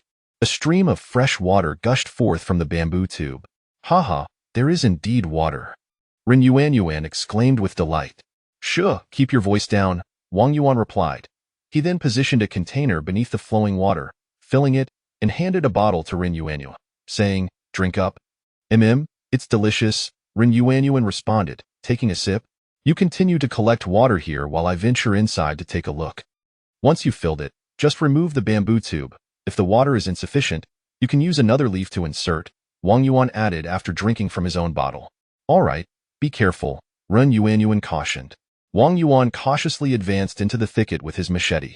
Before reaching the grassy clearing, he heard a grunting sound. Upon reaching the edge of the clearing, he concealed himself behind a large tree and peered in. Indeed, there are wild boars, he mused. Before him, 2 adult wild boars grazed on the grass, each weighing at least 200 pounds. One was foraging around, while the other, situated beneath a banana tree, stared longingly at the bananas above, making futile attempts to leap high enough to reach them. It seemed the lower bananas had already been devoured, leaving it frustrated and eventually retreating towards a nearby pond. Wang Yuan slowly retreated back. Ren Yuanyuan had filled the container with water. "Captain, how did it go?" she whispered. "There are indeed wild boars. I only spotted 2, both adults, and we are not equipped to confront them at the moment," Wang Yuan replied. "Then we must exercise caution when fetching water in the future," Ren Yuanyuan said. "Yes, let us head back," Wang Yuan remarked, placing the bamboo tube beneath the traveler's banana for future use. The 2 of them stowed the bottles and oil container into their packs and, laden with their gear, set off.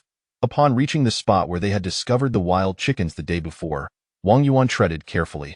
Suddenly, with a flurry of wings, 2 wild chickens took flight. Wang Yuan approached. "Ha, another egg!" he exclaimed with excitement. Ren Yuanyuan joined him, picking up the egg. "Ha ha ha, it's still warm, Captain. How should we prepare it?"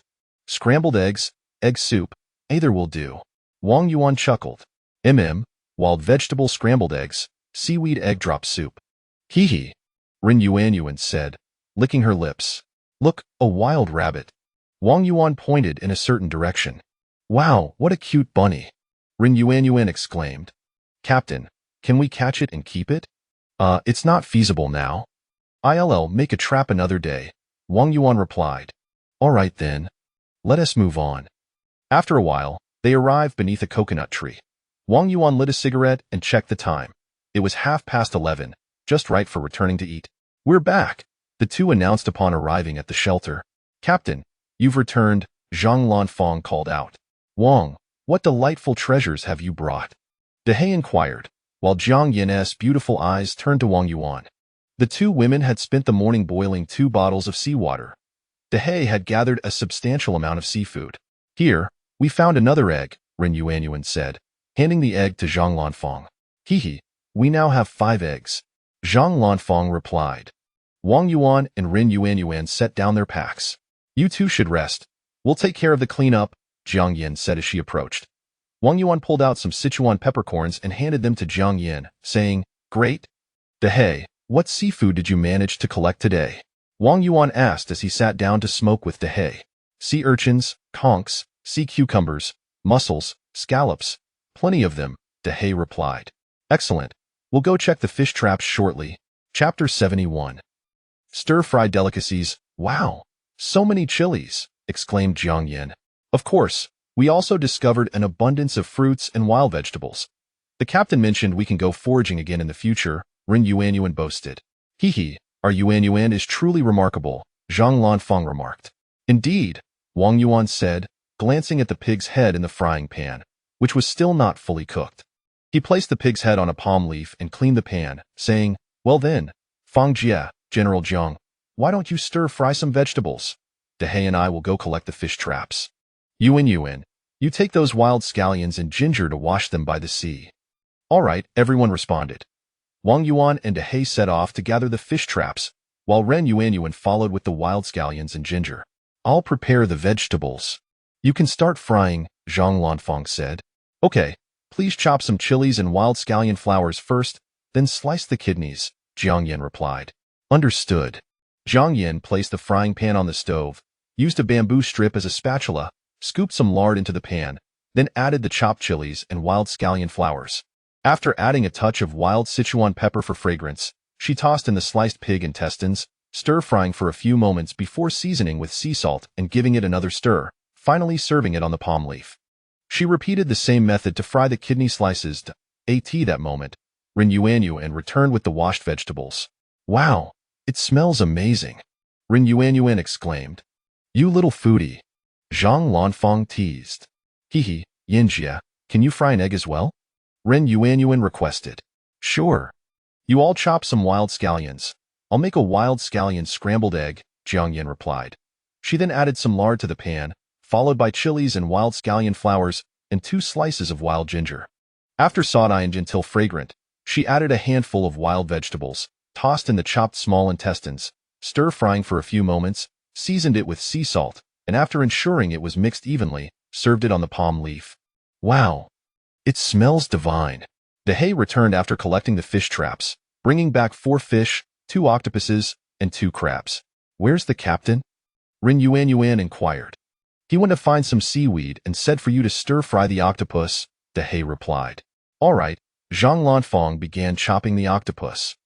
Jiang Yin cracked 3 eggs into a pan and started scrambling them. Once she added the wild scallions, the aroma filled the air. I adore Huagua cuisine, Dehei said, swallowing hard. Wang Yuan returned with 2 handfuls of seaweed. Splendid. General Jiang, why not prepare an egg drop soup as well? He suggested, inhaling the delightful scent and handing the seaweed to Zhang Lanfeng. Certainly, Jiang Yin replied. Wang Yuan and Dehei lit cigarettes, saying, Dehei, come and pry open all these seafood you collected. Okay, Dehei responded. Jiang Yin prepared a spicy stir-fried octopus, filling the pot with water, placing it on the stove, and adding the seaweed. General Jiang, let's put all this seafood meat in, Wang Yuan urged. All right, Jiang Yin agreed, adding the fried seafood meat, and finally prying open the sea urchin, adding the roe, seasoning with a bit of salt. Once the pot started boiling, she cracked 2 wild chicken eggs into a can, stirred them with bamboo chopsticks, poured the mixture into the pot, stirred a few times, and declared, all done, let us eat. Mealtime, Wang Yuan said, flicking his cigarette but into the fire. Yay! It's time to eat. Ren Yuanyuan chimed in. They placed 2 palm leaves on a large stone slab, on which lay 5 dishes. Jiang Yin set the pot on the stone slab, arranging 5 cans and pouring the soup into them, leaving a small portion in the pot. Everyone used foam boards to support the cans, taking a sip of the soup. Wow, it's delicious, Ren Yuanyuan exclaimed.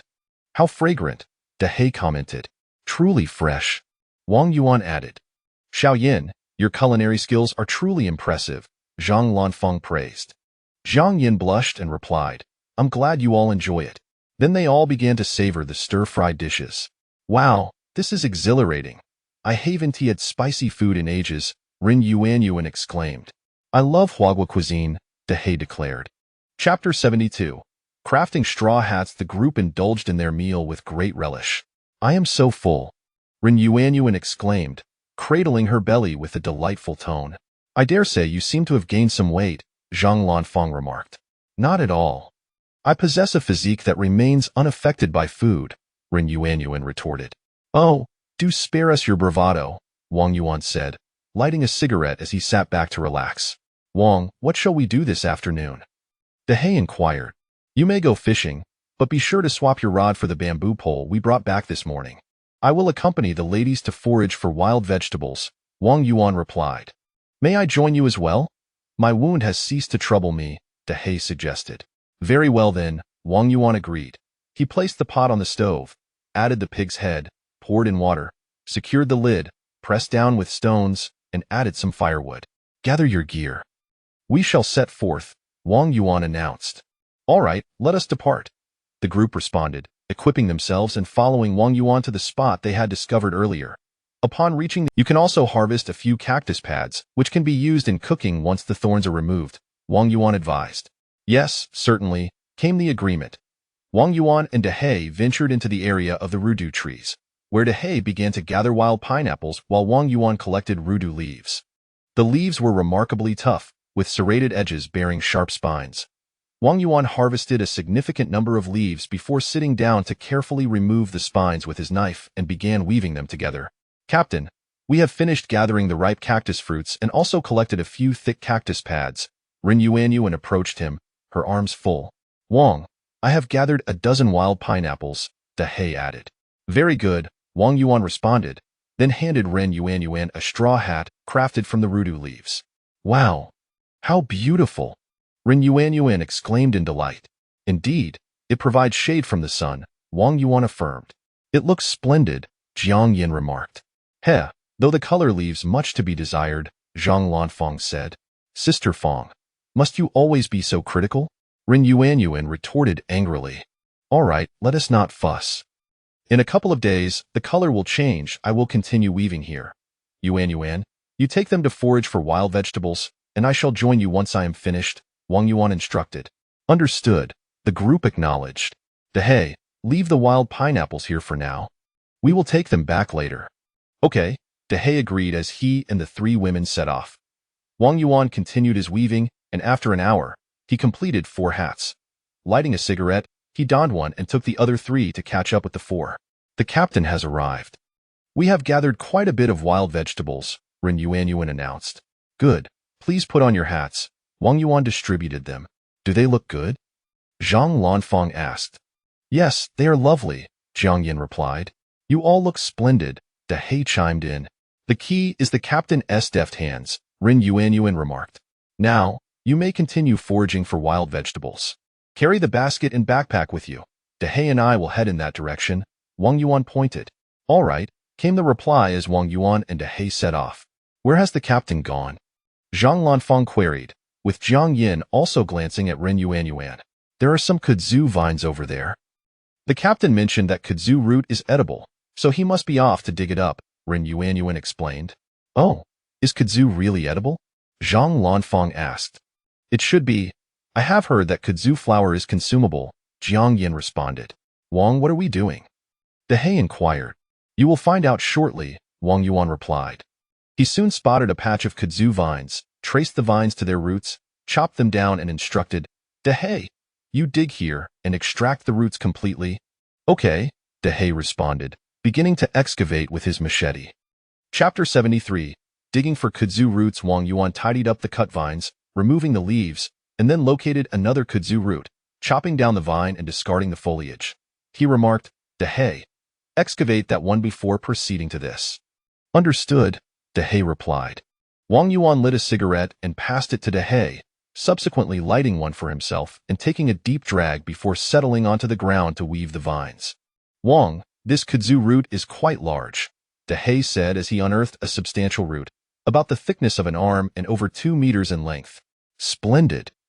This promises a delightful meal, Wang Yuan exclaimed. What can we prepare with this?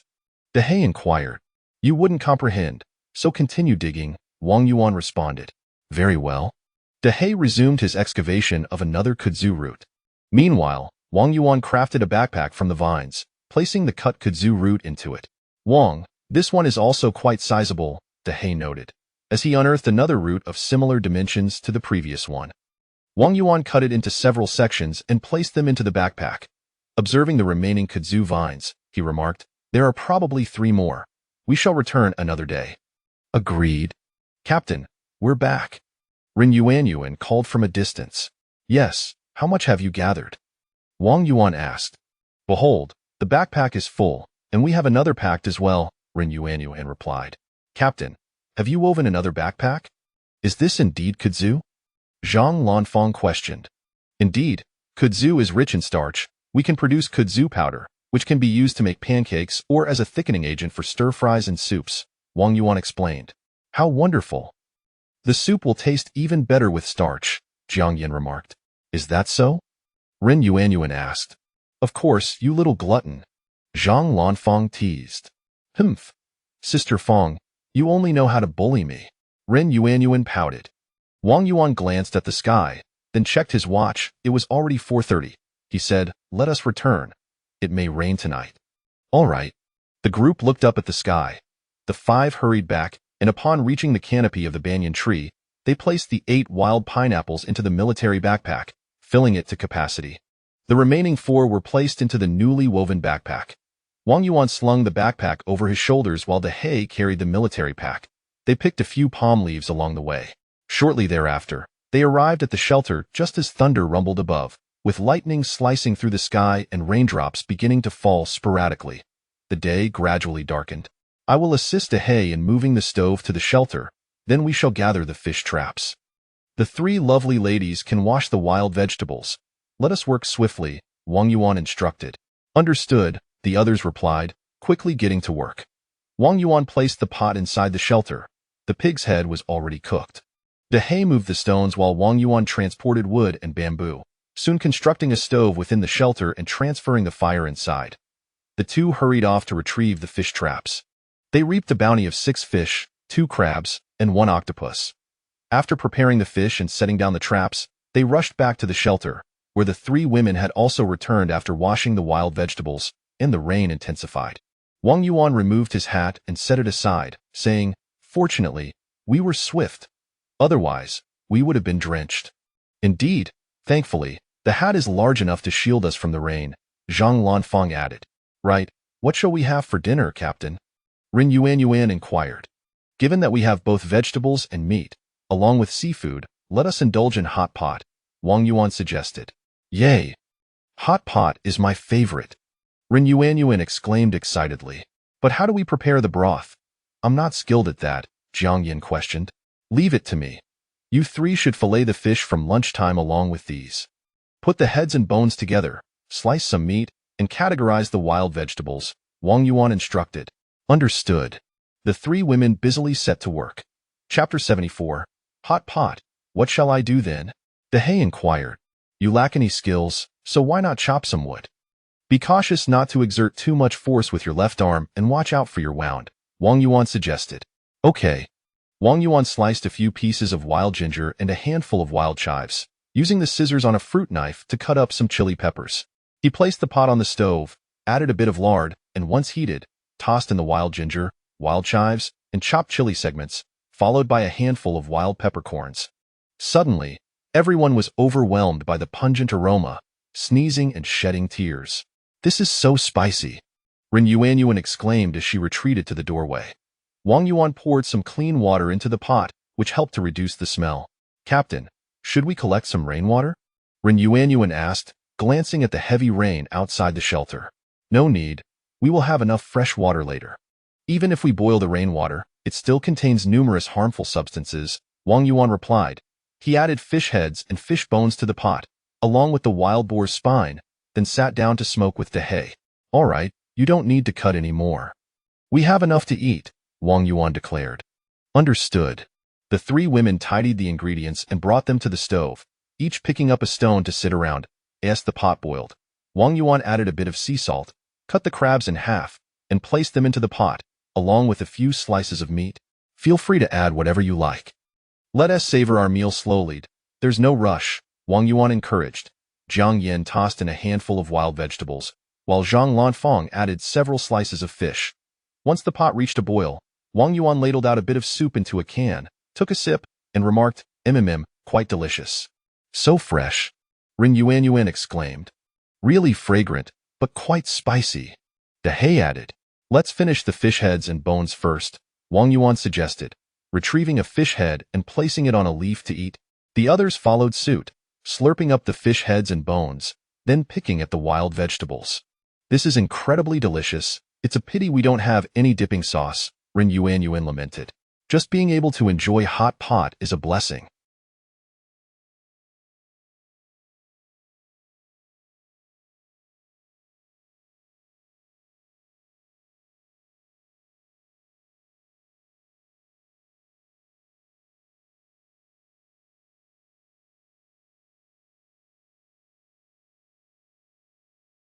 Others might not even have access to cooked food, Zhang Lanfang remarked.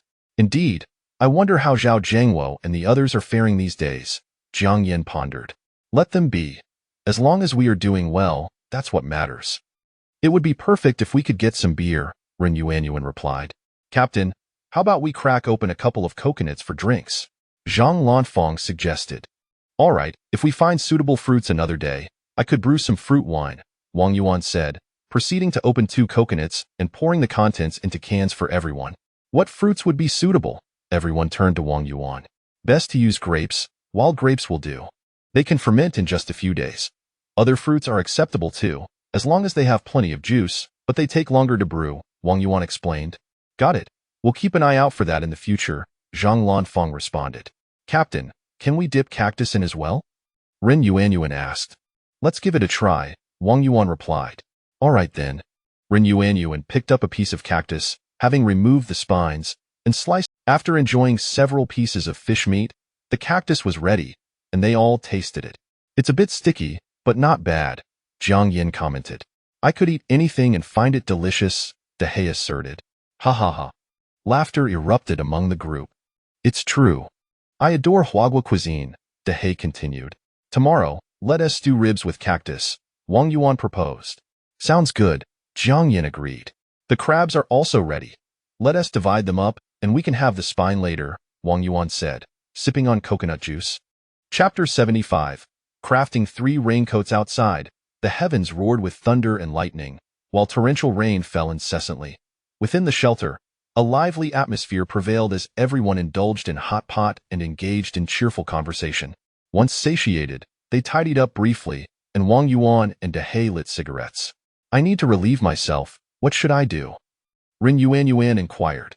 Let us go together, Jiang Yin suggested.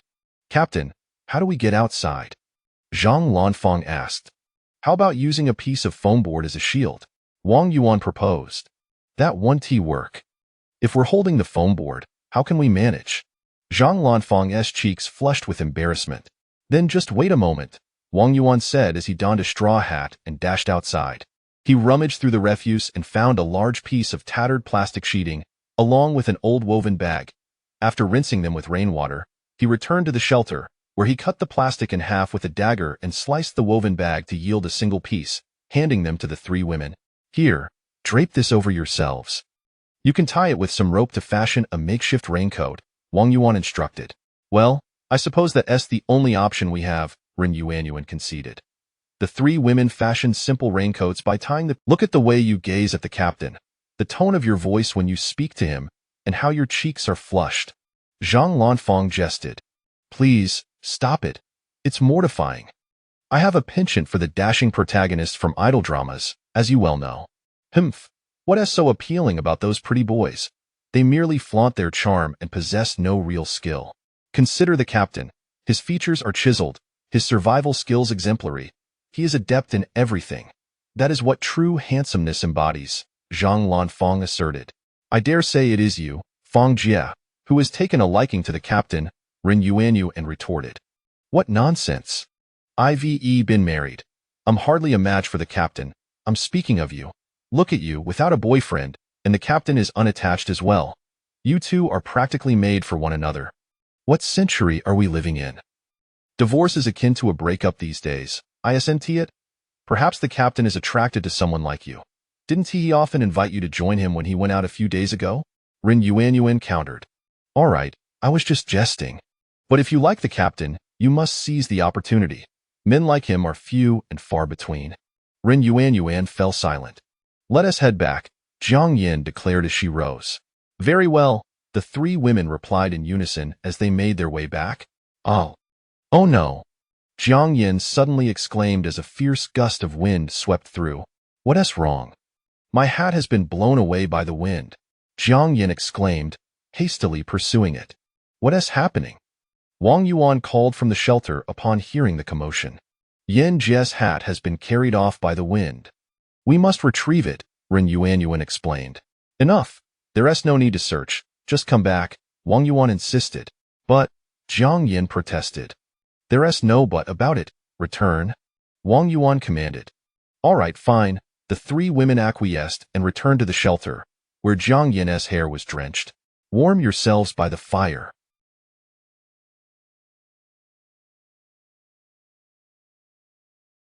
Don't catch a cold, Wang Yuan advised. Understood, they replied as they removed their raincoats. Wang Yuan and Dehe donned their raincoats and hats to relieve themselves as well. Upon their return, everyone warmed themselves by the fire for a while before settling down to rest. Chapter 76. Jiang Yin falls ill. Captain, quick, look at what's happened to Xiao Yin. Before dawn had broken, Zhang Lanfang shouted. Wang Yuan hurriedly got up to see what was amiss. What's wrong, Sister Fang? Rin Yuan rubbed her eyes, glancing over. Dehe also looked and saw Jiang Yin trembling all over, curled up inside. Wang Yuan rushed over and gently touched Jiang Yin's forehead. So hot, she must have a fever, Wang Yuan remarked. What should we do? Zhang Lanfang inquired. Yuan, Please see if you can find any anti-inflammatory or cold medicine. Sister Fong, could you boil some water? Wang Yuan instructed. All right, the two women quickly set to work. President Jiang, please wake up, Wang Yuan urged. CC Captain. Jiang Yin stirred awake. How are you feeling? What seems to be bothering you? My head. It hurts so much, and my throat. It hurts as well. Am I going to die? Jiang Yin spoke weakly. No, you won't. You just caught a cold from being caught in the rain last night, and it's a fever caused by tonsillitis. A dose of medicine will set you right, Wang Yuan reassured her. Captain, I found some medicine. Which one do you want? Ren Yuan brought over several boxes of pills. Wang Yuan glanced at them, selecting one box of anti-inflammatory medication and another for treating pharyngitis, taking out 2 pills from each and handing the remainder back to Ren Yuan. Sister Fong, is the water ready? Wang Yuan asked. It's done. I boiled a small canister, Zhang Lanfang replied, pouring the water into a can. You two administer the medicine to her, and I will prepare some herbal remedy. Understood. The two women proceeded to help Jiang Yin with her medication. Wang Yuan placed a tin of milk powder on the stove, added some water, and found some bitter herbs among the wild vegetables to add. Dehei approached, asking, Wang, is this effective? This is bitter herb, quite unpleasant, which is why we haven't consumed it these past few days. However, it should be beneficial for pharyngitis, Wang Yuan explained, handing Dehei a cigarette, and both lit up. Oh, I may not understand Chinese herbal medicine, but it seems it should work. Dehei, let me check your wound. All right. Dehei extended his left arm. The wound is healing well. You shouldn't consume any more of that herb. Too much can be detrimental. Just a bit of ointment will suffice, Wang Yuan said as he unwrapped the bandage on Dehei's wound and inspected it. Okay. Wang Yuan prepared some herbal paste for Dehei and rewrapped the bandage. The bitter herbs had come to a boil, and after simmering a while longer, Wang Yuan removed them, pouring the concoction into 2 cans and placing them on a wooden board before handing them to Zhang Lanfang. Sister Fong, please feed her. Wang Yuan instructed, President Jiang. This is bitter herb, quite unpleasant, but it should alleviate your throat pain. Please take it and drink the broth as well. I will think of something else. All right, Zhang Lanfang replied, while Jiang Yin nodded, her beautiful eyes gazing at Wang Yuan with gratitude. Wang Yuan looked outside. The dawn was just beginning to break. The rain had lightened to a mere drizzle, and it seemed it would cease shortly. Dehei, I'm going out to find some herbs. I'll return shortly. Once the rain stops, please gather the fishing nets, and you all can have breakfast without waiting for me. I'll eat when I get back, Wang Yuan stated. Understood, Dehei replied. Captain, but, Zhang Lanfang began. Enough, there's no but about it. Wang Yuan interjected as he donned a raincoat, adjusted his hat, secured his dagger, picked up a spade, attached the 2 connecting arms, and slung a backpack over his shoulder before rushing out. Dehei, the captain said not to venture into the mountains after the rain, yet he has gone in. Ren Yuan expressed her concern. Don't worry, do you know why I call him Wang? Dehei responded. Why? Isn't it because of his surname? The 3 women looked at Dehei with curiosity. Chapter 77. The wolf is here. We typically address individuals by placing their surname after their given name. Hence we refer to him as Yuan Wang. During that year, he served as an instructor in our nation while I held the position of squad leader, and he was responsible for training our battalion. On one occasion, a band of mercenaries, at the behest of a foreign nation, infiltrated our country to supply arms to the remnants of opposition forces. Our battalion received orders to intercept them, but as a Chinese instructor, Wang was unable to join us. We lay in ambush, scattered throughout a dense primordial forest. For reasons unknown, our plans were compromised. We had been informed that 4 to 5 dozen mercenaries were approaching, yet over 200 arrived, dividing into 5 teams to encircle and systematically eliminate us. Our squad found itself trapped in a ravine, facing imminent annihilation. By then, only 20 of us remained from the entire battalion. Wang pursued the remaining 70 or 80 mercenaries, slaying over 50 more. From that day forth, he earned the moniker King of Hell in the international mercenary community, while we simply referred to him as Wang. Dehei recounted. The 3 women listened, their expressions a mix of astonishment. Incredible! This could easily be adapted into a film, Zhang Lanfang exclaimed. The captain would undoubtedly portray the lead role. It would be a perfect fit, Jiang Yin added. Indeed, I am the— We need not worry, Dehe assured. Well then, Yin Jia, please finish your bitter herb, Ren Yuanyuan suggested. My throat hurts. I cannot swallow it, Jiang Yin replied. Even so, you should consume a little and drink more soup, then take some rest, Zhang Lanfeng advised. All right, Jiang Yin acquiesced. Meanwhile, to the north, Li Pengfei and his companions finally located a glass jar, using its base to ignite a fire through magnification. After several days, they were able to enjoy cooked meals, subsisting on fish and seafood caught in their nets and through fishing, while also producing some distilled water to sustain themselves. Having endured a few days of recovery, Li Pengfei's injuries had improved, and he could now stand and take a few unsteady steps. That evening, the five gathered to partake in grilled fish, while Sister Zhou and Sister Zheng busied themselves with distilling water. Xiao Sun, Zhenping, let's step outside for a moment, Li Pengfei suggested. Very well, the three men agreed as they ventured out, with Xiao Sun supporting Li Pengfei. Once behind a rock formation, the trio began to address their personal needs. Inside the shelter, Sister Zhou remarked to Sister Zheng, look at these three men. They excel at nothing but eating. Had we known, we would not have partnered with them. Yet, what could we have done? What can two women accomplish? Sister Zheng replied.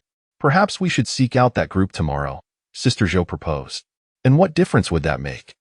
Even with one man accompanying three women, they might struggle. What would they want with us two additional women?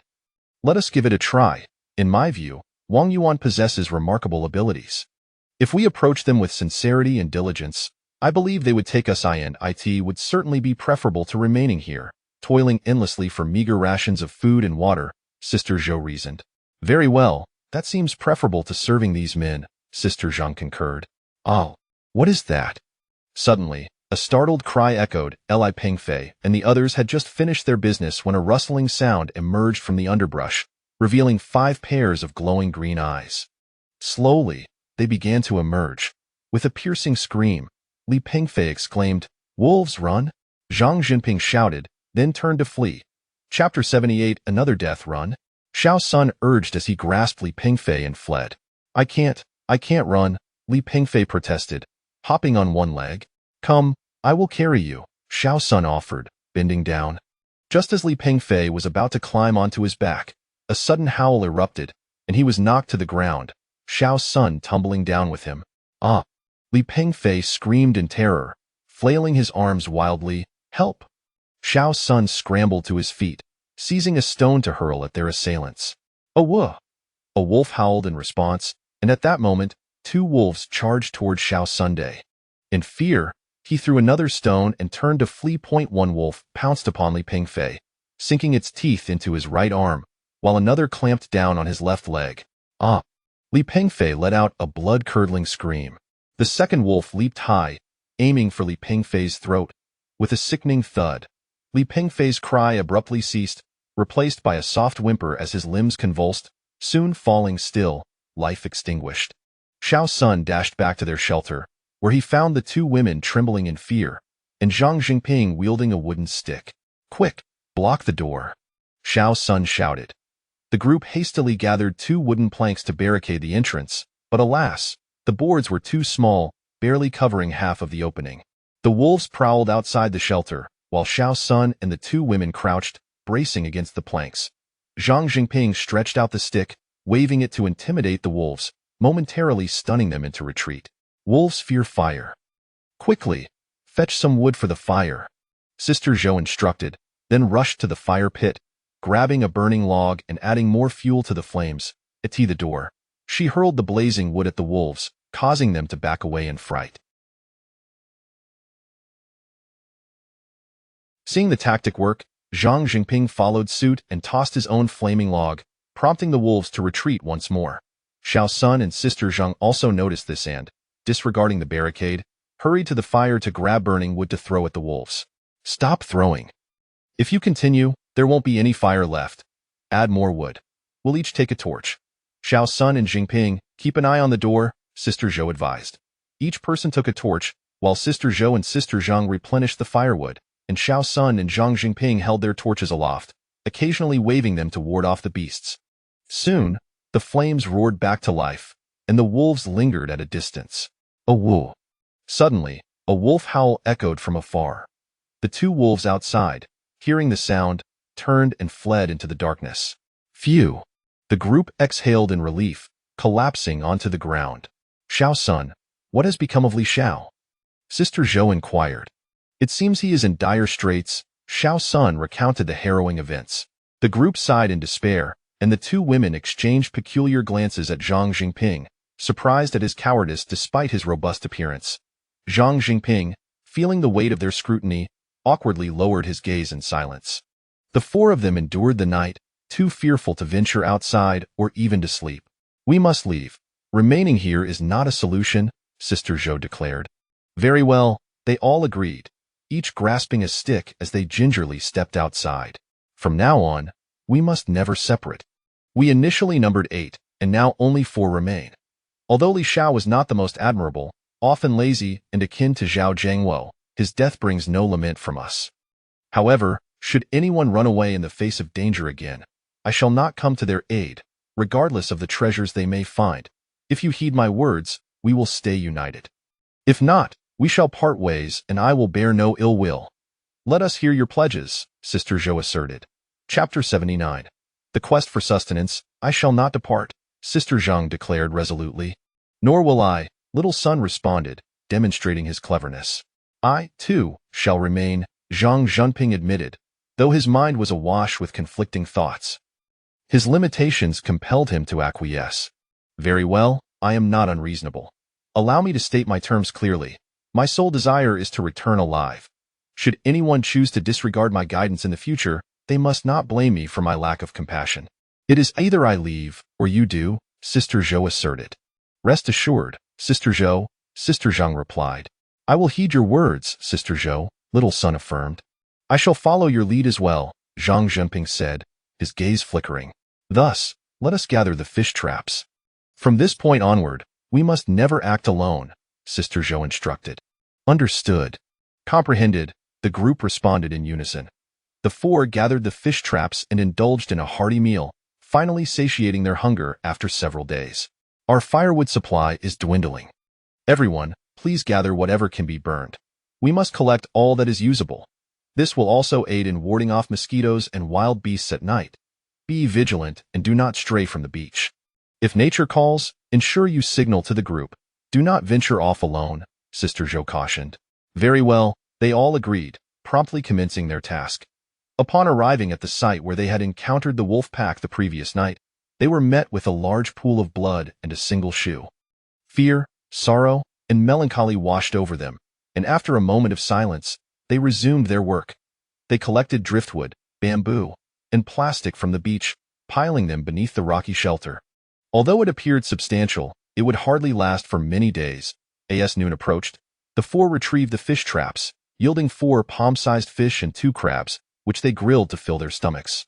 Our firewood is sufficient for merely 2 meals, and while we can manage with the food we have, should our next catch be meager or non-existent, we will once again face hunger. Therefore, we must venture into the jungle to seek fresh water, sustenance, and additional firewood, Sister Zhou proclaimed. What if we encounter wolves? Sister Zhang inquired. We shall only search nearby. As long as we remain together, the wolves are unlikely to attack us, for they typically prey on those who are isolated, Sister Zhou explained. Very well then. I concur. I, too, am in agreement. We shall limit our search to the vicinity, seeking wild fruits, vegetables, and dry grass for firewood. However, we are unfamiliar with wild vegetables. Fear not.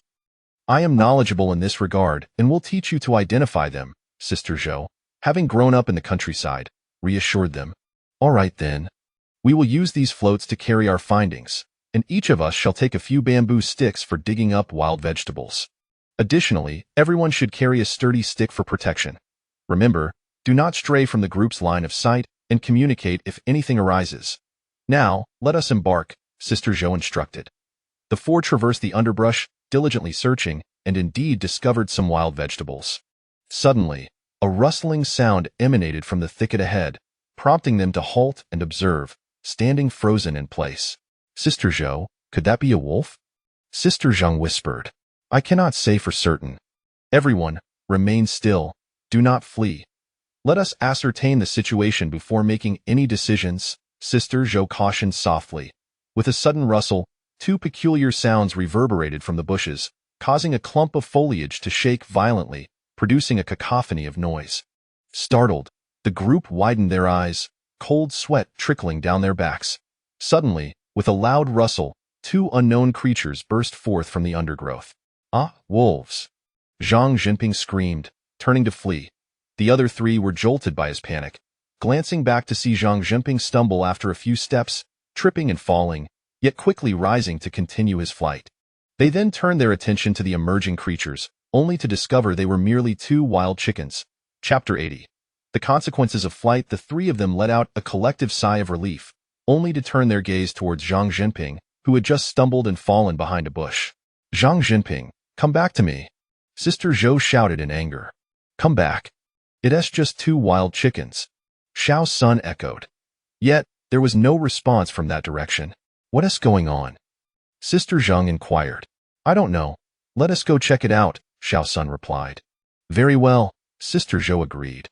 The trio cautiously approached the spot where Zhang Jinping had fallen, when suddenly Sister Zhou urgently whispered, Stop! Before them lay Zhang Jinping, collapsed amidst the bushes, a wolf clenching his neck while another wolf menaced nearby, its gaze fixed intently on the three of them. A snake, as thick as an arm, slithered towards Zhang Jinping's leg, heading into the underbrush. They collectively gasped in terror. Zhang Jinping's eyes met theirs, filled with regret and despair, his body convulsing as he extended his right hand, managing to utter, Help! Help! Me? Don't approach. Back away slowly, Sister Zhou commanded in a hushed tone. The three of them retreated cautiously, while Zhang Jinping, in a state of utter hopelessness, exhaled his final breath. They did not turn back until they had distanced themselves from the thicket, racing towards the seaside. Upon reaching their refuge, the trio collapsed onto the ground, panting heavily. Did you all witness that?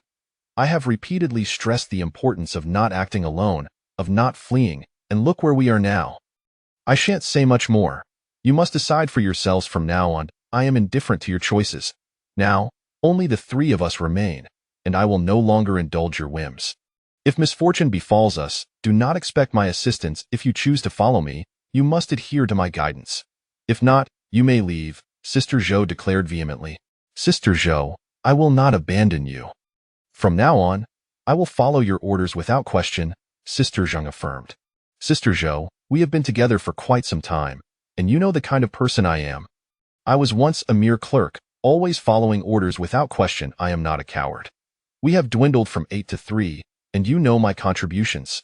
Therefore, I propose we cease the mutual suspicion and plotting. Though I may lack great abilities, I will endeavor to contribute and not hinder our progress. You may command me without reservation, Xiao Sun added. Enough, Xiao Sunday, I am not unreasonable. We are all in this predicament together. Remember how we started. 8 of us, and now 5 have perished, all due to selfishness.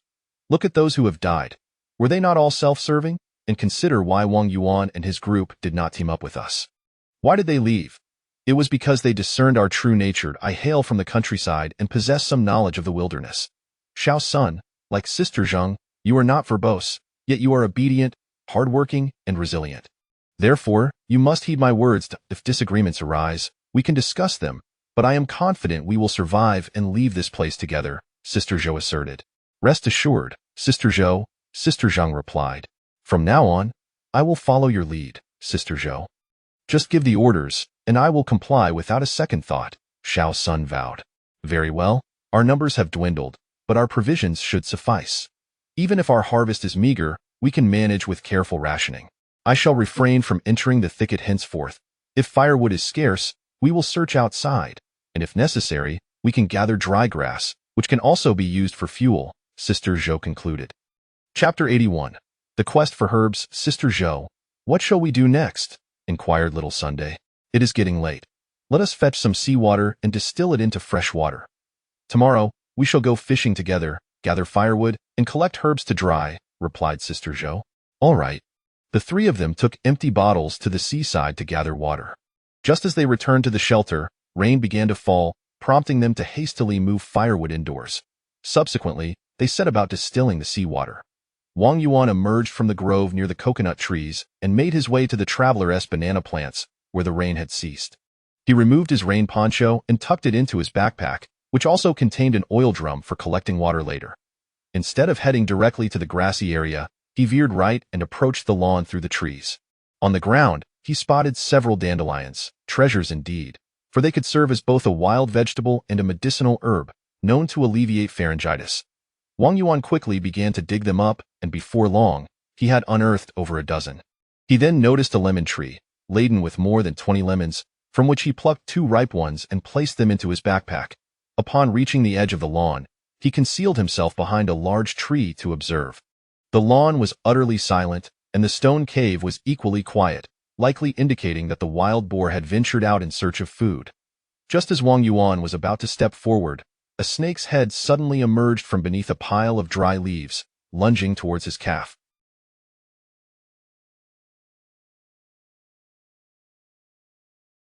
Startled, Wang Yuan leapt sideways to evade the strike.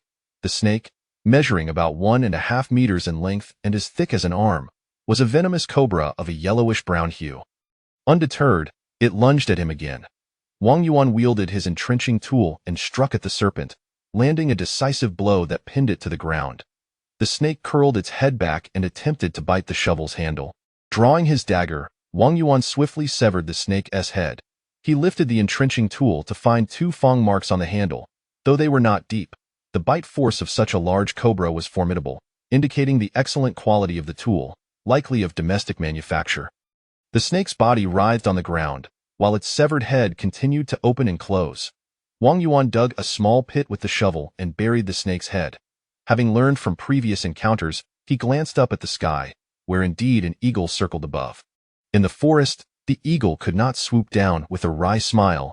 He used his dagger to slice open the snake's body, retrieving its gallbladder, which he carefully wrapped in a leaf and stowed away. He then tossed the snake's body onto the lawn. The eagle descended, landing on the snake's remains to feast, occasionally glancing up at Wang Yuan. Approaching the majestic bird, he gently stroked its wing, and the eagle allowed him to touch it while continuing to peck at the snake meat. Wang Yuan then stood and walked towards the waterhole, where the eagle regarded him with a glance. The soil around the pool was moist and rich with vegetation. He began to swipe at the grass with his entrenching tool as he made his way along the bank towards the stream. At the waterhole's edge, he discovered several toadstool plants, another wild vegetable known for its anti-inflammatory properties, and he carefully dug up 7 or 8. He also gathered over 10 leaves of wild spinach. Upon reaching the confluence of the stream and the waterhole, he found a cluster of wild mint and plucked a dozen sprigs to add to his backpack. Choosing not to proceed further, beyond lay a massive boulder, beneath which was the lair of the wild boar. Wang Yuan retrieved the oil drum and filled it with water before placing it back in his backpack. He then hurried towards the grassy area beneath the banana trees, using his dagger to cut down 2 bunches of ripe bananas and plucking 2 banana leaves to stow away before making his way back. As Wang Yuan departed, the eagle seized the snake's body and flew off. Upon returning to the shelter, he checked the time. It was precisely 9 o'clock. The sun had risen, and Dehei was seated outside the shelter, smoking a cigarette. "Wang, you're back," he remarked. "Yes, have you eaten breakfast yet?" "Not yet." Beauty Zhang is currently preparing fish soup. Chapter 82. Consuming snake gallbladder. "Captain, you have returned," Ren Yuanyuan exclaimed as she stepped out upon hearing the voice, assisting Wang Yuan in unloading the burden from his back. "Indeed, please wash the wild vegetables inside," Wang Yuan instructed. "Certainly." "Wow, bananas. I absolutely adore bananas," Ren Yuanyuan replied with delight. As Wang Yuan and Ren Yuanyuan organized the contents of the basket, she placed the wild vegetables into a buoy and carried them towards the seaside. Wang Yuan brought the oil barrel and bananas into the shelter, where he found Zhang Yan peacefully asleep, while Zhang Lanfang was simmering fish soup. "How is it, Sister Fang?" Wang Yuan inquired softly. "There should be no major issues." "She drank some bitter vegetable soup and fell back asleep," Zhang Lanfang whispered. Upon returning from washing the vegetables, Ren Yuanyuan handed Wang Yuan a handful of wild spinach leaves, which he then offered to Zhang Lanfang. "Let us add some wild spinach leaves to the fish soup." "All right." The seawater contains salt, so rinse these wild vegetables with fresh water once more, Wang Yuan added. "Understood." Ren Yuanyuan complied. washing the remaining vegetables with fresh water. Wang Yuan stepped outside the shelter, lighting a cigarette and sitting down with Dehe, engaging in casual conversation.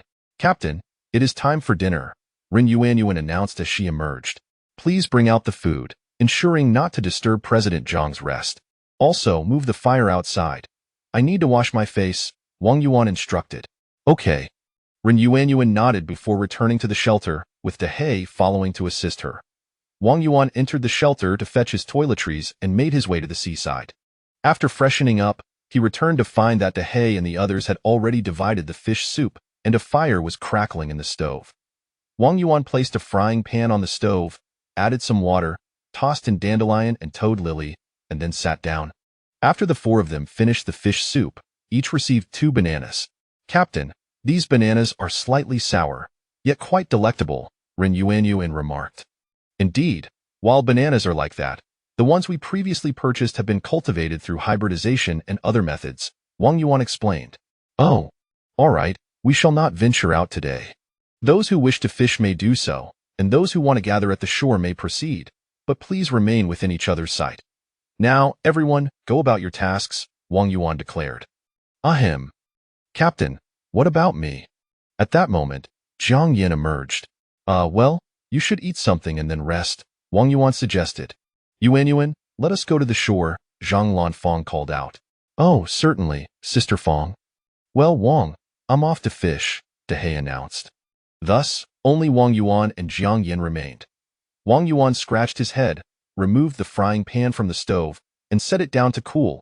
He then retrieved the snake gallbladder wrapped in leaves from his pocket. "Swallow it whole," Wang Yuan advised, offering her a bottle of water as well. Jiang Yin accepted it, unwrapped the leaves, and without hesitation, swallowed the dark green snake gallbladder in one gulp, followed by a large swig from the bottle. Wang Yuan extracted the cooked vegetables from the frying pan with chopsticks and placed them into a tin can, offering it to Jiang Yin. "President Jiang, please eat these wild vegetables. Although they lack salt, they are beneficial for your throat. Consider it your breakfast," Wang Yuan suggested. Jiang Yin accepted the offering, grimacing as she endured the pain in her throat, finishing it with just a few bites, and drank the remaining soup and water. What did you make me eat?" Jiang Yin questioned, looking at Wang Yuan. "Dandelion is indeed the common name for it. While I cannot recall the scientific name for toad lily," Wang Yuan elaborated. "And what is wrapped in those leaves?" "Snake gallbladder." Chapter 83. Marinated Pig's Head. "Ah? Snake gall?" Jiang Yin exclaimed, her beautiful eyes widening as she gazed at Wang Yuan. "Yes, indeed. From a cobra," Wang Yuan replied calmly. He then picked up a banana leaf, seated himself upon a stone, and began to carve with a dagger. It's very refreshing, reminiscent of mint candy," Jiang Yin remarked as she placed it in her mouth. "Wild mint. Once the flavor fades, you can pick another leaf. There are plenty around," Wang Yuan said as he wove the prepared banana leaves together. "Here, take this. Rest for now, you shall feel better by tomorrow."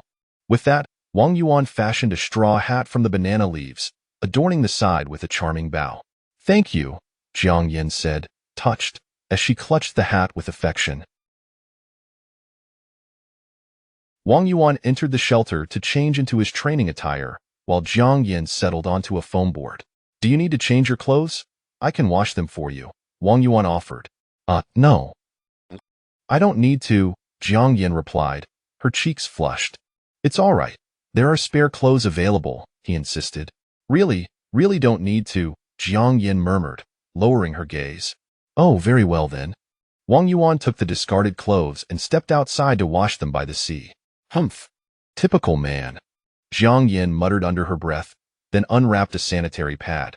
After washing the clothes and laying them upon the rocks to dry, Wang Yuan stripped off his garments and leapt into the sea, emerging shortly with a handful of kelp. He donned his clothes again and returned to the shelter, placing the kelp into a skillet to cook. He then retrieved the dried wild boar skin, binding it with rope and submerging it in the seawater, anchoring it to a stone. Returning to the shelter, he took the pig's head, placed it upon a banana leaf, and skillfully sliced the meat from the head, cutting it into delicate pieces. He drained the kelp from the pot and placed it upon a banana leaf. Glancing at the time, he noted that it was already past 11. Lighting a cigarette, he called for Zhang Lanfang and Ren Yuanyuan to return and assist with the meal preparation. Fongjia, please chop the kelp and mix it with the pig's head meat. Yuan, could you cook the seafood you gathered? I will go collect the fish traps with Dehe, Wang Yuan instructed. All right. After collecting the fish traps with Dehe, they had caught 4 small fish and 5 mantis shrimp. Once the fish were cleaned and returned to the traps, Wang Yuan returned to the shelter to find Jiang Yin also helping with the cooking. Jiang Zong, how are you feeling? Wang Yuan inquired. Much better. My head no longer aches and my throat is not as sore. The snake gall has proven quite effective, Jiang Yin replied. Snake gall? From where did you acquire snake gall?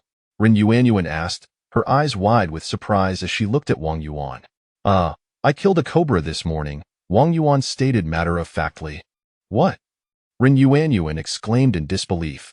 All right, it's just the captain's usual procedure. There's no need for alarm. The captain has dispatched several snakes already, Zhang Lanfang added. Captain, the pig's head meat is ready, though it would be even better with some vinegar, Jiang Yin remarked. Yuan, didn't I bring back 2 lemons this morning?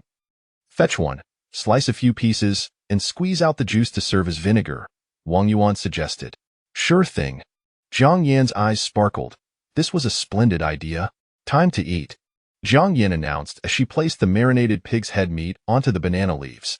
Then let us feast. The group gathered around, indulging in the meal. Come here so I can take a look, Wang Yuan said as he and Dehe lit their cigarettes, examining the injury. Chapter 84. The preparation of kudzu powder. Now that the rain has just ceased, it is not suitable for us to venture into the jungle.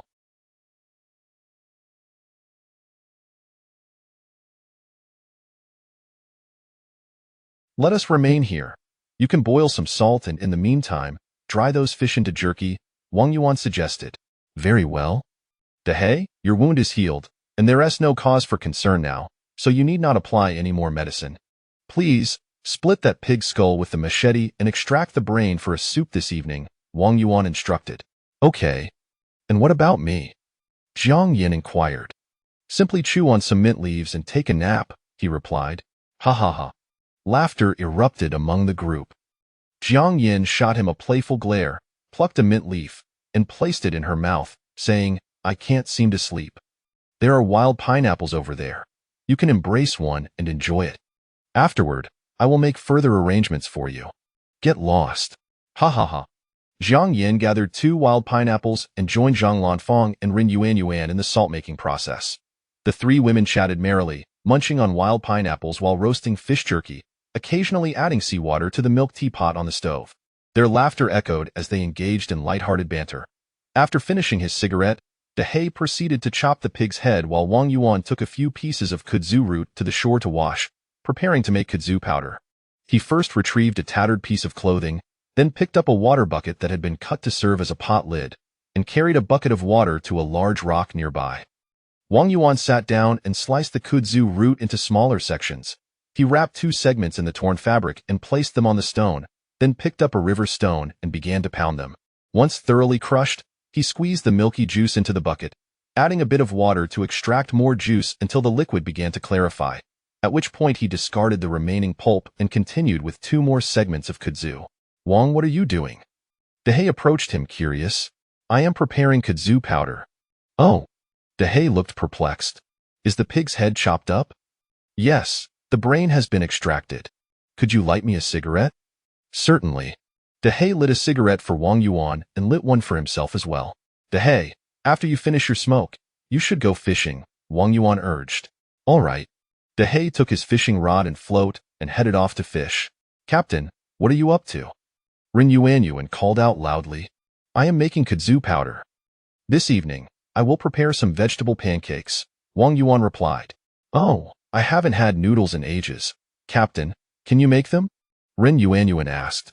Of course, I can also. When I find the ingredients another day, I will prepare them for you. Wang Yuan reminisced about his time in the military, where he was often sent to the kitchen as a punishment for missteps. After a while, he had extracted a full bucket of kudzu juice. Checking his watch, he noted it was 3 o'clock. He approached the stove and lit a cigarette. Noticing that the fish jerky was ready, and the 2 wild pineapples had been devoured, he also boiled 2 bottles of seawater for salt. All right, shall we go to the beach now? Wang Yuan proposed. Sure. Jiang Yin spat out the mint leaf in her mouth and replaced it with a fresh one. The four of them carried the floats to the shoreline. "Captain, come quickly. There's a large sea snail over there." Ren Yuanyuan pointed at a big puddle. The group gathered around. There, in the puddle, lay a sea snail the size of a soccer ball. Wang Yuan removed his shoes, rolled up his pant legs, and waded into the water to retrieve it. "Haha, it's enormous." Ren Yuanyuan clapped her hands in delight. "Captain, what kind of snail is this?" Zhang Lanfang asked. "It's a coconut snail. Its meat is incredibly tender and delicious," Wang Yuan said, tossing the coconut snail to Ren Yuanyuan. "How beautiful!" the three women exclaimed, gathering around to admire it. Wang Yuan continued to search the puddle and soon found 2 scallops roughly the size of ping-pong paddles. "Wow! Such large scallops!" Ren Yuanyuan gasped once more. Wang Yuan tossed a scallop to her, saying, "There's a chance these might contain pearls." Chapter 85. Wild Vegetable Pancakes. Wang Yuan tossed a scallop to her and, with an air of mystery, remarked, "There is a possibility that a pearl may be found within." "Is that true?" The eyes of the three women sparkled with excitement. "Indeed, it is true." Wang Yuan then collected 5 or 6 abalone. The three women, captivated, chose not to leave but instead settled by the water's edge, watching Wang Yuan as he harvested seafood, occasionally gasping and laughing in delight. As dusk began to descend, the four returned, their hearts still yearning for more. This time, their bounty was plentiful, sufficient for a sumptuous feast. "Why don't you assist Ahei in gathering the fish traps? Upon your return, we shall gather some seaweed to prepare a soup with pig brain," Wang Yuan instructed. "All right," the three women responded, as noticing that the kudzu flour in the bucket had settled. Wang Yuan carefully poured off the water, leaving the residue to dry in the sun during the day, transforming it into pure kudzu flour. He scooped a large portion of the kudzu flour onto a palm leaf, then gathered some purslane and gray vegetable, chopped them finely, and added them to the palm leaf, mixing in a pinch of salt and kneading the mixture together. "Captain, what are you doing?" Dehei and his companions returned, with Ren Yuanyuan inquiring curious. Wang Yuan kindled a fire and began grilling the seafood nearby, then sat down with Dehei to smoke and chat. Once the soup was ready, the three women distributed it, and Zhang Lanfang called out, "Captain, the soup is done. Bring it over. Let us enjoy the seafood while sipping the soup." Ren Yuanyuan dashed over first, picked up a large scallop, and, using a fruit knife, pried it open only to express her disappointment. "Captain, there are no pearls. But there is still one left, isn't there?" "Humph, this one is also empty." "You just like to tease us," Ren Yuanyuan exclaimed, inspecting another scallop. "I did mention it was a possibility. The chances of a scallop yielding a pearl are quite slim unless it has been artificially implanted," Wang Yuan explained. Fine. However, if a pearl were to be produced, that would be a fortune, for natural pearls are indeed quite valuable. Indeed, rarity lends value. Such treasures are often sought but seldom found, Zhang Lanfang remarked. "All right, let us feast," Jiang Yin announced, having prepared a dipping sauce with wild ginger, chives, chili, lemon juice, and lard. He divided the kneaded kudzu flour mixture into 5 portions, flattened them with his hands, and placed them on the scallop shells, flipping them over shortly to cook. After the 5 had finished their seafood, the pancakes were ready. Each person picked up a golden pancake, savoring it alongside the soup, their mouths glistening with oil. How fragrant! So tasty! Indeed, the soup is also delightful. Look at your belly. It resembles one 3 months into pregnancy. Get lost. Isn't that the captain's doing? Pfft! I'll smack you, you little rascal. Ha ha ha. After their meal, the 3 women grilled fish jerky while Wang Yuan and Dehei enjoyed their cigarettes, relishing the tranquility of their lives. In the morning, Wang Yuan was the first to awaken. After freshening up, Dehei also rose. "Wang, good morning." "Morning. Go wash up. When you return, we shall gather the fish traps." "All right." Wang Yuan stoked the fire in the stove, lit a cigarette, placed the frying pan atop, poured in water, and added the remaining wild vegetables. After Dehei finished washing up, the 3 women also got up, tending to their personal matters. "Dehei, let us proceed to collect the fish traps," Wang Yuan suggested, carrying a buoy. "Okay," Dehei replied, lighting a cigarette. Chapter 86. The Hornet's Nest. Wang Yuan and Dehei had successfully caught 3 fish, 2 crabs, and an octopus. After meticulously cleaning the fish and setting down the fish trap, they returned to the shelter with their bounty in hand. The 3 women, having resolved their personal matters, rejoined them. President Jiang, how are you feeling today? Wang Yuan inquired. My throat is a bit sore, but it is nothing serious, Jiang replied. That is good to hear. When you have some free time, suck on mint leaves, Wang Yuan suggested as he proceeded to cut the crab in half and placed it into the pot, followed by chopping the octopus into smaller pieces and adding it as well. Understood. Keep an eye on the pot. I haven't added any salt yet. Additionally, let's grill some fish so we can enjoy roasted fish and soup for breakfast, Wang Yuan stated. All right. Wang Yuan poured kudzu powder from the bucket onto palm leaves, cutting it into small pieces with his dagger before laying them out on a large stone to dry. After finishing their breakfast and drinking some water, each person was given a banana. Captain, what shall we do today? Zhang Lanfang asked. Our freshwater supply is dwindling. First, we need to gather freshwater, and secondly, our food reserves consist of dried fish and some wild boar meat. By rationing, it should last us 5 or 6 days.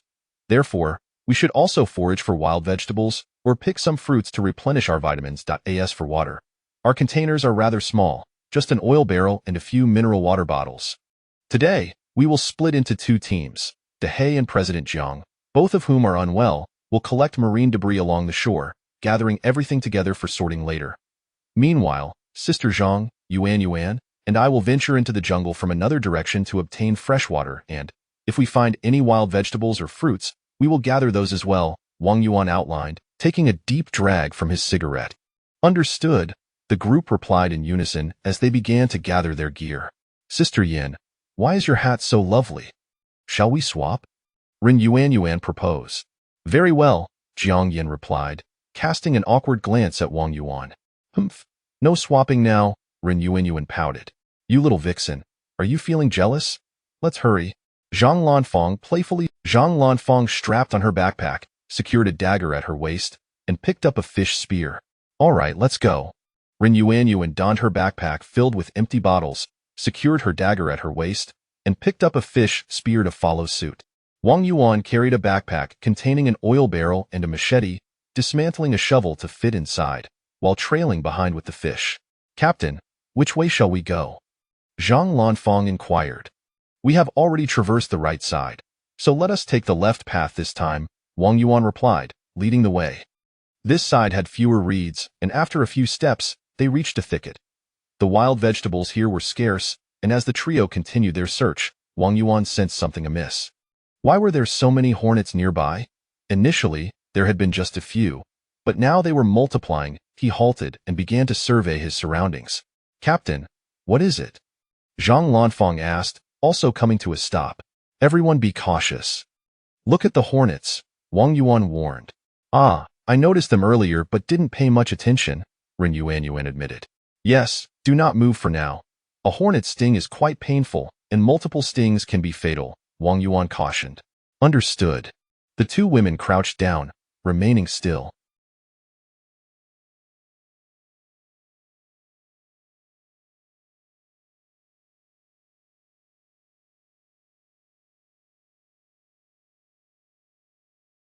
Wang Yuan searched nearby and located a cluster of mugwort.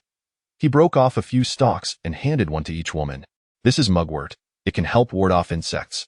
Follow my lead and rub the juice onto your exposed skin, Wang Yuan instructed, tearing a few leaves and rubbing them together before applying the juice to his face, neck, and hands. The 2 women mimicked Wang Yuan and soon completed the task. Wait here. I will go take a look, Wang Yuan said, stepping forward. Shortly after, he discovered a massive hornet's nest. Chapter 87.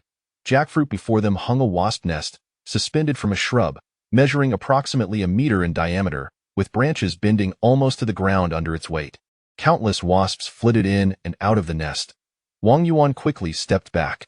Over there, not more than 10 meters away, lies a large wasp nest. Let us circumvent it, he indicated ahead. Very well, the 2 women glanced in that direction. Wang Yuan led them to the left. There are numerous flowering plants near the hive. Let us remain vigilant, for there may be fruits, Wang Yuan remarked. Really? Ren Yuan, abandoning her foraging for wild vegetables, stood upright and scanned the surroundings, discovering quite a few wildflowers, some of which were crawling with wasps. Hurry along and be cautious of being stung by the wasps, Zhang Lanfang urged. Oh, Ren Yuanyuan pouted but followed suit. The trio continued to search for wild vegetables until they reached a sloped area, where a shallow ravine lay ahead, no more than a meter deep. Look, durian. Ren Yuanyuan pointed to the slope of the ravine on their right. That is not durian.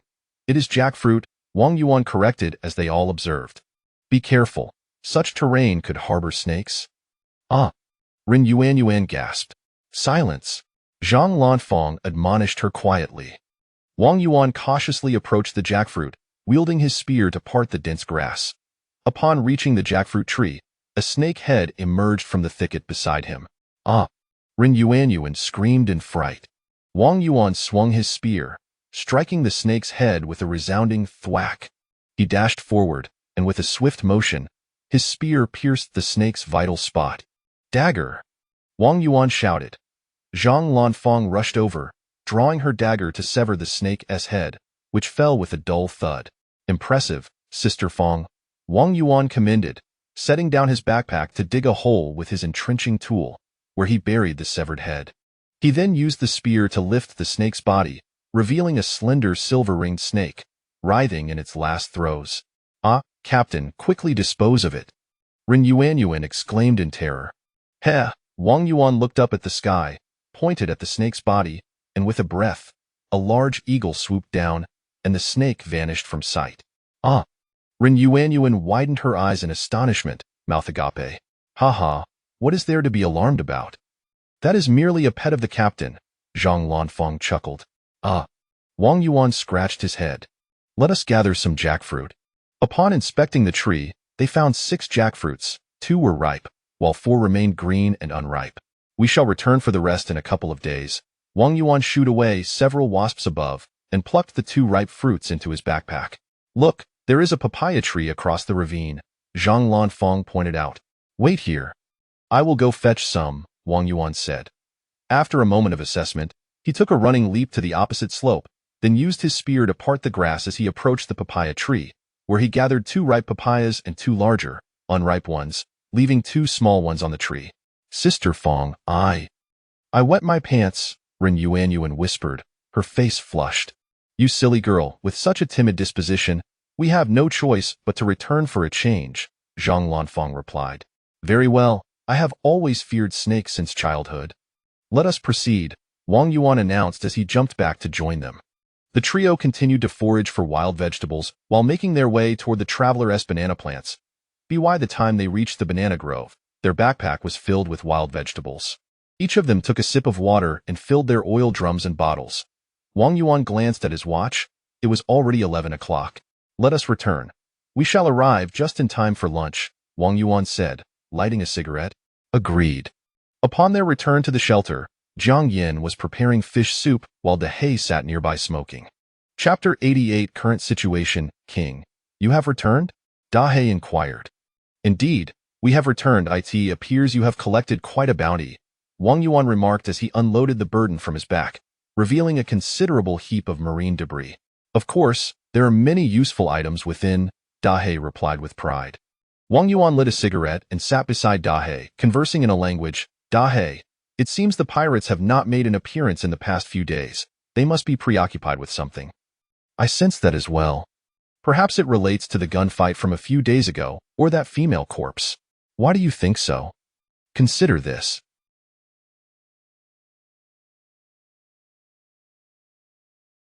In the depths of the ocean, why would one go to the trouble of placing a body in a wooden crate to sink it? It is quite possible that the pirates were engaged in conflict with a rival faction, and that corpse could belong to a significant individual. Those pirates wield considerable influence in this area, with their routes primarily to the south. They cannot remain inactive indefinitely unless they have temporarily ceased operations. What has caused this hiatus may indeed be connected to the recent gunfight or that female corpse, Wang Yuan explained.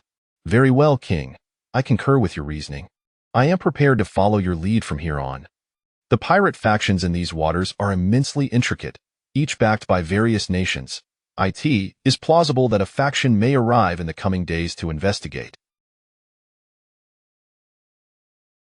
This could very well present us with an opportunity. I understand, those damn nations surely include Country M. Their shadow looms over every civil conflict in Africa. Are you prepared? We may need to take lives. Can you still wield a weapon? King, I am a soldier you have trained, Dahe exclaimed, throwing away his cigarette but in rising with eyes ablaze. Captain, what are you all doing? It's time for a meal, Ren Yuanyuan approached and said. Nothing much, let us eat, Wang Yuan replied. After the meal, they divided 2 ripe papayas. Zhang Lanfang inquired, Captain, what shall we do this afternoon? This afternoon shall be for leisure. Feel free to engage in whatever activities you desire. Washing clothes, beachcombing, or swimming. However, refrain from venturing into the jungle or deep waters, and do not act alone. Understood. The 3 women brightened with excitement. Sisters, shall we go swimming? Ren Yuanyuan suggested joyfully. Let us wash our dirty clothes first, Jiang Yin responded. Then it is settled. After washing our clothes, we shall go swimming. Just look at your garments. They are long overdue for a wash, Zhang Lanfang remarked. Yes, indeed. Ren Yuanyuan blushed at the memory of her earlier mishap. But we do not have swimsuits. Dahe and I will head east to Beachcomb. We shall not set foot on the sandy shore, Wang Yuan stated. King, I too wish to swim, Dahe expressed. Perhaps another day, Wang Yuan replied. Sisters, we are departing, Ren Yuanyuan declared, clutching her change of clothes. Off we go, Zhang Lanfang and Jiang Yin echoed, joining Ren Yuanyuan as they made their way toward the beach. Wang Yuan took 2 papayas and made small incisions at their stems, allowing a viscous, milky liquid to flow out. He positioned the fruits atop a can, directing the liquid into it. Let us be on our way, Wang Yuan said as he lit a cigarette and grabbed a float. Very well, Dahe also lit a cigarette and picked up a float, accompanying Wang Yuan to the shore. By evening, everyone had returned, and Jiang Yin had already set water to boil in a frying pan. Fangjie, you and Dahe should retrieve the fish traps and wash these seafood and the wild vegetables we dug up this morning, Wang Yuan instructed as he handed the float to Zhang Lanfang. All right, the 3 women and Dahe headed toward the sea. Wang Yuan lifted 2 wooden claws, noticing that the liquids in both cans had transformed into a translucent consistency, each measuring half a centimeter thick. Chapter 89. Eating noodles. Wang Yuan gathered the sun-dried kudzu powder and placed it into a small foam box, leaving 2 generous handfuls amidst the palm leaves. The 2 cans contained papaya pectin, known for its excellent adhesive properties. He added a splash of clean water to each can, shook them vigorously, and poured the contents into the kudzu powder on the palm leaves, kneading it gently until it formed a cohesive mass. The water in the pot reached a rolling boil, prompting him to pour it into 5 cans, adding more clean water to the mix, while he tossed a piece of firewood into the stove. Captain, we have returned. Are you preparing to make vegetable cakes? Ren Yuanyuan inquired. Wang Yuan lit a cigarette and replied, Not quite. You shall see shortly, Jiang. Please chop the seafood and place it in the pot, along with some wild vegetables and wild boar meat. Certainly, Jiang Yin responded. Fangjie, please grill the fish, Wang Yuan said, having harvested 2 fish, 2 crabs, and an octopus. All right, Zhang Lanfang and Ren Yuanyuan began skewering the fish. Jiang Yin sliced the crabs in half, diced the octopus, and cut a piece of cured wild boar meat into thin slices, tossing everything into the pot.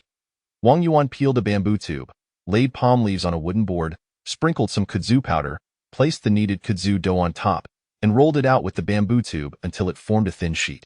He then stacked it and cut it with a dagger, quickly preparing the noodles. Jiang, we can cook the noodles now, Wang Yuan announced. Great. Yay, I love noodles. You glutton, is there anything you don't enjoy eating? Hee. Jiang Yin added some wild vegetables to the pot. Once it boiled, she placed the noodles in, seasoning them with a bit of sea salt and scattering chopped scallions on top. Captain, the meal is ready, Ren Yuanyuan proclaimed. Then let us. Fangjie, I've never eaten jackfruit before. Is it tasty? Ren Yuanyuan asked. Of course, it's both fragrant and sweet, Zhang Lanfang replied. Don't throw away the seeds after eating, gather them, Wang Yuan said as he pried open a jackfruit, revealing its golden flesh within. What can we do with the seeds? Ren Yuanyuan queried. The seeds can be cooked and eaten. They are rich in starch. Wang Yuan scooped out the fruit, distributing it among the group. Delicious, Ren Yuanyuan remarked. So fragrant and sweet, Jiang Yin added. Once everyone has finished, let us take a rest, Wang Yuan said after finishing his meal and sipping some cool boiled water. All right, sisters, let us go relieve ourselves and also gather our clothes, Zhang Lanfeng suggested. Wang Yuan and Dehei settled down, smoking and chatting. Dehei, how many packs of cigarettes do you have left? 3 packs. How about you? 4 packs. If we conserve, we can stretch them for another 10 days. Is the handgun all right? Have the bullets been loaded? The handgun is fine. All the bullets are loaded. Good. I have a feeling that pirates may come in the next few days. When they arrive, let us see who can take down more pirates. Enough boasting. We'll assess the situation when the time comes, but you must follow my lead. Understood, Wang. Captain, we have returned, Ren Yuanyuan announced. Good. You all rest now. However, there are too many mosquitoes at night, Ren Yuanyuan remarked. Then you should move the fire to the shelter. I will think of a solution, Wang Yuan advised. All right. Chapter 90. The pirates have returned. Wang Yuan rummaged through the heap of ocean debris, discovering several discarded plastic bags and a few pieces of pine wood. He carefully stripped the bark from the pine and soaked it in a little fresh water. Please wait outside for a moment, he instructed, bringing the soaked pine bark and the torn plastic bags into the shelter. Once the 3 women and Dehei had exited, he tossed the pine bark and plastic bags into the fire and then stepped outside to sit beside Dehei, enjoying a smoke. Captain, what are you burning? It's quite pungent, Ren Yuanyuan remarked. The soaked pine bark and plastic bags. They help to repel mosquitoes, he replied. Oh, she acknowledged. Let us wait until the smoke dissipates before we head back in to rest. The group nibbled on cactus fruit as they chatted. After more than an hour, when the smoke had cleared sufficiently, Wang Yuan declared, All right, we can return inside to rest now. He discarded his cigarette, and re-entered the shelter, followed by the others. Wang Yuan added some firewood to the blaze and then lay down to rest, with everyone else soon following suit. The next day, Wang Yuan awoke and kindled a fire at the outdoor stove, placing a pot atop it and filling it with fresh water to boil, before attending to his personal needs. Upon returning, he lit a cigarette, and Dehei along with the 3 women gradually rose from their slumber. Dehei, once we've freshened up, let us gather the fish traps, Wang Yuan suggested, pouring boiling water into 5 cans. All right, Dehei replied. Good morning, Captain. The 3 women chimed in. Good morning. Go wash up and we'll prepare breakfast when you return, Wang Yuan instructed, adding more water to the pot to heat up, picking up a can to sip the hot water slowly. When Dehei returned and also had a drink, the 2 set off to collect the fish traps. Their efforts yielded 4 small fish, 2 crabs, and 3 shrimp. After cleaning the catch, they returned to the shelter, where Wang Yuan chopped the crabs in half and placed the shrimp into the pot, adding some wild boar meat and a handful of wild greens, along with a sprinkle of sea salt. Upon the women's return, Wang Yuan proposed, let us share some soup, and then we can divide the jackfruit. If it's not enough, we can have some bananas. Certainly, the women agreed, bustling about. Jiang Yin went to portion the seafood and wild vegetable soup, while Zhang Lanfeng and Ren Yuanyuan fetched the fruit. After breakfast, Wang Yuan remarked, Sister Feng, we have quite a stock of grilled fish, don't we? Today, let us take all the grilled fish to the rocks to sun-dry them, preventing spoilage, so they can serve as our rations in the future. All right, she concurred. Wang, what shall we do today? Let us keep it as a free day, but remember, no one should venture off alone. Understood. Okay. Yay. Ren Yuanyuan exclaimed excitedly, Sister Feng, Sister Yin, shall we visit the spot where the captain found the scallops? Perhaps there are pearls. You little treasure seeker, Zhang Lanfeng teased. Sounds good. Hee hee. The 3 women gathered their gear and set off. Wang, shall we go fishing? Dehei suggested. Of course, Wang Yuan replied, as he and Dehei grabbed their fishing rods and floats, heading to the rocky shoreline to sit and fish, each lighting a cigarette and enjoying a leisurely smoke. Suddenly, Wang Yuan heard the distant putt-putt of an engine approaching from the east. This is not good, Dehei, listen, it's a speedboat. Wang Yuan exclaimed urgently. Indeed, it's a speedboat. Wang, what should we do? Dehei responded, alarmed. Quickly, you go call the women back to the shelter, and I'll wait for you there. Be swift. Wang Yuan tossed aside his cigarette and fishing rod, sprinting toward the shelter. Dehei also abandoned his rod, racing toward the 3 women, shouting, Hurry back, be cautious of the pirates. The women had not wandered far. Upon hearing Dahay's cries, they turned back to see his anxious expression and hurried toward him. "What is the matter, Dahay?" Zhang Lanfang inquired. "Listen, there's a speedboat. We must return to the shelter immediately." The sound of the engine grew ever closer, and the three women, now alerted, dashed back to the shelter alongside Dahay. Chapter 91. Another band of pirates. Dahay and the three women returned to the shelter, where Wang Yuan had already extinguished the fire with water. "Hurry, time is of the essence. Grab your weapons and take cover in the jungle. Abandon everything else," Wang Yuan shouted. "Understood," the others replied. Wang Yuan inserted a dagger into his boot, attached a spade, and tossed it to Dahay, while he armed himself with a machete, securing it at his waist. "Quickly! There's no time to waste. Leave everything behind and run," Wang Yuan urged, brandishing a harpoon. The group dashed towards the jungle, and as they crouched down, they spotted a speedboat approaching from the east. "Everyone, take cover. They are undoubtedly pirates. Do not reveal yourselves. If we are discovered, retreat deeper into the jungle," Wang Yuan observed, noticing 4 or 5 individuals on the speedboat, some carrying rifles. He whispered, "Got it, Captain." The others responded in hushed tones. The speedboat docked on the beach, and 4 men disembarked, making their way toward the shore. One of them produced binoculars to survey the jungle. "Dahay, hand me the gun," Wang Yuan instructed. "Okay," Dahay complied, retrieving a handgun and passing it to Wang Yuan. "Captain, what are you planning to do?" Rin Yuan inquired. "Everyone stay low. This is not the time for conversation. Dahay, Fang Jie, keep an eye on them. No one is to move," Wang Yuan commanded sternly. "Rest assured, these fellows are scarcely a match for us," Dahay remarked. Wang Yuan inspected the handgun, tucked it into the right pocket of his trousers, and then stealthily made his way down. "I have witnessed the captain's prowess. He can slay wild boars, so let us heed his commands and remain still," Zhang Lanfang said. "Understood." Wang Yuan crouched low, swiftly maneuvering to hide behind a rock at a safe distance from the men, from where he could overhear their conversation. "David, we have scoured this area of the sea for 2 or 3 days, and we have nearly checked all the nearby islands. It may have truly sunk to the ocean floor." They spoke in an internationally recognized language. "Brett, you are also part of the pirate faction in this region. Who else could have dared to seize our cargo?" David inquired. "The closest threat is Simon's faction. They have been active in this vicinity, and we often come into conflict with them. Perhaps they are responsible," Brett replied. "What is their strength like?" "Their power is comparable to ours, numbering over 200, but it is rumored they have the backing of Country E, with superior weaponry," Brett explained. "It must be them. They dare to pilfer even from the goods of the Mod family of M Country, and even Miss Lena of the Mod family has gone missing. No one would dare such an act without the support of Country E. We should leave here swiftly. This is Simon's territory, and we are no match for them. It's all right. Our family is aware of our presence here. If anything were to happen to us, they would have no reason to exist." "Very well. This incident has cost us millions in arms, and it has delayed our support for the opposition in Country C. If I find evidence against them, I will annihilate them. Let us explore along this coast. Perhaps we can find clues.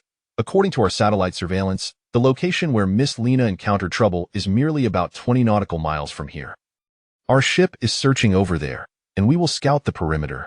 Wang Yuan mused to himself. Indeed, there are shadows of M Country in the civil war of Country C. It seems the Mod family wields considerable influence and power both in M Country and internationally. He noticed David, clad in a black suit and wearing sunglasses, standing beside a tall black man dressed in olive green camouflage, armed with an M16 assault rifle. Chapter 92. Seizing the speedboat. Brett and a nearby pirate, both adorned with headscarves, carried AK-47s slung across their backs. On the speedboat, another pirate, similarly attired and sporting sunglasses, lounged. David was scouring the shoreline with a few companions.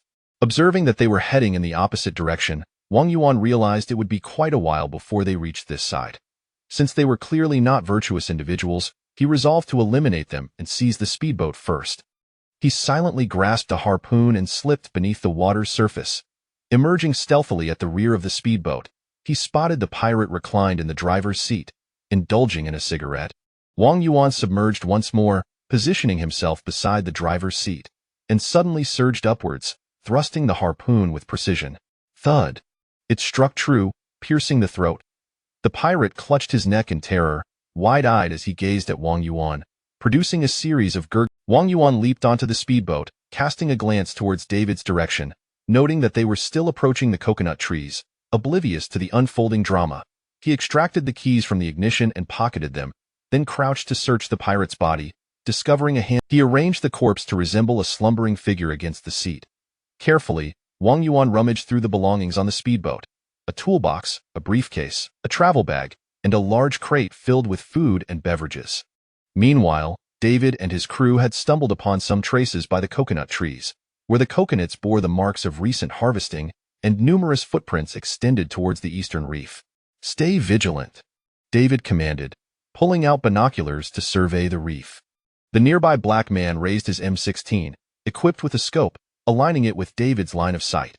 The other two pirates also trained their weapons in that direction. David indicated the footprints on the ground and gestured towards the reef. The four men crouched low, stealthily advancing towards the rocky outcrop. Upon reaching the periphery of the reef, David pointed to a towering rock. The black man nodded, scaling it, then peering through the scope of his rifle to survey the surroundings. Suddenly, he spotted a shelter, emitting a hushed shoo-shoo, and gestured towards it.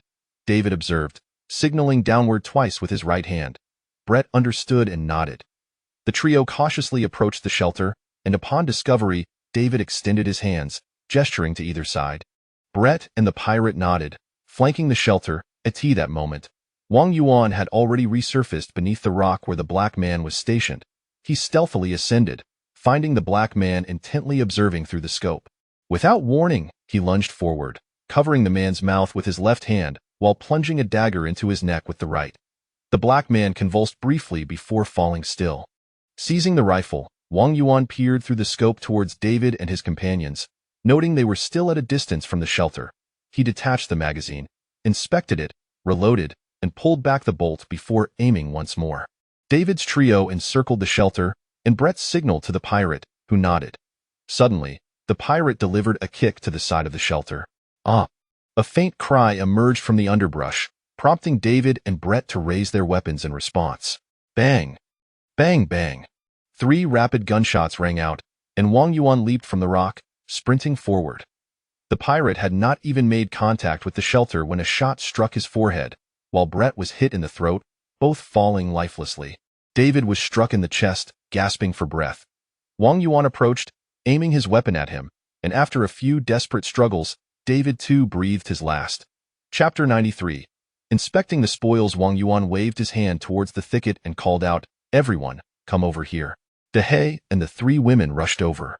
Ugh, Jiang Yin and Ren Yuanyu, and were overwhelmed by the sight of 3 corpses and began to retch. Zhang Lanfang's complexion also turned pale, clearly distressed by the scene.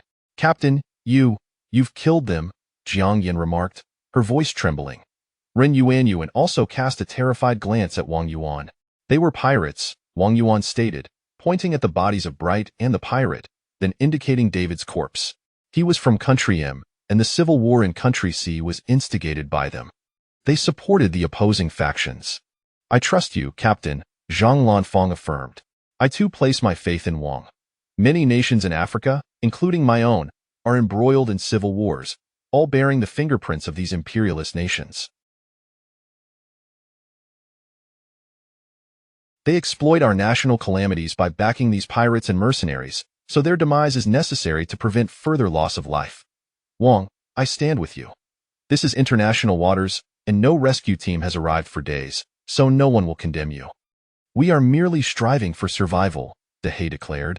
"We're just unaccustomed to witnessing death for the first time," Jiang Yin admitted awkwardly. "Captain, it's precisely because we have never encountered dead bodies that we reacted this way. Please do not misunderstand," Ren Yuanyuan added. "Enough, there is no need to form lines. I understand my only desire is to ensure your survival. You all comprehend the gravity of the situation. If they remain alive, it is your lives that are at stake. I will not sit idly by. They will not be able to kill me," Wang Yuan asserted. "Captain, we mean no offense. We are simply unaccustomed to death," Zhang Lanfang reiterated. "Indeed, Captain, We harbor no ulterior motives and will follow your lead from now on, Jiang Yin stated. Yes, Captain, upon our return, I will also stay by your side, Ren Yuanyuan affirmed. Everyone looked at Ren Yuanyuan in astonishment.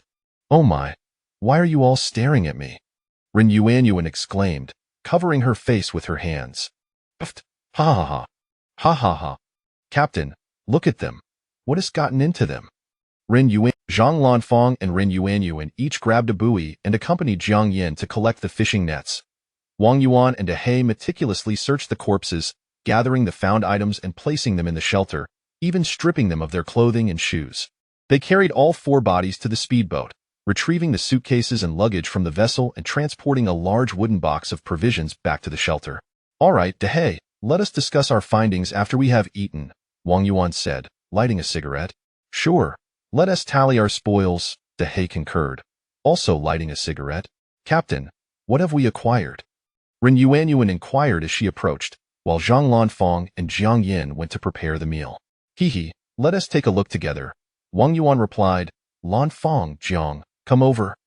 There's a large box of food here. Wow, luncheon meat, bread, milk, and even beer and brandy, all in one box. Ren Yuanyuan exclaimed with excitement. And 2 bottles of salad dressing, Jiang Yin added. Captain, there are also 2 packs of cigarettes, Zhang Lanfang noted. All right, let us set those aside for now, Wang Yuan said as he and Dehei inspected the weapons they had seized.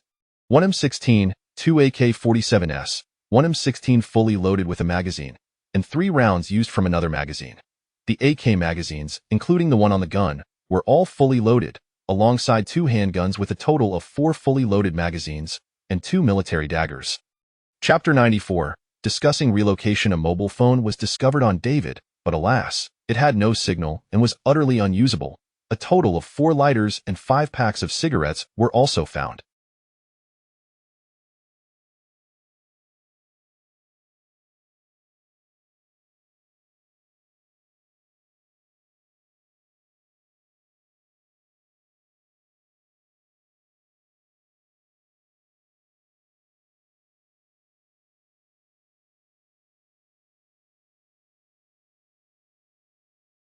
Wang Yuan opened a suitcase, revealing an array of military attire.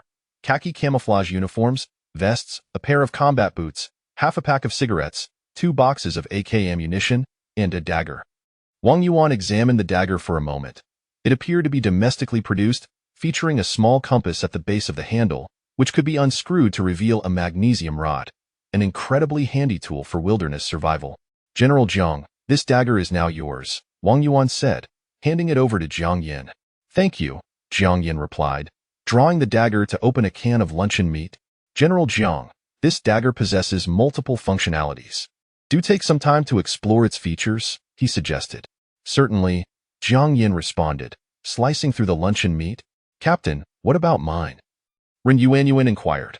Wang Yuan handed 2 military daggers to Zhang Lanfang and Ren Yuanyuan, stating, though these 2 differ in design from Dahei's, their functions are quite similar. While they lack the versatility of General Jiang's, they are practical military standard daggers, more resilient and durable. Please familiarize yourselves with them, and I will teach you when time permits. Understood, Ren Yuanyuan said. Wang Yuan inspected the contents: 5 grenades, 4 boxes of bullets, including 3 boxes of M16 rounds and 1 box of pistol ammunition. Captain, it's time to eat, someone called. Very well, let us dine, Wang Yuan replied. A dish of pork chop stewed with papaya and a salad of wild greens mixed with luncheon meat delighted everyone. After the meal, Wang Yuan placed jackfruit seeds into a pot to boil.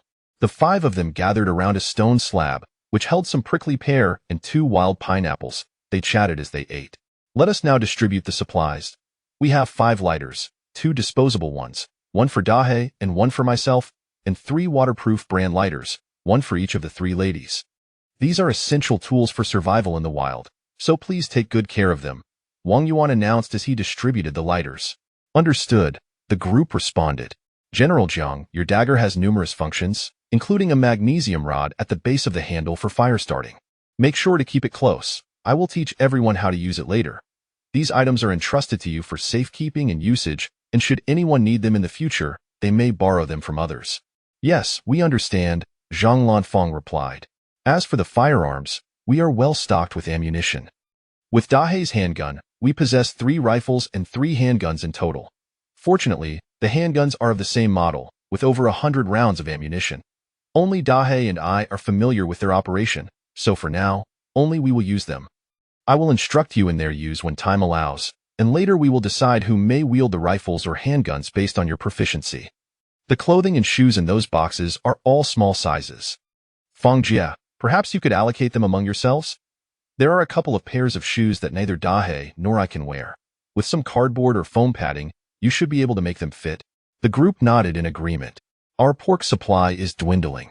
Although we have some dried fish, it will serve merely as our reserve food for emergencies. Therefore, I propose we relocate tomorrow to the wild boar's den. That cave should accommodate us well. There are 2 wild boars there that we can hunt, ensuring a fresh supply of pork. What does everyone think? I concur. I agree as well. We are all in agreement.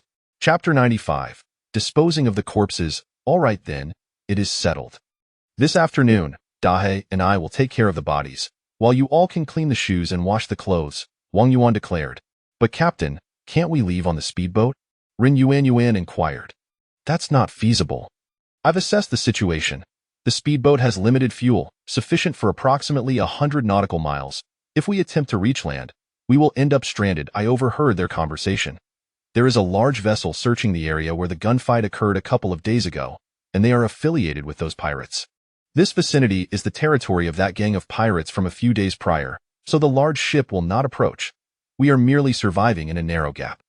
Rest assured, I will ensure your safe return, so let us return to our tasks, he reassured them. Understood, the group replied in unison. Wang, this cigarette is quite enjoyable, Dahe remarked as he and Wang burying them might lead to scavengers like jackals uncovering them or rain leaving traces, Wang Yuan suggested. Okay. Wait, 2 bodies are missing, Wang Yuan suddenly exclaimed. The 2 rushed to the side of the speedboat. They observed 1 body on the boat and 2 beneath it. The corpses of the 2 pirates had vanished. They must have been dragged away by jackals. Wang Yuan pointed to the ground. There were 2 dragging marks and some animal footprints extending into the jungle, Dahe lamented. We were careless. It's all right. Those 2 were the significant ones. We shall dispose of their remains in the sea to obliterate any evidence. Wang Yuan indicated toward the bodies of David and the sniper on the ground. Will the bodies not float away? Not likely. There are sharks in the vicinity. I have encountered them before. Very well. Let us load all the bodies onto the speedboat and head to the deep sea to discard them. Okay. The 2 hoisted the bodies into the speedboat and, with combined effort, pushed the boat into the water before jumping aboard. Wang Yuan retrieved the keys and started the engine, steering the speedboat away. Meanwhile, the 3 women were washing clothes, and Rin Yuan noticed the scene, exclaiming in astonishment, Wow, look, the captain can drive a speedboat. Zhang Lanfang commented, Indeed, the captain has a military background. Rin Yuan responded, but not all soldiers can operate a speedboat. Zhang Yin speculated, he might have been a special forces operative. Is that true? Zhang Lanfang and Rin Yuan turned to Jiang Yin. He and my father were likely in the same unit. Whenever I inquired about his unit, my father would be vague, much like the captain. Therefore, I suspect they were part of a special forces team, Jiang Yin posited. Rin Yuan frowned. But special forces aren't that mysterious, are they? They are often portrayed on television. Could they be part of some clandestine department? Zhang Lanfang chuckled. Haha, you've been watching too many dramas and reading novels. There's no such mysterious department. It's just that special forces have strict protocols, and veterans are not permitted to disclose military secrets. Jiang Yin concurred. I believe Fangjia is correct. Our military is known for its discipline, especially the special forces, who use code names during missions, hence the secrecy. Rin Yuan conceded. All right, fair enough. Wang Yuan navigated the speedboat approximately 2 nautical miles before halting. Together, they cast the bodies into the sea and then turned back. The corpses soon resurfaced, and Dahe turned to observe. Wang, look, there are indeed sharks, Dahe shouted. Wang Yuan glanced back to see 5 or 6 sharks circling the bodies, tearing into them. All right, this should effectively erase all evidence. Wang Yuan continued to pilot the speedboat onward. Chapter 96. Concealing the speedboat. Wang Yuan navigated the speedboat onto the sandy shore. where he observed the three women hanging their garments on the rocks. "Dehei, please summon them. We need to conceal the speedboat within the jungle." "Understood," Dehei replied, leaping from the boat and hastening towards the three women. Wang Yuan retrieved a length of rope from the boat and secured it to a hook at the front. Dehei returned, accompanied by the three women. "Captain, what is our plan?" Rin Yuan inquired. "We shall drag the speedboat into the jungle for concealment. We cannot leave it by the seaside to be discovered by pirates." "Very well. Dehei and I will pull the rope from the front, while you three push from behind. The speedboat is not excessively heavy. With our combined efforts, we can manage it easily," Wang Yuan instructed. "All right, let us begin," Zhang Lanfang responded. Wang Yuan and Dehei led the way, pulling the rope, while the three women pushed from the rear. In truth, the speedboat was not particularly burdensome, and with 5 of them working together, it became even easier as they traversed through the grass, where friction diminished. After maneuvering it behind a thicket of bushes, Wang Yuan said, "That will suffice. Let us gather some branches and reeds to camouflage it." "I will fetch the machete," Zhang Lanfang offered. "No need for that. We can simply uproot some plants surrounding the speedboat and cover it with branches, grass, and vines. The marks left by a machete would be far too conspicuous and difficult to erase. The traces from uprooting will be washed away by rain and erased by the wind," Wang Yuan clarified. It took the group over 2 hours to achieve an effective disguise for the speedboat, rendering it nearly invisible from a distance, only discernible upon close inspection. "All right, let us return," Wang Yuan said as he lowered the toolbox. The 5 of them made their way back to the shelter, where Wang Yuan and Dehei set down their weapons and tools, lighting up cigarettes. "Fangjia, please gather the clothing. It should be sufficiently dried by now. Once you return, you can distribute it and then prepare dinner. We have both wild vegetables and pork available. Dehei and I will go check the fish traps, and when we return, we can grill some seafood," Wang Yuan instructed. "Understood," the others replied, busily attending to their tasks. Wang Yuan and Dehei ventured to the seaside, collecting some oysters, and as twilight approached, they retrieved the fish traps, yielding only a few fish. Wang Yuan pondered the unpredictability of their catch. A day without bounty would surely lead to hunger. He resolved to craft additional fish traps in the coming days, deploying them in separate locations in the sea. Upon returning to the shelter, they found that the 3 women had prepared a pot of soup using wild boar meat and vegetables. As they savored the grilled fish and oysters, accompanied by the soup, Wang Yuan brought forth the jackfruit seeds he had cooked earlier, demonstrating to everyone how to peel and eat them. "Captain, your shoes seem worn. You should change into another pair. We have 5 pairs available here," Jiang Yan suggested. "Very well," Wang Yuan replied, examining his footwear, which had suffered damage from seawater corrosion and mysterious abrasions. Selecting a pair of combat boots, he tried them on and remarked, "These will do?" They fit perfectly. These boots appeared to belong to the black sniper, nearly new and fitting his size exactly. "Have you all changed your shoes?" Wang Yuan inquired. "Yes, we found 2 pairs in size 40, but mine are 38, and Xiao Yan's are 37. We added 2 layers of cardboard, and they are significantly better than our previous ones," Zhang Lanfang responded. "That is good to hear." "Captain, we wish to learn how to shoot," Rin Yuan said, her eyes glimmering with anticipation as the 3 women looked eagerly at Wang Yuan. "Very well, I shall first teach you how to use a handgun. It is lighter, portable, and easy to operate. These 3 handguns will belong to you from now on."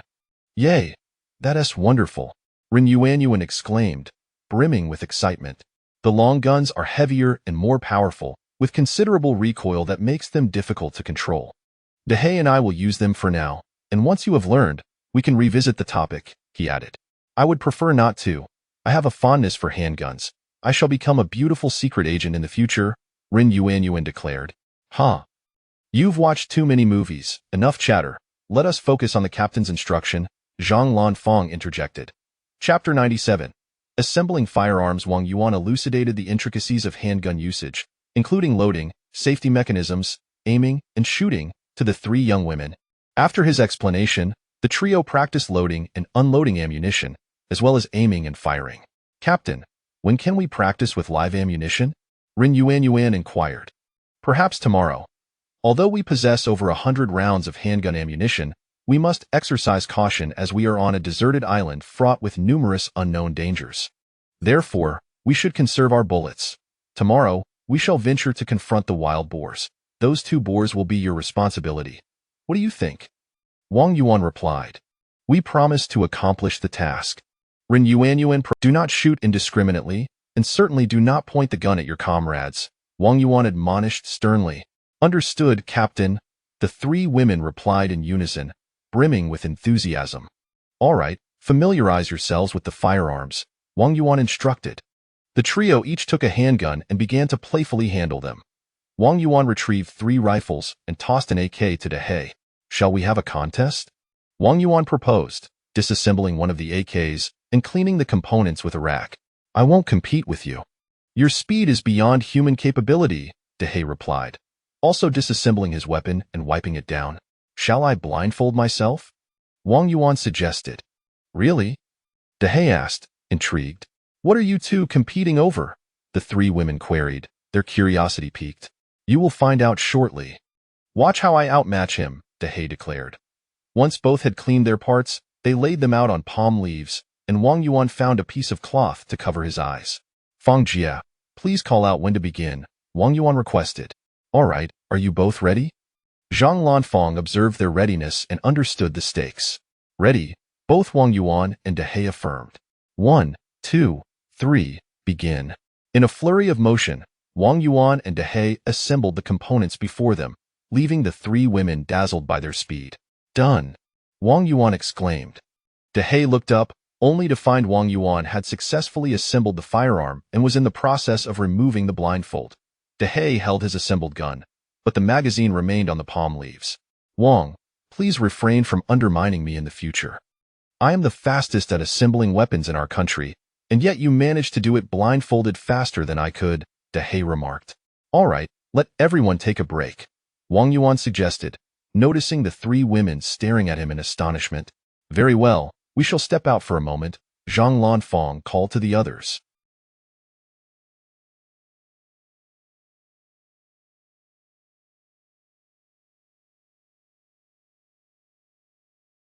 Wang Yuan lit a cigarette and began disassembling the M16, cleaning its parts with a cloth.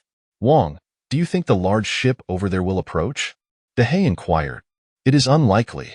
This maritime area is under the influence of the pirates we encountered a few days ago. Both parties are on high alert, and even if an incident occurs, it will likely be met with mutual suspicion, Wang Yuan explained.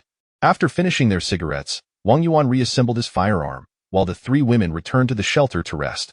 Wang Yuan and Dehei also returned after attending to their personal matters. In the morning, Wang Yuan awoke to find Dehei and the 3 women still asleep. Stepping outside the shelter, he was greeted by a thick fog, rendering visibility nearly non-existent beyond 10 meters. Such weather would certainly deter any large ships from approaching. The firewood was slightly damp, so he gathered some dry kindling to ignite a flame, placing a pan over it to boil water before heading to the beach to wash up. Upon returning, Dehei and the 3 women had begun to awaken and address their personal needs. Wang Yuan poured hot water into 5 soda cans to cool, then added fresh water to the pot, cutting the remaining wild boar meat and placing it inside, along with the wild vegetables. When Dehei returned, the 2 men lit cigarettes and proceeded to the beach to tend to their fishing nets. Chapter 98. Moving towards the lawn, the catch this time was rather meager, consisting of 2 fish, 1 crab, and 2 mantis shrimp. After tidying up, the 2 of them set down the fish trap and returned to the shelter, where they meticulously prepared the seafood, chopping it and placing it into the pot. Mr. Jiang, there's no salt in the pot, Wang Yuan remarked. Understood, came the reply. After quenching their thirst and finishing breakfast, Wang Yuan suggested, let us gather our belongings and set out. There's no need to bring too much, just the firearms, tools, and clothing will suffice. After we deal with the wild boar, Dehei and I will return for anything we might need later. All right, the others replied in unison. They loaded their backpacks with the iron pot, cans, bottles, and other essentials, strapping on their handguns and daggers, while wielding fish spears. Fully equipped, the 5 ventured into the jungle from the coconut trees. Not long after, the sun began to rise, gradually dispersing the thick fog. Along the way, they stumbled upon 2 wild chickens and 2 hares, eliciting shrieks of excitement from the 3 women. The group paid them no mind and continued on their journey. Upon reaching the Traveler's South Banana Grove, Wang Yuan instructed everyone to set down their belongings and take a rest. while he and Dehe sat aside to smoke. Captain, Dehe, have some water, Zhang Lanfeng said, handing over 2 bottles. Thank you. After a brief rest, you all should arm yourselves and head to the lawn. If you encounter any wild boars, use your handguns to take them down, Wang Yuan directed. Understood, the 3 women replied, bubbling with enthusiasm. Remember, conceal yourselves well. Do not let the wild boars spot you. The 2 wild boars over there are both adults, and adult wild boars are fiercer than tigers. Aim carefully before firing. Ideally, shoot within 50 meters, as a handgun may not effectively harm a boar beyond that distance. Focus your shots on vital areas, the head, throat, and heart, that if you miss, aim for their limbs to incapacitate them. Is that clear? Wang Yuan instructed. Clear, the 3 women affirmed. Shall we proceed? Ren Yuan inquired. Carry only your weapons. First, check your firearms and ammunition. You can discuss your specific approach amongst yourselves, and once you're prepared, set off, Wang Yuan instructed. Yes, we will accomplish the mission, Ren Yuan declared, rising to salute in a somewhat unrefined manner. The group erupted into laughter. The 3 women moved aside, drawing their handguns and pretentiously inspecting them, whispering amongst themselves. Captain, we are ready, Zhang Lanfeng announced. The 3 women were all equipped with daggers at their waists, one hand clutching a handgun, the other holding a spear. Very well, let us depart. Wang Yuan signaled with a wave of his hand. The 3 women dashed excitedly toward the lawn. Wang, are you not worried that the wild boars will uproot the 3 cabbages? Pfft, enough of that, let us go enjoy the show, Wang Yuan replied, checking his M16. I have no intention of going. What business would I have there? I think I'll just rest here, Dehe said, lighting another cigarette. Hee, you're just being lazy, Wang Yuan teased. Hee, Dehe chuckled. Wang Yuan, with his gun and machete in hand, darted into the woods. Upon reaching the edge of the lawn, he concealed himself behind a cluster of bushes to observe. He saw the 3 women crouched beneath a banana tree, whispering, while 2 wild boars were by the waterhole. One drinking, the other rooting around on the ground, with a distance of over 100 meters between them. At that moment, Zhang Lanfeng gestured, and the 3 women dispersed, Jiang Yin on the left, Ren Yuan on the right, and Zhang Lanfeng trailing slightly behind in the center. They crouched low, stealthily advancing toward the wild boars. Wang Yuan, peering through his scope, thought to himself, not bad. Their formation is decent, and they understand how to cooperate, though they still lack proper concealment. As anticipated, they had not ventured far before the wild boars detected them, raising their heads in alarm. Not good. We've been spotted, Ren Yuan shouted. A gunshot rang out, startling everyone. Chapter 99. Slaying the wild boars. Ren Yuan let out a piercing scream as her handgun clattered to the ground, her hands instinctively covering her ears. The crowd turned to her, realizing that Ren Yuan, in her panic upon being spotted by the wild boar, had hastily fired her weapon. At that moment, the boar was still 70 or 80 meters away, and being a novice, hitting the target seemed improbable. Instead, she was startled by the gunfire and dropped the handgun.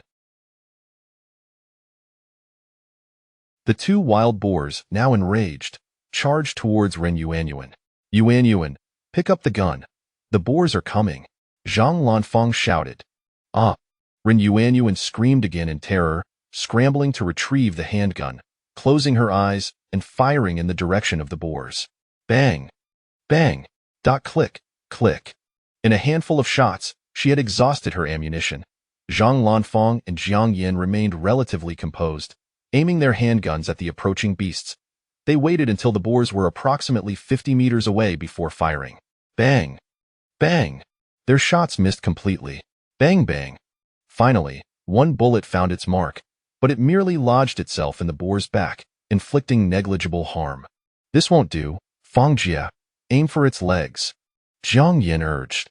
All right, Zhang Lanfeng replied. Bang bang bang. It wasn't until their ammunition was depleted that they managed to strike one of the boar's front legs. The creature, feeling the pain, stumbled and fell, then rose again, glaring at Zhang Lanfeng while letting out 2 anguished cries before charging towards her, while the other boar continued its advance towards Ren Yuan. Ren Yuan's face drained of color and fright. Yuan. Run! Zhang Lanfeng yelled, turning to flee. However, Rin Yuanyuan, paralyzed by fear, fell to the ground, sitting and screaming, "Ah, Captain! Save me!" Jiang Yin, equally terrified, stood frozen, her beautiful eyes wide with horror. As Ren Yuanyuan appeared to be on the verge of being rammed by the wild boar, she closed her eyes, covered her face with her hands, and cried out, "Ah, Wang Yuan!" Bang! Bang! Suddenly, 2 gunshots rang out from the nearby woods. Both wild boars collapsed simultaneously, letting out cries of distress before twitching a few times and falling still. After what felt like an eternity of weeping, Ren Yuanyuan cautiously removed her hands, only to find one of the boars lying motionless before her, utterly lifeless. Turning her gaze to Zhang Lanfang, she saw her also seated on the ground, her face pale with terror, with another boar sprawled in front of her. Jiang Yin approached, helping Ren Yuanyuan to her feet, saying, "It's all right now. It's all right." "Woo woo woo, Yinjia, Fangjia, I was so scared." Ren Yuanyuan cried upon seeing Zhang Lanfang approach. "Everything's fine now. Don't cry. Don't cry." Zhang Lanfang comforted, patting Ren Yuanyuan's, "Why didn't you come sooner? You scared me to death." "Humph, humph." Ren Yuanyuan retorted, delivering 2 more kicks to the boar while glaring at Wang Yuan. All right, aren't you supposed to be a beautiful agent?" Wang Yuan said, scratching his nose. "You." "Humph." Ren Yuanyuan turned her head away, ignoring him. Shall we go back and fetch our things?" Wang Yuan suggested. "Humph, let's go," Ren Yuanyuan declared, pulling the 2 women along as they headed back. Zhang Lanfang and Jiang Yin exchanged helpless glances with Wang Yuan. Hee. Wang Yuan followed behind the 3 women as they returned. He sat beneath the traveler's banana tree, smoking a cigarette. Upon seeing everyone return, he inquired, "Wang, what happened? I heard a flurry of gunfire." "Oh, it's nothing. Just killed 2 wild boars," Wang Yuan replied. "Humph." Ren Yuanyuan scoffed. Let us move our things over," Wang Yuan suggested. Dehe noticed something amiss and winked at Wang Yuan. The group picked up their belongings and made their way to the lawn. Chapter 100. Inspecting the cave. The group arrived at the lawn, and the 3 women were about to head towards the cave. "Come back. Don't go in just yet," Wang Yuan called out. "What's the matter?" Zhang Lanfang inquired as the 3 women halted. "What if there are wild boars inside?" Wang Yuan responded. "Oh." The 3 women recalled the earlier scene and shuddered in fear. "Put down your belongings. I will go take a look. You all load your handguns with ammunition," Wang Yuan instructed. The group complied, setting down their items as the 3 women began to load bullets into their pistols. Wang Yuan picked up an AK and approached the cave entrance. He picked up a stone and threw it inside. After listening for a moment and hearing no sound, he cautiously entered the cave. The interior was quite spacious, with only 2 large stones forming the entrance, while the rest was filled with sand, covering an area of approximately 20 to 30 square meters. There's no danger inside.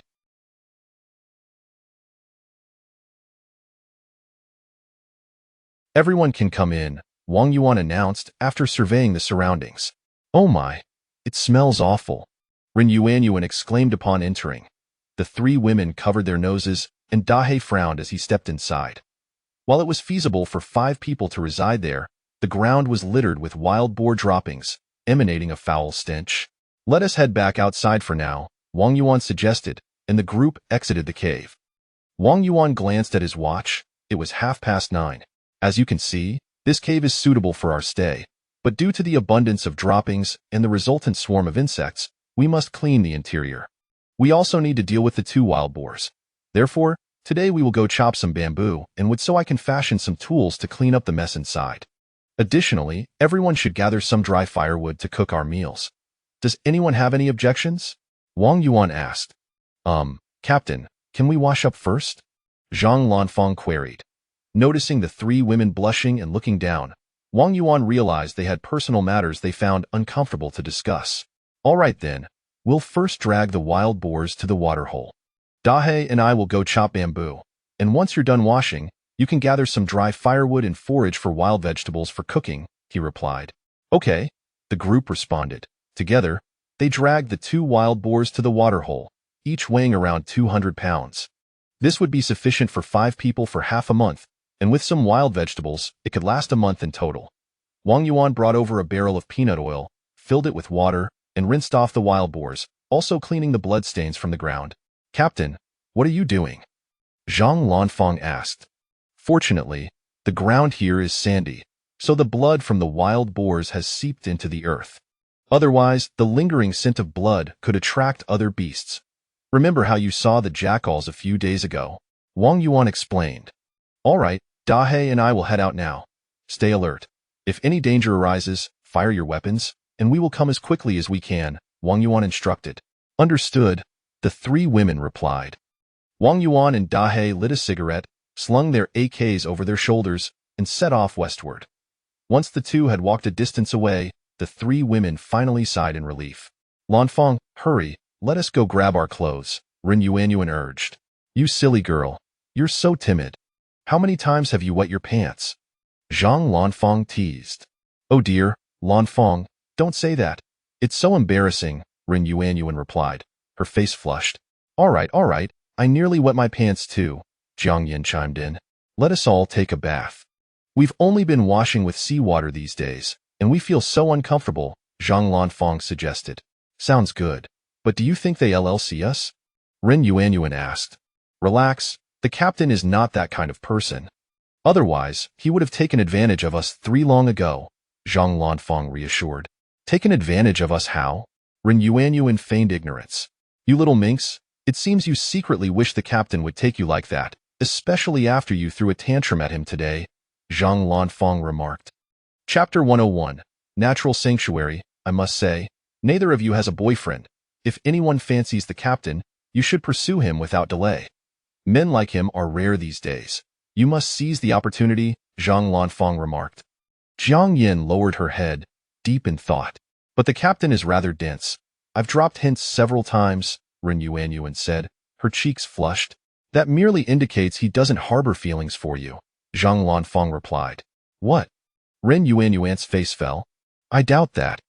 The captain is likely afraid that once we return, we will part ways, and at that point, we will no longer know each other, Jiang Yin suggested.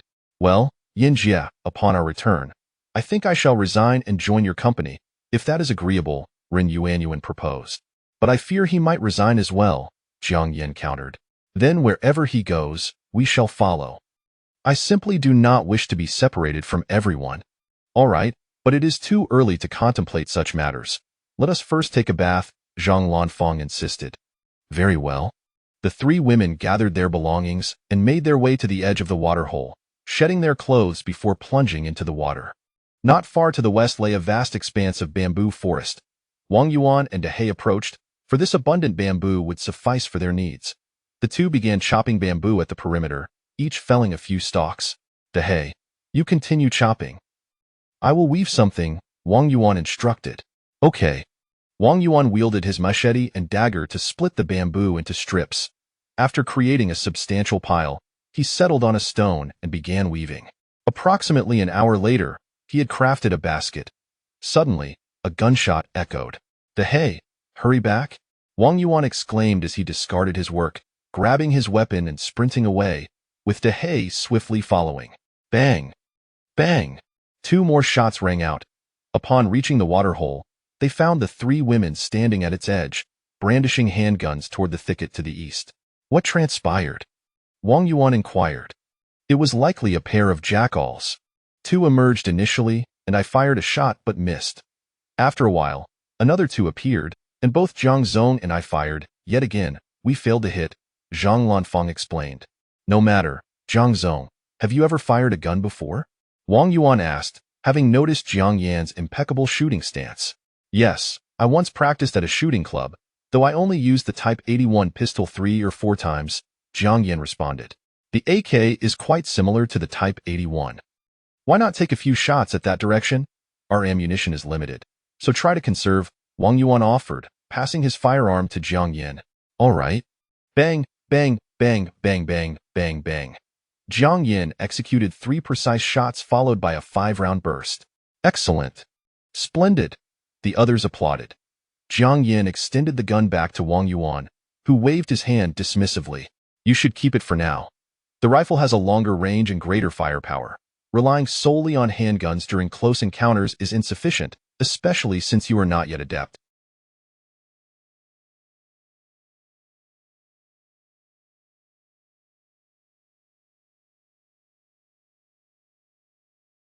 Thus, practice with this weapon in your spare time. Understood. Jiang Yan acknowledged. Everyone should practice regularly. During shooting, one must maintain composure. The lethality of a handgun is minimal, and the closer the target, the higher the accuracy. Even if one waits until the adversary is upon them to shoot, it matters not, as long as they can hit the target. Our bullets are limited, so we must conserve them. If one shot suffices to strike the target, there is no need for a second. Therefore, in the face of danger, we must remain calm. Our objective is to return home, to survive. Any threat to our lives or hindrance to our return is our enemy. We must not show mercy towards our foes, whether they be classified as protected species or pirates. Here, in international waters, there are no legal repercussions for us. We have the backing of a great nation behind us, Wang Yuan declared. Chapter 102. Crafting utensils. De He and the three women were filled with fervor upon hearing the news. Do you all understand my intentions? Wang Yuan inquired. Indeed, the crowd replied in unison. Very well, there are plenty of wild vegetables here. I suggest you begin harvesting them while De He and I transport some bamboo. Afterwards, we shall gather some dry wood to start a fire for cooking, Wang Yuan declared. Understood, the group responded. Wang Yuan and De He set off to collect bamboo, while the three women busied themselves nearby with the wild vegetables. After making 2 trips, Wang Yuan and De He successfully transported a basket and a dozen bamboo poles to the edge of the pond. All right, everyone, please return, Wang Yuan called out. Jiang, please construct a stove. De He, you and the others should gather some dry wood and bring back a portion for Jiang to use in cooking. Everyone, arm yourselves. Upon the group's return, Wang Yuan glanced at his watch and noted it was 11 o'clock. Very well, he said, and everyone set to work. Wang Yuan lifted a stone, settled himself, and began sawing the bamboo with the serrated edge of his entrenching tool. After a while, he switched to whittling with a dagger, then chiseling, and finally drilling with a punch. Ren Yuanyuan returned with a bundle of dry wood, and Jiang Yan commenced cooking. Captain, what are you preparing? Ren Yuanyuan asked. Oh, just some utensils for our meal. Please inform them to return with their own bundles of dry wood, and then we can commence. He then fashioned 5 pairs of chopsticks and resumed sawing the bamboo. After cutting several bamboo tubes, he picked up the dagger to refine the edges of the tubes. Captain, what do you intend to do with these bamboo tubes? Jiang Yan frequently glanced at Wang Yuan, her curiosity finally getting the better of her. The thicker ones will serve as bowls, while the thinner ones can be used as cups. This way, they won't burn your hands, Wang Yuan explained. Oh, Jiang Yan's eyes sparkled with intrigue as she gazed at him. Yanjia, is the meal ready? I'm famished. Ren Yuanyuan called out as the 3 returned with the firewood. It's ready. We can begin, Jiang Yan announced. Then let us dine, Wang Yuan said, rising to his feet and lighting a cigarette. As Jiang Yan reached for the bamboo bowl, Wang Yuan interjected, let us use the cans for now. These aren't ready yet, and they might crack easily. Oh, very well, she acquiesced, retrieving a can to serve the wild vegetable and salted fish soup. Captain, what is this? Zhang Lanfang inquired, pointing at the bamboo tubes. The thicker ones will be used as bowls, and the thinner ones as cups. However, these are fresh bamboo. Using them now might lead to cracking as they dry, making them less sturdy. I will process them further after our meal, Wang Yuan explained. How will you process them? The crowd asked with curiosity. Simply boiling them, he replied. Oh. After they finished the wild vegetable and salted fish soup, Wang Yuan said, this afternoon, I will tidy up the cave here. You all should head to the seaside to retrieve the fish trap and bring back some supplies. What should we bring? Zhang Lanfang asked. Bring back some floats. Once cut, they can serve as basins or ladles. Foam boards can be used as bedding or pillows. Bottles, buckets, ropes, plastic sheets, woven bags, anything useful, please bring it back. Do not dismantle the shelter. We may need it in the future, Wang Yuan instructed. Understood. Do not bring back too much. If we lack supplies, we can always retrieve more tomorrow. Remember to carry your weapons well. Of course, the 3 women and De He equipped themselves with weapons, shouldered their baskets and backpacks, and set off.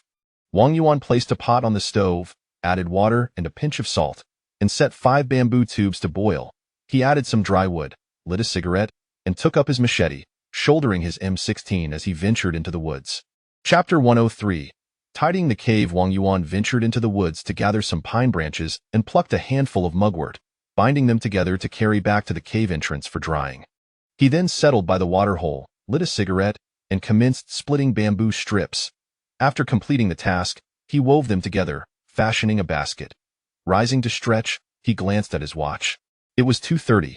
Lighting another cigarette, he picked up 2 baskets and an entrenching tool and entered the cave. Setting the firearm and baskets aside, he began to scoop out wild boar droppings, transporting them to the cave's entrance. At that moment, the 3 women and Dehei returned. "Captain, we are back," Ren Yuanyuan called out. "Good. Just place everything down," Wang Yuan replied, already having amassed a considerable pile of droppings. "Captain, what shall we do next?" Zhang Lanfang inquired. "Let us take a break first. You ladies can go pick some bananas to eat," Wang Yuan suggested. "All right." The 3 women eagerly headed off to gather bananas. Wang Yuan gestured for Dehei to sit at the cave entrance and smoke. "Wang, these lovely ladies should be capable of holding their own by now. Wouldn't you agree?" Dehei remarked as he inhaled his cigarette. "Indeed, have you noticed? Of course, you've been training them, haven't you? If we go for vengeance and do not return, at least they will survive." "Yes, but please do not mention this to them. Rest assured, Wang, we will surely be fine. With you around, we will certainly make it back." Wang Yuan patted Dehei on the shoulder. "Captain, Dehei, bananas are ready," Ren Yuanyuan called out. The 3 women each brought over a bunch of bananas. "These are all ripe. There are still plenty unripe, so we can take our time eating," Zhang Lanfang remarked. Everyone sat down to enjoy the bananas. "Captain, what shall we do next?" Zhang Lanfang asked after finishing her banana. "You ladies can go to the water hole and process the 2 wild boars. It is quite hot, and if we don't handle them soon, they will spoil the hay, and I will continue tidying the cave though. And please take out the bamboo tubes from the pot and add a few more. If there isn't enough water, just add some more," Wang Yuan instructed. "Understood." The 3 women gathered their weapons and the seafood they had collected. "I will take the droppings and dispose of them," Wang Yuan said. "All right." Dehei picked up the entrenching tool and entered the cave. Wang Yuan filled a basket with the droppings piled outside, made his way to the water hole, and, after circumventing it, found a few spots in the grass on the opposite bank to dispose of the droppings. "Captain, what are you doing?" Ren Yuanyuan called out upon seeing Wang Yuan return. "Wild animals have territories. I am scattering the wild boar droppings around. The scent will deter other beasts from approaching," Wang Yuan explained. "Oh." The 3 women continued their work on the wild boars. "Make sure to prepare the meal afterward," Wang Yuan added. "Certainly." Wang Yuan returned to the cave entrance, filled another basket with wild boar droppings, and scattered them around the bamboo grove. After several trips, the area was sufficiently covered with droppings. Dehei had also finished tidying the cave. The odor inside had diminished somewhat, but there were still numerous mosquitoes and flies. "Dehei, take a break. Then we shall gather some dry firewood," Wang Yuan said as he lit a cigarette. "All right." Dehei lit a cigarette as well. After finishing their smoke, the 2 made their way to the water hole for a drink. Wang Yuan glanced at the pot containing the bamboo tubes. "All set to use," he declared. Removing the bamboo tubes to dry out Dehei went to assist with the processing of the wild boars, while Wang Yuan carried a bundle of dry firewood into the cave. He then brought in the partially dried pine branches and mugwort that had been left outside. Dividing the firewood into 2 piles, he ignited them until the flames blazed robustly, then covered the fires with the pine branches and mugwort, producing thick smoke. Wang Yuan quickly dashed outside. Checking his watch, he noted it was 4:30. He lit another cigarette, picked up his machete, and headed back into the bamboo grove to cut more bamboo. Chapter 104. Taking residence in the cave, Wang Yuan felled a dozen bamboo shoots and transported them twice to the cave entrance. The dense smoke within had dissipated, and as he stepped inside, he observed that the mosquito above 2 large stones, there remained a number of gaps through which light filtered. Stepping outside, he retrieved a tarpaulin, climbed atop the stones, and draped the tarp over the openings, securing it with stones around the edges. After descending, he entered the cave holding a military shovel and a dustpan, began to excavate the cave walls, and placed the excavated earth into the dustpan. Once full, he emptied it into the uneven areas of the ground to level the surface. "Captain, It's time to eat. It was already 6:30. He lit a cigarette and took a puff. Captain, this place is now habitable. Rin Yuan assessed the cave. Indeed, it's sufficient. Let us proceed, Wang Yuan affirmed, and together they walked to the water pool. It smells wonderful. What have you prepared? Wang Yuan inquired. All made from offal, Zhang Lanfang responded, detailing the dishes.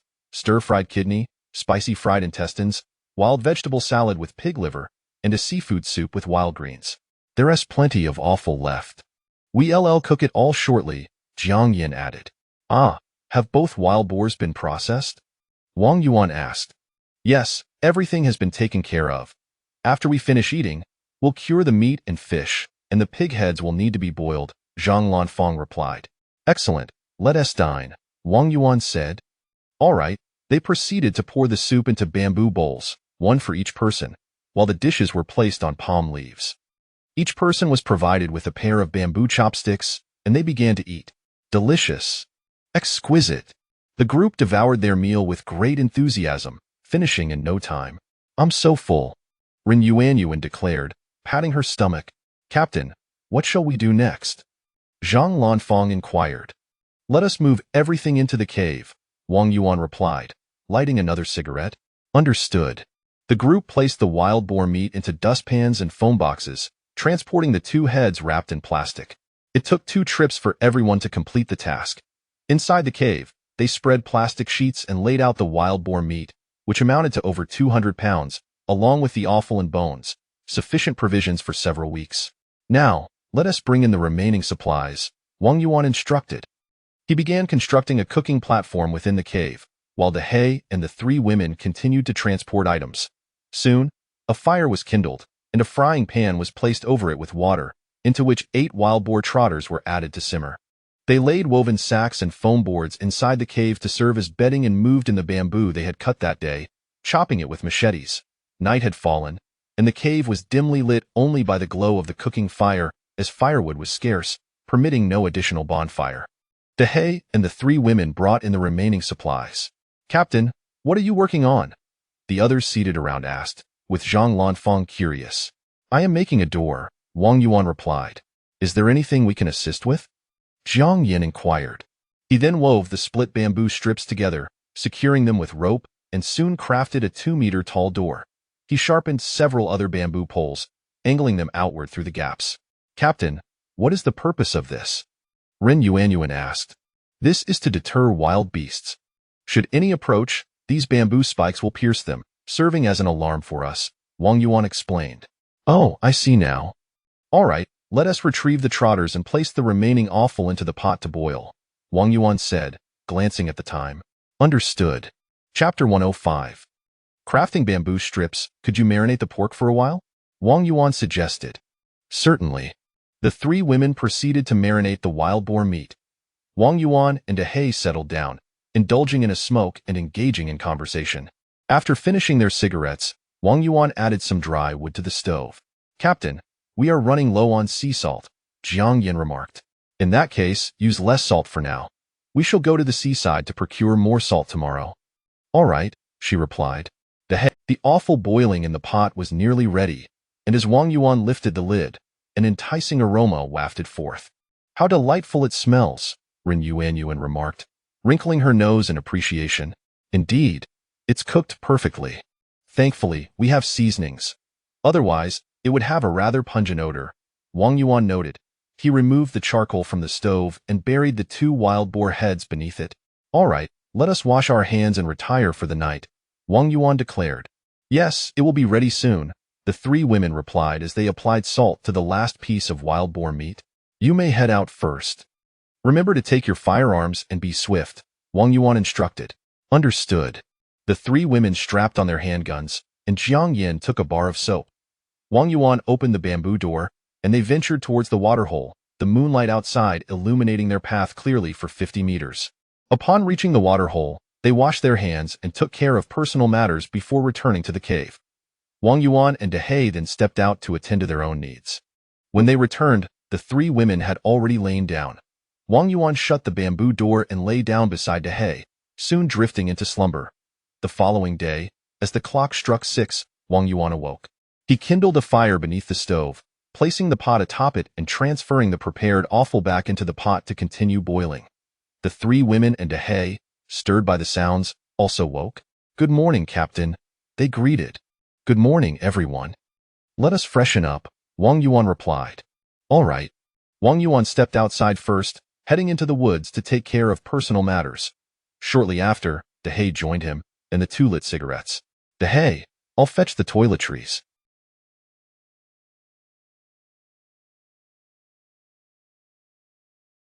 "You head directly to the waterhole," Wang Yuan instructed before returning. The three women were busy organizing the toiletries, which were stored in their original suitcase, albeit one side had been torn by a shark. "I'll weave a basket to hold mine and Dahe. You can keep yours in the suitcase," Wang Yuan suggested, finding it inconvenient to have them all together. "Sounds good," the three women agreed. "Let us go." Wang Yuan carried the toiletries to the waterhole, where Dahe had also arrived. The three women took their toiletries and headed into the woods to address personal matters. Once they finished, they joined Wang Yuan and Dahe, who were returning to the cave, where they lit up again. The pot had come to a boil, and with a bit of wild greens added, Wang Yuan seasoned it with salt. "It smells wonderful," Dahe remarked. "Yes, we shall serve the meal as soon as they return." When the three women returned, the five began to savor the pig offal soup, enjoying a hearty meal. "Captain, let us allocate tasks," Ren Yuanyuan suggested after satisfying her hunger. "The ladies should head to the seaside to gather salt. Dahe will collect firewood, and I will continue to tidy the cave. After you finish with the salt, check for anything else we can bring back," Wang Yuan instructed. "Understood," everyone replied. Dahe picked up his machete, slung his AK over his shoulder, and ventured into the woods to gather firewood. The three women secured their handguns and daggers, donned their backpacks, and took their spears as they departed. Wang Yuan grabbed his machete, carried several bamboo strips, and followed suit with his AK slung across his back. "Captain, are you coming along as well?" Ren Yuanyuan inquired. "I intend to set a few traps to see if I can catch a wild rabbit," he replied. Chapter 106. Expanding the cave. Wang Yuan and the three women traversed the traveler-s banana trees, arriving at the locale frequented by wild rabbits. "Please take a moment to scout the area and check if you can catch any rabbits upon your return." "Certainly," they replied. Wang Yuan surveyed the surroundings and crafted 3 traps using bamboo strips and rope. "All right, you may proceed. If you encounter any pirates, be sure to hide or swiftly return. If I and Dahe fire our guns over here, we will be able to hear it, but any further away, we will not." Understood. The 3 women proceeded towards the seaside. Wang Yuan lit a cigarette and ventured into the bamboo grove, where he felled a dozen stalks and carried them back to the cave entrance. He extracted 2 wild boar heads, placing them in a woven sack to transport to the pond. Returning to the cave, he fetched the frying pan and the prepped water bucket to the pond's edge. Noticing the 2 wild boar skins still lying nearby, he bound them with rope and soaked them in the water. He took 1 boar head, meticulously scraped it with a dagger, washed it clean, filled the pot with water, placed it on the stove, added the boar head, and covered it with the water bucket. Once the fire blazed vigorously, he added some dry kindling and made his way back to the cave. Dahe returned, carrying a bundle of dry twigs. "Dahe, take a breather," Wang Yuan suggested. "All right." The 2 men sat upon the pile of twigs, sharing a cigarette. "In a bit, you should gather some more twigs from the pond to add to the stove," Wang Yuan instructed. Understood. After finishing their cigarettes, Dahe set off to collect more twigs. Wang Yuan tidied the bedding spread across the ground, setting it aside, and took up a spade to excavate the cave walls, thereby enlarging the cavern. The earth he unearthed served as a foundation, increasing the area of the cave while leveling the ground, and the unpleasant odor of excrement was effectively suppressed, rendering it undetectable. 3 hours later, Wang Yuan lit another cigarette, admiring his handiwork. Quite satisfactory. We can create 3 rooms here. 1 for storage and 2 for resting," he mused. He seized a machete and entered the woods, locating a tree as thick as a thigh. Dahe approached, carrying a bundle of dry twigs, and inquired, "Wang, why are you chopping down trees?" "To procure some wood for crafting beds." "Ah, have you added kindling to the stove?" "Yes, I have," Dahe replied, departing with the dry twigs. After felling the tree, Wang Yuan called Dahe to assist in dragging it to the cave entrance. The 2 men sat atop the log, smoking. Wang Yuan glanced at his watch.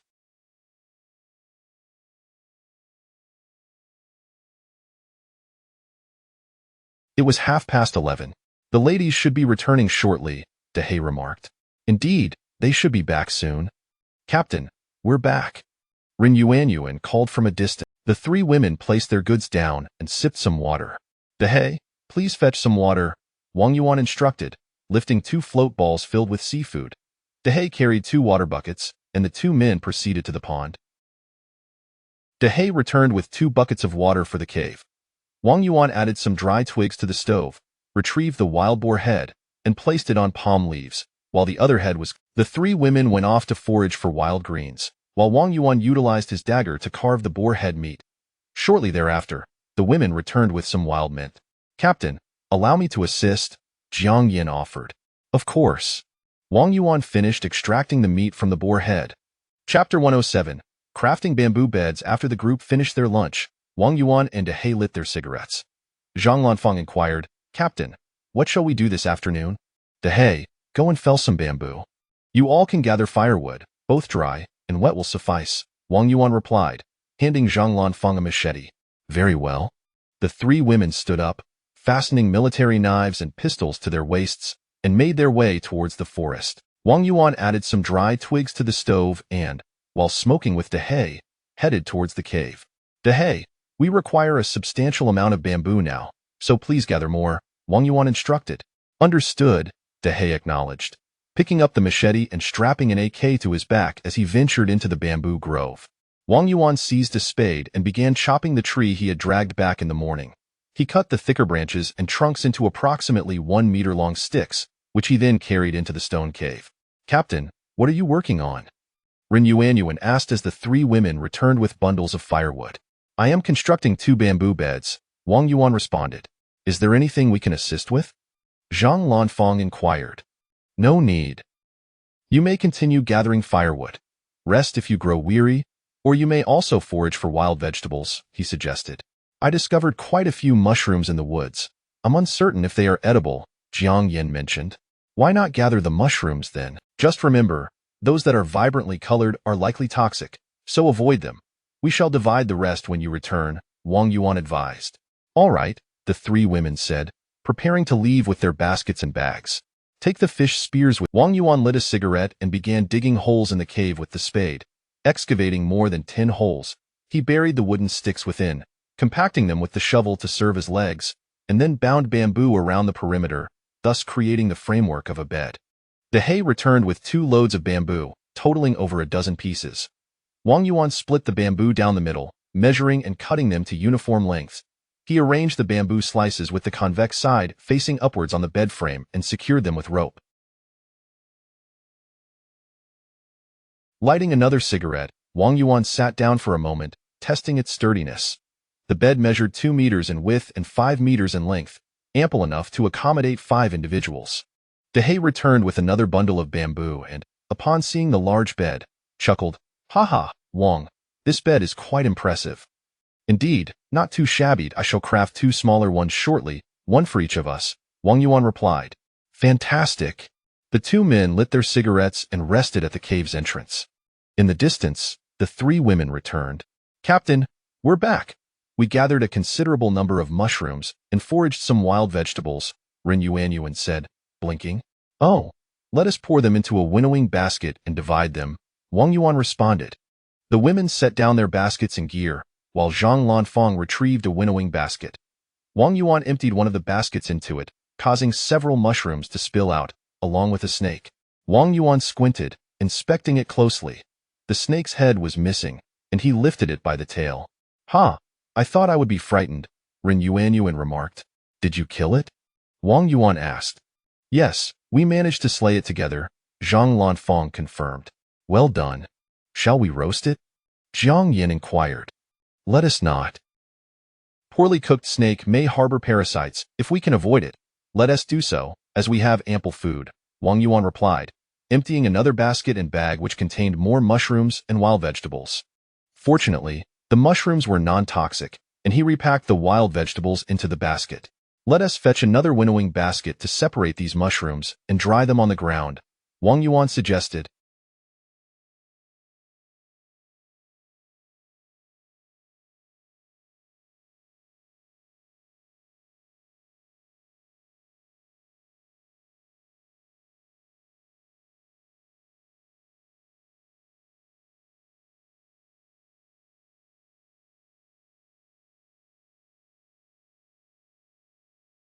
Jiang Yin promptly retrieved another winnowing basket.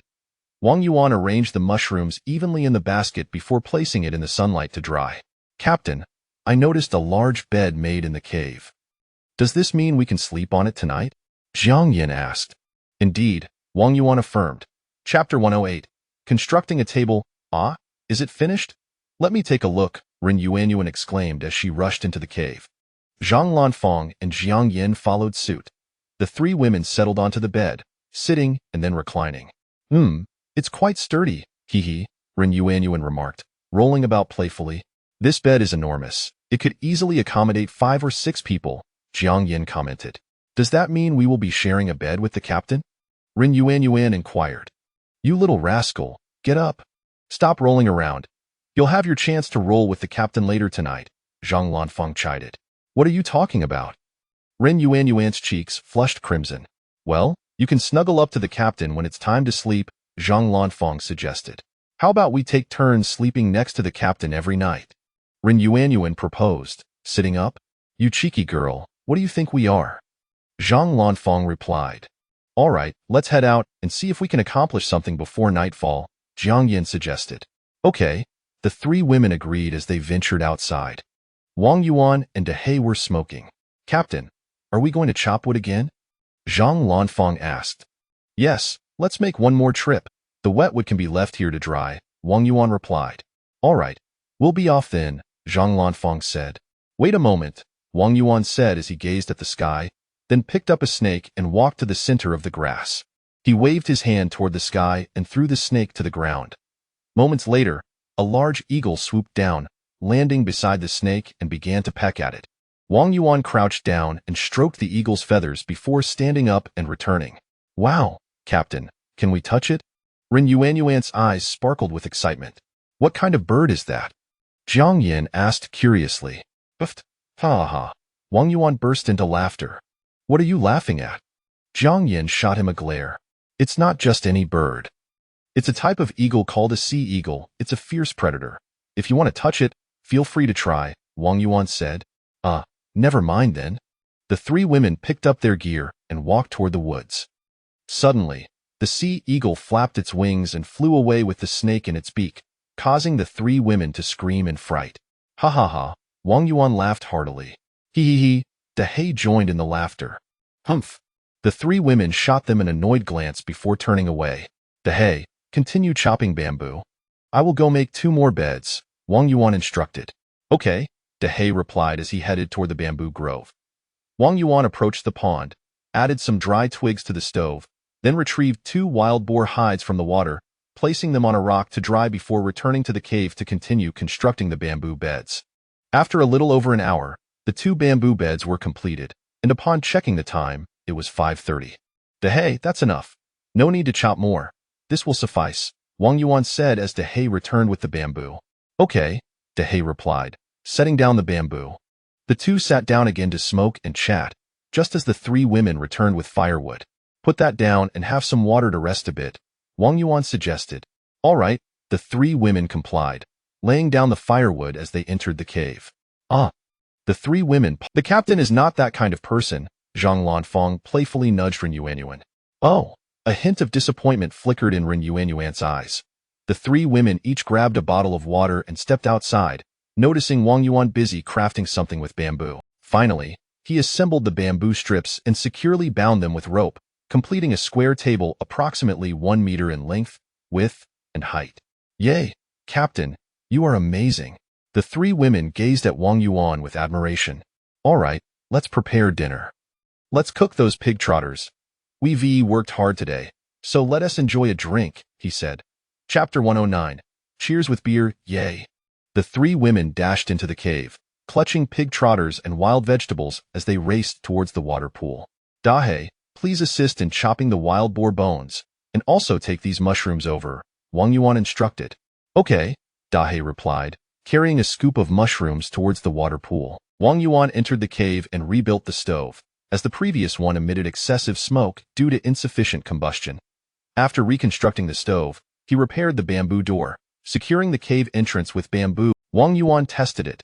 It was sturdy enough to withstand the force of a wild beast like a wild boar. Lighting a cigarette, he strolled towards the water pool. The captain has arrived. Is the meal ready? There's still a soup, but it will be ready shortly, Jiang Yin replied. Is there enough lard? We rendered quite a bit while processing the wild boar yesterday. It should suffice. As night approaches, let us move our belongings back to the cave, Wang Yuan suggested. All right, everyone agreed. They transported everything back to the cave, placing the prepared food on the table and the frying pan atop the stove, reigniting the fire to continue simmering the soup. The cave was rather dim, prompting Wang Yuan to kindle another fire. What shall we drink? He inquired. Anything will do, Zhang Lanfang responded. I suppose I'll have beer, Jiang Yin declared. Wang Yuan opened a crate of beer, distributing a can to each person. Once everyone had opened their cans, he announced, we have all worked hard today, yet our home is now constructed. Cheers! Cheers! Cheers! The group tilted their heads back and drank. Ah, refreshing! Ren Yuan exclaimed. Refreshing! Ha ha ha! Both Wang Yuan and Dahe finished their cans, while the three women, Jiang Yin proceeded to open the brandy crate. Retrieving a bottle and handing it to Wang Yuan, he uncorked it, inhaling the aroma, and said, this liquor is quite good. Pouring 2 bamboo cups, Wang Yuan retrieved 3 bamboo cups, pouring a little into each, until the bottle was empty. Now, let us taste. Wang Yuan raised his cup. All right, cheers. Ren Yuan we shall finish this one first, Wang Yuan proposed. Yay. Ren Yuan dashed over to retrieve another bottle, opening it and filling Wang Yuan and Dahe's cups, then distributing to the 3 women. Eat more vegetables, Wang Yuan urged. Certainly. After a while of feasting and drinking, Jiang Yin brought over the frying pan. The soup is ready. Let us partake in it. She served everyone, leaving the bones in the pot while distributing the soup and mushrooms into their bamboo bowls. This soup is delightful, Dahe remarked after taking a sip. At this moment, the 3 women were already flushed from the drink, enhancing their beauty even further. Captain, I cannot finish my beer. Here, take it. Jiang Yin offered her half-full can to Wang Yuan. All right, he accepted, taking a sip. Humph, Ren Yuan quietly huffed, pouting her lips. Chapter 110. Erecting a shelter. Jiang Yin, perhaps a tad tipsy, felt her neck flush as she bowed her head to sip the soup. Dahe and Zhang Lanfang exchanged glances, observing their surroundings. Come, let us drink, suggested Zhang Lanfang. Indeed, let us drink, Dahe echoed, raising his glass. Cheers. Wang Yuan appeared oblivious to the peculiar atmosphere, lifting his cup in agreement. After indulging in a hearty meal and drink, the group felt a gentle dizziness wash over them. The 3 women struggled to articulate their thoughts, gnawing on a large bone, alternating between laughter and nonsensical chatter. Wang Yuan rose to find a scrap of cloth, wiping his hands before spreading 3 pieces of wild boar skin on the large bed, layering it with foam boards and placing foam pillows atop. He returned to clean the hands of the 3 women, gently laying them on the bed and covering them with a few garments. They continued to mumble softly. Resuming his seat at the table, he lit a cigarette. He, Wang, they, all, like, you, Dahe confessed, clearly also under the influence. Wang Yuan placed the cigarette in Dahe's mouth and lit another. I need to relieve myself. Are you coming? Wang Yuan inquired as he stood.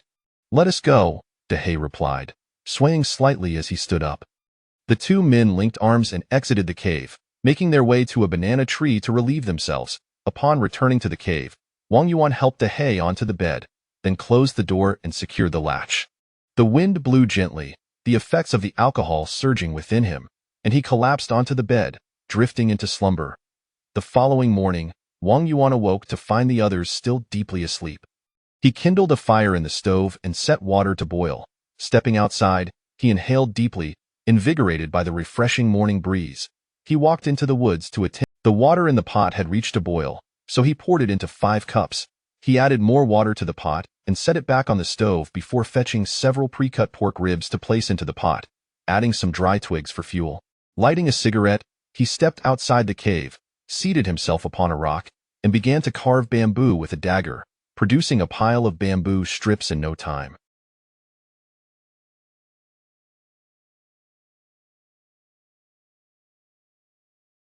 He took the bamboo strips and began weaving them, and after a while, he crafted a bamboo basket. Bringing the basket back into the cave, He placed his toiletries inside and set it aside. Wang, good morning. Dehe stirred awake. Morning, go wash up. Zhang Lanfang and Jiang Yin also roused, both massaging their temples. Wang Yuan exited the cave with a spade, beginning to dig pits to the right of the entrance, excavating several holes. Good morning, Captain. The three women emerged from the cave. Morning. Go wash up, he instructed. Wang Yuan took a bamboo pole and stood it upright in one of the holes, tamping the earth down with his foot. He continued to bury 3 more poles. Returning to the cave, he brought out the bamboo table.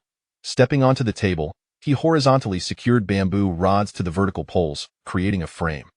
Once Dehe finished washing up and returned, Wang Yuan completed the framework and leaped down, whereupon the two sat together again to smoke. Captain, what are you making? Ren Yuan inquired upon the return of the 3 women. Building a shelter to store firewood. We can also sit inside when there's nothing to do, providing protection from rain and sun, Wang Yuan explained. Oh, the soup in the pot is simmering. Add some wild vegetables, and we can have a meal, he added. All right. After breakfast, Wang Yuan and Dehe, the 3 women, having washed the dishes, approached them. Captain, what shall we do today? Zhang Lanfang asked. There's nothing pressing today. Perhaps Dehe and you 3 could visit the beach, check the fish traps, and inspect the traps I set yesterday. If time permits, gather some salt and collect useful marine debris, he suggested. All right. Dehe and the 3 women gathered their gear and made their way toward the beach. Chapter 111. Crafting bamboo stools. Wang Yuan discarded his cigarette but rose to his feet and gathered several bamboo poles to bind to the framework of the shed, fashioning them into crossbeams. He then ventured to collect a selection of palm fronds and banana leaves, laying them atop the structure's roof, securing them with ropes. Armed with a machete, he crossed the pond to the There, he spread the reeds over the leafy roof, using bamboo poles to weigh them down and fasten them securely. Glancing at the time, he noted it was 9:30. He took a seat, lit a cigarette, and, wielding the machete, split a dozen bamboo stalks into strips. Using the serrated edge of a spade, he sawed several sections of bamboo, meticulously carving them with a chisel. Once he had finished shaping the bamboo segments, he assembled them, deftly weaving them together with the bamboo strips, and soon enough, a square bamboo stool was completed. Wang Yuan perched upon it, finding it remarkably sturdy. By this time, the sun had grown quite relentless, prompting Wang Yuan to quench his thirst with a sip of water before moving the bamboo stool into the shade of the shed, where he continued the craft, producing 4 additional stools. Lighting another cigarette, he checked his watch and saw it was 11 o'clock. He then took a frying pan and some ribs to the edge of the pond, kindling a fire beneath the makeshift stove. He poured water into the pan and placed the ribs on the fire to simmer. Once that was underway, he returned with his machete to the opposite bank, harvesting reeds until he had cleared a vast patch of land, leading to a hillside adorned with a grove of trees. He carried 7 or 8 bundles of reeds back to the shelter in several trips. Checking the time, he realized it was noon. Lighting another cigarette, he gathered a bottle of salt and some wild vegetables into a basket and made his way to the pond's edge. Captain, we're back. Ren Yuan's voice echoed from afar. The 4 members of Dahe approached. Look, we caught a wild rabbit, Dahe announced, holding up the creature. The group set their items down. Captain, are we really going to eat the rabbit? Just look at how adorable it is, Ren Yuan said, taking a sip of water from a bottle. Indeed, Wang Yuan replied, glancing at the Wang Yuan and Dahe settled down for a moment to smoke. Soon, the meal was ready, and everyone transported the food to the shelter, placing it upon the table. This stool is remarkably sturdy, Zhang Lanfang remarked. It's all thanks to the captain's skilled hands, Ren Yuan added. Captain, could you teach me when you have some free time? Jiang Yin inquired. Sure, let us eat first, Wang Yuan replied. The group began to feast heartily. Captain, what shall we do this afternoon? Zhang Lanfang asked. Let us take a break, then we can either forage for wild vegetables or gather firewood, Wang Yuan suggested. How about I gather firewood while they forage for vegetables? Dahe offered. Sounds good, but first, deal with the rabbit, Wang Yuan instructed. What? Captain, it's just so cute, Ren Yuan said, her voice tinged with distress. Indeed, it is quite adorable. It would be a shame not to eat it, Wang Yuan replied. Pfft, ha ha ha. Laughter erupted among the group. Are there any fruits left? Let us bring them out to enjoy, Wang Yuan prompted. All right, Zhang Lanfang replied, heading into the cave to retrieve 2 wild pineapples. Chapter 112. Constructing a room. After finishing their fruit, the 3 women ventured out to forage for wild vegetables. Wang Yuan and De He, having smoked their cigarettes, proceeded to the waterhole where De He carried a wild rabbit to be slaughtered. Wang Yuan gathered the thatch and, under the shelter, bound it into bundles with rope, which he then carried into the cave. Between the large bed and the 2 small beds, he erected a frame and neatly arranged and secured the thatch to create a partition, effectively isolating the large bed from the 2 smaller ones. Employing the same method, he surrounded the 2 large beds with thatch, leaving a small door, thus completing the construction of 1 room. Subsequently, he also built a room at the location of the 2 small beds, ensuring ample space for several individuals to move about comfortably. Wang, this room is quite nice, De He remarked as he stepped inside. Yes, is the rabbit prepared? Wang Yuan inquired. All done, De He replied, holding the rabbit wrapped in palm leaves. Good, hand it over, Wang Yuan said as he took the rabbit. I'll go chop some firewood, De He said, slinging his gun over his shoulder and carrying the machete as he departed. Wang Yuan sliced some wild ginger and wild onions, seasoning the prepared rabbit with sea salt, sprinkling it with the chopped wild ginger and onions, and adding a touch of wild pepper before wrapping it tightly in palm leaves.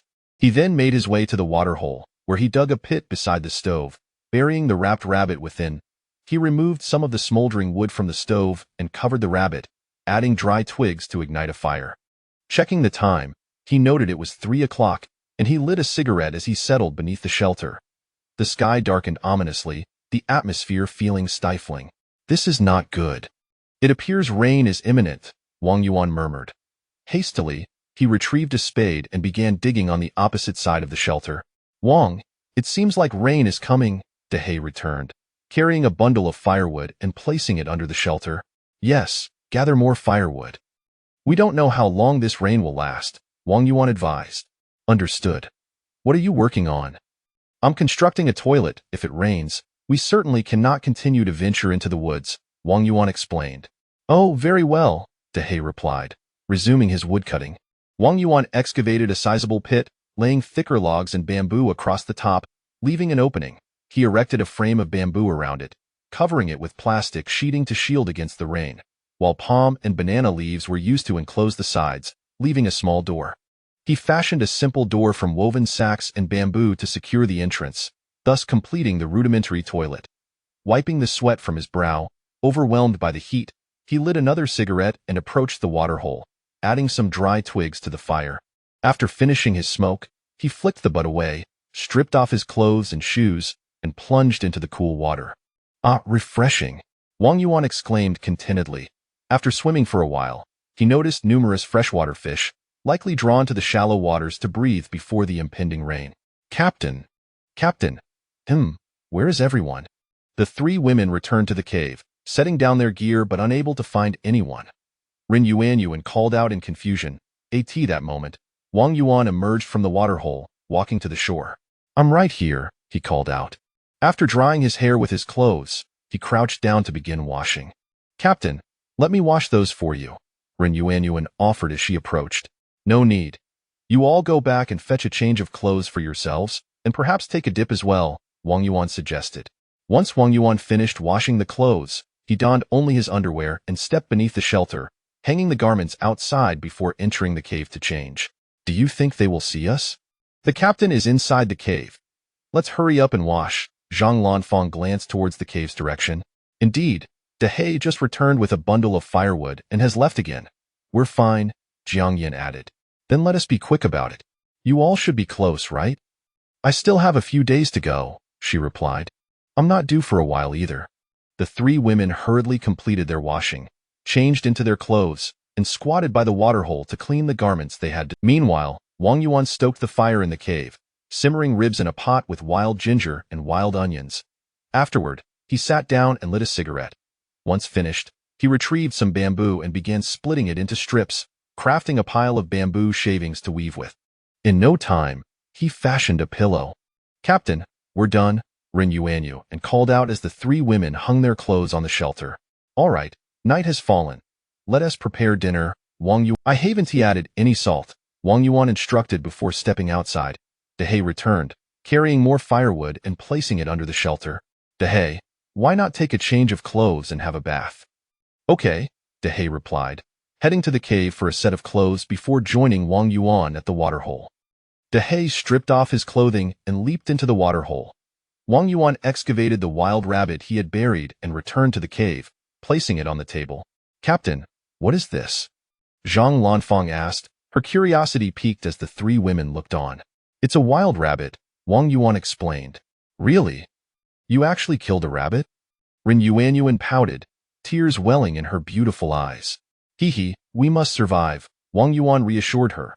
Chapter 113, Drizzling Rain. We absolutely do not eat rabbits, right, Sister Fang and Sister Yin? Ren Yuanyuan remarked. Zhang Lanfang and Jiang Yin exchanged glances of discomfort, a hint of reluctance shimmering in their beautiful eyes. Very well then, Wang Yuan replied. Captain, you have done a splendid job with this room. Jiang Yin shifted the topic. Yes, I will make you a table to place inside, he responded. That sounds wonderful, Captain. Please do teach us, Ren Yuanyuan implored. Here, take this pillow. After dinner, I shall teach you how to weave pillows, Wang Yuan said, handing her a meticulously crafted pillow. Yay! Ren Yuanyuan exclaimed, cradling the pillow with delight. Everyone, quickly gather your clothes. It has started to rain outside, Dehei announced as he returned from his bath. The group hurried outside to collect their garments, only to find raindrops beginning to fall. They gathered the clothes and hung them on the rack outside the room. Wang Yuan called Dehei and they went out to retrieve the damp firewood, bringing the basket back into the cave, while also moving the drywood inside. After securing the door with a bamboo pole, the cave dimmed, prompting Wang Yuan to kindle a fire for illumination. Let's eat, Jiang Yin suggested. All right. Jiang Yin served the pork rib and wild vegetable soup, and when Wang Yuan unwrapped the palm leaves encasing the wild rabbit, an enticing aroma wafted through the air. It smells amazing. Ren Yuanyuan inhaled deeply. Indeed, it is quite fragrant. Dehei added. Wang Yuan tore the rabbit apart, dividing the meat into small portions. Ren Yuanyuan eagerly reached for a piece of rabbit meat. Did you not say you wouldn't eat? Wang Yuan questioned. I did not witness you slaughtering the rabbit. It is so adorable, Ren Yuanyuan replied, before savoring a piece of rabbit meat. Delicious, rabbit, so cute, truly fragrant. Ha ha, ha ha ha. Come, let us toast, Wang Yuan proclaimed. Cheers! They all clinked their cans and drank heartily. After their meal, Wang Yuan opened the door, and the three women went to the shed to wash the dishes while Wang Yuan and Dehei sat at the entrance smoking. This wretched weather, it was scorching hot this morning, and now it's raining, Dehei remarked. Who can decipher the weather at sea? How long do you think this rain will last? I have no idea. Hasn't it only rained through the night on previous occasions? This time is uncertain as well. After finishing his cigarette, Wang Yuan flicked the butt into the rain and returned inside. Once the three women finished washing the dishes, Dehei secured the door, and they settled back down by the fire. Captain, please teach us how to make pillows, Ren Yuanyuan requested. Certainly, I will first teach you how to split bamboo strips, Wang Yuan replied as he took a bamboo stalk, cleaving it with a machete, and then meticulously whittling it with a dagger. The three women followed suit, asking questions when in doubt, and Wang Yuan offered corrections where necessary. Eventually, each of them completed a pillow. Wang Yuan inspected their handiwork. They were all quite exquisite, a testament to the women's deftness and attention to detail. All right, we have enough pillows now. Let us proceed to make a table, Wang Yuan announced, distributing the pillows. Very well. You will make a longer table in your room, while Dehei and I will craft a square table. The weaving technique remains the same, only differing in length, Wang Yuan explained. He then began weaving a bamboo table while the three women collaborated on another, with Wang Yuan guiding them and even teaching them how to create patterns. The women were attentive, grasping the instructions with ease. Dehei sat nearby, smoking and watching with keen interest. Before long, both tables were completed, sturdy and reliable, and they placed them in their respective rooms. Wang Yuan glanced at the time. It was nearing 10 o'clock. He added a piece of dry wood to the fire, took a sip from his cup, lit a cigarette, and peered out through the door crack. The outside was shrouded in darkness, rendering visibility poor, but the rain did not seem heavy. Everyone, let us rest. You need to relieve yourselves? Wang Yuan asked as he turned back. Yes, we do, Zhang Lanfang replied. Very well, we shall make 2 torches to carry outside. It is too dark out there, Wang Yuan suggested. The 3 women picked up 3 burning sticks from the fire and approached. Wang Yuan opened the door, and the women dashed into the shed, taking turns in the restroom. Wang Yuan turned back, grabbing an AK-47, and sat at the cave entrance smoking. Once the 3 women returned from their business, Wang Yuan and Dehei went to the shed to take care of their own needs in the rain. Upon returning to the cave, they secured the door and propped it with a bamboo pole. They arranged their bedding and lay down to rest. The following morning, Wang Yuan awoke early to kindle a fire and boil water. He opened the door to find a gentle drizzle still falling outside. He walked to the shed, lit a cigarette, and took care of his morning duties. Returning to the cave, he picked up a plastic buoy, sliced it in half with his dagger, and used 1/2 as a basin, filling it with water. He then grabbed a bamboo basket containing toiletries and went to wash up under the shed. After freshening up, he returned to the cave, set down his belongings, distributed the hot water, and placed a pot on the stove, adding water and a few salted fish. He pulled up a stool, took a cup of water, and sat under the shed smoking. Wang, good morning. Dehei approached. Captain, good morning. The 3 women joined him. Good morning. Chapter 114. Fishing for fresh water. Fish. Dehei first made his way to the restroom, followed by the 3 women who sequentially attended to their personal matters. Let us have some fish and wild vegetable soup for breakfast. The rain shows no signs of letting up, but fortunately, our food supplies are sufficient, Wang Yuan remarked. All right, the 3 women responded as they entered the cave. Dehei moved the table and stools under the shelter and took a seat, engaging in conversation and smoking with Wang Yuan. Captain, it's time for breakfast, the women announced as they brought out bowls of fish soup. After everyone finished their morning meal, the women tidied up the dishes while Wang Yuan and Dehei continued smoking in the shelter, listening to the gentle patter of rain outside. Dehei, it seems the rain won't stop today. There are fish in the pond. Shall we go fishing? Wang Yuan suggested. Sure. I've never fished in the rain before, Dehei replied. All right then, I'll make us 2 umbrellas, Wang Yuan said, immediately rummaging through the ocean debris they had collected. The plastic sheet was too small, so he found 2 woven bags, cut them with a dagger to create a larger surface, and propped them open with bamboo strips, using a wooden stick as a handle. Soon, the 2 makeshift umbrellas were readied. Dehei fashioned 2 fishhooks from the pull tabs of soda cans, and in no time, 2 fishing rods were also assembled. Captain, are you going fishing? Ren Yuan approached to inquire. Yes, Wang Yuan responded. What shall we do? Since the rain may not cease, feel free to occupy yourselves, he suggested. Then we shall come and watch you fish, Zhang Lanfang said. Very well, Wang Yuan replied with a slap to his forehead, adding, we can't fish while holding umbrellas. Let us set up a shelter over there instead. We can also bathe there later. Sounds good. Everyone donned straw hats, while the 3 women donned raincoats. Wang Yuan and Dehei held umbrellas, slung their firearms across their backs, and gathered tools along with several bamboo poles. The 3 women also carried a tarp and a few woven bags and plastic sheets as they made their way to the pond's edge. Ren Yuan held the umbrella for Wang Yuan as he dug several holes to secure the bamboo poles as supports. Jiang Yin helped Dehei with the umbrella while he and Zhang Lanfang collaborated to tie on the crossbeam. Wang Yuan first draped the tarp over the top, securing it with ropes, but since the tarp was somewhat small, he patched the sides with plastic sheets and cut up woven bags. All right, let's leave it like this for now. We lack sufficient materials, so we won't cover the sides just yet. We can use leaves to shield it another day, Wang Yuan concluded. Understood. Dehei, let us dig for some earthworms. You all go back and fetch some fruit, and bring the stools over while you're at it. Don't forget to close the door, Wang Yuan instructed. Okay. All right, everyone scattered to carry out their tasks. Wang Yuan and Dehei began searching through the nearby grass and soon unearthed several earthworms. They wrapped them in leaves and took them back to the shelter. The 3 women also brought over the stools. Wang Yuan and Dehei commenced their fishing, while everyone enjoyed wild pineapples leisurely. Suddenly, Wang Yuan lifted his fishing rod, and a palm-sized crucian carp was hooked. Wow! Ha ha ha! Captain, you're amazing! The 3 women clapped and laughed. Wang Yuan removed the crucian carp and placed it in a nearby floating basket, adding some water to it. He threaded an earthworm onto the fishhook and cast it back into the pond, peeling an orange in the meantime. Before long, Dehe also caught a crucian carp. The two took turns reeling in several fish. Checking his watch, Wang Yuan noted it was 11 o'clock. Dehe, let us catch one last fish and then prepare lunch, he said while lighting a cigarette.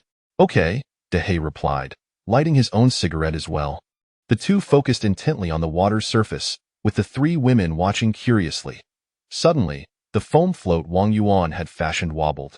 Captain, there's a fish, Ren Yuanyuan whispered. Sure, don't speak, he instructed. The float suddenly sank, and Wang Yuan yanked upwards, bending the rod as the fish resisted. Ha ha ha, it's a big one, Wang Yuan exclaimed joyfully. He pulled firmly towards the shore, easing off the tension momentarily as he engaged in a tug-of-war with the fish. Finally, he drew the fish into shallow water, and everyone could see it was a half-meter-long catfish. Just before it reached the shore, Wang Yuan handed the rod to Zhang Lanfang and urged. He then seized the fish, which squirmed vigorously in his arms. Wang Yuan tossed it onto the grass, where it flopped about. Ha ha ha! The three women tossed aside their fishing rods and rushed over. Wang Yuan approached and removed the hook from the fish. He, Dehe chuckled at the four of them. Suddenly, the float on Dehe's rod began to move and then sank. He pulled upwards, but found it unyielding. Wow! Wow, wow! Another big one! Dehe shouted. Ha ha ha! The three women gathered around Dehe, eagerly observing the water's surface. Wang Yuan stunned the catfish and brought it into the shelter, then joined Dehe to watch. Dehe mimicked Wang Yuan's technique, pulling and releasing the line. Eventually, he too landed a catfish, and Wang Yuan jumped into the water to toss it ashore. This fish was smaller than the previous one, but still over a foot long. All right, let us clean up and head back to cook the fish, Wang Yuan said, noticing everyone's exuberance. Chapter 115. Preparing freshwater fish. Wang Yuan and Dehe commenced the task of processing large fish, while the three women attended to the crucian carp. In total, there were 5 crucian carp and 2 grass carps. The group laughed and chatted as they scaled the fish, opened their abdomens, and extracted the entrails. Once finished, they returned to the shelter outside the cave, laden with their bounty. Wang Yuan constructed a makeshift stove within the shelter and kindled a fire. How shall we prepare these fish? Inquired Zhang Lanfang. Let us make soup with the small fish and steam the larger ones, suggested Jiang Yan. Feel free to manage the preparations, Wang Yuan replied, glancing at the gentle drizzle outside before sitting down to light a cigarette. Sister Fang, please chop some wild scallions and wild ginger. Yuan, you can score the fish. Jiang Yan set a flat pan over the fire. Understood, Zhang Lanfang responded, retrieving a wooden board to slice the wild scallions and wild ginger, while Ren Yuanyuan expertly scored the fish. Jiang Yan scooped some wild boar fat into the pan, heating it before placing the crucian carp inside to fry. Wang Yuan picked up a thicker piece of bamboo, sawing a section of bamboo tube with a spade, leaving the nodes intact. He then split it in half. Let us use these 2 bamboo sections as plates for steaming the large fish. The bamboo will impart a subtle fragrance to the fish, enhancing its flavor, Wang Yuan explained. Sounds good, Jiang Yan agreed. The crucian carp, now golden on both sides, was carefully lifted from the pan and placed on palm leaves. After adding more boar fat to the pan and heating it, she tossed in the chopped wild scallions and wild ginger, allowing their aroma to fill the air before pouring in water. Once it reached a boil, the fried crucian carp was added. A few bamboo strips were placed atop the pan as separators, while the grass carps were sprinkled with sea salt. Their abdomens were stuffed with wild scallions and wild ginger, which were also placed in the bamboo tube along with the fish. The entire bamboo tube was then positioned over the pan, covered with a halved water bucket to steam. All done, let us wait for it to cook, Jiang Yan announced. Wang Yuan and Dehe puffed on their cigarettes, gazing out at the rain-drenched landscape, their brows furrowed in contemplation. Captain, what's on your mind? Jiang Yan asked, noting Wang Yuan's pensive expression. The wild boar dung I spread around will surely have been washed away by the rain, the scent diluted, which may attract other wild beasts. We need to devise a plan, Wang Yuan replied. Indeed, what should we do? The others turned their eyes towards Wang Yuan. Perhaps we could construct some fences to enclose this area, creating a compound, Wang Yuan suggested. It seems we have no other choice, Jiang Yan concurred. Let us eat first. Our supplies are limited. We can chop more bamboo once the weather clears, Wang Yuan stated. Very well, Jiang Yan replied, lifting the flat pan to retrieve the 2 bamboo tubes. The fish soup was ready, and and she sprinkled a bit of sea salt and wild scallion flowers into the creamy broth, serving it into 5 bamboo bowls. After cleaning the pot, she placed the 2 grass carps inside, garnishing them with wild scallion flowers and a few wild Sichuan peppercorns. Once the pot was heated, she added the boar fat, which sizzled and released an enticing aroma. Delicious, Ren Yuanyuan exclaimed, sniffing the air. Indeed, it smells wonderful, Dehe agreed, taking in the fragrant air. All right, let us dig in, Jiang Yin proclaimed. Yes, let us eat, Wang Yuan echoed. The group gathered around the table, beginning their meal. This is exquisite, Jiang Yin declared. Indeed, the fish soup is delightful as well, came the reply. After finishing their meal, Wang Yuan and Dehe retreated to one side to smoke. Oh dear, I'm so full. I can hardly move, Ren Yuanyuan lamented, cradling her stomach. Look at you, you've gained a bit of weight. Zhang Lan, really? Is that so? Ren Yuanyuan touched her face, protesting, no way, that is not true. All right, let us get up and wash the dishes to stretch a bit, Zhang Lanfang suggested. Fine, the 3 women agreed, heading off to clean the utensils. Now that we have ample food and it's raining outside, we can move about freely but must not wander far beyond each other's sight. If there is an urgent matter, at least 2 of you should be informed, Wang Yuan instructed. Understood, the 3 women replied. Yes, sir, Dehe added. Enough with the seriousness. We're all here to survive. If one chooses recklessness, there is little anyone can do. I've spent the most time with Dehe, so I trust him the most, followed by Yuanyuan. Jiang, please hold your thoughts for a moment. Let me finish. Although I've only worked at our company for a few months, I've seen you no more than 3 times during that period, each encounter lasting less than a minute, Wang Yuan articulated.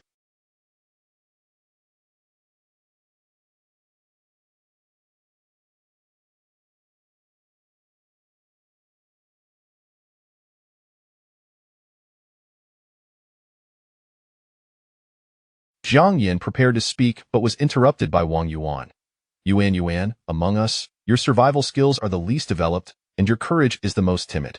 Please hold your tongue for a moment while I finish.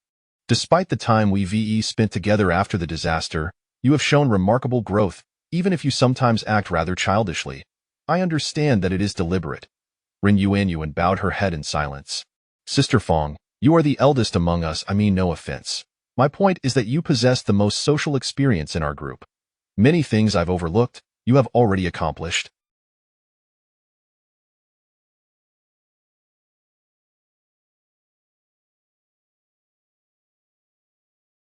Such knowledge cannot simply be learned. It is forged through experience and life lessons.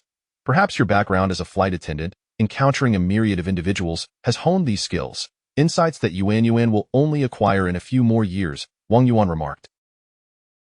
Captain, what exactly are you trying to convey? Jiang Yin sensed an underlying tension. Chapter 116. Weaving the straw mat, I mean to say, in the event that we encounter some unforeseen circumstance and become separated, everyone must strive to survive, Wang Yuan remarked. What? Why would we separate? Ren Yuanyuan appeared to be struggling to grasp the crux of the matter. Well, I understand, Jiang Yin interjected. So do I, Zhang Lanfang added. What? Sister Fong, Sister Yin. Why don't I understand? Why must we part ways? Sob, if I leave you. Sob. What am I to do? Sob. Ren Yuanyuan wiped away her tears. Wang Yuan looked helplessly at Zhang Lanfang and Jiang Yin. They shot him a disapproving glance and went over to comfort Ren Yuanyuan. Wang, do you think it's a bit premature to be discussing such things? Dehe remarked in a language. Sigh, I'm not quite sure how to articulate it. We are currently in international waters, surrounded by numerous pirate factions, and the island is rife with venomous insects and fierce beasts. Any situation could arise. All I can do is impart some survival skills to them.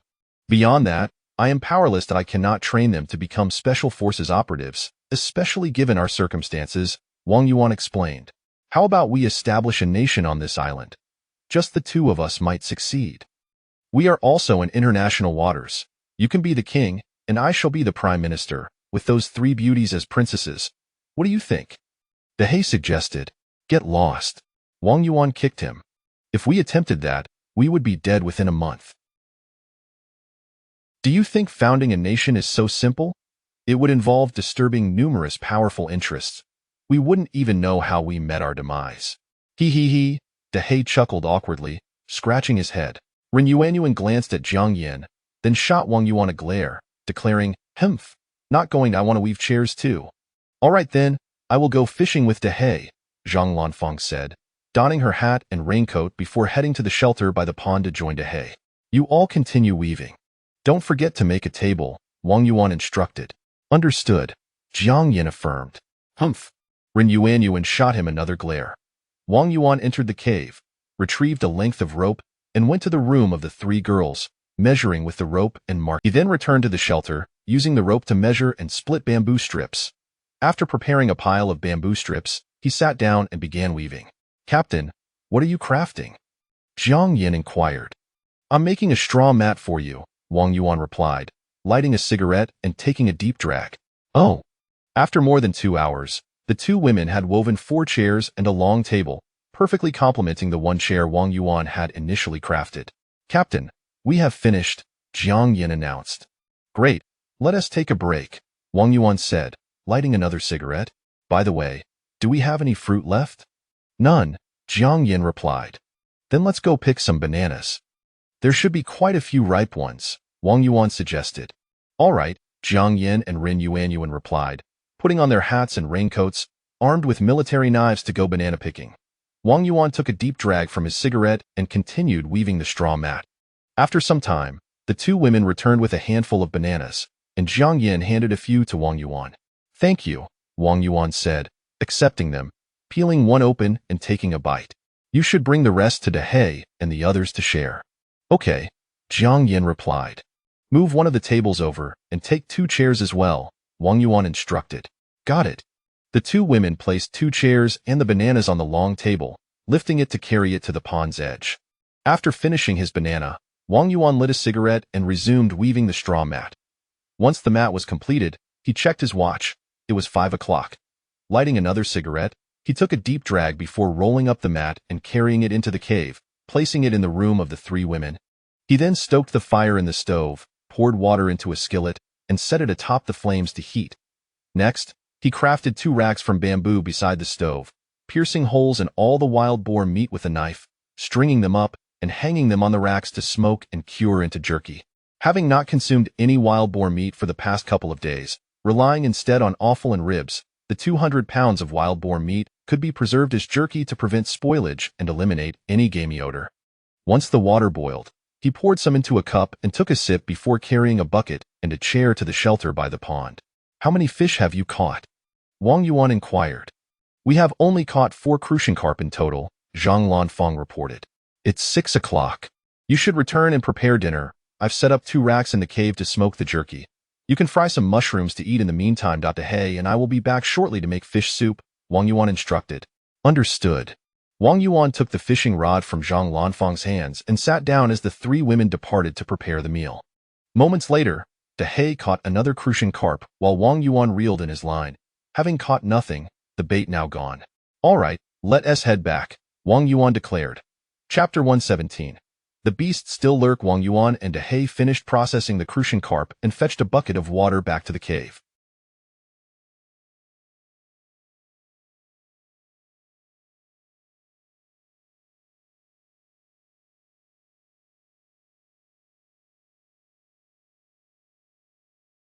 Zhang Lanfeng took the fish to one side to fillet.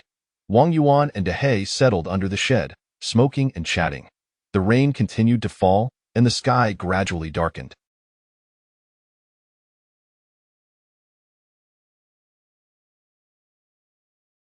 Once they finished their cigarettes, they moved the table and stools into the cave, bringing all the bamboo poles inside, and securely closed the door. The cave was immediately shrouded in darkness. Wang Yuan hastily kindled a fire for illumination. "Let us dine first.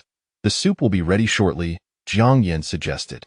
"Very well, let us eat," Wang Yuan replied.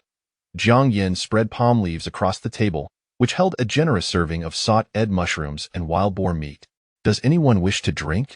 Wang Yuan inquired. "Perhaps just a little. We should indulge while we can. There's no use in saving it," Zhang Lanfeng responded. "All right then, Dehe and I will have brandy. What about you all?" Wang Yuan asked. "We shall have beer," Zhang Lanfeng replied. Wang Yuan retrieved 3 cans of beer and a bottle of brandy, distributing them among the group, while Jiang Yin fetched 2 bamboo cups for Wang Yuan and Dehei. Dehei opened the brandy and poured 2 glasses, while the 3 women cracked open their beers. Cheers! Wang Yuan raised his glass. Cheers! The others echoed in response. The 5 clinked their glasses and took a sip. Let us enjoy the meal, Wang Yuan said. Indeed, this sauteed mushroom and wild boar is delightful, the group praised as they savored the dish. After a while, Jiang Yin shared the fish soup with everyone. Once satiated, Wang Yuan opened the door, and the 3 women proceeded to the shed to wash the dishes, while Wang Yuan and Dehei, armed with long rifles, sat at the cave entrance smoking. The rain had lightened, now a mere drizzle, perhaps on the verge of ceasing. After the 3 women finished washing the dishes, Wang Yuan said, "Do you need to relieve yourselves? Now would be the time. Once we close the door after you're done, no one should venture out." All right then, let us all go," Zhang Lanfang replied one by one. They took their turns. Once everyone returned, they secured the door. Wang Yuan cut open a floating ball and placed it in the corner, stating, "This floating ball shall serve as our makeshift toilet. Let us refrain from going outside tonight. The rain has washed away all traces, and the beasts may emerge at any moment. Thus, we must absolutely stay indoors tonight. Do you all understand?" "Understood," they replied. Roar. Just as they finished speaking, a distant beastly roar echoed from outside the cave. "Ah, there truly are beasts," Zhang Lanfang exclaimed. The 3 women exchanged frightened glances. "Captain, what was that sound?" Ren Yuanyuan asked in a hushed voice. "That sound was likely a tiger," Wang Yuan replied. "Really? Is that true?" Ren Yuanyuan asked, her voice tinged with disbelief. "Do not worry, even if it is a tiger, it cannot enter. Let us not forget we have firearms," Wang Yuan reassured them. "All right then," Wang Yuan sharpened the ends of several bamboo poles, extending them through the gaps in the door and anchoring the other ends to the ground. "There we go. Even if a beast approaches, it shall be pierced by the bamboo spikes, and we will be ready," Wang Yuan stated. "Okay," they nodded in agreement. "Everything will be fine. You may now lay out the bamboo mats. If you feel tired, rest," Wang Yuan instructed. The 3 women entered the chamber to spread the mats on the beds. Wang Yuan and Dehei remained by the fire, smoking. The 3 women soon joined them after arranging the bedding. Wang Yuan took several bamboo poles and, using a dagger, began crafting bamboo strips, with the others following suit. "I expect the rain will cease by tomorrow. We must not wander too far. Post-rain, we shall avoid the mountains, perhaps merely venture into the bamboo forest to gather some poles," Wang Yuan explained. "Understood," they affirmed. Roar. Another beastly roar echoed through the night. The 3 women paled in fright. "Calm down. Everything is all right. Stay composed. We have guns," Wang Yuan reassured them. Wang Yuan continued weaving bamboo mats while Zhang Lanfang learned to craft another mat beside him. Dehei and the 2 women worked on splitting bamboo strips. Once the 2 mats were completed, Wang Yuan glanced at his watch. It was 10:30. He lit a cigarette. "Let us rest." "It is already 10:30, Wang Yuan said as he added some dry twigs to the fire. "Very well," the 3 women agreed, retreating into the room to rest. Wang Yuan and Dehei laid out the bamboo mats and reclined on the beds, smoking. The following day, Wang Yuan was the first to awaken. He kindled the fire at the stove to boil water and then opened the door. The rain had ceased, though the sky remained overcast. Wang Yuan stepped outside, inhaling the fresh air and surveying his surroundings. All appeared normal. After attending to his personal needs, he returned to the cave to gather his toiletries and went to the water pool to wash up. Dehei and the 3 women followed suit, taking turns resolving their personal matters before washing at the pool. The 3 women, having not slept well through the night, bore dark circles under their eyes. After washing, Wang Yuan returned to the cave, divided the boiled water among them, picked up a cup, and sat on a stool under the shed, lighting a cigarette. After a while, Dehei brought up. Once Wang Yuan finished his cigarette, he lit the stove in the shed, returned to the cave, poured water into the frying pan, and placed it on the stove. The 3 women returned after washing up, and Wang Yuan suggested, "Let us prepare a soup using dried fish and wild vegetables for breakfast." "All right," the 3 women replied, taking out the dried fish and wild vegetables to place in the pot. After they finished breakfast and cleaned the dishes, They sat under the shed sipping water while Wang Yuan and Dehe continued to smoke. "Captain, what shall we do today?" Zhang Lanfang inquired. "Let us go chop some bamboo. We can return to construct a fence, while you three check the rabbit traps for any catches," Wang Yuan instructed. Chapter 118. Enclosing a courtyard with a fence after a brief respite, the group resumed their labors. Wang Yuan and Dehe, armed with long spears and wielding machetes, ventured into the bamboo grove to harvest bamboo. The three women, with their baskets on their backs and handguns and daggers secured, set off to inspect the traps. Upon reaching the bamboo forest, Wang Yuan and Dehe discovered a plethora of bamboo shoots sprouting from the ground, likely due to the recent rainfall, which had allowed for considerable growth in just one day. Wang Yuan snapped off a shoot, peeled away its outer skin, and, using his dagger, carved off a piece to chew. It's not bitter. It's sweet bamboo, perfectly edible," he remarked. "Shall we dig up the shoots first?" Dehe inquired. "Let us cut the bamboo first. We can let the three women dig once they return," Wang Yuan suggested. "All right." The two began to chop the bamboo. After a while, they each bound a bundle and hoisted it back. "Dehe, you continue chopping bamboo. I'll start on the fence here," Wang Yuan said, lighting a cigarette. "Understood."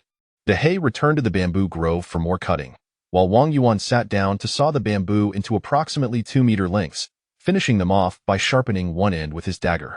At that moment, Dehe returned with another bundle, and the three women arrived as well. "Captain, we caught a wild rabbit," Zhang Lanfang announced. "And 2 wild chicken eggs," Ren Yuanyuan added. The women set down their baskets, with Zhang Lanfang pulling out a rabbit, its legs bound with rope, while Ren Yuanyuan produced 2 eggs from her pocket. "Excellent. Let us take a moment to rest," Wang Yuan said, puffing on his cigarette. The three women each grabbed a cup of water and sat down to hydrate. "We also discovered several wild chickens," Jiang Yin stated. Dehe joined them, lighting a cigarette and asking, "Wang, shall we devise a plan to catch a couple?" "Let us wait until the fence is completed," Wang Yuan replied. "Those wild chickens are truly beautiful," Ren Yuanyuan remarked. "Have you all checked the traps? Did you reset them properly?" Wang Yuan inquired. "Everything is in order," Zhang Lanfang assured him. "Good.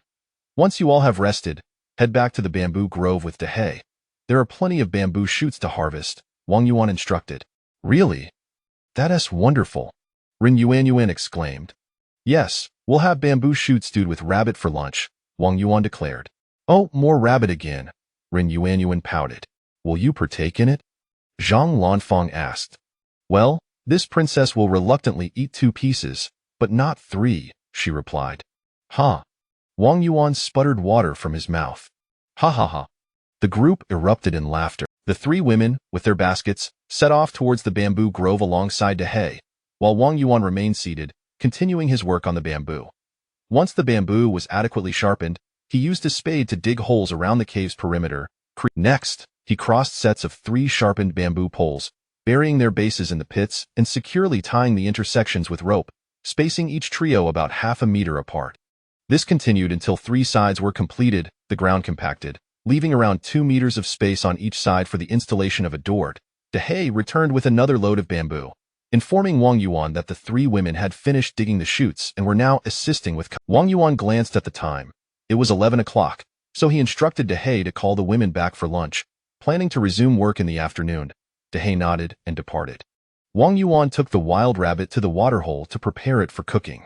"Captain, we harvested 2 baskets of bamboo shoots," Zhang Lanfang announced upon arriving at the waterhole. "Oh, that's quite a lot," Wang Yuan remarked. "What shall we do with them?" Zhang Lanfang asked. "Peel all the bamboo shoots, then boil them. We'll set aside what we need for lunch and pickle the remainder," Wang Yuan instructed. "Understood." Zhang Lanfang returned to the task. After processing the rabbit, Wang Yuan chopped it into smaller pieces, washed them clean. "We've only boiled half," Jiang Yin replied. "No matter, let us prepare the meal first. We can finish cooking after we eat," Wang Yuan said, placing the palm leaves on the table and declaring, "Bamboo shoots stewed with rabbit." He then took the rabbit's skin into the cave, hanging it. Dehe returned with another bundle of bamboo, and after setting it down, he and Wang Yuan sat down to smoke and chat. The 3 women finished stewing the rabbit and prepared a pot of wild vegetable and egg flour soup. After indulging in the delectable wild fare, the group felt pleasantly satiated. lounging about in a relaxed manner. Fangjia, since you all didn't sleep well last night, you should take a rest now. Dehei and I will wash the dishes, Wang Yuan suggested. We're fine. We'll just sleep early tonight, Zhang Lanfang replied. It's no trouble. We have plenty of time. Go on, Wang Yuan urged. Very well. The three women retreated into the cave to rest. After finishing their cigarettes, Wang Yuan and Dehei washed the dishes before resuming their tasks. Dehei, armed with an AK and machete, returned to the bamboo grove, while Wang Yuan sat down to cut the bamboo into 1-meter lengths, sharpening one end of each pole. Once he had enough, he placed these poles within the previously constructed bamboo framework, again grouping 3 together and securely binding them. Just then, the 3 women emerged from their rest, with Dehei returning with another bundle of bamboo. Chapter 119. A grand courtyard is established. You all should proceed to chop some bamboo. I estimate that 2 more bundles will suffice, but it would be prudent to gather a bit more for future use. Wang Yuan handed the machete to Zhang Lanfang. Understood. Be sure to bring back the cut bamboo branches. They can be utilized as well. Exercise caution, as there may be snakes lurking in the bamboo grove. Noted. The 3 women, accompanied by Dahei, ventured off to gather bamboo. At that moment, Wang Yuan lit a cigarette, added some dry twigs to the stove, placed a frying pan atop, and began cooking bamboo shoots, all while continuing to construct the bamboo framework. Before long, Jiang Yin and Ren Yuanyuan returned, each carrying a bundle of bamboo branches. There is no need to place them in the shed. Simply lay them beneath the fence, Wang Yuan instructed. All right. The 2 women set down the bamboo branches. Are they still chopping bamboo? Wang Yuan inquired. Yes, they are responsible for cutting, while we handle the transporting. There are still quite a few slender bamboo shoots over there. A considerable amount has been harvested in the past few days, with even more branches being shaved off, Jiang Yin replied. Good, bring them all back. What purpose do these slender bamboo branches serve? Ren Yuanyuan asked. They can be inserted into the fence for camouflage, and they also possess aesthetic appeal. Even when dried, they can serve as firewood, Wang Yuan explained. Oh, I see. Let us continue. Very well. Wang Yuan completed the bamboo frame, arranging it in a staggered fashion, with the taller sections reaching approximately 1.5 meters and the shorter ones around 70 centimeters. He then connected the framework with horizontal bamboo, forming 2 layers, and secured everything with rope. The fence was thus completed, save for the door, with spaces left for it on 3 sides. Wang Yuan lit another cigarette, retrieved the bamboo shoots from the pot, placed them in a basket, and set them aside to dry. He sat down, took a bamboo pole, split it down the middle with a dagger, and then sliced it into strips. Wang Yuan measured the door positions on the 3 sides of the fence with a bamboo pole, marking the lengths with his dagger. Returning to the shed, he sat down to measure the lengths and sawed the bamboo with a spade. He then fashioned a door frame by binding 4 poles together with rope and woven strips in the center, successfully creating 1 door, and subsequently made 2 more. The bamboo strips at the top of the 3 doors extended several centimeters, which he sharpened with a dagger. He then proceeded to install all 3 doors, erecting a sturdy bamboo pole on either side of each door, one serving as a hinge and the other to secure the door when closed, both of which were pointed at the top and deeply embedded in the ground. After completing the doors, he lit another cigarette and checked his watch. It was nearly 5 o'clock. He surveyed the surroundings of the fence, which spanned approximately 15 meters on each side, forming a spacious square courtyard. A considerable pile of bamboo lay beneath the shed, with ample bamboo branches beneath each section of the fence. Wang Yuan felt a profound sense of satisfaction as he enjoyed his cigarette, walked out of the courtyard, secured the gate, and made his way toward the bamboo grove. All right, there's no need to chop any more for now. We have sufficient supplies, Wang Yuan observed, noticing everyone still occupied with their tasks. Understood. Let us take a break and then head back. Dahei wiped his brow, lit a cigarette, and asked, What time is it? It's 5 o'clock, Wang Yuan replied. The group settled onto the bamboo to rest. Is the fence complete? Zhang Lanfang inquired. Indeed, it is, Wang Yuan said, glancing around at the considerable amount of bamboo that had been cleared, leaving behind a vast expanse of open space. After a brief respite, Wang Yuan and Dahei secured 2 bundles of bamboo to carry back, while the 3 women tidied up the prune branches and carried them back as well. Upon returning to the shed and placing their items down, they gazed at the completed fence and the spacious courtyard, feeling immensely content. Captain, is this satisfactory? Zhang Lanfeng asked. Not quite. We still need to insert these bamboo branches for camouflage and embellishment. Once the bamboo leaves have fallen, we can also plant some flowers, plants, or vines, Wang Yuan replied. Very well, let us proceed together with the insertion. They all agreed, moving to place the bamboo branches, long ones into the ground and shorter ones affixed to the fence. With the combined effort, they swiftly completed the task, even adorning the doors with bamboo branches. From a distance, it resembled a beautiful bamboo fence. Indeed, it looked splendid, the group remarked as they stood beneath the shed, admiring their work. With Rin Yuanyu and Dahe and I will fetch some water, Wang Yuan instructed. Understood. Wang Yuan and Dahe grabbed water buckets and mineral water bottles, lighting cigarettes as they headed to the water hole, ensuring to secure the courtyard gate before their departure. What shall we prepare for dinner? Rin Yuanyuan asked. We only have wild boar meat and dried fish left, and the wild vegetables are depleted. We can perhaps stew some wild boar meat with bamboo shoots and grill a bit of dried fish, Jiang Yan suggested. Very well, tomorrow we can venture out again to gather some wild vegetables. After the rain, there might be mushrooms, Zhang Lanfeng added. The three women busied themselves in the shed, preparing the meal. Wang Yuan and Dahe returned with water and resumed their seats beneath the shed, smoking and chatting. After finishing their meal and tidying up the utensils, nightfall descended, and they returned to the cave, igniting a fire to illuminate their surroundings. Dahe secured the door and sat beside the fire, sharing a smoke and conversation with Wang Yuan.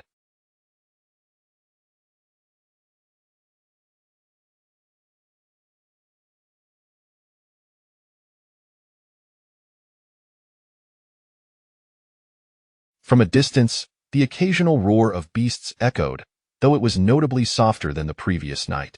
The tigress' roars have diminished.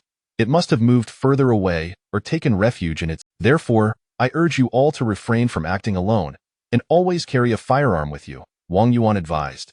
Chapter 120. Crafting a slingshot. Understood, the three women replied in unison. Aren't you going to relieve yourselves? You should hurry before it gets dark. It's best not to venture out tonight, Wang Yuan suggested. Very well, we'll attend to that first, Zhang Lanfeng said, exchanging glances with the others.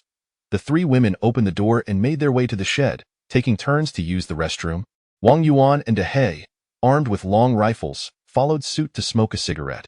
Once everyone had finished, they returned to the cave, and Wang Yuan secured the door with a bolt. The group gathered around the campfire, engaging in light-hearted conversation. Wang Yuan found a tree branch and, using his dagger, began whittling it down to the size of his palm, smoothing the surface as he worked. Captain, what are you crafting? Rin Yuanyu. He opened it and took out a small box from one of the compartments, closing the suitcase afterward. He then used his dagger to cut a piece of wild rabbit skin, returning to the fire pit to take a seat and light a cigarette. Jiang, pass me that multifunctional fruit knife, he requested. Jiang Yin retrieved the fruit knife and handed it to Wang Yuan. At that moment, everyone could clearly see the box Wang Yuan had produced, and the three women blushed, realizing it contained a set of safety supplies. Wang Yuan used the small scissors on the fruit knife to trim the fur from the piece of rabbit skin, cutting 2 small holes on either side. He opened the box, extracted 2 small packages, tore them open, and removed 2 rubber items. After wiping off the liquid with a rag, he tied the rubber pieces to the small fork he had fashioned, then threaded the rabbit skin through the 2 rubber bands and secured them.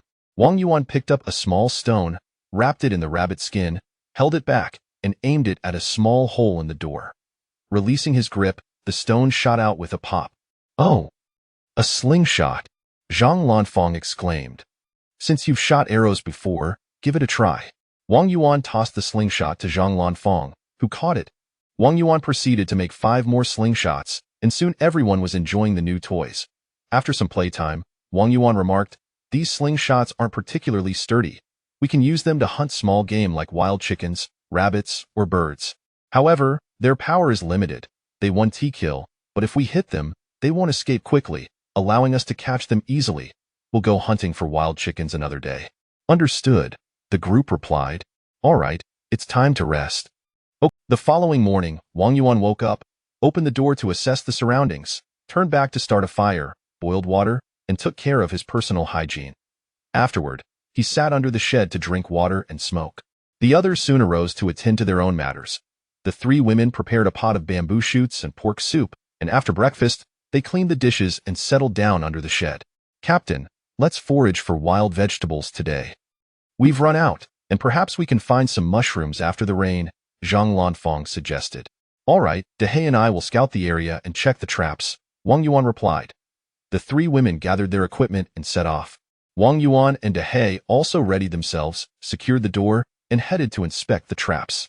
After passing through the traveler's banana grove, they arrived at the traps, only to find that none had been triggered. Wang Yuan adjusted a few of the trap's positions. The two then moved forward, and soon they heard a clucking sound. They held their breath and stealthily took cover behind a thicket. As Dehe reached for his gun, Wang Yuan stopped him, raising the slingshot from his pocket. Dehe also produced his slingshot, and they picked up stones from the ground to load into their slingshots. Wang Yuan then grabbed another stone and hurled it towards the source of the sound. With a flutter, a wild chicken took flight, landing over 20 meters ahead of them, stretching its neck to survey the surroundings. Wang Yuan signaled to Dehe, who nodded in response. The two slowly pulled back their slingshots, aiming at the wild chicken. Wang Yuan whispered, 1, 2, 3. Snap, snap. Almost simultaneously, they released their shots. Got it, Wang Yuan exclaimed, and they dashed forward. Both stones struck the wild chicken, one hitting its wing and the other its abdomen. The wild chicken flapped around on the ground, and Dehe swiftly picked it up while Wang Yuan grabbed some grass leaves to bind its legs. Haha, fantastic. Dehe laughed excitedly. All right, place it in your backpack, Wang Yuan replied, equally pleased. Dehe opened his backpack, stuffed the chicken inside, and zipped it up. The chicken struggled momentarily before settling down. With the chicken secured, the two made their way toward the wild chicken nest, where they discovered another wild egg. Wang Yuan picked it up and tucked it into his pocket, both of them brimming with excitement. Dehe, let's search through the thick grass. We spotted two the other day. We should approach just as we did before. I'll aim for the thigh while you target the wings, ensuring it can't escape, Wang Yuan suggested. Okay, Dehe agreed. They moved cautiously, striving to remain silent while scanning their surroundings. After traversing more than 200 meters, they once again heard the calls of wild chickens. The two crept behind another thicket and peered ahead. Indeed, about 50 meters away, they spotted a wild chicken pecking at the ground. Chapter 121. The pirates are coming. Wang Yuan gestured several times to Dehe, who nodded in understanding. The two of them bent down and cautiously advanced. The lethality of a slingshot is minimal, rendering it nearly ineffective against wild chickens from a distance of over 50 meters. Thus, they needed to approach infinitely closer without alarming their quarry. They moved silently until they were within 20 meters of the wild chicken. Wang Yuan pressed his left hand downwards in a silent signal, prompting both to crouch, readying their slingshots with stones in hand. Wang Yuan whispered, 1, 2, 3. Crack, crack. Direct hit. They rushed forward, and Dehe seized the wild chicken, having struck its wing and thigh with two well-aimed stones. The wild chicken flailed into Dehe's grasp, emitting desperate clucks of protest. Wang Yuan quickly grabbed some reeds and bound its legs before placing it into the backpack slung over his shoulder. Haha, Wang, is this one male or female? Dehe inquired. It's male. Yours is the female, Wang Yuan replied. Oh, then we shall eat this one tonight and keep the female, Dehe decided. Very well, let us search the vicinity for more, Wang Yuan suggested. Okay. They separated to search, ensuring they remained within sight of one another.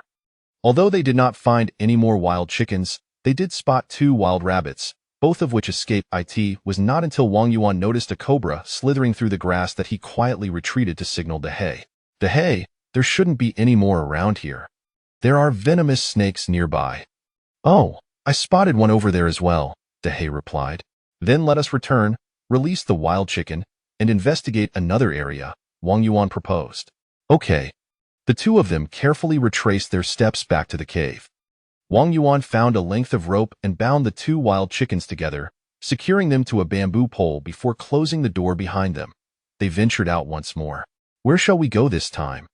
Dehe asked. Do you not feel that the path we took here appears to be artificially constructed? Wang Yuan remarked. Indeed, in some areas, there are stone steps made of slabs. Then let us proceed in the direction of that path and see where it leads. Okay. They walked along the path, glancing at their surroundings, noting that it likely extended from the bamboo forest all the way to the mountainside behind the cave. Let us climb up and take a look, Wang Yuan suggested. Okay. Dehei followed Wang Yuan as they ascended the slope. The hillside was predominantly covered in grass, interspersed with low shrubs, while the summit was rocky. The steep incline posed some difficulty as they made their way upward.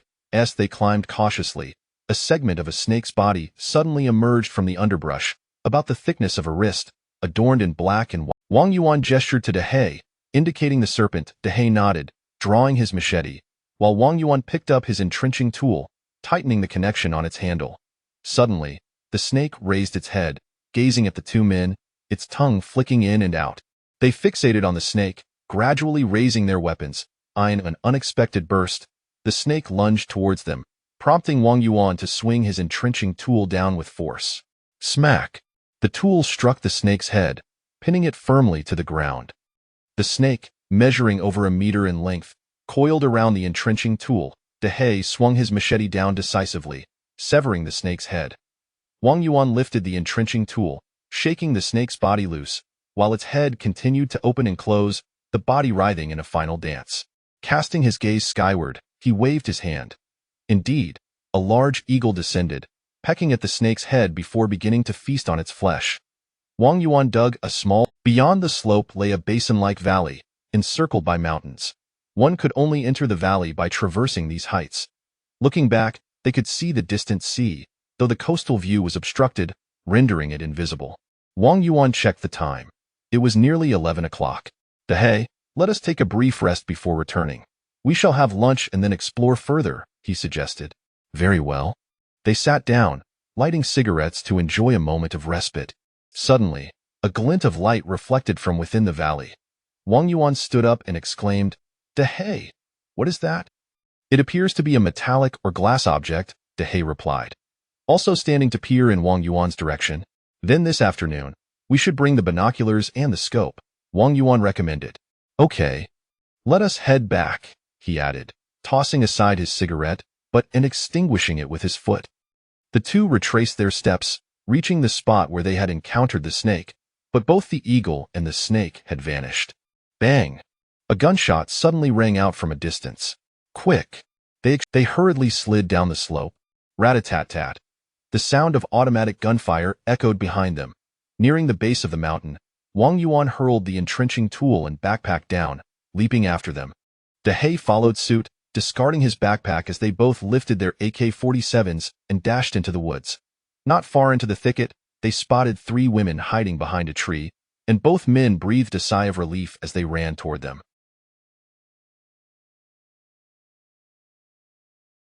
The women, having noticed Wang Yuan and Dehei, swiftly waved them down, signaling for silence. Wang Yuan and Dehei crouched behind a tree, a short distance away from the women. What is happening? Wang Yuan whispered. There are pirates. Zhang Lanfang indicated a direction, speaking softly.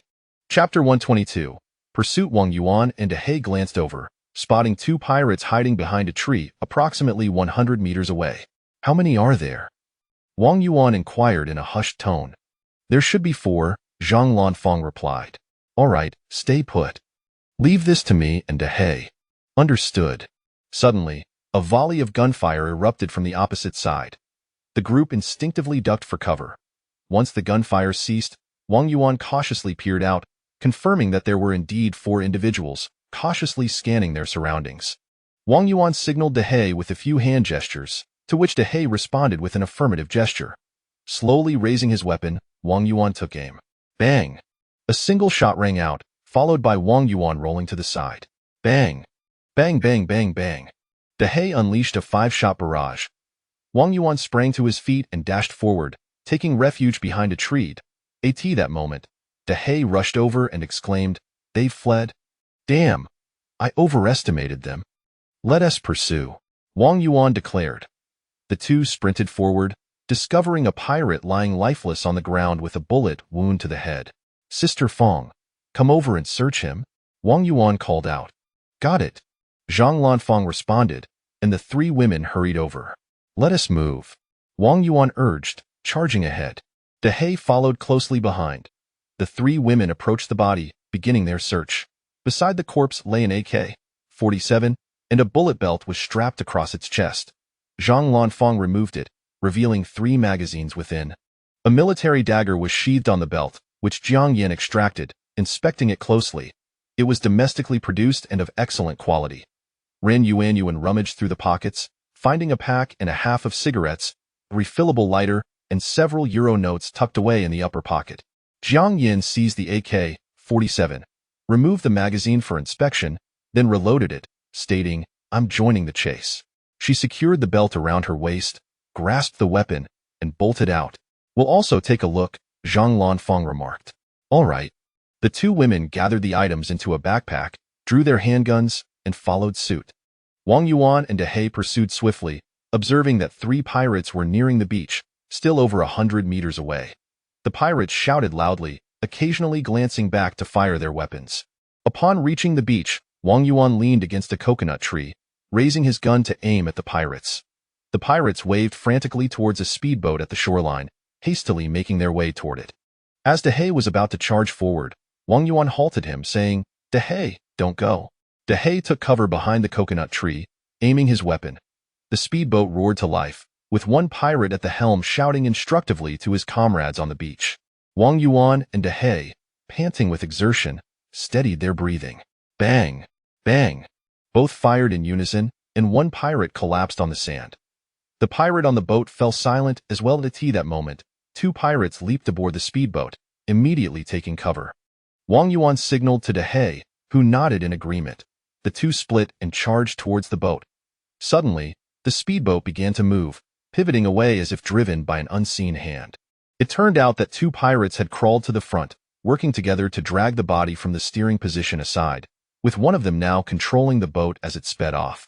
"Fuck!" De He exclaimed in frustration. Bang! Bang, bang, bang, bang. He unleashed a rapid-fire burst at the fleeing boat. De He, enough. Don't waste ammunition, Wang Yuan admonished. "Sigh. These pirates are no fools," De He remarked. Bang, bang. He continued until his magazine was exhausted. Wang Yuan and De He stood motionless, fully aware that hitting a target from over 500 meters was a near impossibility. Just then, the 3 women arrived, breathless. "Captain, De He, what is the situation?" Zhang Lanfang inquired. "2 have escaped," De He replied. "What brings you here?" Wang Yuan asked. "Weren't we worried about you?" Ren Yuanyuan shot him a glare. Wang Yuan observed the women, drenched in sweat and panting heavily, and fell silent. He crouched down, feeling through the pockets of the corpse and retrieving 2 packs of cigarettes. "De He, there's some good tobacco?" Wang Yuan exclaimed, holding them up. De He approached, took a box, pulled out a cigarette, and handed it to Wang Yuan, lighting another for himself. Wang Yuan lit his cigarette and sat down beside De He, while the 3 women looked on, speechless. They approached and settled down for a brief respite. "Captain, I'm thirsty," Ren Yuanyuan said. "All right, wait here." De He searched the body, Wang Yuan instructed. He then walked to a coconut tree, set his weapon down, looked up and began to climb. Shortly thereafter, he tossed down 5 coconuts, sliding down to gather them and distribute 1 to each person. Everyone drew their knives, carving a hole in the coconuts to sip the refreshing coconut water. "De He, what did you find?" Chapter 123. Repairing the steamer. "Very well, let us gather all the cash together. We have accumulated quite a sum over these past few days, and perhaps it will prove useful in the future," Wang Yuan remarked. "Indeed, sounds good," came the reply. Wang Yuan glanced at his watch. Time was of the essence. The group began to crack open coconuts and savored the fresh coconut meat. "Surely everyone is feeling hungry now? Shall we head to the shelter?" Wang Yuan inquired. Of course, the group agreed, making their way to the shelter, which, an hour later, the group reconvened in front of the shelter. "De He, do we have enough seafood to satisfy our hunger?" Wang Yuan asked. "Quite sufficient," De He affirmed. "Then let's start a fire and grill everything," Wang Yuan instructed. Jiang Yin began to kindle the flames, while the others skewered fish, shrimp, and crabs onto bamboo sticks and set them to roast. "Captain, I found a pot, though regrettably, it has a leak," Ren Yuanyuan announced. "What kind of pot?" Wang Yuan queried. "It's one of those aluminum—" "Let me have a look." Ren Yuanyuan retrieved the steamer from the nearby refuse pile. Wang Yuan examined it, noticing only 2 small holes at the bottom, while the rest remained intact. Even the plastic handle was unscathed. What a fine find. I believe I can repair it, Wang Yuan declared. Really? The three women gazed at him in disbelief. Yes, let us first enjoy our meal and afterward, we shall seek out some materials for the repair, Wang Yuan suggested. We shall have an abundance of delightful dishes in the future, Jiang Yin exclaimed. How many wild vegetables did you gather today? Wang Yuan inquired. We collected 2 baskets of mushrooms, which we have set out to dry. The area where we previously found mushrooms has indeed yielded more after the rain, and we also spotted 2 wild chickens you captured. They are quite beautiful. The wild vegetables we gathered are here, totaling about 1 basket, Ren Yuanyuan chattered excitedly. Excellent, Wang Yuan replied. After finishing their meal, Wang Yuan checked the time. It was nearly 3 o'clock, and he signaled Dahe for a smoke break.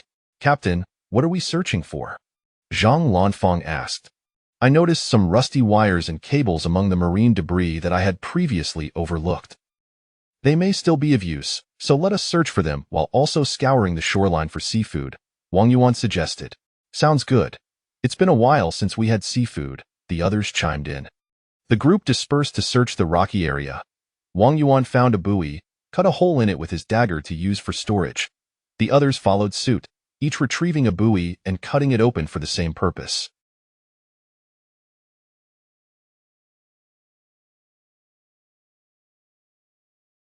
Wang Yuan pried open oysters and gathered seaweed using his dagger, while Dahe collected various marine refuse, and the 3 women gathered shellfish and crabs. The rocky area proved bountiful after several days' absence. 2 hours later, Wang Yuan called everyone back to the shelter. It was past 5 o'clock and time to return. Beaming with joy at their plentiful haul, they organized their items, placing all seafood into 1 basket which Wang Yuan carried, while the wild vegetables were packed into another basket carried. The remaining supplies were divided among the other 3, and they made their way toward the cave. The pirate's corpse that had lain by the beach was no longer visible, and upon reaching the forest, they found the first pirate's body had also vanished, presumably dragged away by wild animals. Upon reaching the cave, they laid down their burdens and took a moment to rest. Captain, is one of the wild chickens dead? Ren Yuanyuan inquired, noticing one of the 2 chickens lying motionless on the ground. Wang Yuan approached to inspect it, saying, Indeed, this one is gravely injured and has succumbed. Fortunately, it is the male. The female remains, and once it recovers, it will lay eggs. That is wonderful news.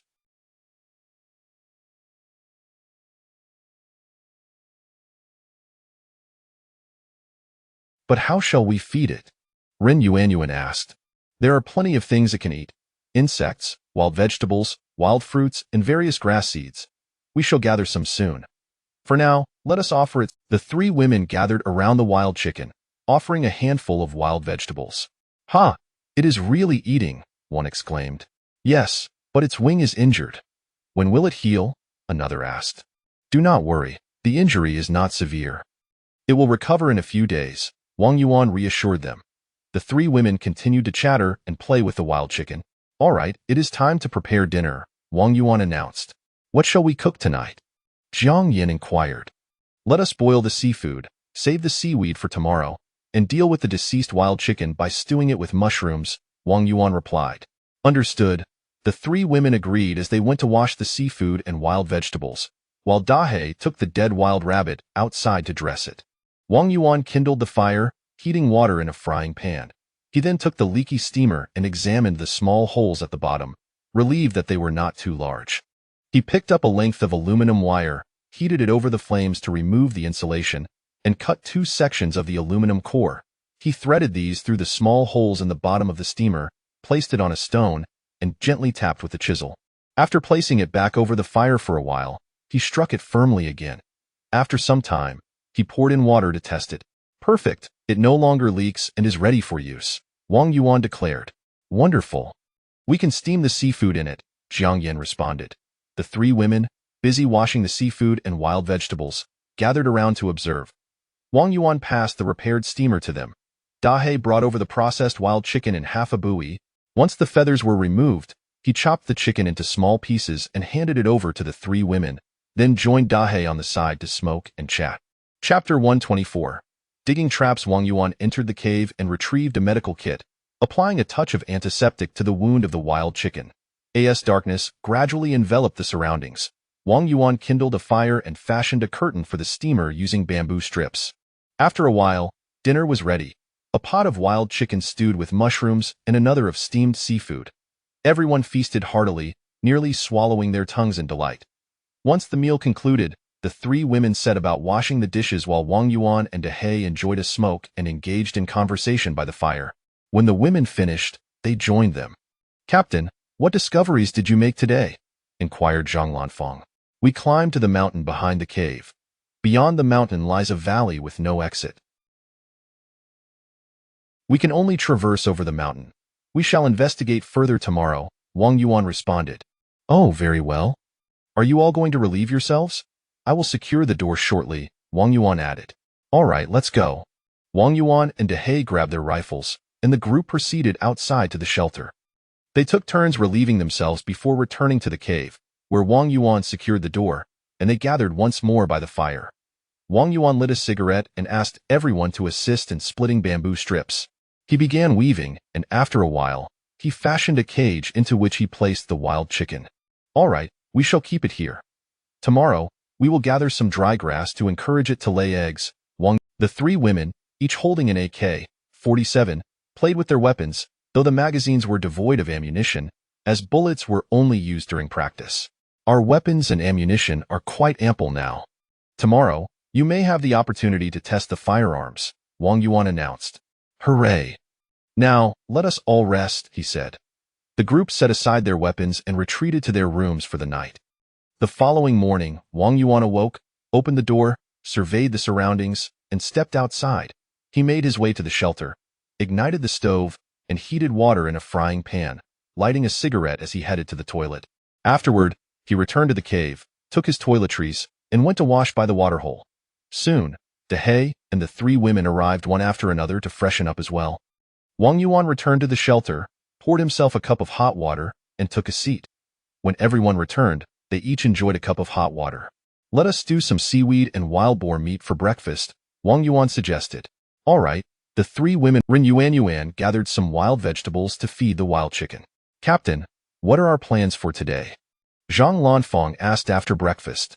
"This morning, we will dig traps. We have been exposed.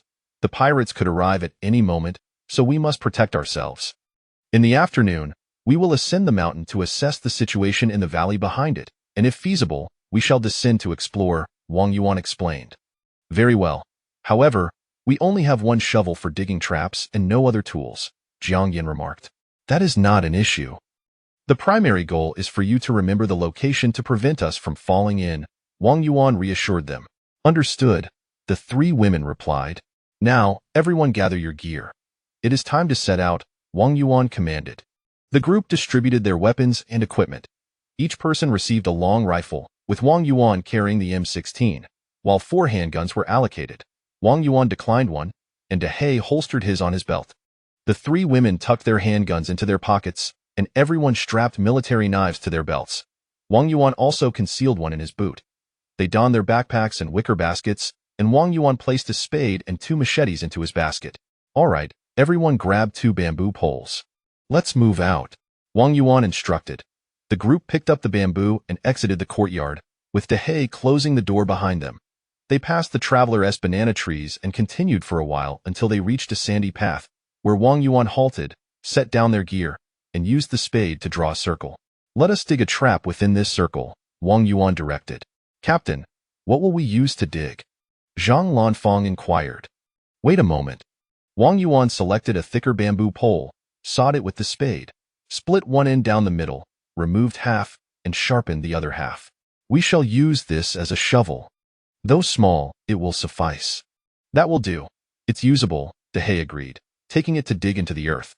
Wang Yuan fashioned 3 more, each approximately 1.5 meters long, which were somewhat effective, albeit labor-intensive. He then adjusted the spade's blade to a right angle for use as a pickaxe to loosen the soil. As Wang Yuan dug, the other 4 members shoveled the earth, and before long, they had excavated a deep pit around 1.5 meters in depth. "You may go up first and bring me 2 bamboo poles. Dehei and I will remain here," Wang Yuan instructed. "All right," the 3 women replied as Wang Yuan assisted them in climbing out. They lowered 2 bamboo poles, which Wang Yuan cut into lengths of 70 to 80 centimeters, sharpening one end. Dahe inserted them into the bottom of the pit, points facing upward, until the bottom was filled, and then the two climbed out. Dahe, go fetch some branches, Wang Yuan instructed. Okay. Dahe picked up a machete and ventured into the woods. We shall transport this sand away. Zhang Lanfang picked up the spade and began filling another basket with sand. Wang Yuan arrived at the thicket and emptied the sand, with the two women doing the same. In the future, do not dump the sand in the same spot. Spread it out further, Wang Yuan advised. Understood. The three returned to continue transporting sand. Once they finished, Dahe returned with a bundle of branches. Wang Yuan and Dahe placed the branches across the pit, layered some grass leaves on top, sprinkled sand over it, and smoothed it down with branches until it blended seamlessly with the surroundings, completing the trap. Wang Yuan placed 3 stones next to the trap and said, "These stones mark the spot. Remember them well and be careful not to fall in." Understood. The group then collaborated to dig 4 more traps in the vicinity. Chapter 125. Observing the valley. After successfully constructing 5 traps, the group marked their locations with 3 stones each. It's time for a meal. Let us return, Wang Yuan suggested. Indeed, let's head back and rest, Zhang Lanfang remarked, noticing the fatigue etched on everyone's faces. All right, let us go home, the group said as they gathered their belongings and made their way back. Upon arriving at the shelter outside the cave, they unloaded their gear. Wang Yuan poured some water for everyone, and they took a moment to sit down while he and Dahe lit up cigarettes. I'm utterly exhausted, Ren Yuanyuan said, wiping the beads of sweat from her forehead. Consider it a workout. UVE certainly gained a bit of weight, Zhang Lanfang teased. What? I have not. Ren Yuanyuan shot her a glare. Captain, am I overweight? Well, are you or aren't you? Wang Yuan replied with a grimace. Pfft, ha! Laughter erupted among the group. She's an invincible beauty agent. How could she possibly gain weight? Ren Yuanyuan shot a furious look at Wang Yuan. Yes, I haven't gained weight. It's merely a slight increase in mass, Wang Yuan clarified. You, himph. Ren Yuanyuan turned her head away in disdain. Ha ha ha. All right, let us prepare a meal, Jiang Yan suggested. Sure.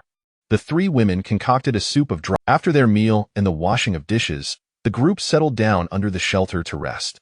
In a bit, Dahe and I will climb up to take a look. Do you wish to join us? Wang Yuan inhaled deeply from his cigarette and inquired. Huh. Ren Yuanyuan gaped upward.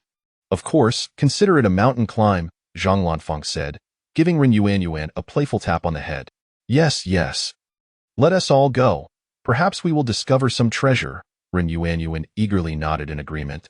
All right then, everyone grab your backpacks or baskets, and make sure to take your handguns and daggers. Dahe and I will carry 2 long guns. Dahe, bring the ammunition. Just fill the magazines as you see fit. Wang Yuan organized the group. Everyone busied themselves gathering their gear.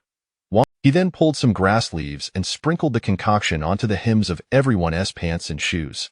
Captain, what are you doing? Jiang Yan asked. The scent of this gunpowder can deter certain snakes and insects, Wang Yuan explained. Oh. Also, we should apply. Yuanyuan, you take the binoculars. Dahe, you grab the entrenching tool. We 1T need the harpoon, Wang Yuan said, placing a bundle of rope into the basket and shouldering the M16 equipped with a scope. Let us set off, he announced as everyone donned their gear. They exited the courtyard, secured the door, and collectively made their way to the edge of the bamboo forest, ascending the mountain. The incline grew steeper as they climbed until the 3 women could go no further. Wang Yuan instructed, you all wait here. I will ascend first and lower the rope for you to climb up. Dahe assist them. Understood.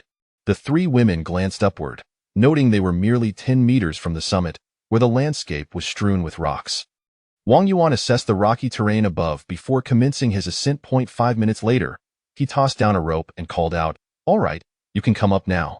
Zhang Lanfang was the first to ascend. After more than 10 minutes, Wang Yuan shouted, next.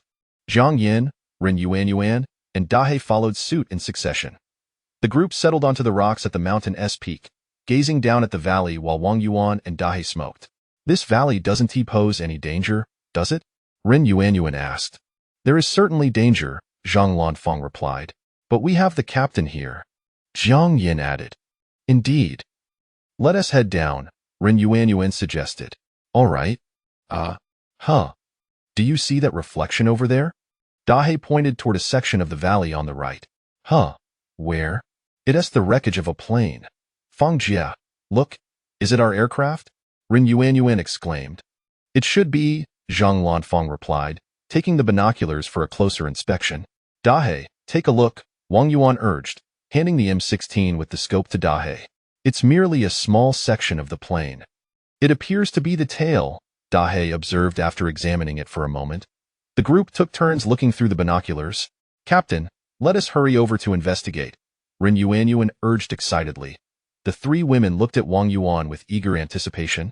All right, Wang Yuan said, glancing down at the valley. Dahei retrieved the rope and secured it firmly before lowering it down into the valley. I will descend first. You all follow one by one, Wang Yuan instructed. Understood, the others replied.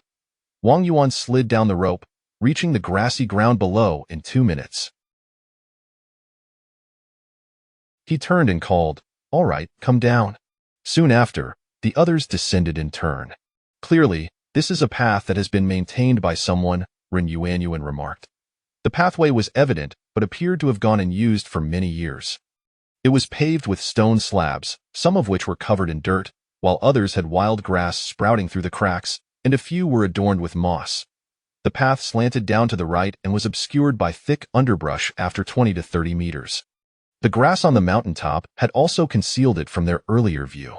From the looks of this path, it seems no one has traversed it in years, suggesting that there are likely no people below. Nevertheless, we must remain vigilant as dangers may still lurk. The presence of moss indicates this area is shaded and damp. Dahei, use the entrenching tool to scrape some soil and spread it over the mossy stones to prevent slipping.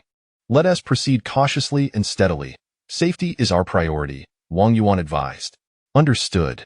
The group cautiously descended the stone path, with Dahei leading the way, occasionally scattering soil over the mossy stones as they went.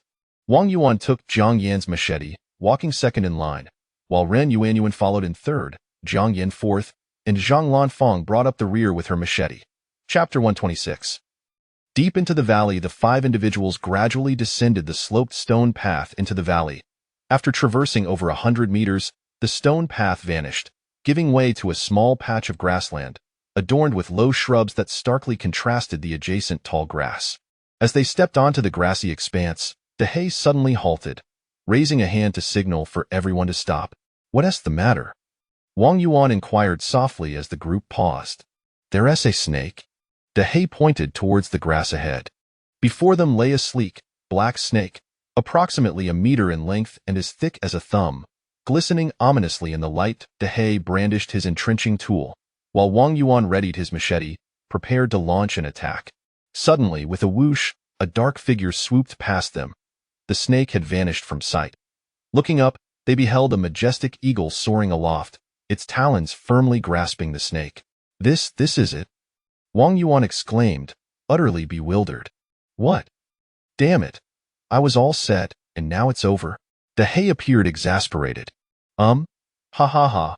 The 3 women, initially taken aback, soon erupted into laughter as they processed the situation. Ahem. Let us continue our journey, Wang Yuan suggested, feeling somewhat embarrassed. Captain, look. There are fruits over there, Ren Yuanyuan said, peering through her binoculars. Ah? Where? Let me see, Wang Yuan replied, taking the binoculars to examine the area. There, over there, Ren Yuanyuan directed, indicating a sloping area ahead. Ah, I see it, Wang Yuan acknowledged, passing the binoculars to Dahei. Indeed, there are plenty, Dahei confirmed. They each took turns observing the fruits, all eager to venture over. Let us move forward first, Wang Yuan decided. The group pressed on, crossing the grassy patch until they encountered a flight of stone steps. The stairs, over 30 centimeters wide, were remarkably smooth, some even adorned with moss, though their side loomed a steep slope, the depths of which were obscured from the naked eye. Through the binoculars, they could discern a chaotic jumble of boulders below, where a careless slip could prove fatal. Further down, more than 100 meters away, lay a large, flat rock that formed a platform. Below this platform, 20 meters down, was a level area flourishing with fruit-bearing plants. That is the spot. Let us proceed cautiously. Dehei, please scatter some soil. Dehei began shoveling dirt onto the stairs, with the others following closely behind.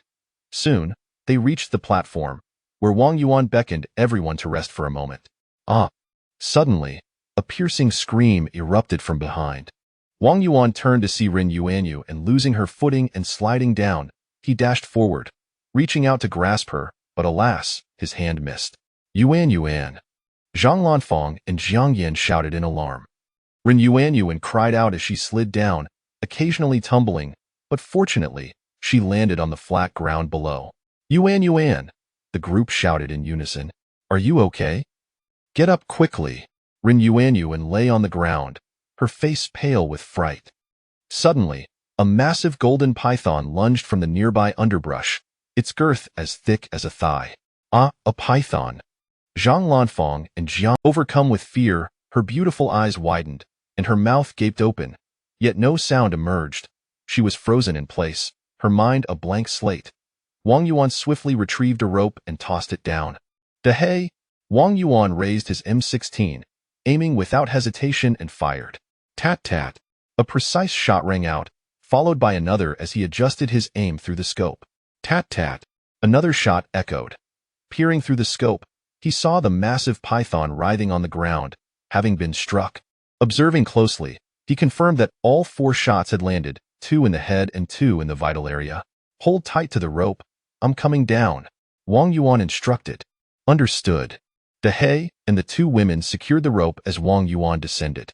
Reaching Ren Yuan's side, he crouched down and softly called, Yuan. Ren Yuan turned her head slowly to regard Wang Yuan for a moment. Woo. She buried her face into Wang Yuan. I thought, woo, that I was going to die. Woo. You're safe now, as long as I'm here. You won't perish, Wang Yuan comforted her. Woo. Look, the python is dead now, Wang Yuan pointed out. Woo. I don't want to see it. It's terrifying. All right, I'll move it aside. Wang Yuan walked over and used his machete to push the python away. Captain, is everything all right? Zhang Lanfang called from above. All is well. You all stay up there, Wang Yuan replied. Okay. Yuan, look over there. There are fruits. Shall I pick some for you? Wang Yuan proposed.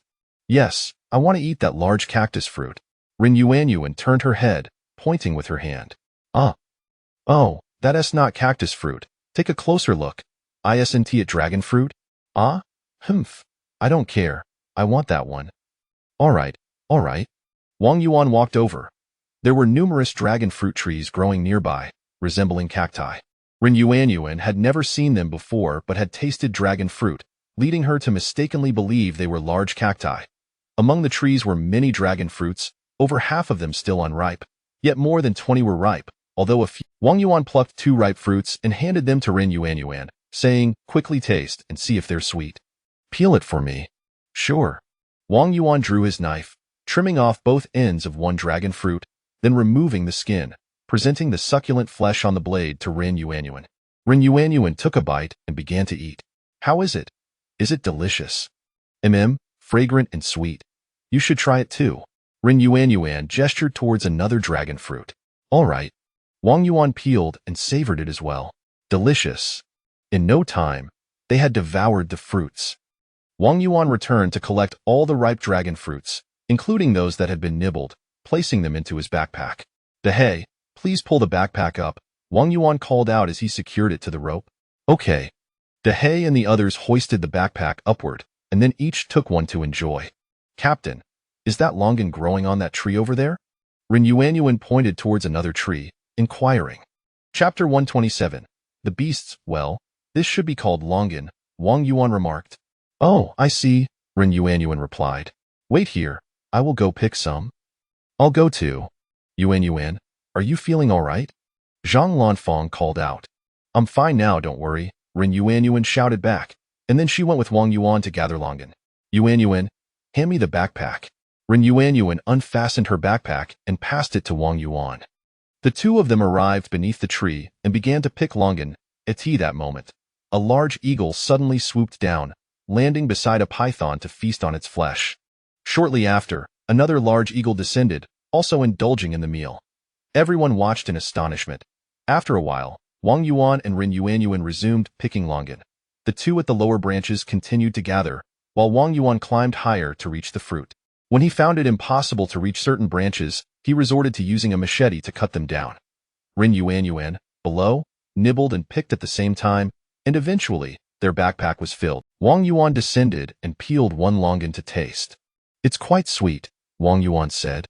"Indeed, it's quite juicy," Ren Yuanyuan replied. "All right, let's head back up." Wang Yuan lit a cigarette. "Sure." "Dehei, lower the rope," Wang Yuan called out. "Okay."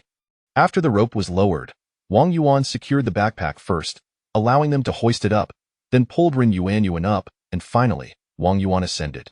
Wang Yuan glanced at the time. It was nearly 5 o'clock, and they could not venture further lest they fail to return before nightfall. "Let us go back. By the time we return, it will be dark," Wang Yuan said. They retraced their earlier path, but there was no need to scatter sand along the way. Roar! Suddenly, a tiger's roar echoed from the valley below. Everyone was startled and looked down into the ravine. Wang Yuan swiftly raised his rifle, peering through the scope to survey the valley. "Dehei, take a look quickly," Ren Yuanyuan said, handing the binoculars to Dehei. Dehei took the binoculars and scanned the valley as well. About 5 minutes passed, yet they spotted nothing. "Let us go. There's nothing to see," Wang Yuan declared. Dehei returned the binoculars to Ren Yuanyuan. "Captain, what was that sound?"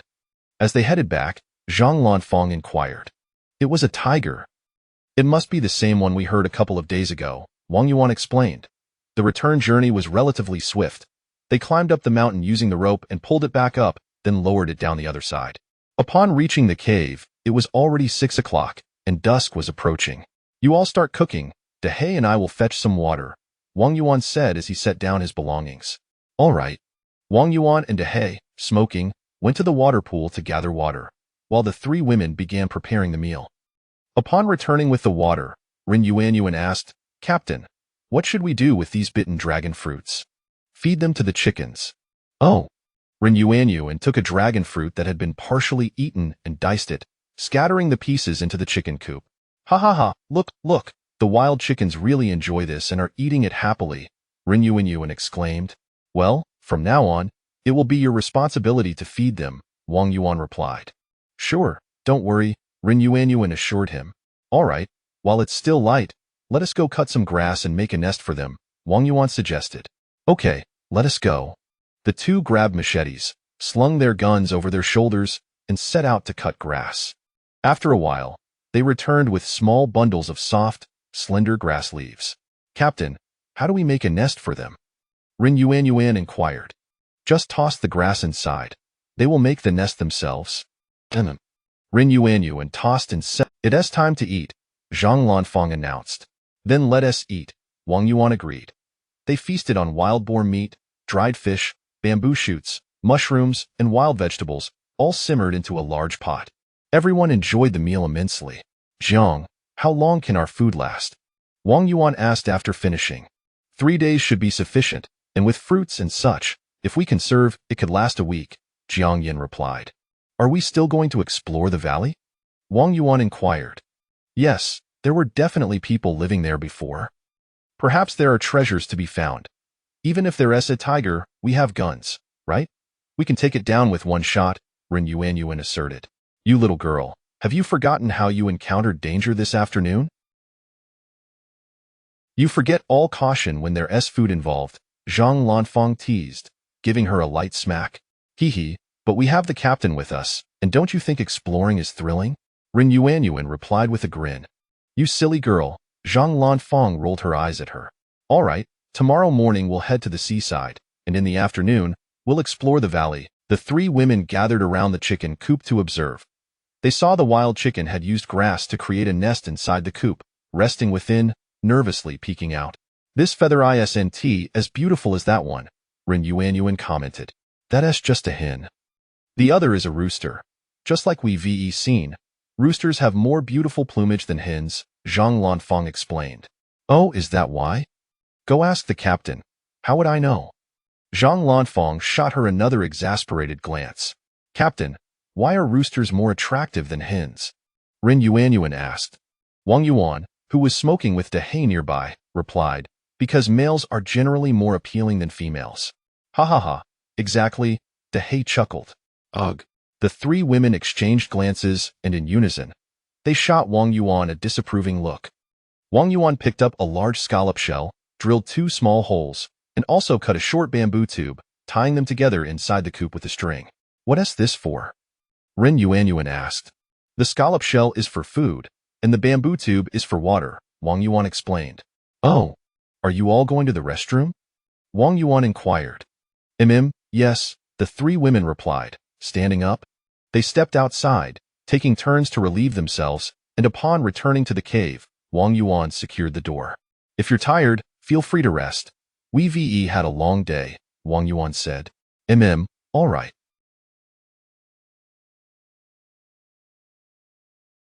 Today was indeed exhausting, Ren Yuanyuan acknowledged.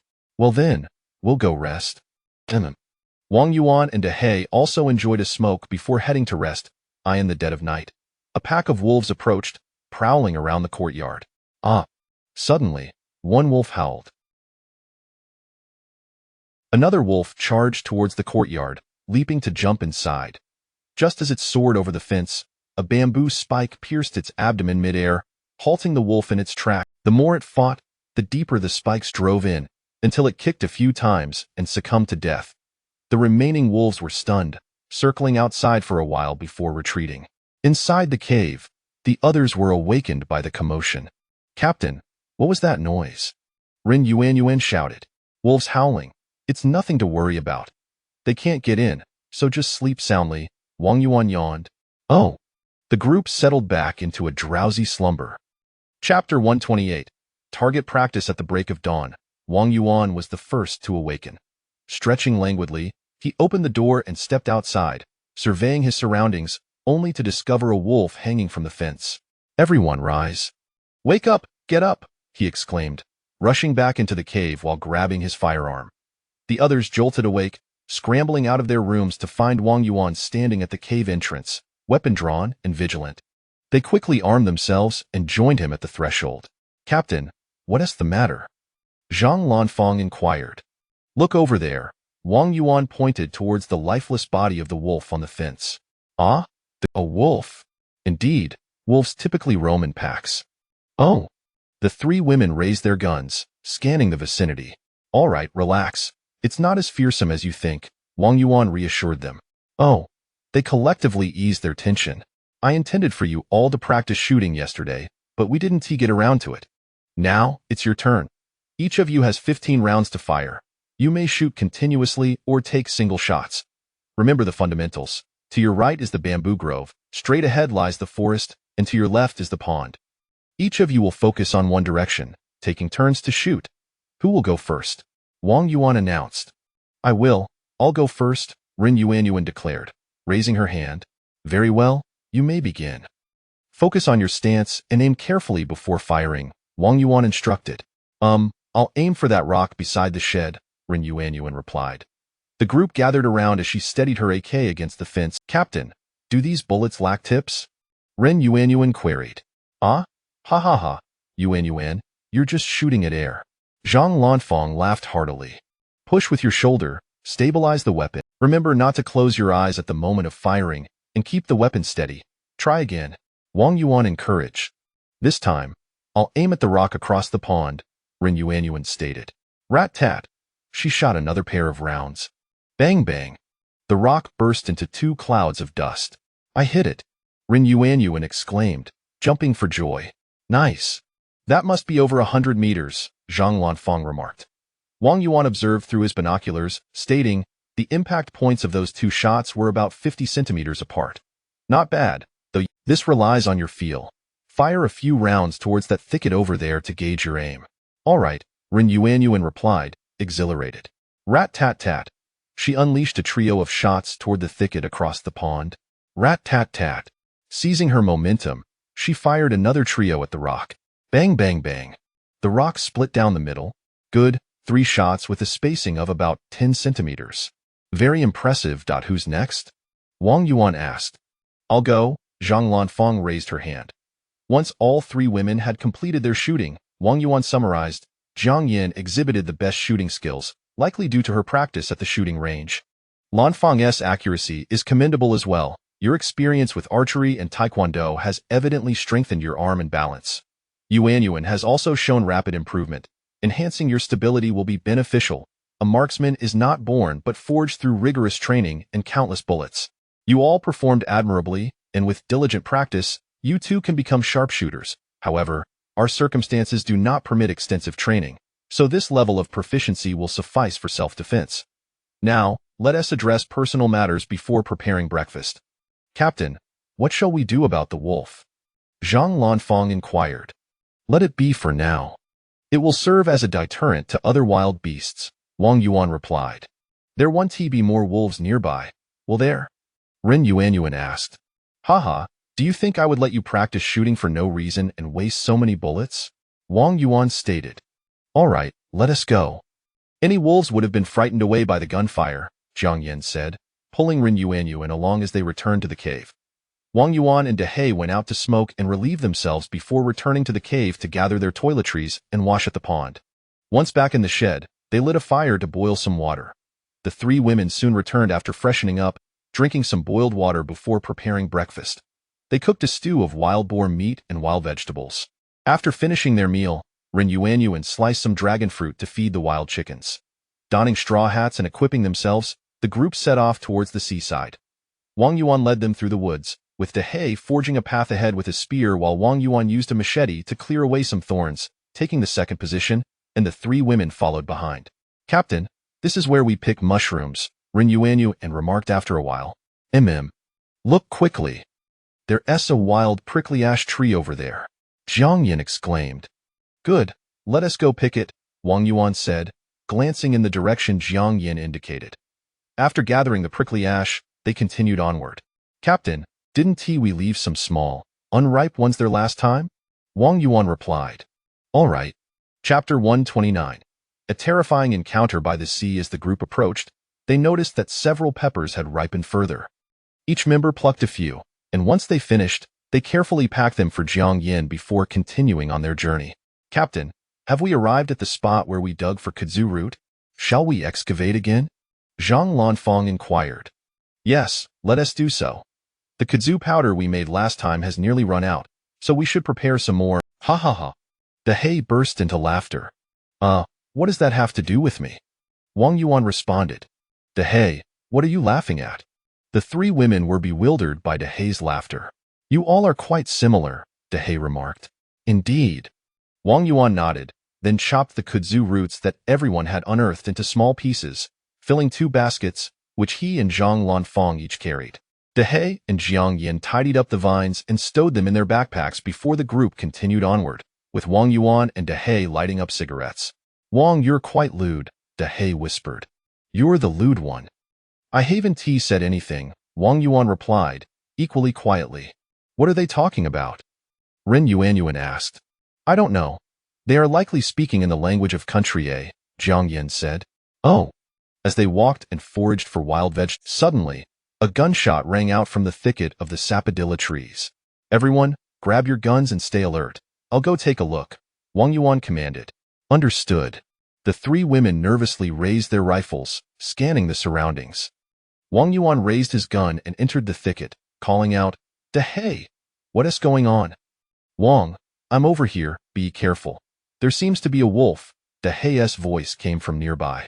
Wang Yuan approached to find De He holding a handgun, keeping watch. Where? Wang Yuan asked. A wolf just rushed out from over there, but unfortunately, I missed my shot, De He pointed ahead with his gun. Let us head out, Wang Yuan said. All right. Tap, tap, tap. As the two exited the thicket, several more gunshots echoed. They hurried over to see the three women aiming their rifles at a patch of grass.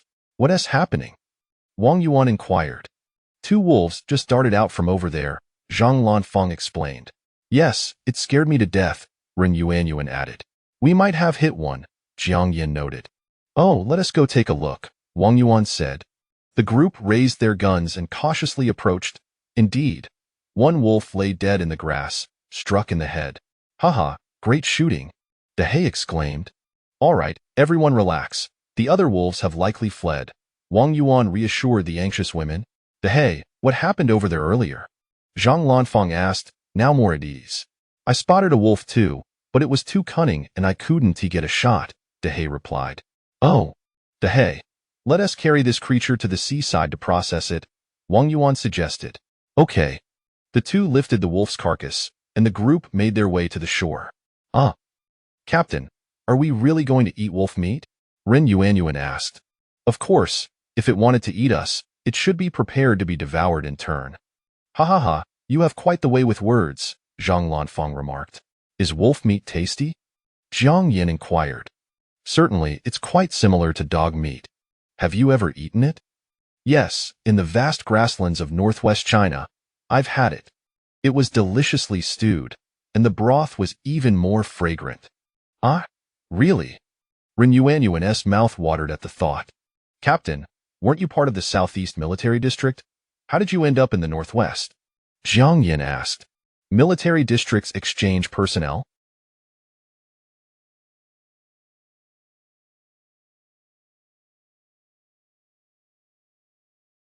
Troops must adapt to various terrains and combat scenarios, and we frequently conduct joint exercises among different districts. Oh, how did you kill the wolves? Aren't they a protected species? Jiang Yin pressed. Indeed, can you tell us about that? Ren Yuanyuan added. I'll recount it briefly. During that exercise, our four-man team was assigned a special mission deep behind enemy lines. What kind of special mission? Ren Yuanyuan asked. Don't interrupt. It involved tasks like disrupting transportation, sabotaging communications, and stealthy assassinations. That sounds thrilling, almost like a movie, Ren Yuanyuan exclaimed. Do you still want to hear more? Oh. Ren Yuanyuan quickly closed her mouth, nodding vigorously. Ha ha ha. The group found her adorable. That night, we lay in ambush outside a shepherd's sheepfold, suspecting that there was an enemy communications team in the area. We prepared to sabotage their communication devices. Wang Yuan continued. Suddenly, a pack of over 20 wolves surrounded the sheepfold, prowling outside. Unfortunately, they couldn't get in, but they caught our scent and closed in on us. We had no choice but to fix bayonets and engage the wolves. Why didn't you use your guns? Ren Yuanyuan, captivated by the tale, couldn't help but ask. This was an exercise. We had no live ammunition, only blank rounds, Wang Yuan replied with a glance. Oh, we managed to kill a few wolves, but then a shepherd inside heard the commotion and came out with a knife. We quickly shouted to him, identifying ourselves as soldiers of Huagua, urging him to retreat. In the end, we killed 8 wolves, but the rest fled. We intended to leave the wolf carcasses for the shepherd. Naturally, we didn't complete our mission, and our superiors scolded us harshly afterward. The 8 wolves were eventually stewed by the cooks, but the commander ended up eating the most. Ha ha ha. Before long, they arrived at the seaside shelter, where the group set down their belongings to rest. He and Jiang Yin, go collect fish traps and then process that wolf, Wang Yuan said, puffing on a cigarette. Understood. The group began to busy themselves. Wang Yuan pulled out vines to start weaving the fish trap, while the other 4 went to the beach. Zhang Lanfang and Ren Yuanyuan filled containers with seawater, while He and Jiang Yin gathered fish traps. Soon, Zhang Lanfang and Ren Yuanyuan returned, igniting a fire at the stove and placing a milk powder canister to boil the seawater. Captain, we only caught 1 large eel. The rest of the fish were killed by it and are inedible, Jiang Yin and He reported upon their return. Chapter 130. Barbecue by the sea. It's all right. We can roast it for lunch, Wang Yuan remarked. Look, it's massive, He exclaimed as he pulled an eel, over 1 meter long and as thick as an arm, from the buoy, already slaughtered and cleaned. Wow, it's enormous, Zhang Lanfang said. How terrifying, Ren Yuanyuan added. Setting down the eel, He lifted a wolf carcass and declared, let us take care of this now. He and Jiang Yin returned to the seaside to deal with the wolf carcass. Wang Yuan busied himself crafting a fish trap, twisting a length of rope to secure it, and grabbed a plastic water bottle before heading to the shore. At He's side, he gathered some wolf entrails, chopped them finely, and stuffed them into the bottle as bait. After puncturing several small holes in the bottle, he placed it inside the fish trap along with a few stones, finding a spot further out to set the trap in the ocean, anchoring the rope to a rocky outcrop.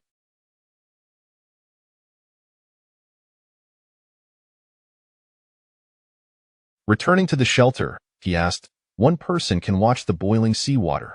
Who wants to join me for some beachcombing? Yuan can go. I can see you're too restless to stay behind, came the reply. Great, I'm in. Yuan chimed in. All right then, grab your gear, and let us set off. The two of them each took a buoy and strolled toward the shoreline, bending over in search of seafood. Captain, I can't get past this puddle, Yuan said at a small waterlogged area. Wang Yuan extended his hand, grasping Yuan's small one and effortlessly pulling her across, then turned back to hunt for seafood. Humph! Typical straight man, Yuan muttered under her breath. Ah, what did you say? Wang Yuan turned to inquire. Oh, nothing. Well, have you noticed those little sea snails on the rocks? They come in clusters, and while their meat is quite small and usually overlooked, they taste delightful when cooked. They can serve as a snack when we're idle, and most importantly, they can be fed to the chickens. Wang Yuan explained. Really? Yuan's eyes sparkled with intrigue. Indeed. If you smash them up, the chickens will eat the shells too. Have you ever seen hens pecking at sand? I haven't, but I've heard about it since childhood. Do you know the reason why chickens eat sand? I do know that. Well, when chickens consume eggs produced from the shells of these sea snails, the eggshells are exceptionally sturdy. As long as the snail shells are crushed a bit, they can consume them. Oh, I understand now. All right then, you can gather these little sea snails here while I search for other seafood. It's almost noon. We should head back soon. Okay. Wang Yuan collected various seafood and seaweeds from the surroundings, calling Yuan to return. Meanwhile, she had filled her buoy to the brim with tiny sea snails. Wow, why did you gather so many? Wang Yuan asked. I thought I'd prepare some as a side dish for you later. All right, fine. Just carry them for now. They're too heavy. We'll fill a bit of seawater on the way back to keep them alive, or they spoil quickly. Understood. When it comes to food, Yuan was always the first to leap into action. Upon returning to the shelter, Dehe and Jiang Yin had also finished dealing with the wolf carcass and were assisting Zhang Lanfeng in boiling seawater for salt. How about we all grill some seafood? We can take the wolf meat back with us, Wang Yuan suggested, lighting a cigarette. Captain, I'm thirsty, Yuan said as she sat down and removed her straw hat to fan herself. All right, Dehe, let us go pick some coconuts. Wang Yuan and Dehe set off to gather coconuts. The three women continued to boil seawater while grilling seafood. Yuan, why did you collect so many little sea snails? They're tiny and yield little meat, Jiang Yin inquired. The captain said they taste delicious when cooked, can serve as snacks, and can be crushed to feed the chickens, which eat the shells too, Yuan reiterated Wang Yuan's words. Shortly, Wang Yuan and Dehe returned with 5 coconuts, and the seafood was ready. The 5 of them sat down to feast, sharing a large eel and various seafood until they were full. Wang Yuan lit a cigarette and glanced at his watch. It was nearly 2 o'clock. Today's time has slipped away. We want to make it to the valley. How about we beachcomb instead? Tomorrow we can bring food and visit the valley, Wang Yuan proposed. Sounds good. You all go. I'll stay here to boil the seawater for salt, Zhang Lanfeng stated. All right. Wang Yuan and the other 3 grabbed their buoys and headed out to the sea. Be sure to gather plenty of sea vegetables such as nori, kelp, and sea cabbage. We can make soup with them, and if any remain, we can dry them for later. They are not only delicious but also nutritious, Wang Yuan advised. Got it. All right then, let us split up to beachcomb, but make sure to stay within sight of each other, Wang Yuan instructed. Understood. The group dispersed, searching the rocky clusters. They collected seafood and occasionally harvested sea vegetables until it was past 4 o'clock, at which point Wang Yuan signaled it was time to return. They had stuffed their buoys full of sea vegetables and made their way back.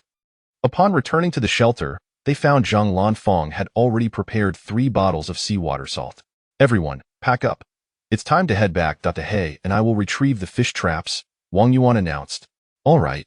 This time, they had a bountiful catch of fish, shrimp, and crabs in the 2 traps, which they placed directly into their buoys without any further cleaning. Once everyone had collected their belongings, they set off on the return journey. This trip to the seaside had yielded substantial rewards. Wang Yuan and Dehe carried about 70 to 80 pounds, while each of the 3 women bore around 50 pounds. Yuan even held a bottle of seawater. With their burdens weighing them down, progress was slow, and they worried they might not return before nightfall, As they walked back from the coconut trees and past the trap area, the three women became too exhausted to continue. After a 10-minute rest, they pushed on. Upon reaching the rabbit trap, Wang Yuan checked it and discovered one had been triggered, though regrettably, no rabbits were caught. He decided to relocate the trap and reset it. When they reached the Traveler South Banana Grove, the group took another break to rehydrate. Finally, they returned to the cave just before darkness fell. They placed their items under the shelter, and Wang Yuan and Dehei settled down to smoke. "Captain, shall we go in and rest for a bit?" Ren Yuan suggested. "Sure." The three women entered the cave and laid down on the beds. I'm exhausted." After Wang Yuan and Dehei finished their cigarettes, they kindled a fire and set a steamer on to boil water. "Come on, Dehei, let us fetch some water," Wang Yuan said. "Okay." The two grabbed buckets and bottles and headed to the waterhole to collect water. Upon returning, they poured out the boiled water and divided it amongst themselves. The three women emerged lazily. I'm so tired." "Captain, what are we going to eat?" Jiang Yin inquired. "Steamed seafood, braised wolf meat, and bones for soup tomorrow morning." "Night is falling. Let us prepare in the cave," Wang Yuan instructed. "Got it." They all moved their belongings inside the cave. Wang Yuan and Dehei resumed their seats in the shelter to smoke, gazing at the wolf carcass hanging on the nearby fence. "Dehei, why don't you go take a shower?" Wang Yuan suggested. "Okay.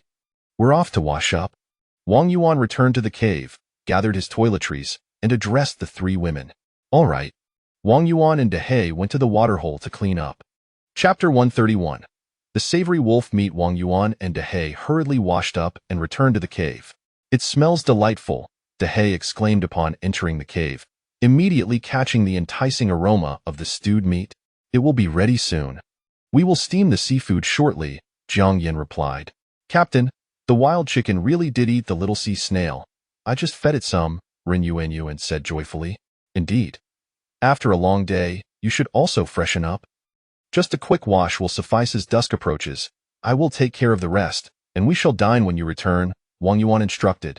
"All right," the three women said, gathering their toiletries, a change of clothes, and their pistols to wash at the pond.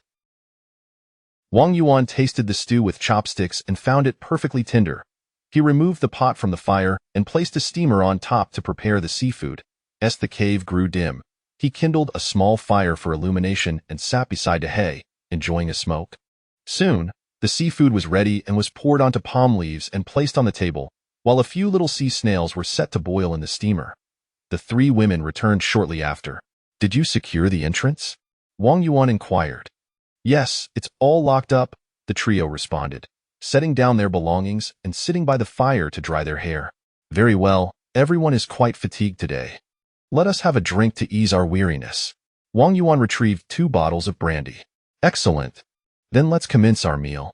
He poured small glasses of liquor for each person, and they gathered around the table to begin feasting. "This wolf meat is truly delectable. Indeed, it is quite fragrant. The soup is delightful as well." "Captain, what is boiling in the pot?" "Little sea snails. They should be nearly done." Wang Yuan moved to bring the steamer closer. "Allow me to sample first." "Wait a moment, it's hot." "Oh, cheers. Cheers. Is anyone still drinking?" "No more for me. I shall abstain as well." "Very well then, Dehei and I will indulge." Wang Yuan and Dehei shared the remaining liquor, skewering the little sea snails with bamboo sticks as they ate. "These little sea snails are rather fresh," Ren Yuan remarked after trying one. "Captain, we are off to relieve ourselves." "Enjoy your meal," Zhang Lanfeng announced. "All right, take your firearms," Wang Yuan replied. "Understood." Upon returning from their respite, Zhang Lanfeng said, "Captain, it seems there are a few pairs of eyes watching us from the opposite thicket. Indeed, they emit a green glow." "Quite frightening," Ren Yuan added, patting her chest. "It must be a peeping Tom, lighting up at the sight of beautiful women," Wang Yuan jested. No, there can't be anyone there. It's merely a scare tactic," Jiang Yin remarked. "I suspect it could be the wolf. I've seen on television and in books that wolves' eyes shine green at night," Zhang Lanfeng suggested. "Yes, it appears they have taken an interest in us. However, there is no need to fear. They cannot enter, and we are armed. Would you like to step outside and fire a couple of shots?" Wang Yuan offered. "Sounds good. let us go out and shoot a few rounds, Rin Yuan agreed. The group picked up their rifles and exited the cave, and indeed, a few pairs of eyes glimmered in the opposite thicket, flickering ominously. Aim for there and fire. Each person only gets 2 shots, Wang Yuan instructed. Understood, the 3 women replied, raising their guns to aim. Suddenly, a fearsome roar echoed from the valley behind them. Ah! The 3 women gasped, their faces paling. Do not be afraid, Wang Yuan reassured them, however. Upon glancing back at the thicket, they have been scared off, and shooting is no longer an option, Wang Yuan concluded. Sigh, very well, the 3 women murmured as they headed back to the cave. After relieving himself, Wang Yuan returned to the cave and secured the entrance. Sister Fong, please marinate the fish we caught today, so we can grill it for breakfast tomorrow, while I prepare the wolf meat, he instructed. I will assist you with the wolf meat. They can handle the fish, Zhang Lanfang offered. All right, you and Dehei simply need to rub some salt on the wolf meat, Wang Yuan replied. Understood. Wang Yuan cleaned the steamer, filled it with water, and placed the wolf bones inside to stew on the stove, adding some wild ginger and wild onions. The smoked wild boar meat was also ready. He took it down and stored it in a foam box, then hung the wolf meat up for smoking. All right, we have all worked hard today. Let us rest, Wang Yuan said as he lit a cigarette. Sure, the 3 women agreed, retreating to their quarters to rest. After finishing their smoke, Wang Yuan and Dehei also took a break. The following morning, Wang Yuan rose, opened the door, and surveyed the surroundings. He lit a fire under the stove in the shelter and brought the steamer from the cave to heat it up. Lighting a cigarette, he addressed his personal matters, then sat beneath the shelter, sipping water and crafting bamboo strips with his knife. The others gradually awoke, resolved their personal matters, and joined him under the shelter for water. Captain, what are you weaving this time? Rin Yuan inquired. I am making a winnowing basket to dry the seaweed, he replied. Oh, let's prepare the fish for grilling, she suggested. Yes, let's add some seaweed and salt to the pot. We will enjoy grilled fish and seaweed bone soup, Wang Yuan affirmed. Sounds good. After finishing breakfast, Wang Yuan set the seaweed out to dry, with 3 baskets filled with bamboo shoots, mushrooms, and seaweed.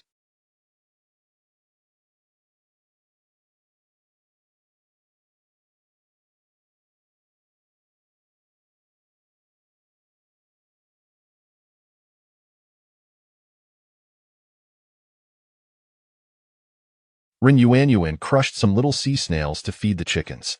Captain, what are our next steps? Zhang Lanfang asked after they had washed the dishes. You all should wash your clothes. I will make kudzu starch. Afterwards, we can head to the valley. How does that sound? Wang Yuan proposed. All right, we will handle the laundry while you and Dehei make the kudzu starch, Zhang Lanfang agreed. Understood. The 3 women took their soiled clothes, while Wang Yuan and Dehei gathered several floats, the kudzu they had dug up yesterday, and some rags. Everyone armed themselves and made their way to the pond. The 3 women washed their clothes while Wang Yuan and Dehei prepared the kudzu starch, squeezing the extracted liquid into the floats. After thoroughly rinsing the kudzu remnants, they collected enough liquid for 5 floats, which they then took back to the cave to settle. The 3 women also finished washing their clothes and hung them out to dry. Captain, it's still early. Shall we venture into the valley? Rin Yuan suggested. Very well, let's take a few grilled fish. We won't be returning for lunch, Wang Yuan said, glancing at the time, which was just before 10. He lit a cigarette and added, All right, can I bring some fruit? Rin Yuan asked. Sure, and don't forget to bring some water. Sister Fong, please bring your compass as well, Wang Yuan instructed. Of course. The group, why are you bringing so much fruit? Zhang Lanfang remarked. Oh, Rin Yuan sighed, rummaging through her backpack to remove some of the excess fruit. All right, just 1 wild pineapple will suffice. Dehei and I won't eat it, and it's best not to overindulge, as it can. They ascended the mountain, where Dehei pulled the rope up and lowered it down the valley. Wang Yuan borrowed Rin Yuan's spear, wedging it into a crevice and securing it with a strip of cloth. Captain, what is this for? Rin Yuan inquired. To mark our path, to prevent us from getting lost on our return, he explained. Chapter 132. The wreckage of the airplane. The group descended cautiously along the rope, making their way to the platform where Rin Yuan had fallen 2 days prior. Peering down, they beheld the remains of the golden python, now nothing more than a skeletal frame. Wang Yuan glanced at his watch. It was 11:30. "Let us take a moment to rest here and have a bite before we set off again," he suggested. "Sounds good," the others agreed as they settled onto the platform. Dehe unburdened his backpack and distributed dried fish among them. Wang Yuan retrieved bottles of mineral water from his pack, handing one to each person. After enjoying the roasted fish and sipping some water, Wang Yuan and Dehe shared a few cigarettes while the three women divided a wild pineapple among themselves. "Captain, do you think there might be treasure below?" Ren Yuan inquired. "Who knows? But there are certainly beasts lurking about. Let us not forget the roars we heard a few days ago," he replied. "Yes, I recalled. If I spot one, I shall fire a burst," she asserted. "Just ensure you remain unafraid. I wish to witness a real-life beauty in the beast," he teased. "Bah!" Ren Yuan and shot him a disapproving look. Laughter erupted among the group. "All right, let us continue," Wang Yuan declared. They rose and pressed onward, encountering a stretch of stone steps. Dehe led the way, shoveling sand to cover the stairs, which caused their pace to lag. Fortunately, they encountered no snakes or insects, likely due to the gunpowder residue on their pant legs. After a while, they arrived at a grassy expanse and halted.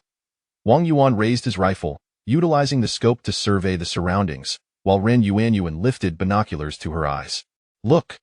An airplane wreckage over there," Ren Yuan exclaimed eagerly, pointing in a direction. "Where? Let me see." Zhang Lanfang shouted back. Ren Yuan passed the binoculars to her. Wang Yuan also spotted it and handed his rifle to Dehe, who took a look through the scope. "Not too far off. We should reach it in about an hour," Dehe assessed after examining the terrain. The three women each took a turn with the binoculars, and Ren Yuan urged, "Let us hurry over and take a look. Patience, everyone. We must proceed cautiously. Safety is paramount. Rushing now is futile, and we cannot afford another slip," Wang Yuan cautioned. "Understood," Ren Yuan said, her expression one of discontent. "Once the path is fully covered in sand, it will be much easier to traverse. Future expeditions will require far less time," Wang Yuan assured. "Yes, I comprehend," they replied, and the group resumed their advance, traversing another stretch of sloping stone steps. Upon crossing the steps, they reached another patch of grass where the airplane wreck lay horizontally amidst the greenery. It appeared to be a section that had rolled down the slope from the door of the aircraft. The rear was charred, evidence of an explosion. Clear signs of sliding could be seen on the hillside above. "That is indeed our aircraft," Zhang Lanfang confirmed. "Indeed, I can verify that as well," Ren Yuan added. "Let us hurry inside and see what we can find." "Perhaps our belongings are still within," Jiang Yin suggested. "Right. Hold on. I shall enter first to assess the situation," Wang Yuan stated. Wang Yuan crawled inside from the back, as the forward door was suspended above the grass. He scanned the interior and, to his dismay, discovered a cobra coiled beneath one of the seats. He withdrew cautiously. "Dehe, you go in first. There is a venomous snake inside." "Understood." Wang Yuan pulled Dehe in and handed him a spear. He pointed quietly to the seat. "It's right there." Dehe nodded, gripping the machete tightly as he positioned himself beside the chair. Wang Yuan prodded the snake with the spear, attempting to coax it out, but just as Wang Yuan was pulling back the spear, the cobra lunged at his hand. Wang Yuan recoiled, and Dehe swiftly swung the machete, aiming for the snake. With a sharp thwack, the blade missed the snake's head but severed its body in two. The rear segment writhed while the front portion flicked its tongue, struggling to move forward. With another swift strike, Dehe severed the snake's head. "Clear the way," Wang Yuan instructed, using a spade to push the three segments of the snake out. The three women dug a pit to bury the head, while the body was tossed down the slope, where it was quickly claimed by an eagle. Wang Yuan and Dehe then examined the cabin, ensuring it was safe before ushering the three women inside. "All right, everyone is in. Now let us search for useful supplies. Gather everything we can carry and place it near the rear exit," Wang Yuan directed. "Understood." Inside, several rows of seats were nearly charred to a crisp near the rear. Wang Yuan and Dehe stripped off a dozen seat covers and placed them in the back. The three women checked the overhead compartments, most of which had been flung open due to the force of the crash, leaving them empty. However, 3 remained closed, and upon opening them, the women discovered items within .2 backpacks and a suitcase were retrieved and taken to the tail of the cabin. Wang Yuan then spotted a food cart wedged between 2 seats. and with Dehay's assistance, they lifted it and pushed it to the rear, collecting several stainless steel plates and trays along the way. "Captain, come over here," Zhang Lanfang called out. "What is it?" Wang Yuan and Dehay approached. "The restroom. The lock is warped and won't open," Zhang Lanfang reported. "Dehay, give it a kick." "Sure." Dehay positioned himself before the door, took a couple of steps back, and delivered a powerful kick. With a resounding crash, the restroom door swung open. Inside, the space was in disarray, but they managed to salvage a bottle of hand sanitizer and a roll of toilet paper. "Captain, there is nothing else here. Our belongings are also missing," Jiang Yin and Ren Yuanyuan lamented. "Well, considering the immense forces at play during the crash, it is fortunate we salvaged this much," Zhang Lanfang remarked. "Oh, Captain, should we open those bags and see what's inside?" Ren Yuanyuan proposed. "Yes, let's take a look," Wang Yuan agreed. They gathered at the tail of the cabin, where they found a light blue women's backpack, a pink suitcase, and a black suitcase. "Captain, this suitcase has a combination lock and is stuck," Ren Yuanyuan fiddled with the black suitcase. "Let it be for now. We can investigate it further once we return," Wang Yuan replied. As they opened the backpack, Zhang Lanfang and Jiang Yin began pulling out its contents. Several women's garments, 2 pairs of socks, a pair of high-heeled shoes. "Let us pack them up," Wang Yuan instructed. After stowing everything away, Jiang Yin opened the women's suitcase. "Wow, wonderful items," Ren Yuanyuan exclaimed. Chapter 133. Wang Yuan stated, "All right, let's put everything back. You can decide how to use these items." "Okay," they replied. Wang Yuan glanced at his watch. It was 3:30. Lighting a cigarette, he said, "All right, let's call it a day and pack up to head back." "Sounds good." The group tidied up, leaving the dining cart behind to collect later, taking all remaining supplies with them. Although the return journey involved climbing uphill, it was swift without the need to unload any dirt.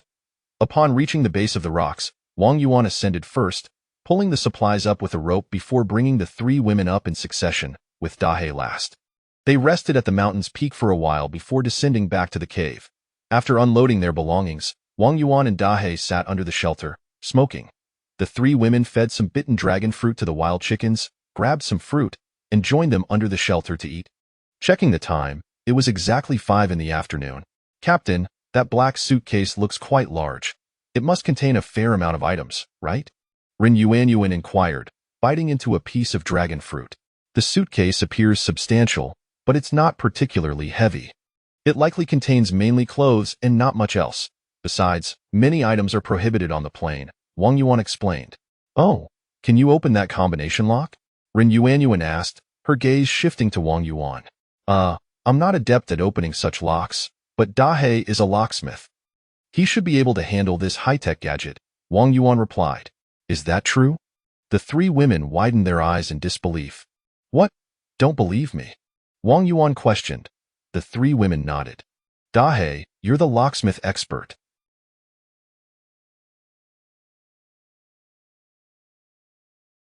Go retrieve that black suitcase and show them how to open it," Wang Yuan instructed. "Okay," Dahe replied, entering the cave to fetch the black suitcase, also bringing a chisel and a machete.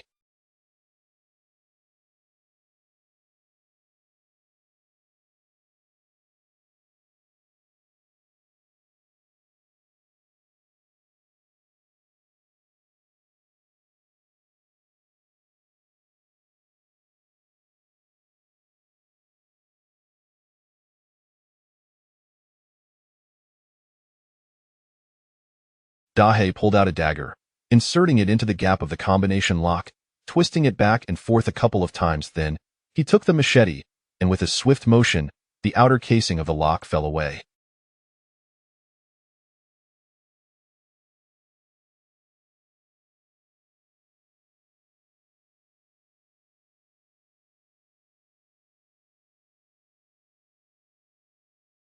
He picked up the chisel and struck the lock cylinder with a stone, producing 2 loud knocks. "Done," Dahe announced. The entire process took less than 2 minutes. The 3 women watched in astonishment. "Wasn't that easy?" "It was almost effortless," Wang Yuan remarked. "Is that all? Can it really be done this way?" "My apologies for showing off," Dahe said, mimicking the traditional Chinese gesture of respect. "Ha ha ha. The sight of Dahe's comical and endearing demeanor caused everyone to burst into laughter. Hee hee hee. Dahe scratched his head, revealing a broad smile filled with gleaming white teeth, grinning foolishly. Well, this combination lock isn't made of metal.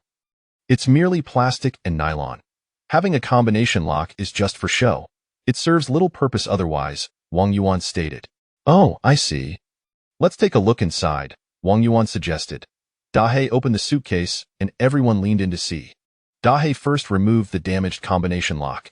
Inside was a briefcase, which he took out, revealing a black suit beneath it, followed by a gray casual outfit and a white shirt. After pulling out the clothing, he discovered a pair of black dress shoes and a pair of white casual shoes underneath. Upon removing the shoes, the bottom revealed food: 5 buckets of instant noodles, followed by 5 bags of instant noodles, 10 packets of pickled vegetables. Why do these people love instant noodles so much? Rin Yuanyuan exclaimed. It's undoubtedly because they're unaccustomed to African cuisine, Zhang Lanfang replied. All right, we'll have instant noodles for dinner tonight.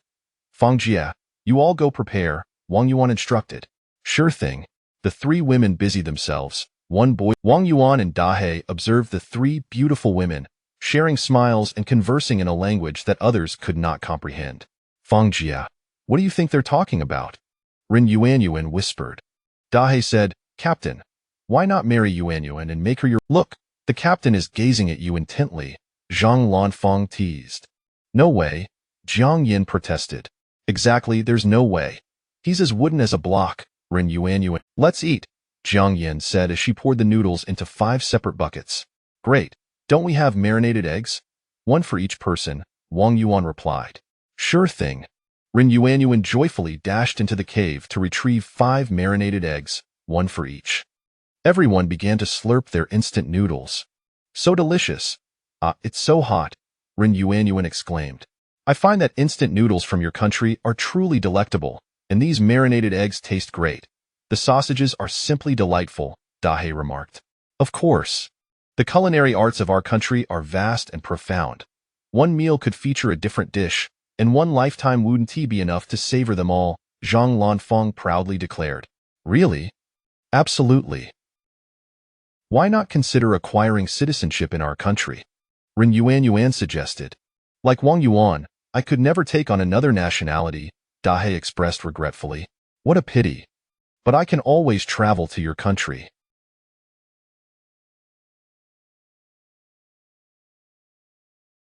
You must treat me to local delicacies when I do, Dahe added. Certainly. Absolutely, without a doubt. It's a must, the 3 women replied in unison. They finished every drop of broth. After the meal, the 3 women washed the dishes and brought the items into the cave. Wang Yuan and Dahe remained seated, smoking by this time. Night had fallen, and the 3 women took turns to relieve themselves in the woods across from them. Several pairs of glowing green eyes. After finishing, the 3 women returned, and Rin Yuanyuan asked, Captain, shall we head back to the cave? Look, the wolves have returned. Wang Yuan pointed toward the trees. Ah. The 3 women gazed over. Chapter 134. Meat stuffed bun. The 3 women excitedly dashed into the cave, with one of them brandishing a long gun. Approach the fence and rest your guns on it for stability. Each of you aim at a wolf, and when you're ready, fire, Wang Yuan and— We mustn't let anyone fire prematurely and scare the wolves away, Zhang Lanfang cautioned. Okay, Sister Fang, you count to 3, and then we'll pull the trigger, Jiang Yin proposed. Are we all set? Zhang Lanfang inquired. Bang, bang. The 3 women fired in quick succession. Ow, ow. One of the wolves on the opposite side let out a wretched howl. Ha ha, I hit one. Who got it? Rin Yuanyuan exclaimed with excitement. I have no idea. It's too dark to see, Zhang Lanfang replied. The howling gradually ceased, and the glowing green eyes vanished. All right, let us head back, Wang Yuan commanded. Okay, the 3 women replied, still buzzing with excitement. Once Wang Yuan and Dahe finished their business, they returned to the cave and secured the door. The group gathered around the fire, enjoying some fruit. Jiang, let us do some wolf meat for breakfast tomorrow, Wang Yuan suggested. Sure. Jiang Yin and Zhang Lanfang placed several pieces of wolf meat into the steamer. Rin Yuanyuan smashed some small sea snails to feed the wild chickens, and was pleasantly surprised to find that they also enjoyed the chopped dragon fruit peels. Captain, Shouldn't the wild chickens be laying eggs soon? Their wounds seem to be healing quickly, Rin Yuanyuan remarked. Not so soon. We'll take them out tomorrow to bask in the sun, Wang Yuan replied. Oh, understood. By the way, let us take a look inside that briefcase, Wang Yuan suggested. All right. Dahei fetched the briefcase and opened it. Inside were various contracts, a passport, an ID card, a bank card, a charger, a data cable, and a bundle of euros amounting to over 10,000. When we get the chance to return, we should send these back to his family, Jiang Yin proposed. Agreed. All right, let us get some rest. We can use a chair cover as bedding. Okay. Each person took a chair cover back to their bed and settled in for the night. The next morning, Wang Yuan woke up, opened the door, and surveyed the surroundings. After stretching, he went to the shed to start a fire, placed a skillet on top, boiled some water, and then went to relieve himself and wash up one by one. Everyone else arose, attended to their needs, and returned. After drinking some water, Wang Yuan discarded the sediment from the 5 floating balls of kudzu powder, ignited the stove in the cave, and heated the stewed wolf meat. Sister Fong, Yuanyuan, come help me take the floating balls outside, and let us make some wild vegetable pancakes. Jiang, please season the wolf meat, Wang Yuan called to the 3 women. Okay, they replied as they entered the cave. After taking the 5 floating balls outside, Wang Yuan gathered the items that had been drying in the basket. He crushed the kudzu powder and poured it into the basket to dry, leaving 1 floating ball of kudzu powder for the pancakes. Zhang Lanfang and Rin Yuanyuan chopped up the wild vegetables and scallions, added a bit of salt, and mixed it all with the kudzu powder. The skillet was placed on the stove, brushed with a bit of wild boar fat, and the 2 women began frying the pancakes. Wang Yuan and Dahei sat off to the side, smoking. Jiang Yin brought out the steamer, and a delightful aroma of stewed meat wafted through the air. Ah! Rin Yuanyuan suddenly shrieked. What happened? Everyone turned to look. I got splashed with oil on my hand. It hurts, she exclaimed, clutching her right hand. I'll take care of it. You go wash it with clean water, Jiang Yin said, taking the bamboo spatula from her. Oh! Rin Yuanyuan went off to wash her hands, looking pitiful. After washing her hands, Rin Yuanyuan brought out the chicken coop to let the wild chickens bask in the sun and fed them some crushed sea snails. Time to eat, Zhang Lanfang announced. On the palm leaves laid 10 golden brown wild vegetable pancakes. Using instant noodle cups as bowls, each person received a generous piece of wolf meat drizzled with spicy meat broth. Wang Yuan took a pancake, cut it in half with his dagger, sliced off a piece of wolf meat, placed it inside the pancake, took a bite, and sipped the broth. The wolf meat was tender and succulent. Everyone followed Wang Yuan's lead and began to eat.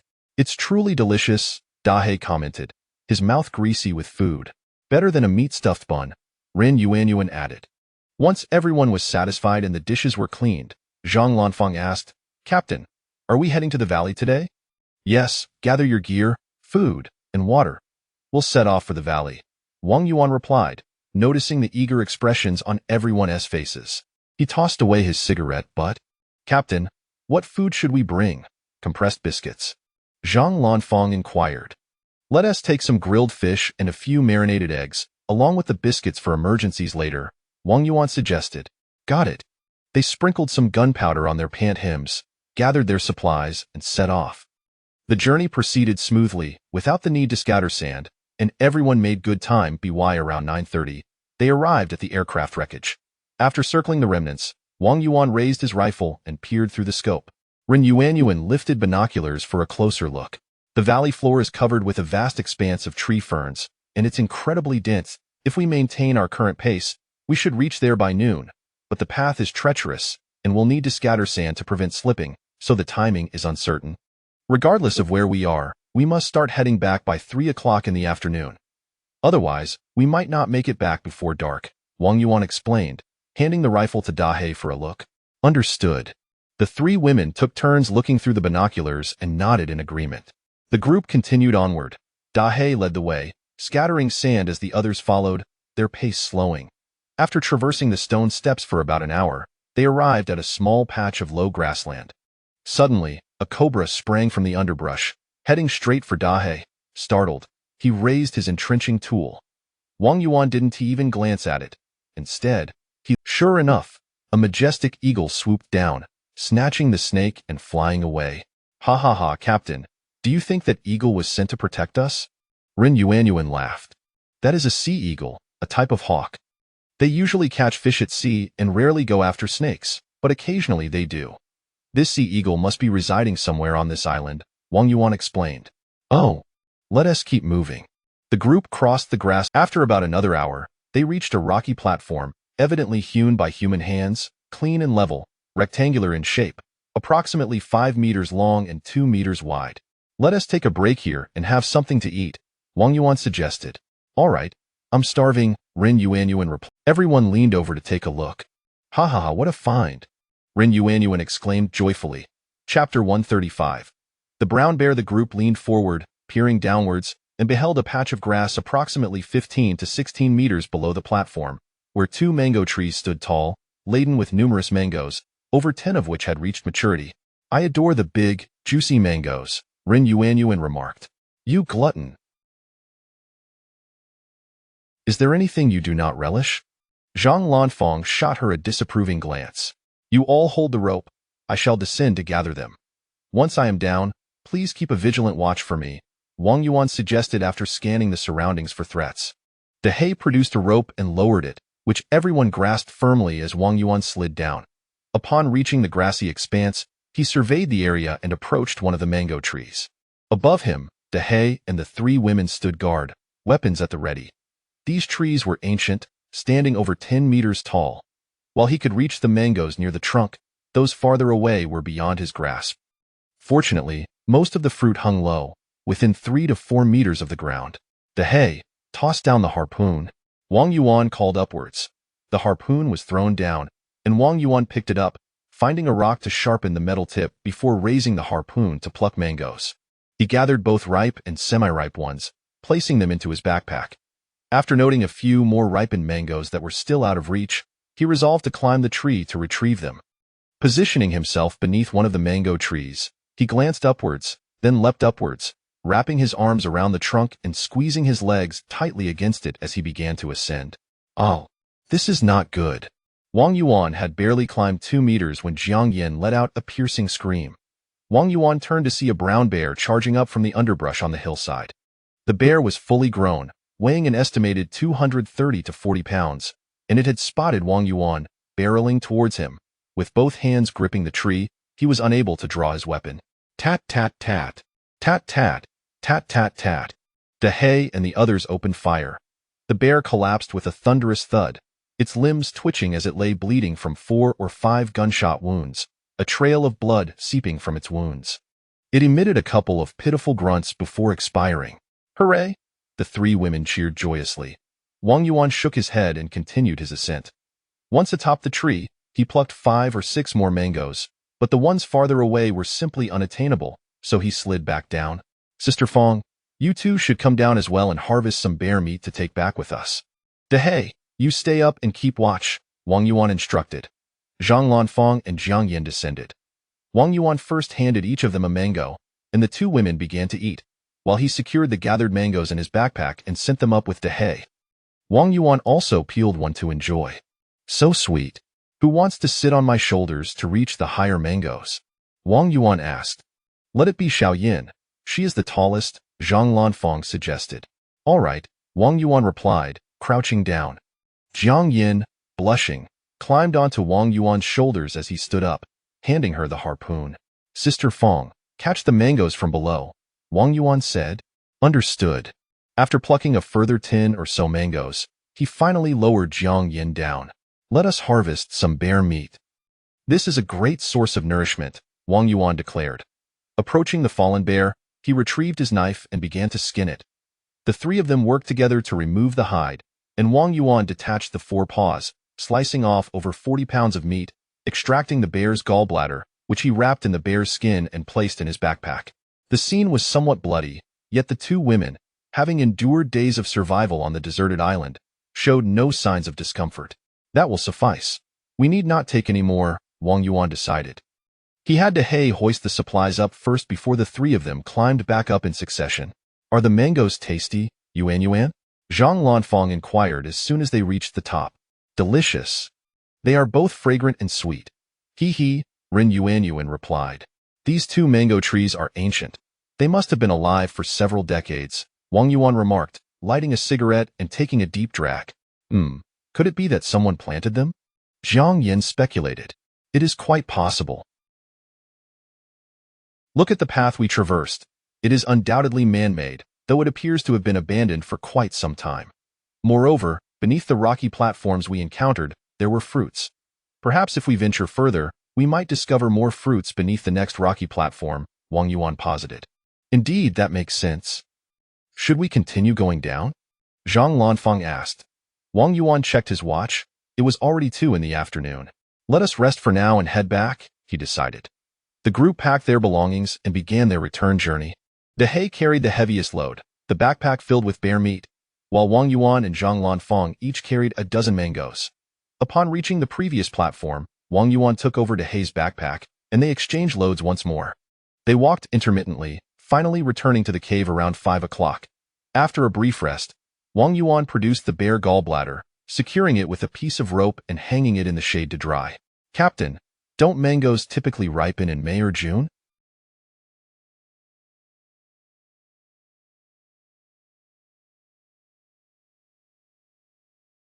Why are they still available now? Zhang Yin asked. Perhaps it is due to our location in the southern hemisphere. Or maybe it pertains to the island's climate, Wang Yuan replied. Oh, all right. Once we are rested, let us stew the meat. Without a pressure cooker, bear meat requires a long time to become tender, Wang Yuan stated. Captain, shall we have the bear paws? Rin Yuan inquired. Bear paws need to be stewed even longer. 5 to 6 hours may not suffice. We shall begin stewing them after we finish cooking our meal, and by tomorrow morning, they may be ready, Wang Yuan explained. Oh. The 3 women returned to the cave to prepare the stew. Wang Yuan collected the dried kudzu powder. Dehei, let us wash up and gather some water while we are at it. After taking turns to bathe, they returned just as twilight began to fall. They secured the courtyard gate and gathered around the fire, enjoying the fruits. It smells so good, Sister Yin. Is the meat not ready yet? Rin Yuan asked. Almost, Zhang Yin replied, adding a few pieces of bamboo shoots to the pot. Oh, I am so hungry. All right, it is time to eat. Zhang Yin served the meat, ladling out the broth, and then added the bear paws to stew. Delicious. Truly fragrant. Simply chop the meat into cubes, Zhang Yin suggested. Yes. Rin Yuan chimed in. Aren't you the impatient one? How can you cut it when it is so hot? Zhang Yin shot her a glare. This way is quite fine. We can indulge in hearty bites of meat and drink copiously, weighing our gold and silver, Wang Yuan remarked. Captain. Shall we have some liquor? Zhang Lanfang queried. A little would be fine. Let us each have a small cup to relieve our fatigue, Wang Yuan replied. Zhang Lanfang retrieved a bottle of brandy, pouring each of them a small half-cup and dividing the remainder between Wang Yuan and Dehei. After finishing their meal, they salted the leftover bear meat and hung it up to preserve. Captain, what do you think Zhao Jiangwo and the others are up to now? Rin Yuan asked, taking a bite of mango. That is uncertain, Wang Yuan inhaled deeply. Who cares? They are not good people anyway.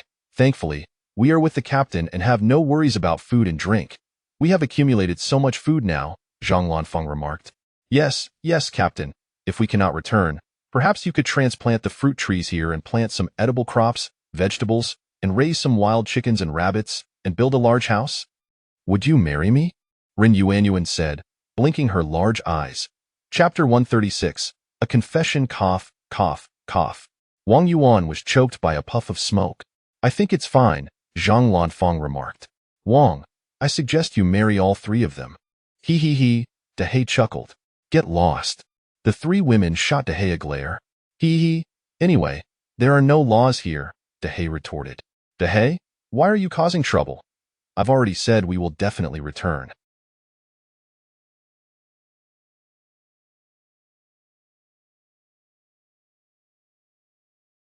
Let us not bring up this topic again, Wang Yuan stated firmly. Terminally ill with male chauvinism, Rin Yuan turned her head away.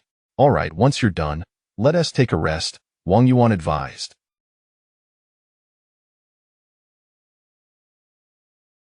One by one, everyone returned to rest. After securing the door, Wang Yuan added some firewood to the stove before retreating to his room to lie down. Dehe was already snoring. In truth, his heart was most fond of Jiang Yin. Although she had initially been willful and unreasonable, after so many days and experiences, Wang Yuan had come to understand her character and disposition. She had once been like a caged canary, untested by the storms of life. However, following recent events, she had displayed numerous admirable qualities: kindness, bravery, resilience, beauty, gentleness, thoughtfulness, and an understanding nature. Many words of praise typically reserved for women could easily be applied to her. Yet, he saw himself as an orphan, a penniless nobody. The meager pension from his military service was insufficient to purchase a modest home in the small county town. He felt unworthy of her. Wang Yuan glanced at his watch. It was 12:30. He decided to rise from his bed, seated himself by the stove, lit a cigarette, and added a few dry twigs to the fire. At that moment, he heard footsteps approaching from behind. Turning around, he saw it was Jiang Yin. "General Jiang, you're still awake?" Wang Yuan whispered. I couldn't sleep. I only came out after hearing you," Jiang Yin replied. A moment of silence enveloped them. "Have they fallen asleep?" After a while, Wang Yuan inquired. "Yes." Another silence fell, their previous question hanging in the air, making them feel as if they were engaged in something clandestine, creating an awkward atmosphere. Slowly, Jiang Yin leaned her head against Wang Yuan's shoulder. "Actually, I like you," she confessed. "But I have nothing to offer. I am just the impoverished nobody, unable to give you anything," he lamented. "I know." Yet another silence followed, with only the sound of their breathing and the wind outside. "When we return, if you still like me and your family does not oppose it, I will marry you," Wang Yuan declared. "It will be so." They listened to the rustle of leaves outside, gradually becoming immersed in the tranquility of the night. "Let us go back and rest," Wang Yuan suggested. "All right." Jiang Yin lifted her head and gently kissed Wang Yuan's cheek before retreating to her room for sleep. Wang Yuan lit another cigarette, lost in thought. After finishing the cigarette and adding more firewood, he returned to be Edidai in the morning. Wang Yuan unusually did not rise first, possibly due to having stayed up too late. "Hee Wang, I woke up first today," Dehe announced as he dressed. Only then did Wang Yuan open his eyes. Dehe exited the room to start a fire at the stove. Wang Yuan and the three women followed suit, gradually emerging. Opening the door, they all stepped outside. "Wow. The sky is a bit overcast today. Will it rain?" Ren Yuanyuan asked. "Not necessarily," Wang Yuan replied as he stoked the stove beneath the shelter to boil water. Once everyone had attended to their personal needs, they gathered around the shelter, sipping hot water. "Don't we still have a few boxes of luncheon meat left?" Wang Yuan remarked. "Yes, 6 boxes," Jiang Yin confirmed. "Then one for each of us." "Good, but we've never had bear paws, nor have we cooked them." "I am not sure how," Jiang Yin admitted. "Neither do I. You figure it out," Wang Yuan replied. "Fine." Jiang Yin first soaked some mushrooms, chopped wild onions, wild ginger, and chili peppers, diced a sausage, and then cut the soaked mushrooms into small pieces. She sauteed the wild onions, ginger, and chili until fragrant, added the sausage and mushroom pieces, stirred briefly, poured in some broth, added a pinch of salt, thickened it with kudzu starch, and drizzled the sauce over the bear paws resting on palm leaves. "All right, give it a try." Everyone began. After finishing their meal and cleaning up the utensils, they settled down once more. "Captain, are we still going to the valley?" Zhang Lanfeng asked. "Let us go to the seaside today. If it rains, we'll have a place to take shelter and can return early. We'll collect the fish traps and check if the traps caught any wild rabbits," Wang Yuan said, taking a puff of smoke. "All right." Equipped and ready, they set off towards the sea. Upon arriving at the rabbit traps, one had been triggered, but sadly, there were no rewards. Wang Yuan relocated the trap and reset it. They reached the seaside and walked towards the shelter. "Let us first collect the fish traps," Wang Yuan instructed.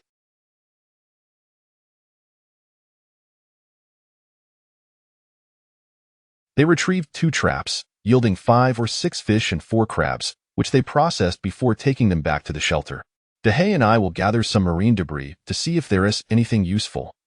"You all can boil seawater here," Wang Yuan suggested. "All right." Everyone busied themselves once again. The three women lit the fire to boil seawater. Wang Yuan and He first collected some dry wood to provide for the women. Wang Yuan found a 1-meter square piece of wire mesh and brought it back to the shelter.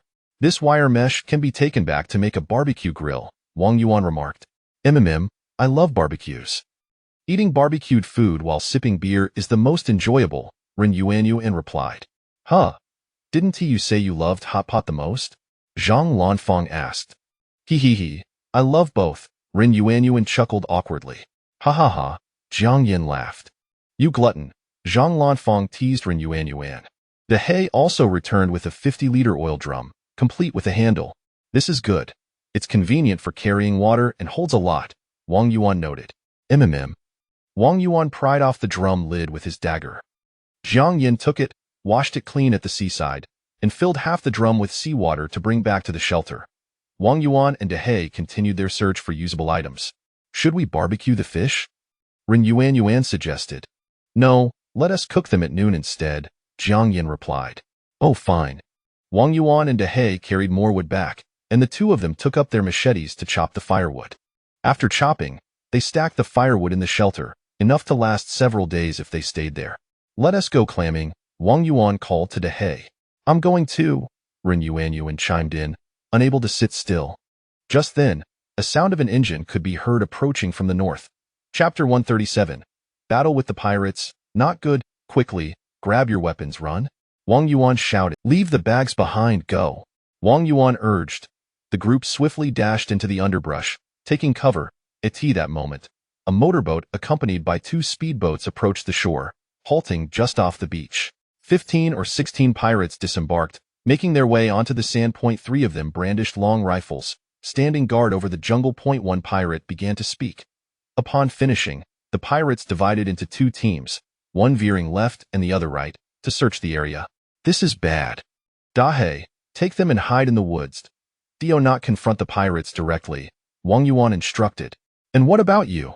The 3 women asked in unison. I will draw them away, Wang Yuan replied. No way, they exclaimed in unison. Rest assured, I will be fine. This is not the time for discussion. We must act, Wang Yuan insisted. Let us go. He will be all right, trust him, Dahe urged. Very well. The 4 of them bent low and sprinted into the jungle. Wang Yuan swiftly moved to the right as a group of pirates drew near the rocky area. He had distanced himself over 150 meters from them, lifted his rifle to aim, then lowered it and drew his handgun. The sounds of the waves along the shore were quite loud, making it difficult for the rifle to capture the pirates' attention, hence the choice of the handgun, though at such a range, its accuracy and lethality were compromised. Bang! Bang! He fired twice. Smack! A bullet struck a rock beside one pirate's foot, sending shards flying and striking his leg. Ah! Startled, the pirate touched his leg, finding no blood and no tears in his trousers.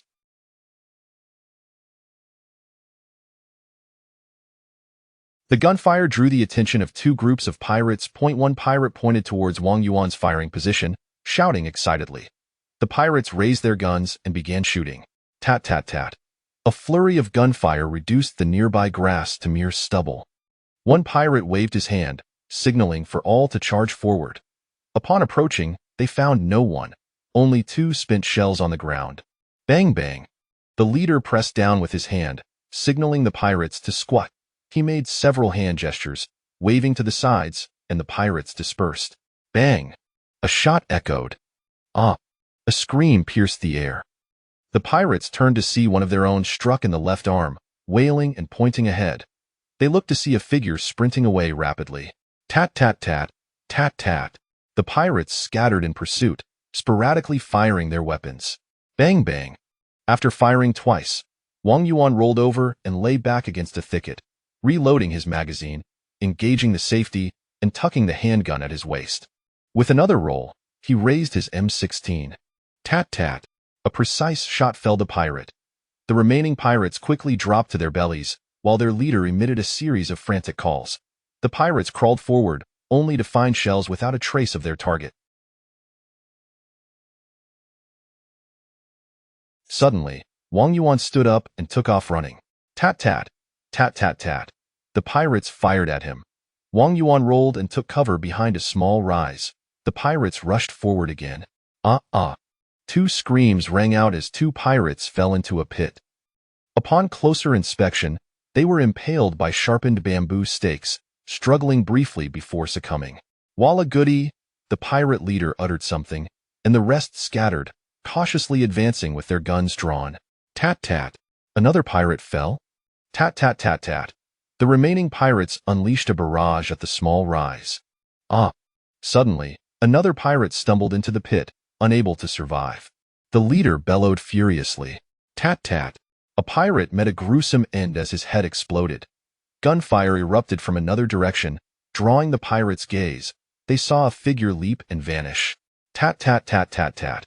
The pirates fired again, then spread out to encircle the area. Cautiously, they held their weapons, testing the ground beneath them before proceeding. Ah! A piercing scream interrupted. The pirates turned to see an eagle clawing at one pirate's face before soaring away.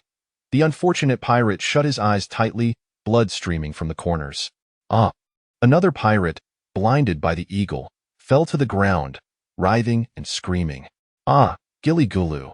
One pirate suddenly sprang up, shouting something incomprehensible as he dashed away. A cobra had emerged from the very spot he had just vacated. Tat-tat-tat. The pirates unleashed a volley, turning the snake into a bloody pulp. Tat-tat-tat. Gunfire echoed from a distance. Tat-tat-tat-tat-tat. The pirates returned fire. After a moment, they realized they had suffered no casualties, exchanging bewildered glances, when suddenly a buzzing sound filled the air. Ah, walla walla. One pirate flailed his arms, trying to swat away the hornets that swarmed towards him. Gilly-gulu, bala bala, the pirate leader shouted. The pirates stripped off their shirts, waving them to fend off the hornets. Unbeknownst to them, Wang Yuan had lured the pirates to the location of a hornet's nest he had previously discovered. As the pirates approached, he opened fire on the nest, obliterating it. Perhaps due to the overcast skies and impending rain, the hornets were mostly clustered in their nest. The more the pirates attempted to swat them away, the more they attracted. One pirate, nearest to the nest, was nearly covered in hornets, while the others with exposed skin were stung repeatedly. Bala Yalu! The pirate leader shouted in anger. What language is that? It sounds somewhat familiar, Wang Yuan mused from afar, perplexed. Bang bang. Suddenly, more shots rang out from a distance. Two pirates fell, their bodies soon crawling with hornets. Sha, GG, the pirate leader shouted. The remaining pirates waved their clothing, desperately trying to fend off the hornets, charging towards the beach with reckless abandon. So that's what that foreign phrase means, desperate flight. Wang Yuan thought to himself as he raised his weapon, aiming at the pirate leader. Bang! The leader collapsed. I didn't shoot. Wang Yuan quickly peered through his scope towards the source of the gunfire, spotting Dahe and the three women, rifles in hand, shooting at the fleeing pirates while advancing towards him. Don't come over here. Just pursue them directly. Wang Yuan called out to Dahe. Oh, understood. Dahe and the others charged after the pirates. Wang Yuan retrieved a bullet, removed the projectile, poured the gunpowder into his palm, and dusted it over. Chapter 138. Tiger, Tiger, Tiger. Once, it was the pirates pursuing Wang Yuan, but now the roles had reversed, with Wang Yuan in hot pursuit of the pirates. However, the remaining pirates, perhaps stung by wasps or threatened by their very existence, or possibly having their beliefs trampled upon, had unleashed their utmost potential and fled desperately. It's no use. I can't catch up. It seems I've not trained in ages, Wang Yuan mused inwardly. Dada, dada. Gunfire echoed from a distance, causing Wang Yuan's heart to race. Leave this to me and Dahe, Wang Yuan said, noticing the sweat-soaked hair clinging to their faces. With renewed vigor, he and Dahe surged ahead. Currently, they were about 500 meters away from the remaining pirates. Dahe's firearm would likely not inflict casualties, while Wang Yuan's might hit one, but the others would likely escape. Upon reaching the beach, the last 5 pirates dashed towards the speedboat, shouting frantically. The oil boat had turned around, and the speedboat roared to life. Dada, dada. Wang Yuan and Dahe took cover behind a coconut tree and squeezed the triggers. 2 pirates fell. Dada, dada. Another 2 pirates hit the ground. The last pirate had already climbed aboard the speedboat. Dada, Two shots struck the pirate's thigh, sending him tumbling into the boat. Two, two, two, two, two, two. A volley from a heavy machine gun swept from the oil boat towards the beach, prompting the two to quickly drop to the ground.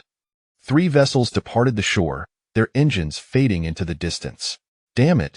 DeHaye slammed the ground in frustration. Captain, are you all right? The 3 women rushed over. I'm fine, Wang Yuan replied, leaning back against the coconut tree as he lit a cigarette. What the hell? I didn't expect them to have a heavy machine gun, DeHaye exclaimed angrily. Enough, DeHaye, as long as no one is hurt, Zhang Lanfang reassured DeHaye, feeling dejected, took a drag from his cigarette. Let's go search the bodies, Wang Yuan suggested.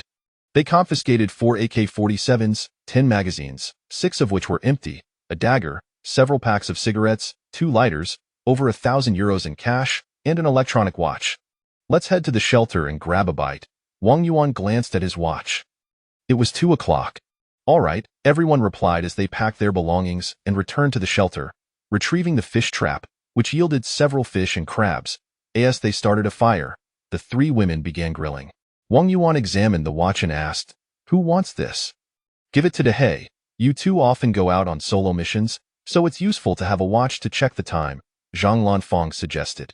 "You all frequently work together too. Why not let anyone have it?"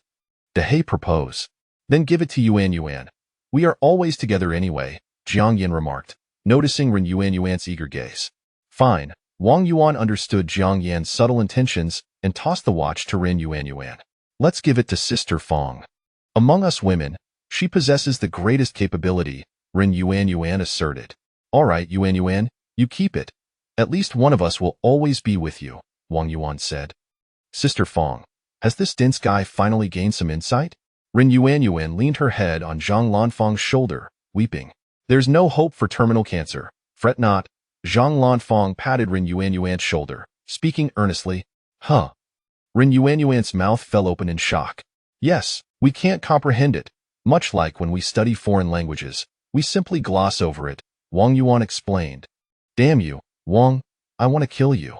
Ren Yuan snarled, lifting her head with gritted teeth. "Huh. Wang, are you about to die?" DeHaye asked, astonished. "No, she's just frightened by the pirates," Wang Yuan clarified. Humph. Ren Yuan turned her head away. "Let's eat." "I'll just have a taste," Ren Yuan replied. Zhang Lanfang responded. "I'll just take a bite of this fish."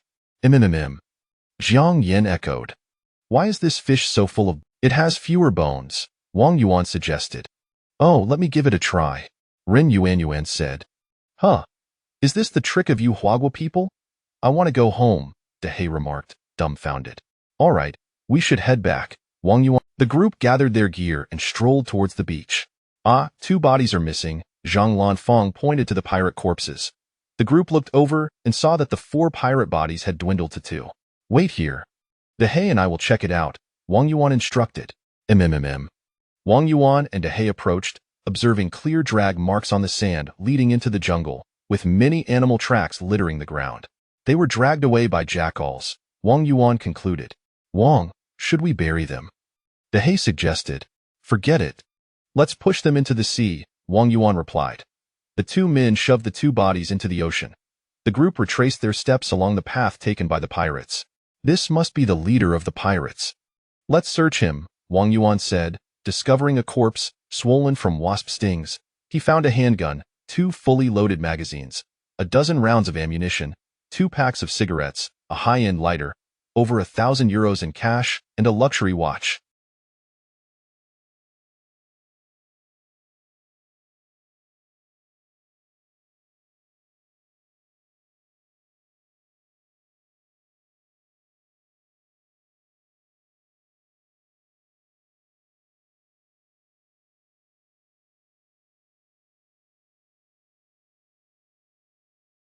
The group also searched the bodies in the traps and those that had been killed.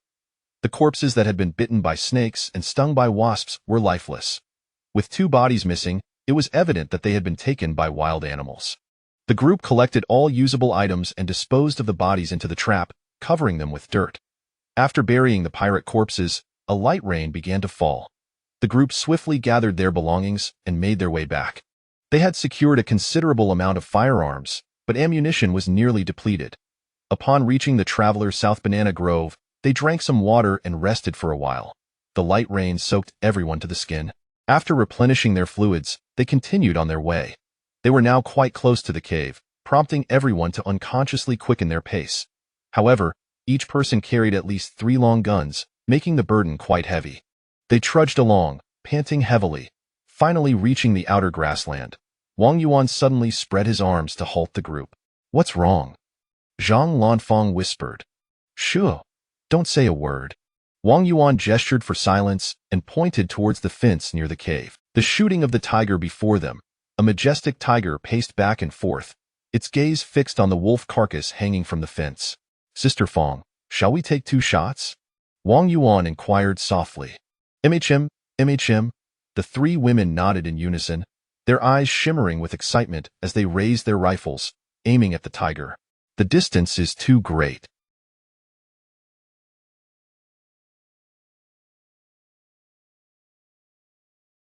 "It's at least 300 meters. Theo, you think you can manage?" Wang Yuan whispered. "Let's give it a try," Ren Yuanyuan replied. "We should shoot simultaneously. Are we ready?" Zhang Lanfang asked. "Ready. 1, 2, 3. Bang, bang, bang, bang." The tiger startled, its powerful frame shuddering as the grass beneath it erupted in a flurry of debris, yet it remained unscathed. Turning its head, the king of the forest felt its pride wounded. Its fury swelled within. "Is this merely an attempt to frighten me? Ha! Look at how startled it is, completely dumbfounded," Wang Yuan remarked. "Ha ha ha." The 3 women giggled, their laughter echoing. The tiger, realizing it was being mocked by these mere morsels, could no longer contain its wrath. It let out a furious roar and lunged toward them. Bang bang. The 3 women fired repeatedly. At last, as the tiger approached to within about 150 meters, it was finally deterred and turned to flee toward the waterhole. Bang! Dahe, unable to bear the sight any longer, took a precise shot, striking the tiger's rear.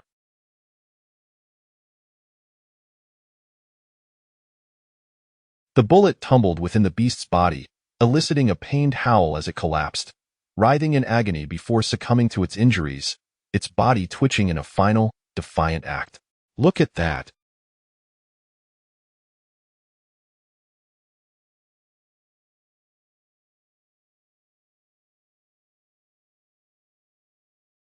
"You truly are formidable. You managed to scare off the tiger," Wang Yuan exclaimed. "Humph. Are you implying that we are like tigresses?" Ren Yuanyuan shot her a glance. "Not at all." "Ha ha ha." Dahe burst into laughter. The 3 women wore expressions of disappointment. Despite firing so many rounds, they had not hit their target even once. Such a distance is inherently challenging to shoot at, and with the tiger in motion, it becomes even more difficult. "It's all right. A skilled marksman hones their precision through practice. We shall improve with more attempts," Wang Yuan reassured them. "Oh, let us head back," Wang Yuan suggested. They placed their belongings in a cave, while Wang Yuan and Dahe ventured out to bring the tiger inside the shed. "Wang, we should bury it," Dahe stated. "No need, just set it down," Wang Yuan replied. He then took a thick stick and prodded the wolf down, enduring the foul stench as he tossed it outside the fence. "Captain, are we having tiger meat for dinner tonight?" Ren Yuanyuan inquired while feeding the wild chickens in the shed. "Sure, let's process the tiger," Wang Yuan affirmed. "Let's have some fruit first and take a break," Jiang Yan suggested, bringing over a pile of washed fruit and placing it on the table. "Dahe and I will fetch some clean water. You all can start working on the tiger. Be careful not to damage the hide. It's quite intact," Wang Yuan instructed. "Understood."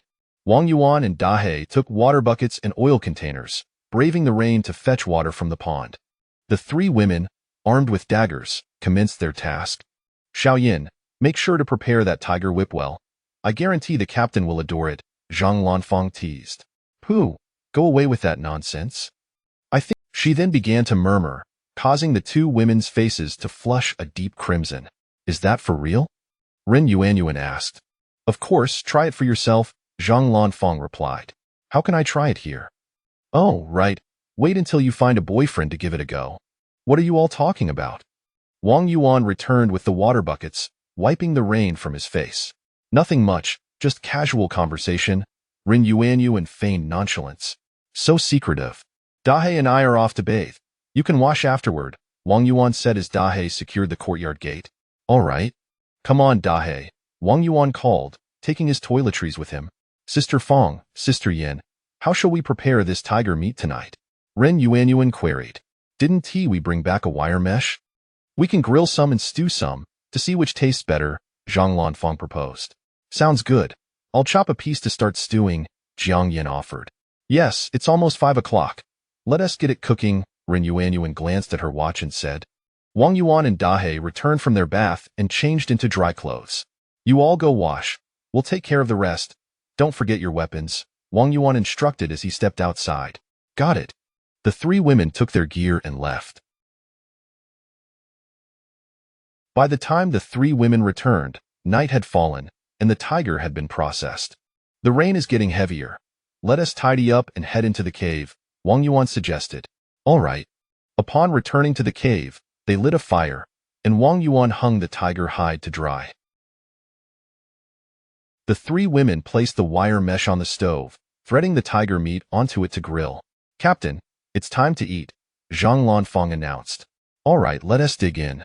Each person received a large chunk of stewed meat, drenched in broth, as they gathered around the stove, eating and grilling simultaneously. This tastes delightful. Indeed, it's quite fragrant. Pooh. This piece of grilled meat is tough to chew, Rin Yuanyuan spat out a mouthful. I can chew mine just fine, Zhang Lanfang remarked. Really? Let me try, Rin Yuanyuan said, taking a piece of grilled meat from Zhang Lanfang's plate. Delicious. Yes, this is tender. Captain, what is the reason for this? It must be from a more tender part of the meat. After they finished their meal, they salted the remaining meat, hung it up, and then settled down to rest. In the dead of night, as everyone slept soundly, a sudden tempest arose outside, whipping up sand and stones, causing the bamboo door to rattle violently. The group jolted awake, and Wang Yuan emerged to rekindle the fire. Captain, what is happening? Everyone asked in concern. Wang Yuan moved to the door, peering through the cracks to assess the situation. All was shrouded in darkness, rendering visibility impossible. It's nothing.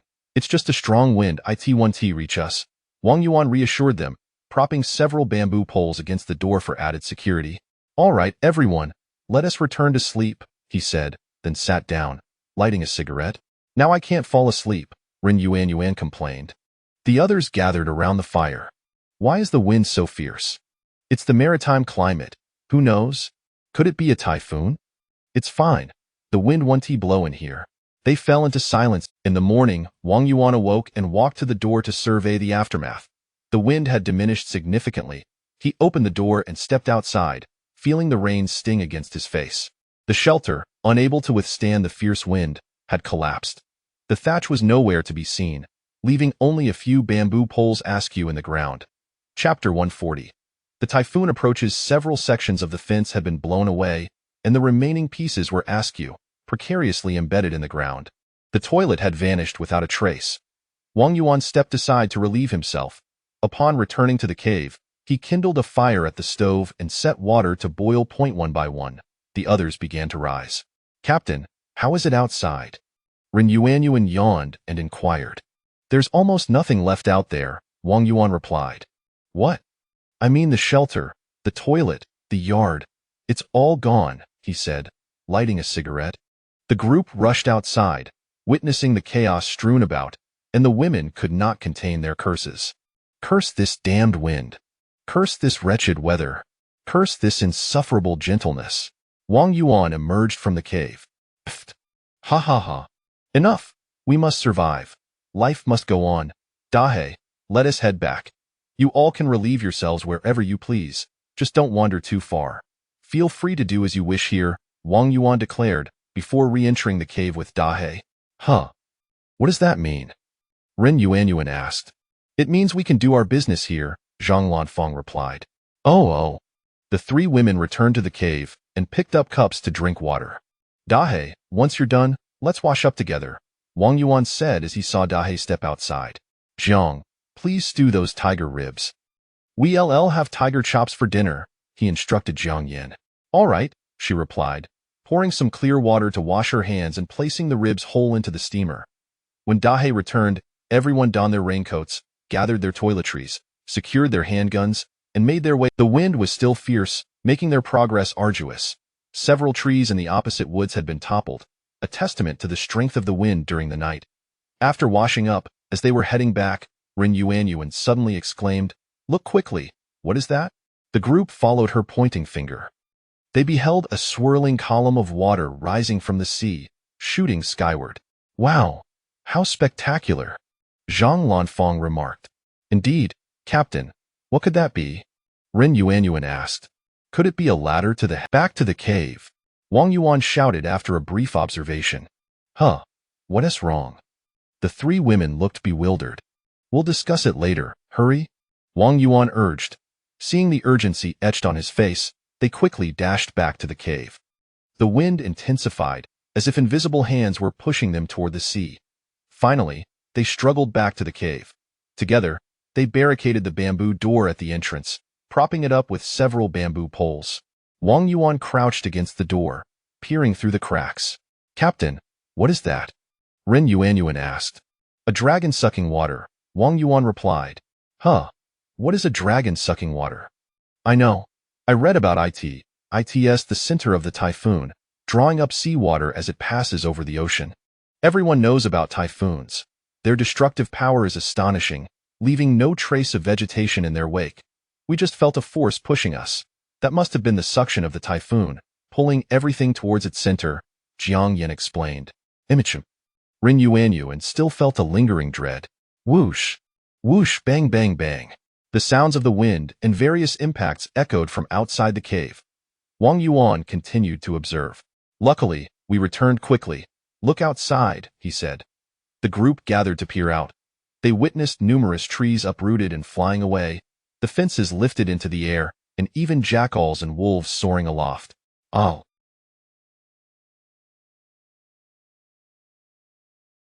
How terrifying!" Ren Yuanyuan gasped, clutching her chest. "Indeed, we are fortunate to have returned," Zhang Lanfang said. "Yes, if we had delayed any longer, we too would have been swept away by the wind," Jiang Yan remarked. "Imichim. All right, it's safe now. Let us not go out anymore. Let us return to cooking," Wang Yuan suggested.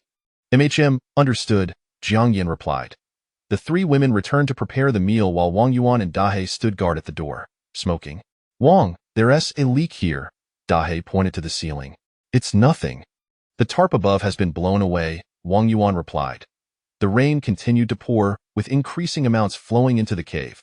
Wang Yuan grabbed a shovel and began to dig, soon creating a drainage ditch that led outside, allowing the rainwater to flow away. "Captain, it's time to eat," Jiang Yan called out. "Got it," Wang Yuan acknowledged. The two men tossed their cigarette butts aside and returned to the table to eat. The group sat around the table, enjoying tiger chops and sipping soup. "Captain, I feel a bit tight in my chest. Do you think I'm getting sick?" Zhang Lanfang asked. I feel a little off too. My head is slightly dizzy. Could it be a cold?" Jiang Yin pondered. "I'm the same. It's quite severe." "You can feel for yourself," Ren Yuanyuan said. Pfft. Dahe sprayed soup everywhere. Cough, cough, cough, cough, cough. Wang Yuan was choked by the soup. "Ladies, let us maintain some decorum. You scatterbrain." Zhang Lanfang smacked Ren Yuanyuan playfully. "Oh dear, Fang Jie. I've never been in a relationship, so I don't know how to win over this blockhead," Ren Yuanyuan replied. Cough, cough. "Everyone is fine. This should be due to the low pressure and lack of oxygen at the eye of the typhoon. It will improve once the typhoon passes," Wang Yuan reassured them. Oh. After finishing their meal, they sat idly chatting. "We must not venture outside under any circumstances. Just in case, we will wait until after the typhoon has passed." "Thankfully, we've stored enough food," Wang Yuan stated. "Understood. But how do we handle relieving ourselves?" Zhang Lanfang queried. "Aren't there plenty of floating balls? We can use them in the room. Once done, we can place them by the door. Otherwise, we could go outside as well, while we wait in the room," Wang Yuan suggested. Enough. In urgent matters, we must be flexible and not sweat the small stuff," Wang Yuan insisted. All right. Jiang Yan brought over some fruit, and they began to eat. Wang Yuan and Dahe continued to smoke while inspecting their firearms. What are you both checking? Ren Yuanyuan asked. Just examining the parts and the barrel-less rifling, removing any severely worn components, and attempting to assemble a few durable guns. Once finished, practice a bit, Wang Yuan instructed. Imichim. The three women loaded bullets while watching Wang Yuan and Dahe assemble guns. Soon, the two had put together 5 decent firearms. They also managed to assemble the remaining old parts. Captain, what is the point of assembling these broken parts? Ren Yuanyuan inquired. These guns aren't broken. They just experience somewhere. You can use them for practice or to set traps to confuse the enemy, Wang Yuan replied. Oh. Once the women had finished loading bullets, each picked up a long gun to practice aiming. The group enjoyed a cheerful morning. Captain, what is for lunch? Jiang Yan asked. Just make something simple. Let us not prepare too much.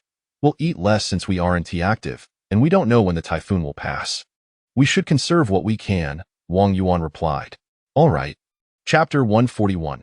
After the typhoon, the morning swiftly passed, with the rain outside intensifying.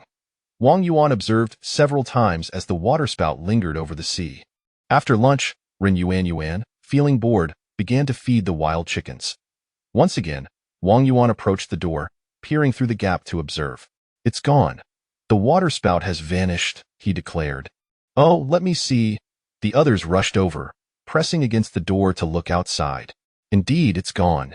Wang Yuan opened the door, donned a raincoat, and stepped out into the still fierce wind and rain, which had left the surroundings in disarray.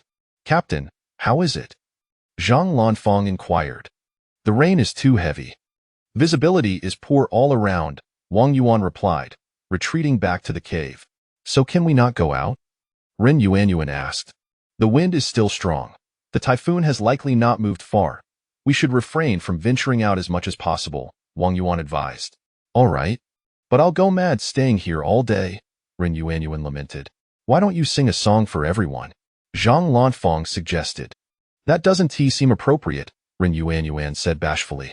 What's inappropriate about it? Aren't you our KTV star? Just give us a performance. Come on, everyone. Let us applaud our star, Yuanyuan. Zhang Lanfang led the applause. Clap, clap, clap. Everyone joined in. Wang Yuan watched with a smile. All right, I'll sing one then, Ren Yuanyuan said, her cheeks flushed. Clap, clap, clap. The crowd applauded again. Clearing her throat, Ren Yuanyuan began to sing, If I Had Not Met You. Her eyes occasionally darted towards Wang Yuan. Beneath a cliff in the north, although somewhat shielded from the wind, the rain showed no signs of abating. 3 figures huddled in a corner, sheltering under palm fronds. Sister Zhou, Xiao Sun, and Sister Zhang. The trio was thoroughly soaked. Sister Zhou, I'm so hungry, Sister Zhang complained. Let us wait a bit longer. Once the rain subsides, we will search for food, Sister Zhou replied. Sister Zhou, why don't I go look around? I want to stray far, Xiao Sun offered. No, the typhoon hasn't fully passed. If you get swept away, it could be fatal, Sister Zhou cautioned. All right then. This cursed weather, our shelter is gone, and so is the fish trap. What will we do now? When will the rescue team arrive? Sister Zhang cried. Sister Zhou handed her a bottle of water and gently patted her shoulder, saying, Drink some water. Stay strong. We will survive this. Yes, Sister Zhang, we will return home, Xiao Sun assured. It's nothing. I just miss home, Sister Zhang admitted. After drinking, they placed the bottle against the stone wall, where several others were catching rainwater streaming from the crevices. With such heavy rain, it wouldn't be long before they were full. Though slightly murky, it would alleviate their urgent needs. Sister Zhou, after the pirates moved south yesterday, we heard gunshots again. Do you think Captain Wang and the pirates are fighting? Xiao Sun speculated. It's likely. Didn't we hear gunfire a few days ago? They might have been discovered by the pirates but managed to escape. Today, a large number of pirates could have come to capture them, Sister Zhou reasoned. That must be it. I hope they're safe, Xiao Sun expressed. I don't think Captain Wang is an ordinary person. He might handle a few pirates, but against dozens, they would surely have to flee, especially with 3 women among them. It will be dark soon. We can look nearby since we're already soaked, Sister Zhang proposed. All right, Let us go together, but don't venture off alone, Sister Zhou instructed. Understood. The three of them ventured into the woods, trudging through the deep mud and fallen leaves that quickly caked their shoes, making them heavier. Everyone, be cautious of snakes. Do not get bitten, Sister Zhou warned. Okay. Luckily, Sister Zhou recognized some wild vegetables, and they managed to gather a few. Look, mushrooms! Xiao Sun exclaimed. The others turned to see 3 or 4 mushrooms growing beneath a pine tree.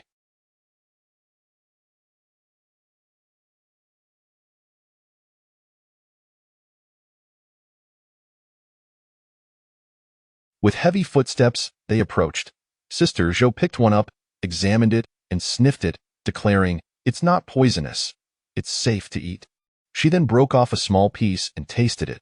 Xiao Sun and Sister Zheng followed suit, each taking a mushroom and emulating Sister Zhou.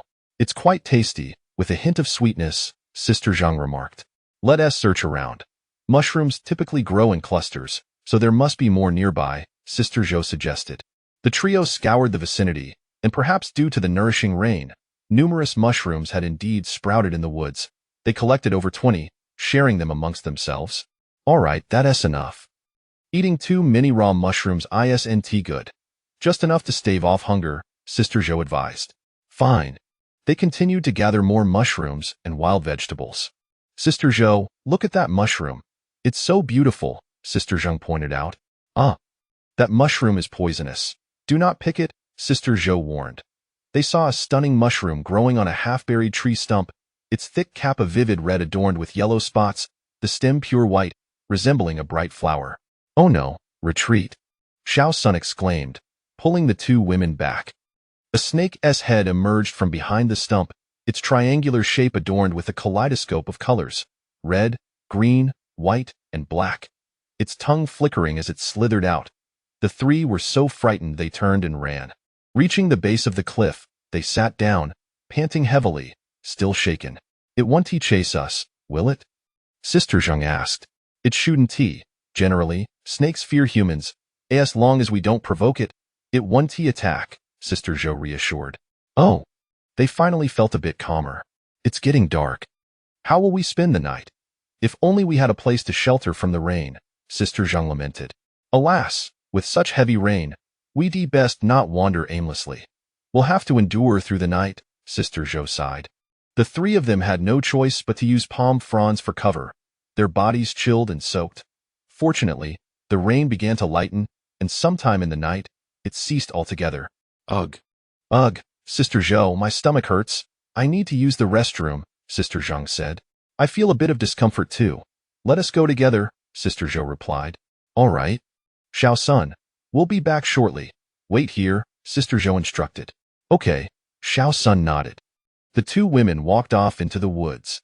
"Sister Zhou, do you think we've been poisoned by the mushrooms?" Sister Zheng asked. "No, those mushrooms were safe. Xiao Sun is fine, its." Chapter 142. The rising tide. After resolving their personal matters, Sister Zhou and her companion stood up, feeling an overwhelming sense of lightness. "Xiao Zheng, do remove your clothes and wring them out. After all, there's no one around, and wearing them like this is quite uncomfortable," Sister Zhou remarked. "All right, fine," responded Sister Zheng, casting a glance around. In truth, the surroundings were enveloped in darkness, rendering everything invisible, merely a trick of the mind. Upon returning, they noticed that Xiao Sun was still awake.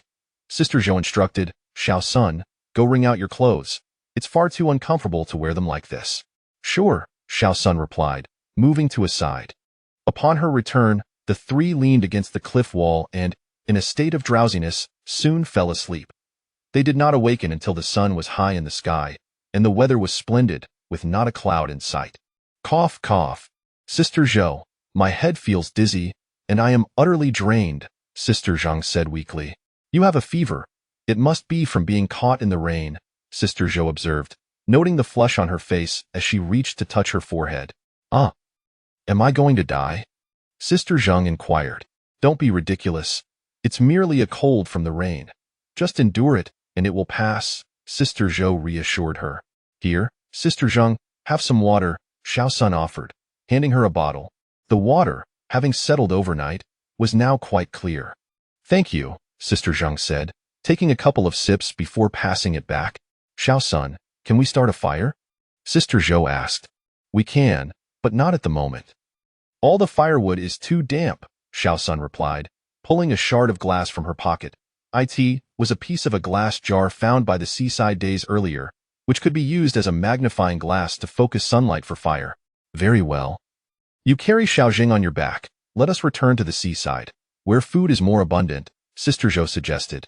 All right, Xiao Sun agreed, hoisting Sister Zheng onto her back while Sister Zhou donned her backpack, and the three set off toward the coast. Just as they exited the thicket, Sister Zhou glanced ahead and exclaimed, "Oh no! Quick, back!" She turned and hurried away, noticing Xiao Sun still in a daze, and promptly urged her forward. Hurry! What is happening, Sister Zhou? Xiao Sun asked, turning back for a moment.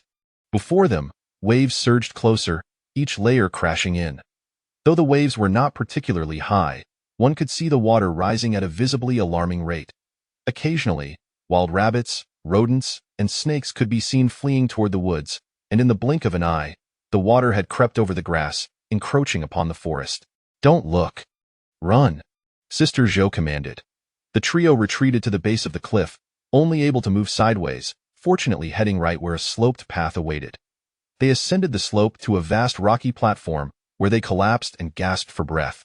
After resting for a while, they peered down to see serpents, insects, and rodents scurrying chaotically at the cliff's base, with wolves, wild boars, and other beasts rushing past.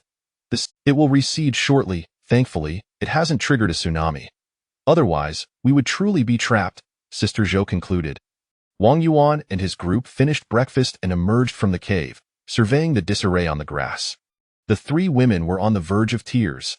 Several palm trees had toppled, and 2 banana trees lay down, yet the bananas remained intact.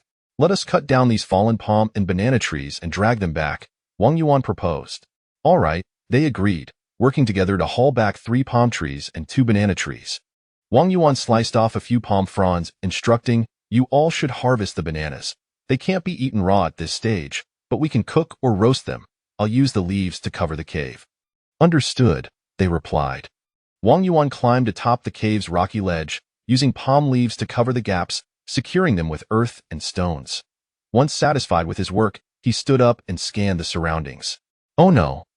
Quick, gather your things, Wang Yuan shouted. He swiftly descended and rushed back to the cave. Captain, what's wrong? The group asked, bewildered. No time to explain. Hurry! Wang Yuan shouted urgently. Instant noodles, compressed biscuits, and other food items. Water, salt, rope, nothing else. Quickly, quickly, Wang Yuan urged. The group hastily stuffed their bags and dashed out of the cave. You all run up the slope. I will follow shortly, Wang Yuan instructed. Dahe and the 3 women sprinted ahead. Wang Yuan secured the cave's entrance with several bamboo poles, testing their strength before climbing atop the cave and ascending toward the peak. Surprisingly, he arrived at the summit before Dahe and the others. As everyone gathered atop the rocky outcrop and looked back, they beheld the waves rolling in relentlessly. Ren Yuanyuan raised binoculars to her eyes while Wang Yuan lifted his firearm, peering through the scope. Captain, what is happening? It appears the typhoon has displaced a significant amount of seawater, and now that it has passed, the water is rushing back. Fortunately, it's not a tsunami. It will recede in due time, Wang Yuan explained. The sea stopped rising at the traveler's banana trees. Woo, ayo, squeak, squeak. The woods echoed with the cacophony of various animals. Many creatures scurried across the grass, darting about in a frenzy.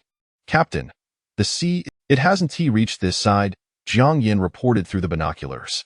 Indeed, it's a relief that it hasn't encroached here, Wang Yuan replied. Dahe took Wang Yuan's firearm, peering through the scope. Hee, so many animals. Wang, shall we go down and hunt a few? Dahe suggested. Let me see, Ren Yuanyuan said, reclaiming the binoculars to survey the scene below. It's akin to a wildlife spectacle, Captain. Should we go down to hunt? What are we going to hunt? How many can we possibly catch? Any that we kill would likely be consumed by other creatures long before we could retrieve them. If we overhunt, we won't be able to finish what we take, and we risk disrupting the ecological balance here, Wang Yuan articulated. Oh, very well. Besides, our food supply is quite ample, Ren Yuanyuan conceded. Indeed, We must hold nature in reverence and refrain from causing harm, lest it retaliate against us. Our presence here has already disrupted the equilibrium. Fortunately, we've only taken a small portion of the resources. If we were to recklessly exploit these riches, the environment would retaliate, and the consequence would be our annihilation, Wang Yuan cautioned. Oh, I see.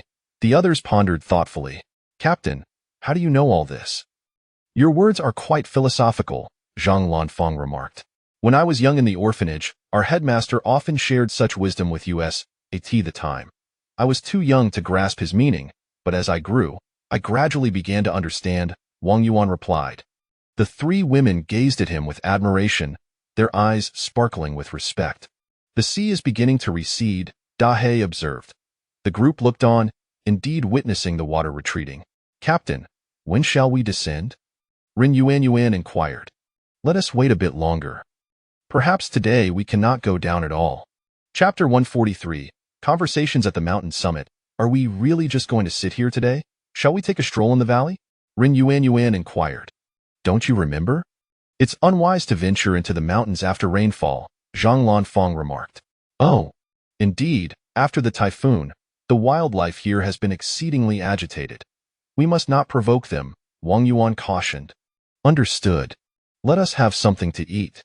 It's already noon. Wang Yuan glanced at his watch and said, What shall we eat? Ren Yuan asked.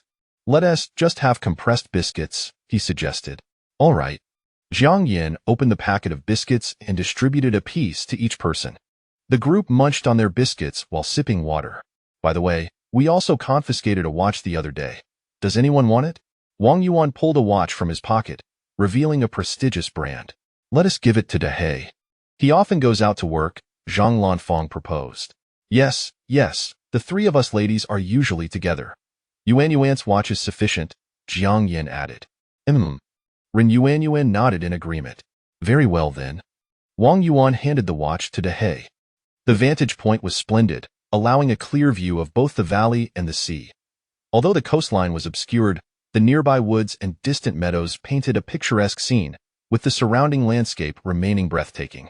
As the sun beat down, the group felt increasingly warm. Fortunately, the mountain summit boasted a strong breeze, yet the moisture evaporated rapidly, leaving them feeling parched. How many bottles of water do we have left? Wang Yuan inquired. I brought 2 bottles. There's 1 remaining, Zhang Lanfang replied. I also have 1 left. So do I. Except for Wang Yuan, who had 3 bottles, everyone else had 1 remaining. That totals 7 bottles of water. We should not descend until tomorrow. Let us conserve our supplies to last us through. Fang Jie, gather the water so you can oversee its distribution, Wang Yuan instructed. All right. The group passed their water to Zhang Lanfang, who placed it into her backpack. Let us all take a moment to rest. Consider it an afternoon nap, which will also help reduce our consumption. Wang Yuan used his backpack as a pillow and lay down on the rock. The others followed suit. The sun-warmed rocks, coupled with the sea breeze, made for a comfortable resting place, and soon the group fell silent. Roar. Suddenly, a beastly roar echoed from the valley. Ah! The group jolted awake. Wang Yuan grabbed his gun and peered through the scope, seeing nothing amiss.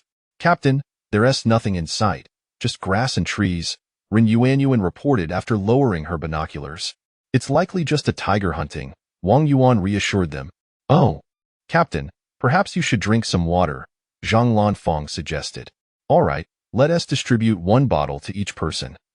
We can only sip a little to quench our thirst and hold out until dinner, Wang Yuan decreed. Understood. Zhang Lanfang divided the water among them. By the way, Captain, will that wild chicken starve? Ren Yuan expressed her concern. Did you feed it this morning? I did. It should be fine. We'll assess the situation tomorrow. If all goes well, we can descend in the morning. All right. As they sat and chatted, evening crept upon them unnoticed. Wow, how beautiful, Ren Yuan exclaimed. The group turned to gaze, witnessing the fiery sun dipping below the western horizon, casting shimmering reflections upon the water, while the sky blazed with vibrant hues of red, enhancing the breathtaking scenery. They all stood, enthralled by the grandeur of nature that unfolded before them. I have never seen such a stunning sight. Yes, neither have I. It's simply magnificent. As the sun gradually disappeared, the group remained entranced until an ill-timed voice broke the spell. Ahem, it's time to eat. I assent it, Wang Yuan stated. The three women shot him a disapproving glance. TSK, so lacking in romance, Ren Yuanyuan muttered. The group formed a circle and sat on the ground. Each received 2 pieces of compressed biscuits, and Jiang Yin sliced several pieces of ham for everyone. If anyone is thirsty, just ask Fang Jia. Let us conserve as much as we can to last until tomorrow morning, Wang Yuan instructed once they had finished eating. Understood. Wang Yuan then shared a smoke with Dehei, while the 3 women whispered amongst themselves. Everyone, let us retire early. There's no need to stay awake, Wang Yuan suggested. The night is long and restless. Captain, why don't we each perform a little something? Ren Yuanyuan proposed. Dehei and I aren't skilled in such matters. It's best if you ladies take the lead, Wang Yuan replied.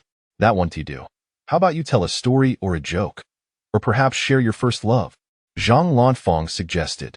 Yes, do tell us about your first love, Ren Yuanyuan chimed in eagerly, encouraging him. Then, I suppose I shall tell a joke, Wang Yuan decided. All right, Ren Yuanyuan said, her face falling in disappointment. Once, Zhang Gan encountered Cao Cao. Zhang Gan quickly bowed, saying, Cao, how is your mother? Cao Cao left in a huff. The next day, they met again, and Cao Cao hurriedly bowed first, saying, Gan, how is your mother? That concludes my joke. Huh. That was so short. What does it mean? Ren Yuanyuan asked, bewildered. The 3 women exchanged glances. Pfft, ha ha ha. Zhang Lanfang was the first to react. Fang Jia, what are you laughing at? Ren Yuanyuan inquired, looking at Zhang Lanfang. Zhang Lanfang quietly explained to the 2 women. Ha ha ha. Their faces flushed, yet they could not contain their laughter. Wang, what is so funny to them? Dehei asked, puzzled. You must see them as children. The 3 women gazed at Dehei, who wore a broad smile, rich with meaning, affection, tenderness, pity, indulgence. Thought it was unclear how a man of his stature could exhibit such a range of expressions, but it seemed the locals referred to it as an anti-S smile. Pfft. Ha ha ha. I can't take it. Zhang Lanfang exclaimed. Oh dear. Ha ha ha. Oh no. My stomach hurts. Jiang Yin laughed. Oh my, ha ha ha. Mama. Cough, cough. Ren Yuanyuan rolled on the ground, overwhelmed with laughter. Wang, you were right. They truly are like children, with such low thresholds for humor, Dehei observed seriously. Sigh. What can I do? Thankfully they're all weaned. Otherwise, I'd be drained dry. Wang Yuan lamented. Dehei looked at Wang Yuan with sympathy, nodding repeatedly. Hang in there. I believe in you. Pfft, Dehei, where did you learn so many words? Have you been drinking too much soup? Wang Yuan teased. From Chinese idol dramas, they are my absolute favorite, Dehei replied earnestly. Oh, just how many promising youths have been poisoned by domestic idol dramas? Chapter 144. Night at the summit. What do you mean by that, you wretched Wang? Who's still wet behind the ears? Ren Yuanyuan rose to her feet, hands on her hips. Look, what are you doing? I mean, you've reached adolescence. Wang Yuan raised his hand in protest. That's more like it. Ren Yuanyuan sat back down. Sister Fang, tell him I'm still a youthful beauty. What he means is that you are in a rebellious phase, disobedient, unmanageable, self-righteous, indulging your— Ren Yuanyuan's beautiful eyes blazed with fury as she slowly stood again, glaring at Wang Yuan, on the verge of eruption. Stop, Yuanyuan, you see, what Sister Fang said is not characteristic of adolescence. Clearly, those are symptoms of menopause, behaviors only an older woman would exhibit. Wang Yuan quickly raised his hand and added, so what I meant by adolescence is that you are still young. Think about it. Isn't he that right? That seems quite reasonable, Ren Yuanyuan nodded, settling back down. Wang Yuan wiped the beads of sweat from his forehead, sighed in relief, and glanced. He then glanced at Zhang Lanfang, and his thoughts raced like a motor, his lips twitching involuntarily. Ahem, Sister Fang, have you ever encountered a woman in menopause? Your description was remarkably accurate, Wang Yuan remarked. Get lost. Zhang Lanfeng snapped. Ah, ha ha ha ha ha ha. Wang, you were right. They really are both naive and adorable, sometimes even a bit fierce. Dehei stated earnestly. Dehei, do you believe me when I say I just crawled back from the brink of death? Wang Yuan asked. I think I understand now. A single thought can transform one into a celestial being or a demon. A turn can lead to enlightenment or damnation. The sea is not merely the sea. The shore is not merely the shore. The sea of suffering is boundless. Turning back is salvation, Dehei said. Sister Fong, I can't take it anymore.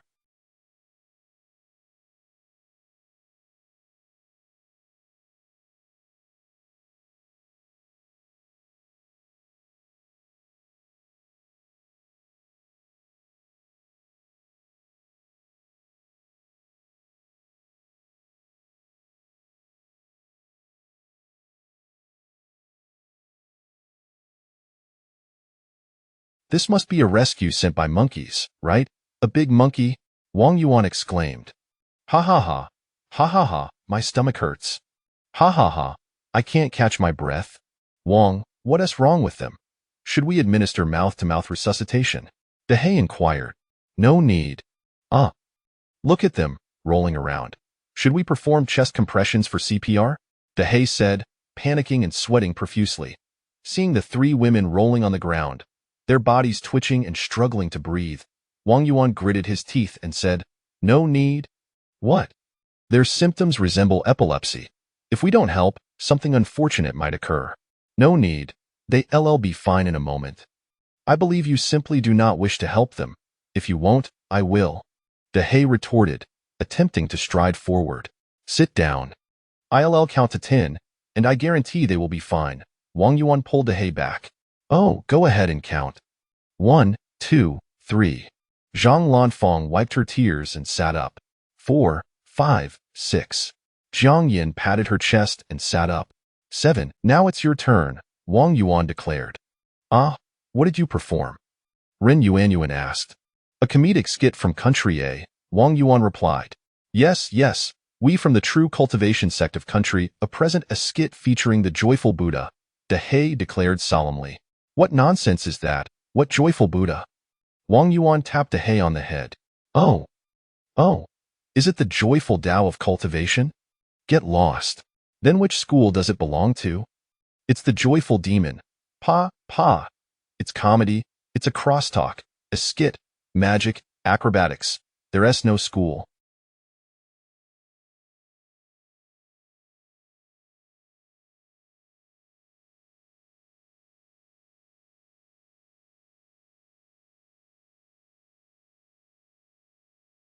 Uve read too many web novels, Wang Yuan stated. Wang, look at them. They're acting up again. What should we do? Count to 10 again, Dehei urged. Wang Yuan turned to see the three women once more rolling on the ground, their bodies twitching. My goodness, their sense of humor is truly too low. They are all too innocent. Their lives must be filled with joy, and they will surely find happiness in the future, Wang Yuan thought. After a while, the three women finally managed to catch their breath. Dehei looked at Wang Yuan in admiration. This time, there was no need to count for the three women to recover. I was truly worried you wouldn't catch your breath. If you closed your eyes, a lifetime could pass in an instant, Wang Yuan remarked. The three women shot him an exasperated look. Oh my goodness, haha, this is killing me with laughter, Zhang Lanfeng said, rubbing her stomach. Ha ha ha, I'm almost suffocating, Jiang Yin chuckled, massaging her sore cheeks. Giggling. Where did these two clowns come from? Ren Yuanyuan said, smoothing her chest and catching her breath. All right, please begin your performance, Wang Yuan instructed. Fine. Let our singing queen Yuanyuan start first, Zhang Lanfeng suggested. Ahem, I will sing a song, Ren Yuanyuan said, calming herself and clearing her throat. All right. Everyone applauded in welcome. Sweet, ha ha ha. Ren Yuanyuan suddenly saw Dehei swaying to the rhythm and couldn't help but laugh again. I can't do it anymore, I can't. Ha ha ha, I simply cannot continue singing. Ren Yuanyuan laughed heartily, waving her hands. Giggling, Zhang Lanfeng and Jiang Yin joined in the laugh. I just find it incredibly funny to see them laugh, Dehei replied. Giggling, ha ha ha, gaga gaga. I am truly baffled, laughing for no reason. Wang Yuan said, all right, once you're done laughing, it's time to sleep. Wang Yuan lit another cigarette, gazing at the distant moon, which resembled a crescent blade. All right, let us take a restroom break, Zhang Lanfang suggested. Okay. The three women walked behind the rock. After finishing his cigarette, Wang Yuan flicked the butt away, checked his watch, and noted it was 11 o'clock, thinking, these three women can really laugh. They've been at it for 2 hours. If an ordinary person laughed this much, they would have likely suffered from oxygen deprivation and fainted by now. Dehe also finished his cigarette and, mimicking Wang Yuan, flicked the butt away. Dehe, take a break, Wang Yuan advised. Good night. The two lay down to rest. When the three women returned and saw the two resting, they too lay down, using their backpacks as pillows. Unbeknownst to them, everyone soon fell asleep. As dawn gradually approached, the air was at its coldest. Wang Yuan felt something pressing against his chest and waist, slowly opening his eyes. Chapter 145. Rebuilding the homeland. As Wang Yuan opened his eyes, he found Zhang. Carefully, Wang Yuan removed her hand and gently lifted her long leg before placing it down, then rose to relieve himself. Zhang Lanfang stirred awake, a smile curving her lips as she thought, hee, such a strong reaction in the morning. Wang Yuan returned to his seat, lit a cigarette, and picked up his gun, surveying the surroundings through the scope. The tide had receded, revealing patches of blood and some unidentified animal bones on the grassy ground outside the cave, with no signs of movement in the woods. Wang Yuan scrutinized. Good morning, Captain. The others gradually awoke. Morning. How is everyone? No one caught a cold, I hope? Wang Yuan inquired. No, that's good. Everyone, keep an eye out. If there are no issues, we will head down. Wang Yuan handed his gun to Dehe. The group took turns using binoculars and scopes to scan the area. It seems there are no problems. Then let us proceed. All right, the group packed their belongings and began their descent. Raise your weapons and stay alert. Watch the woods, bamboo groves, and grass.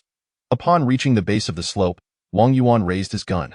The group cautiously approached the cave entrance, which remained intact. Wang Yuan opened the door and they all stepped inside. Wow, so many mosquitoes, everyone. Please check your supplies. Okay. Captain, several bananas from yesterday have been gnawed on by something. Probably mice. Be careful, they might be lurking around. There really are mice. Several are under the bed. The three women squealed in fright as they fled the room. Don't be afraid. We'll figure out a way to drive them out shortly. Captain, look at what the wild chicken is eating. Hee, it's munching on centipedes and scorpions. It seems it hasn't gone hungry. In a corner, a few centipedes and scorpions crawled about, and as the wild chicken approached the cage, it pecked at them. The meat hung from the ceiling, all in good condition. All right, let us wash up and gather some water to cook, Wang Yuan suggested. After everyone finished washing, the three women built a fire outside the cave to boil water and prepared ingredients. Wang Yuan and Dehe scoured the forest's edge for mugwort and some damp pine branches. Returning to the cave, they kindled 2 fires, and once the flames roared, they added the pine branches, followed by the mugwort and mosquito-repelling herbs, then dashed out of the cave as thick smoke billowed within. In no time, mice began to emerge one by one, prompting more shrieks from the three women. After a satisfying meal, the smoke continued to linger inside the cave. Captain, what are our plans for today? Zhang Lanfang inquired. We need to search for and collect the bamboo stakes and firewood blown away by the wind. If we don't have enough, we'll chop some more bamboo. There may be new shoots in the bamboo grove, so let us gather some of those as well. Be sure to take weapons in case of wild beasts or venomous snakes, Wang Yuan instructed. Understood. Dehe and the three women armed themselves and set off, while Wang Yuan began digging a pit at the location of the original shelter and fence. Once the pit was ready, Dehe and the others returned bearing a considerable amount of bamboo and stakes. Wang Yuan first erected the shelter, covering the roof with palm and banana leaves. Although it still leaked during rain, it provided sufficient shade from the sun. They could cover it better with tarps or plastic sheets another day. He then constructed the fence in the original style. The three women returned with more bamboo. Wang Yuan asked, Sister Feng, where is Dehe? He is chopping bamboo. There are indeed many new shoots sprouting there, Zhang Lanfang replied. Call him back. We'll go in the afternoon. With just a couple more hours, the fence will be complete. You can go gather bamboo shoots after lunch, by this time. One side of the fence was already finished. The three women went back to help Dehei haul more bamboo before heading to prepare lunch. Wang Yuan lit a cigarette and entered the cave to retrieve the banana and palm trees they had chopped the previous day. "Captain, what are you doing?" Ren Yuanyuan asked. "Preparing something delicious." Wang Yuan sliced open a banana tree trunk with a dagger, extracting the pure white core and handing it to Jiang Yin, saying, "Jiang, blanch this core. It can be eaten cold or stir-fried with meat."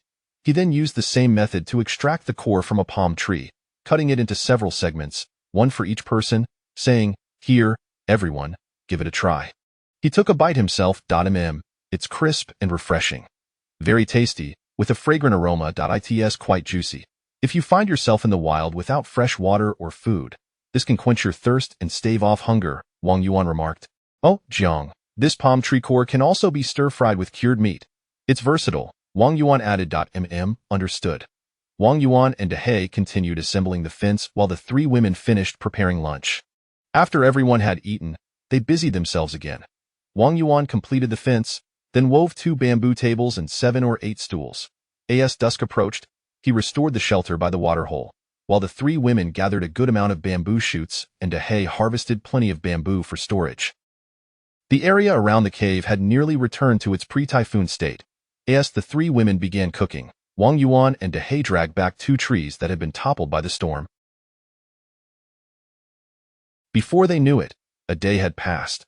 The next morning, after breakfast, someone asked, "Captain, what shall we do today?" "We'll head into the woods this morning to gather firewood, dragging back those trees blown down by the typhoon. After they dry, we can use them for firewood, and let us also gather some mushrooms in the afternoon. We'll visit the beach," Wang Yuan replied. Understood. The group equipped themselves and entered the woods. The three women went mushroom foraging while Wang Yuan and Dehei dragged some logs. By midday, the three women had collected a bounty of mushrooms to dry, while Wang Yuan and Dehei stacked the logs in the yard to dry. This amount of wood would suffice for cooking for half a month. After lunch and a brief rest, they set off towards the beach. Upon reaching the traveler's palm, they noticed one palm tree had disappeared, but small shoots had sprouted from its roots, with tiny leaves waving like little hands in the breeze. Another traveler's palm leaned precariously, its 2 outer large leaves missing. "Let us find some sticks to prop it up. Otherwise, its leaves will crush it as they grow," Wang Yuan suggested. The group returned with several sturdy branches from the woods, straightened the traveler's palm, and supported it with the branches. Once that was completed, they continued on their journey. The rabbit traps had vanished, swept away by the typhoon and sea waves. Naturally, there were no signs of rabbits either having relocated or fallen prey to other beasts. "Captain, look, why are these grasses all withered?" Jiang Yin observed many plants had dried up. It's obviously because they were inundated by seawater," Wang Yuan explained. "Why would seawater cause them to wither?" Ren Yuanyuan inquired. Chapter 146, A Return to the Seaside. "Consider it carefully," Wang Yuan advised. Could it be that they were Ha ha ha. Everyone suddenly understood, laughter erupting around them. "Of course, it's salt. We often use seawater to boil salt, don't we? Those plants were submerged in salt water, and anything unaccustomed to such salinity would inevitably perish," Jiang Yin explained. "Indeed, that makes sense." Fish, Zhang Lanfang exclaimed suddenly. The group turned to see several small fish hidden among the grass. Wang Yuan approached, picked one up, and sniffed it, grimacing at the foul odor. "This must be a fish stranded as the tide receded. After a day, it has begun to rot," he remarked.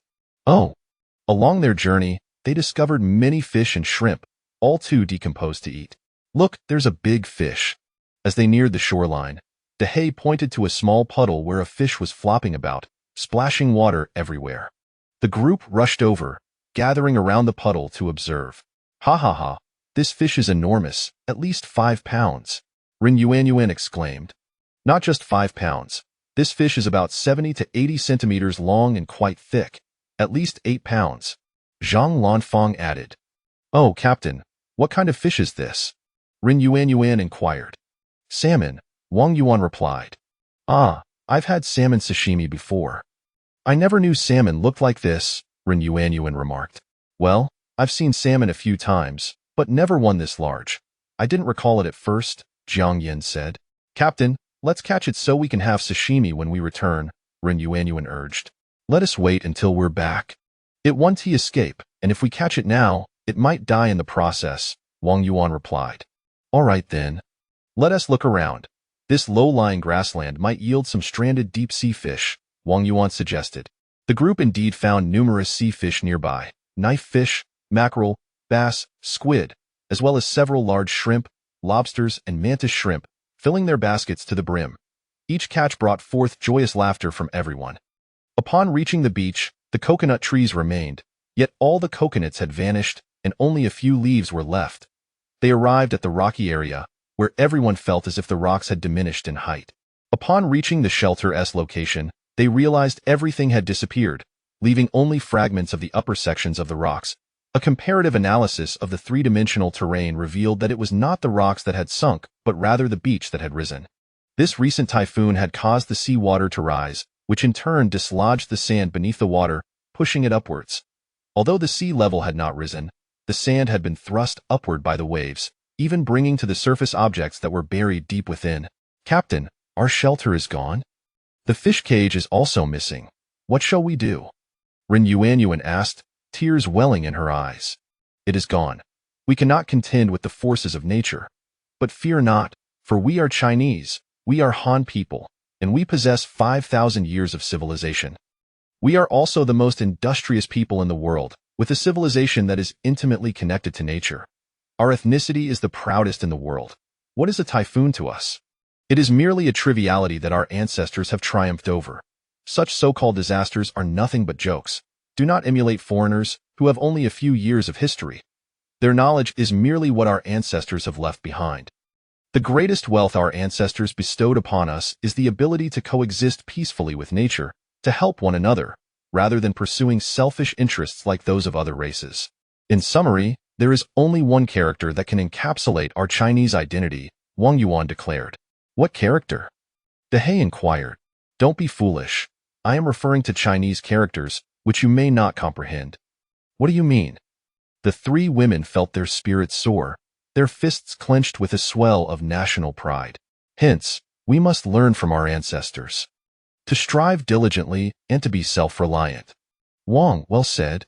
Dehei exclaimed. Yanjia, is he really from the same unit as your uncle? Ren Yuanyuan whispered to Jiang Yin. Certainly. I too have felt the same fervor from my father, Jiang Yin whispered back. What does your father say? Is it similar to what the captain just mentioned? Zhang Lanfang asked. Ah, it should be somewhat similar, I can't recall precisely. It's been over a decade. After all, back then, I was still young, and I hardly saw him throughout the year. But every time we met, he would say things that stirred one's blood. Now that I think about it, his tone seems quite akin to what the captain just expressed. Even the grammar resembles it, Jiang Yin mused. Ah, could your father and the captain be? Zhang Lanfang hesitated to finish her thought. Oh dear, what do you mean? I merely speculate that they may have emerged from the same unit, perhaps even from a certain elite division, Jiang Yin replied. Oh, very well. Let us refrain from guessing that I, too, am part of the system and believe some matters are best kept private, Zhang Lanfang said. Indeed, I feel the same, Jiang Yin agreed. Ah, what do you mean by that? Ren Yuanyuan asked. Yuanyuan, have you seen the movie Wolf Warrior 2? Zhang Lanfang inquired. Yes, I have, Ren Yuanyuan nodded. The protagonist might be real, Zhang Lanfang suggested. Ah, Ren Yuanyuan gasped, glancing at Wang Yuan. Indeed, Zhang Lanfang affirmed. Wang Yuan, noticing the three women whispering, took Dehei to chase the waves. The sea yielded nothing but some seaweed. The shore was nearly spotless, with not even a trace of marine debris. Let us return. We can build another shelter another day, and make more fish cages, Wang Yuan remarked, glancing at his watch. It was already 3:30 in the afternoon. Very well. The group resignedly began their journey back. Together, they captured the salmon and placed it into Dehei's backpack. Upon returning to the cave, it was already past 5 in the afternoon. Wang Yuan lit a cigarette, contemplating. This day had indeed been fortuitous. The seawater had receded not long ago, and their trip to the seaside had encountered almost no danger, not even a single harmless beast.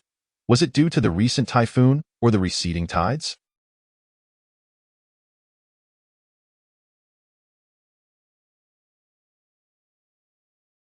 Having never learned about this before, and with no encounters with beasts in the bamboo grove, or the woods these past 2 days? Could it be that a greater crisis was looming, prompting the other creatures to hide? Chapter 147. The three wolves. The smoke within the cave had dissipated, revealing numerous insect carcasses scattered across the ground. After a thorough cleanup, Ren Yuanyuan took the insects to feed the chickens. Jiang, please prepare the meal, Wang Yuan suggested. Shortly thereafter, the latrine was completed, and Wang Yuan returned with Dehei carrying water, settling down in the shed to smoke. Captain, it's time for dinner, Jiang Yin announced. All right, let us eat. The group gathered around the table in the cave.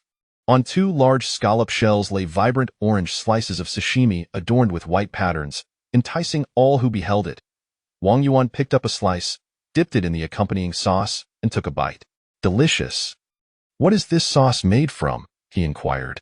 Hee, it's from instant noodle seasoning, with a splash of lemon juice, Jiang Yin replied. Splendid. With such delectable offerings, how can we not have some wine? Do you prefer brandy or beer? Wang Yuan asked. Beer. All right then, Dehei and I shall have brandy, while you ladies enjoy beer. Wang Yuan retrieved the drinks. After indulging in a hearty meal and lively conversation, upon waking the next morning, Wang Yuan completed his morning routine and placed some raw bananas beside the fire to roast. Captain, what are you doing? The three women and Dehei emerged, curious. Roasting bananas. Are roasted bananas tasty? Ren Yuanyuan inquired, intrigued. Of course. When roasted, they are sweet, fragrant, and not at all astringent. Oh, hurry and wash up. They will be ready shortly, Wang Yuan encouraged, taking a deep drag from his cigarette. All right. As Wang Yuan sipped water and smoked beneath the shelter, he felt a profound sense of contentment in their simple life. Perhaps he would fashion a lounge chair for added comfort in the future. Captain, what shall we have for breakfast today? Jiang Yin asked upon returning from her washing. We will prepare the cores of those palm and banana trees. If we delay, they will spoil, Wang Yuan replied. Understood.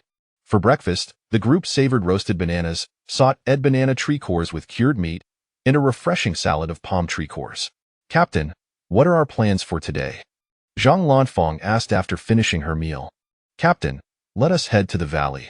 We are nearing its base. Perhaps there lies a treasure, Ren Yuanyuan suggested. Very well. It is evident that someone inhabited that area long ago.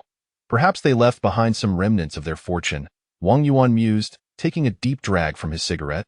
Let us go. The group readied their gear and set off without delay.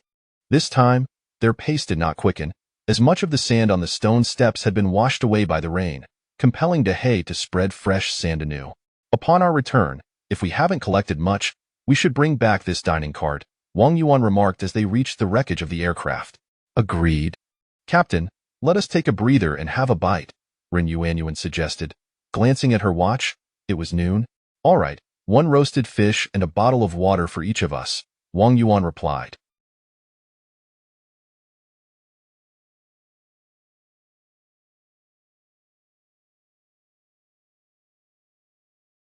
After their meal, they continued their descent, with Dehei using a spade to sprinkle sand on the stone steps, while everyone tread cautiously. Upon arriving at the location where they had previously picked mangoes, they instinctively peered downward. The ground revealed only a few bones. Wang Yuan raised his weapon and, using the scope, surveyed the valley below. Let us proceed. The descent shall only slow us further, he declared. The remaining path was unfamiliar, the stone steps slicker than before, with an abundance of moss, a likely result of the increased humidity near the valley floor, where sunlight scarcely penetrated. An hour later, they arrived at a patch of low grass, halting their advance. Captain, every time we reach a grassy area like this, snakes seem to emerge. Do you think there might be one here as well? Zhang Lanfang inquired. I'm uncertain, but it's wise to remain vigilant, Wang Yuan advised. Suddenly, an eagle swooped down, seizing a snake from the grass before soaring away. Ha ha! Laughter erupted among the group. All right, let us move on, Wang Yuan urged. They continued on their journey, soon coming across a rocky platform. Upon reaching it, they instinctively looked down and, indeed, spotted fruit. Papayas? So many papayas! Exclaimed Ren Yuanyuan. Below, more than 20 meters down, lay a grassy area where 2 papaya trees stood, each bearing a dozen or more large fruits, some ripe and fallen, while others remained green. Captain, Should we descend to pick some? Zhang Lanfang asked. If we encounter them, we must pick them. However, let us first ensure there are no dangers, Wang Yuan replied. The group scanned their surroundings, finding nothing amiss. It appears safe. I shall go down, Wang Yuan decided. Dehei lowered a rope, and Wang Yuan slid down. Once he steadied himself, he called out, "Keep watch." Understood. Dehei and the others raised their rifles. Wang Yuan approached a papaya tree, set down his backpack, and glanced back, only to spot a cave beneath the platform. No wonder it was hidden from view. The cave was less than 2 meters high, its entrance round and dark within. At that moment, 3 wolf heads emerged from the cave. Wang Yuan quickly drew his pistol, pointing it at the entrance and disengaging the safety. "Captain, what is happening?" the 4 on the platform inquired, alarmed by his demeanor. "Ow! Ow!" The 3 wolves, sensing provocation, lunged at Wang Yuan. Bang, bang, bang. 3 shots rang out. The wolves fell to the ground, groaning and convulsing briefly before lying still. "Excellent shooting!" the group cheered. Each wolf bore a bullet hole in the center of its forehead, blood oozing outward.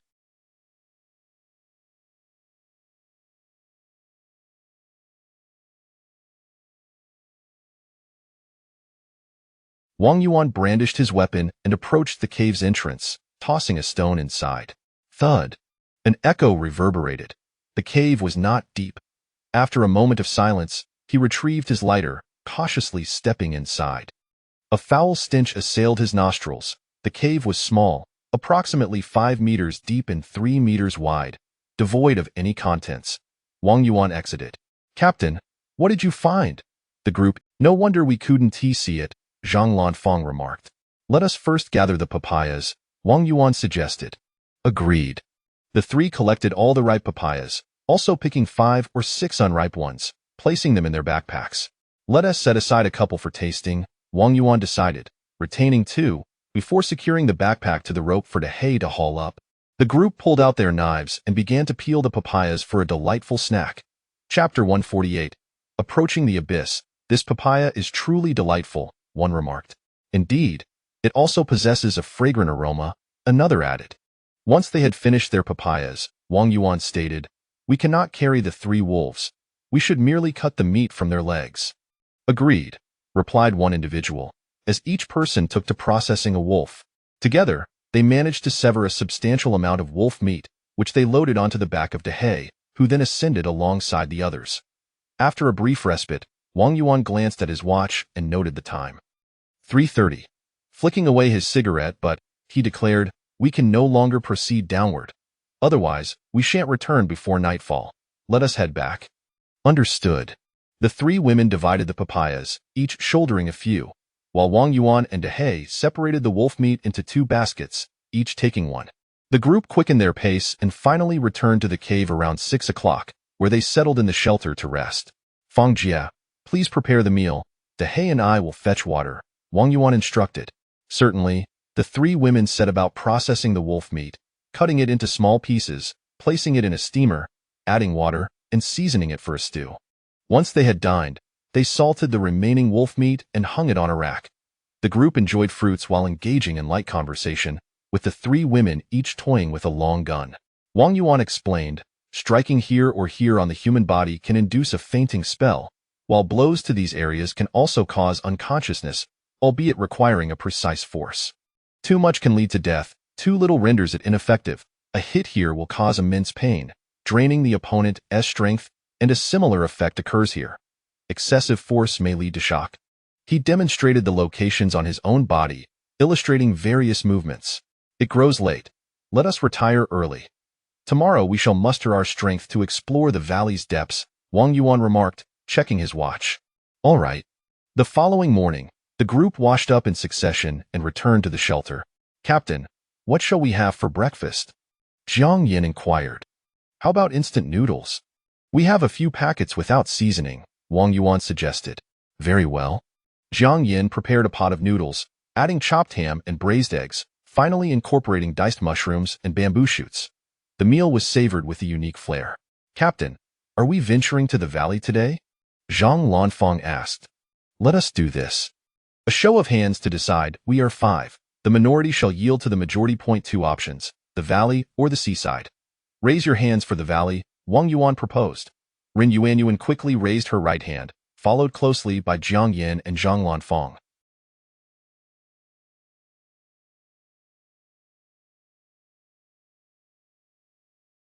Upon seeing both hands raised, He chuckled. Ha! You all wish to go to the valley yet still seek my approval. Is that not redundant? Wang Yuan laughed. Hee, we merely feared you might disagree, Zhang Lanfang replied awkwardly. He, are you still a soldier? Why the surrender? Shall I provide you with a white flag? Wang Yuan said sternly. No, no. My right hand signifies my vote. My left hand represents yours. You are the captain, a position of great esteem.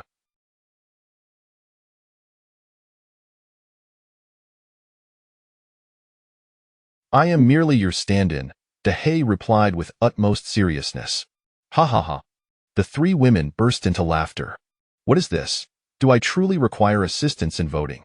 Even if both you and I cast our votes, does it alter the outcome? Have you truly mistaken yourself for a subordinate? Wang Yuan expressed exasperation. Not at all.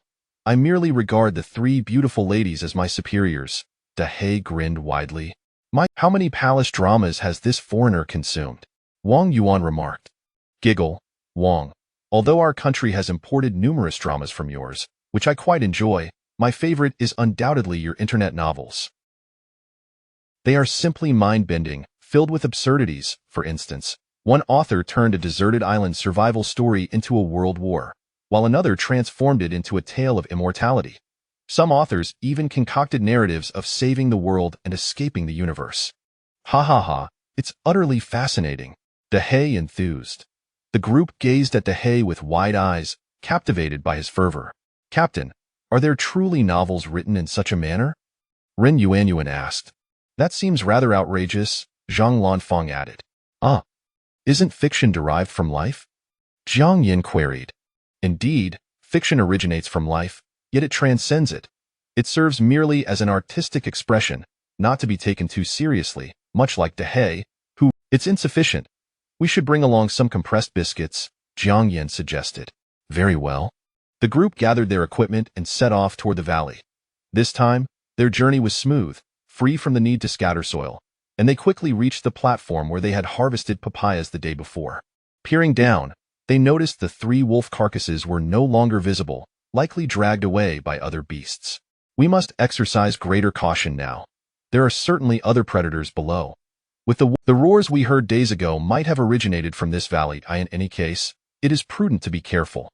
We shall regret it if we encounter danger, Wang Yuan cautioned. Understood. Let us take a moment to rest and have a bite before proceeding. Upon observation, we are quite close to the valley's depths, and we shall make a concerted effort to reach it, Wang Yuan stated. All right. The group settled down, each receiving a piece of compressed biscuit and a bottle of water. Silence enveloped them, their expressions solemn. All right, no need to be tense. We are not heading into battle, nor are we a suicide squad. Let us relax a bit. We are not armed with mere sticks.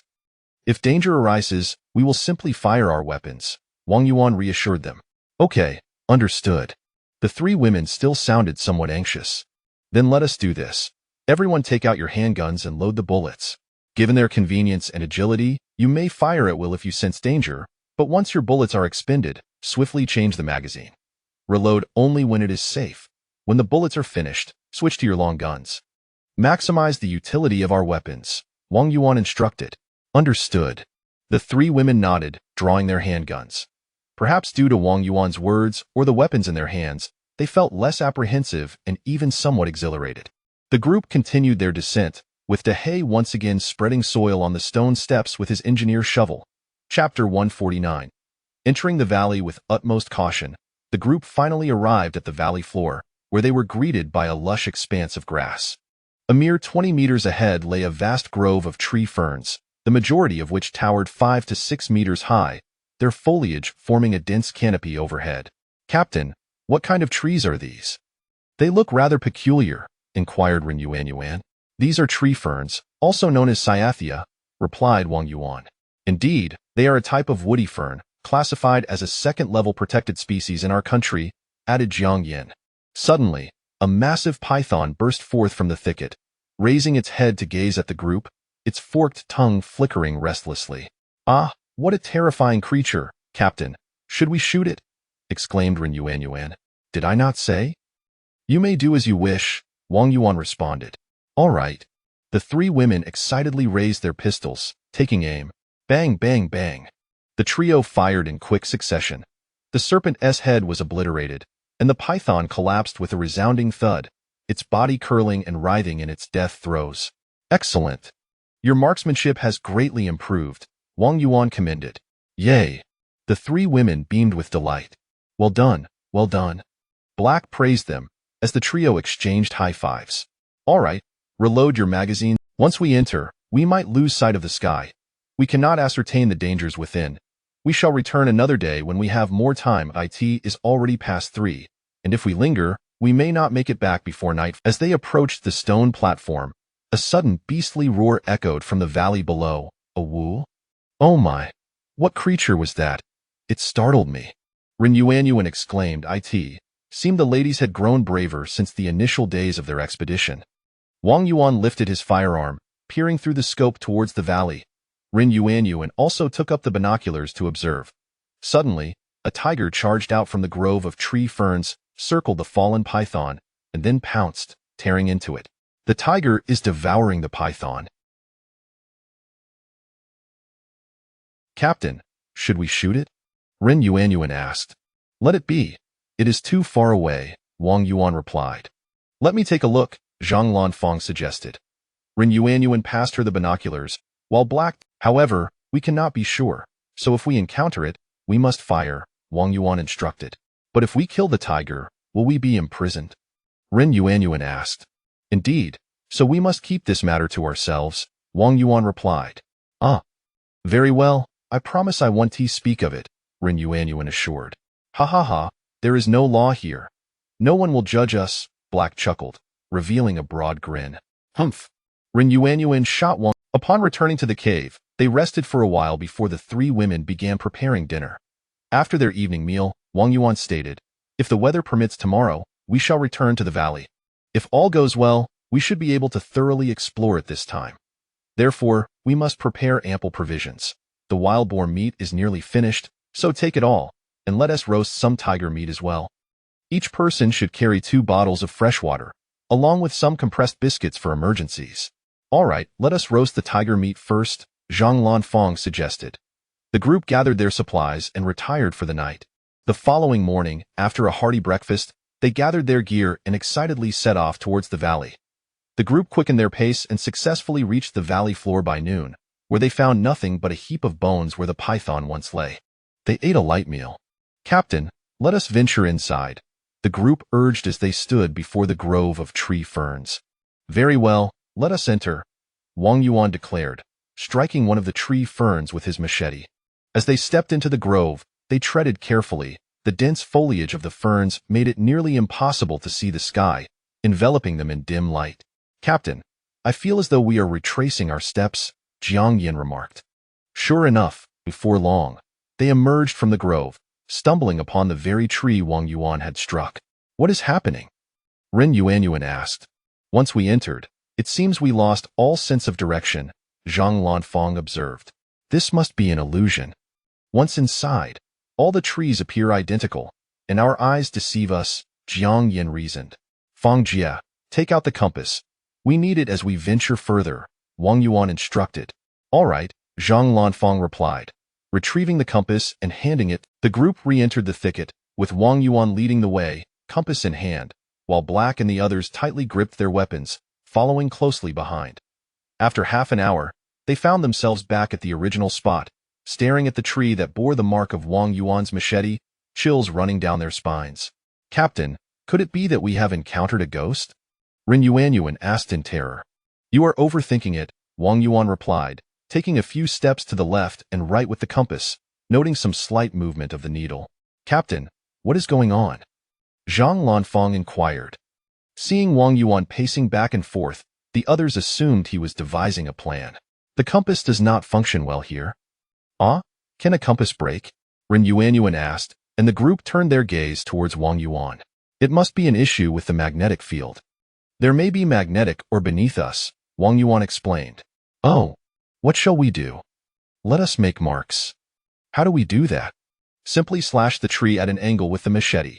A downward angle indicates our forward direction, while an upward angle signifies our entry point, Wang Yuan clarified. Understood.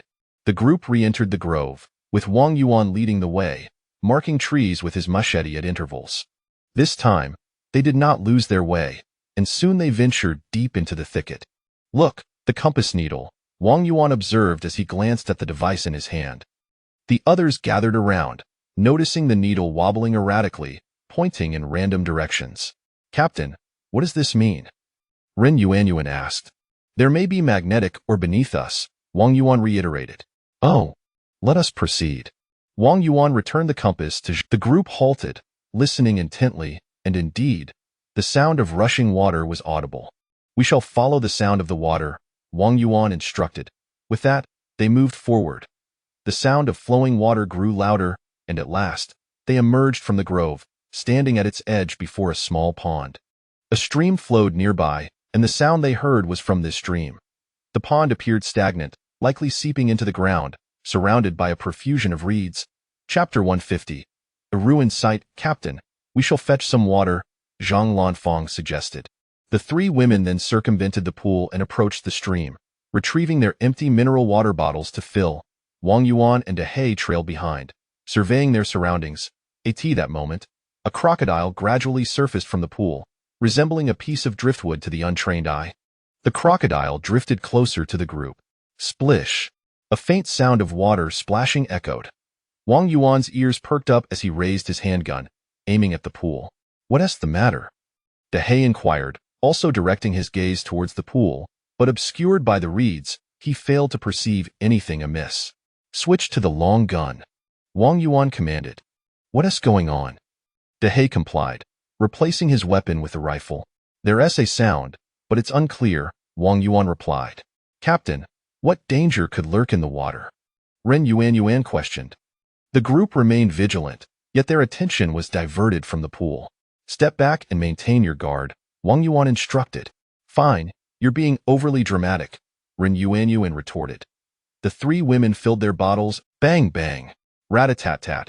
Wang Yuan and Dehei immediately opened fire. The crocodile's maw was shattered, rolling over in the stream, its blood mingling with the water flowing back into the pool. The group exhaled in relief.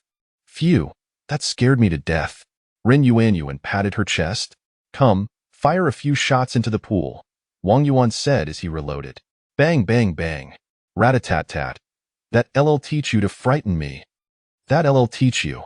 Ren Yuanyuan transformed into a feisty little girl, firing her weapon as she spoke. All right, let us head back, Wang Yuan declared.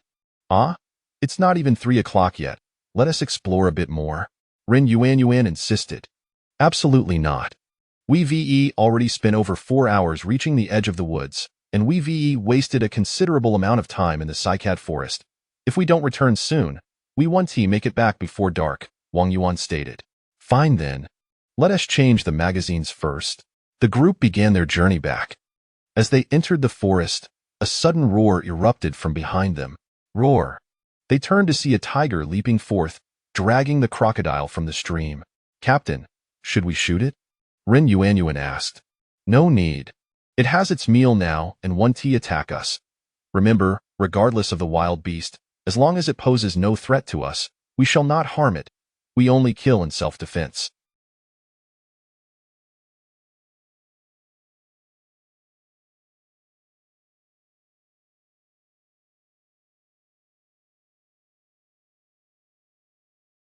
Otherwise, we risk disrupting the ecological balance here, which could spell our doom, Wang Yuan explained.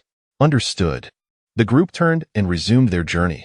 Thanks to their markings, they successfully exited the cycad forest. It's 3:30. We need to quicken our pace, Wang Yuan remarked, glancing at his watch. All right. The group hastened their steps and finally returned to the cave before 7 o'clock. After a brief rest, they collaborated to prepare dinner. The night passed without incident, and the next day, they arrived at the water pool at the valley's bottom. Wang Yuan checked his watch.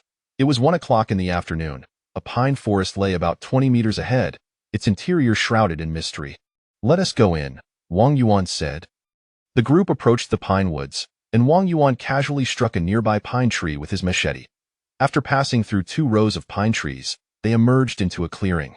Before them lay a vast expanse of ruins, scattered with green bricks, tiles, and some squared stones. The ruins spanned the size of 2 football fields, overgrown with weeds, and flanked by 2 rows of pine trees. This must have once been a structure. Judging by these green bricks and tiles, it appears to reflect the architectural style of ancient times in our country, Jiang Yin remarked. Indeed, it must have collapsed over a century ago, Wang Yuan mused, picking up a piece of green. "There's a tiger inside," Ren Yuanyuan exclaimed. "Captain, what should we do?" Zhang Lanfang inquired. "Let us take a look. There might be treasure after all," Ren Yuanyuan suggested. "Very well, let us investigate, but ensure your firearms are ready," Wang Yuan instructed. The group climbed onto the ruins, discovering a large expanse in the center, overgrown with weeds and shrubs, dotted with several cypress trees. At the far end of the clearing stood a stone hut, miraculously intact. In front of the hut, a pack of wolves was attacking a wounded tiger, the latter covered in scars and bleeding profusely. The wolf carcass lay on the ground, while the tiger faced off against 6 other wolves, evidently defending the stone hut, as it could have easily fled otherwise. The tiger was panting heavily and trembling, indicating its exhaustion. "Captain, what should we do?" Zhang Lanfang asked. "Let us approach and observe. After all, they have yet to attack us," Wang Yuan replied. "All right." The group descended from the ruins, raised their weapons, and cautiously approached the stone hut. Suddenly, the wolves noticed them. 1 wolf howled, and 3 others charged at the group. Bang, bang. Rat-a-tat-tat. The group fired, and the 3 wolves fell to the ground. The remaining wolves and the tiger were startled, shrinking back and glancing at the newcomers. Rat-a-tat-tat-tat-tat. The 3 women fired again, and the last 3 wolves collapsed. The tiger glanced at the group before turning and making its way towards the stone hut, collapsing just outside the entrance. At that moment, a tiger cub emerged from the hut, trotting over to nudge its parent with its head. "Ah, this little tiger is adorable," Ren Yuanyuan exclaimed. The group gathered around. The tiger was not dead, merely gazing at them with weary eyes. Wang Yuan gently stroked the tigeress head while Ren Yuanyuan petted its rear. "Ha ha ha, I just touched a tigeress backside." Zhang Lanfang laughed as she picked up the cub, the 3 women enamored, their eyes sparkling with delight. "So cute. Utterly charming. We have no milk to feed it. Let us try cutting some wolf meat for it," Wang Yuan suggested. The He promptly fetched a large piece of wolf meat. "Too big, cut it into smaller pieces," Jiang Yin advised. Wang Yuan took the wolf meat, sliced off a small piece, and handed it to Ren Yuanyuan, who held it to the cub's mouth. The cub opened its mouth and eagerly snatched the meat, chewing happily. "Ha ha ha, it's actually eating." The tiger lay on the ground, watching the group. Wang Yuan prepared several pieces of wolf meat for Ren Yuanyuan, who, along with the others, fed the cub. They then tossed a large chunk of wolf meat to the adult tiger. The tiger glanced at Wang Yuan and began to devour the meat as well. After a while, the tiger regained its strength and stood up, startling the group. It surveyed the group before entering the stone hut, with the cub breaking free from their embrace to follow. The adult tiger turned back to look at them once more. Wang Yuan followed into the stone hut. Chapter 151. Entering the cave, the stone house was modest in size, merely spanning over 20 square meters, devoid of furnishing. The 4 members of the Black Wolf team also entered, their eyes drawn to the opening. The tiger stood at the edge of the hole, observing the gathering, and upon confirming their arrival, lay down on the ground, gazing at them. The young tiger, emitting soft whimpers, nestled beside its companion. Wang Yuan approached, crouched down, and gently caressed the young tiger, casting his gaze towards the opening within. A set of stone steps descended at an angle, fading into darkness. "Captain, do you think there might be treasures hidden within that cave?" Ren Yuanyuan inquired, peering into the abyss. "Indeed, it is a possibility," Wang Yuan replied. "Shall we venture down to investigate? The darkness is too profound. We need to craft some torches first. Then let us hasten our preparations. It is too late. It is already 2:30. We must return. We cannot ascertain what dangers lurk within. So let us come back with torches tomorrow," Wang Yuan stated. "Very well," she acquiesced. Wang Yuan exited the stone house, dragging a deceased wolf inside. He sliced several pieces of wolf meat and laid them beside the tiger, offering smaller chunks to the young tiger as well. After stroking both tigers, he stood and declared, "Let us depart." The three women also patted the young tiger before turning to leave. "Let us quicken our pace. We must return before nightfall," Wang Yuan urged. "Agreed, but Captain, let us bring more provisions tomorrow. With only an hour here, it is utterly insufficient. Perhaps we should spend the night here," she suggested. "Very well, we shall carry additional supplies and bring the frying pan as well," Wang Yuan replied. The group returned to the cave before darkness enveloped the landscape. After dining, they fashioned over a dozen torches from sticks, straw, and ragged cloth, filling 3 backpacks with food and clothing, while 2 baskets contained ammunition and water, alongside a medical kit and a length of rope, all including the torches. Once their supplies were secured, they took a moment to rest. The next morning, after hastily washing up and consuming a quick breakfast, they set out. After days of climbing, fatigue had given way to exhilaration. 6 wolf corpses lay where they had fallen. The tiger was likely still within the stone house. "It appears to be safe. Let us enter," Wang Yuan suggested. Agreed. The others concurred as they descended the ruins and approached the stone house. Suddenly, the young tiger, alerted by their presence, bounded out from the stone house, rushing towards them and nuzzling against Wang Yuan's trousers. Wang Yuan crouched to lift the young tiger into his arms. The 3 women gathered around, petting the young creature. "Did you miss us, little tiger?" Ren Yuanyuan cooed. The young tiger licked her hand with its tongue. "How delightful!" The 3 women exclaimed, enchanted by the playful creature. "Where is the adult tiger?" "Let us go see," Wang Yuan suggested. As they entered the stone house, they found the adult tiger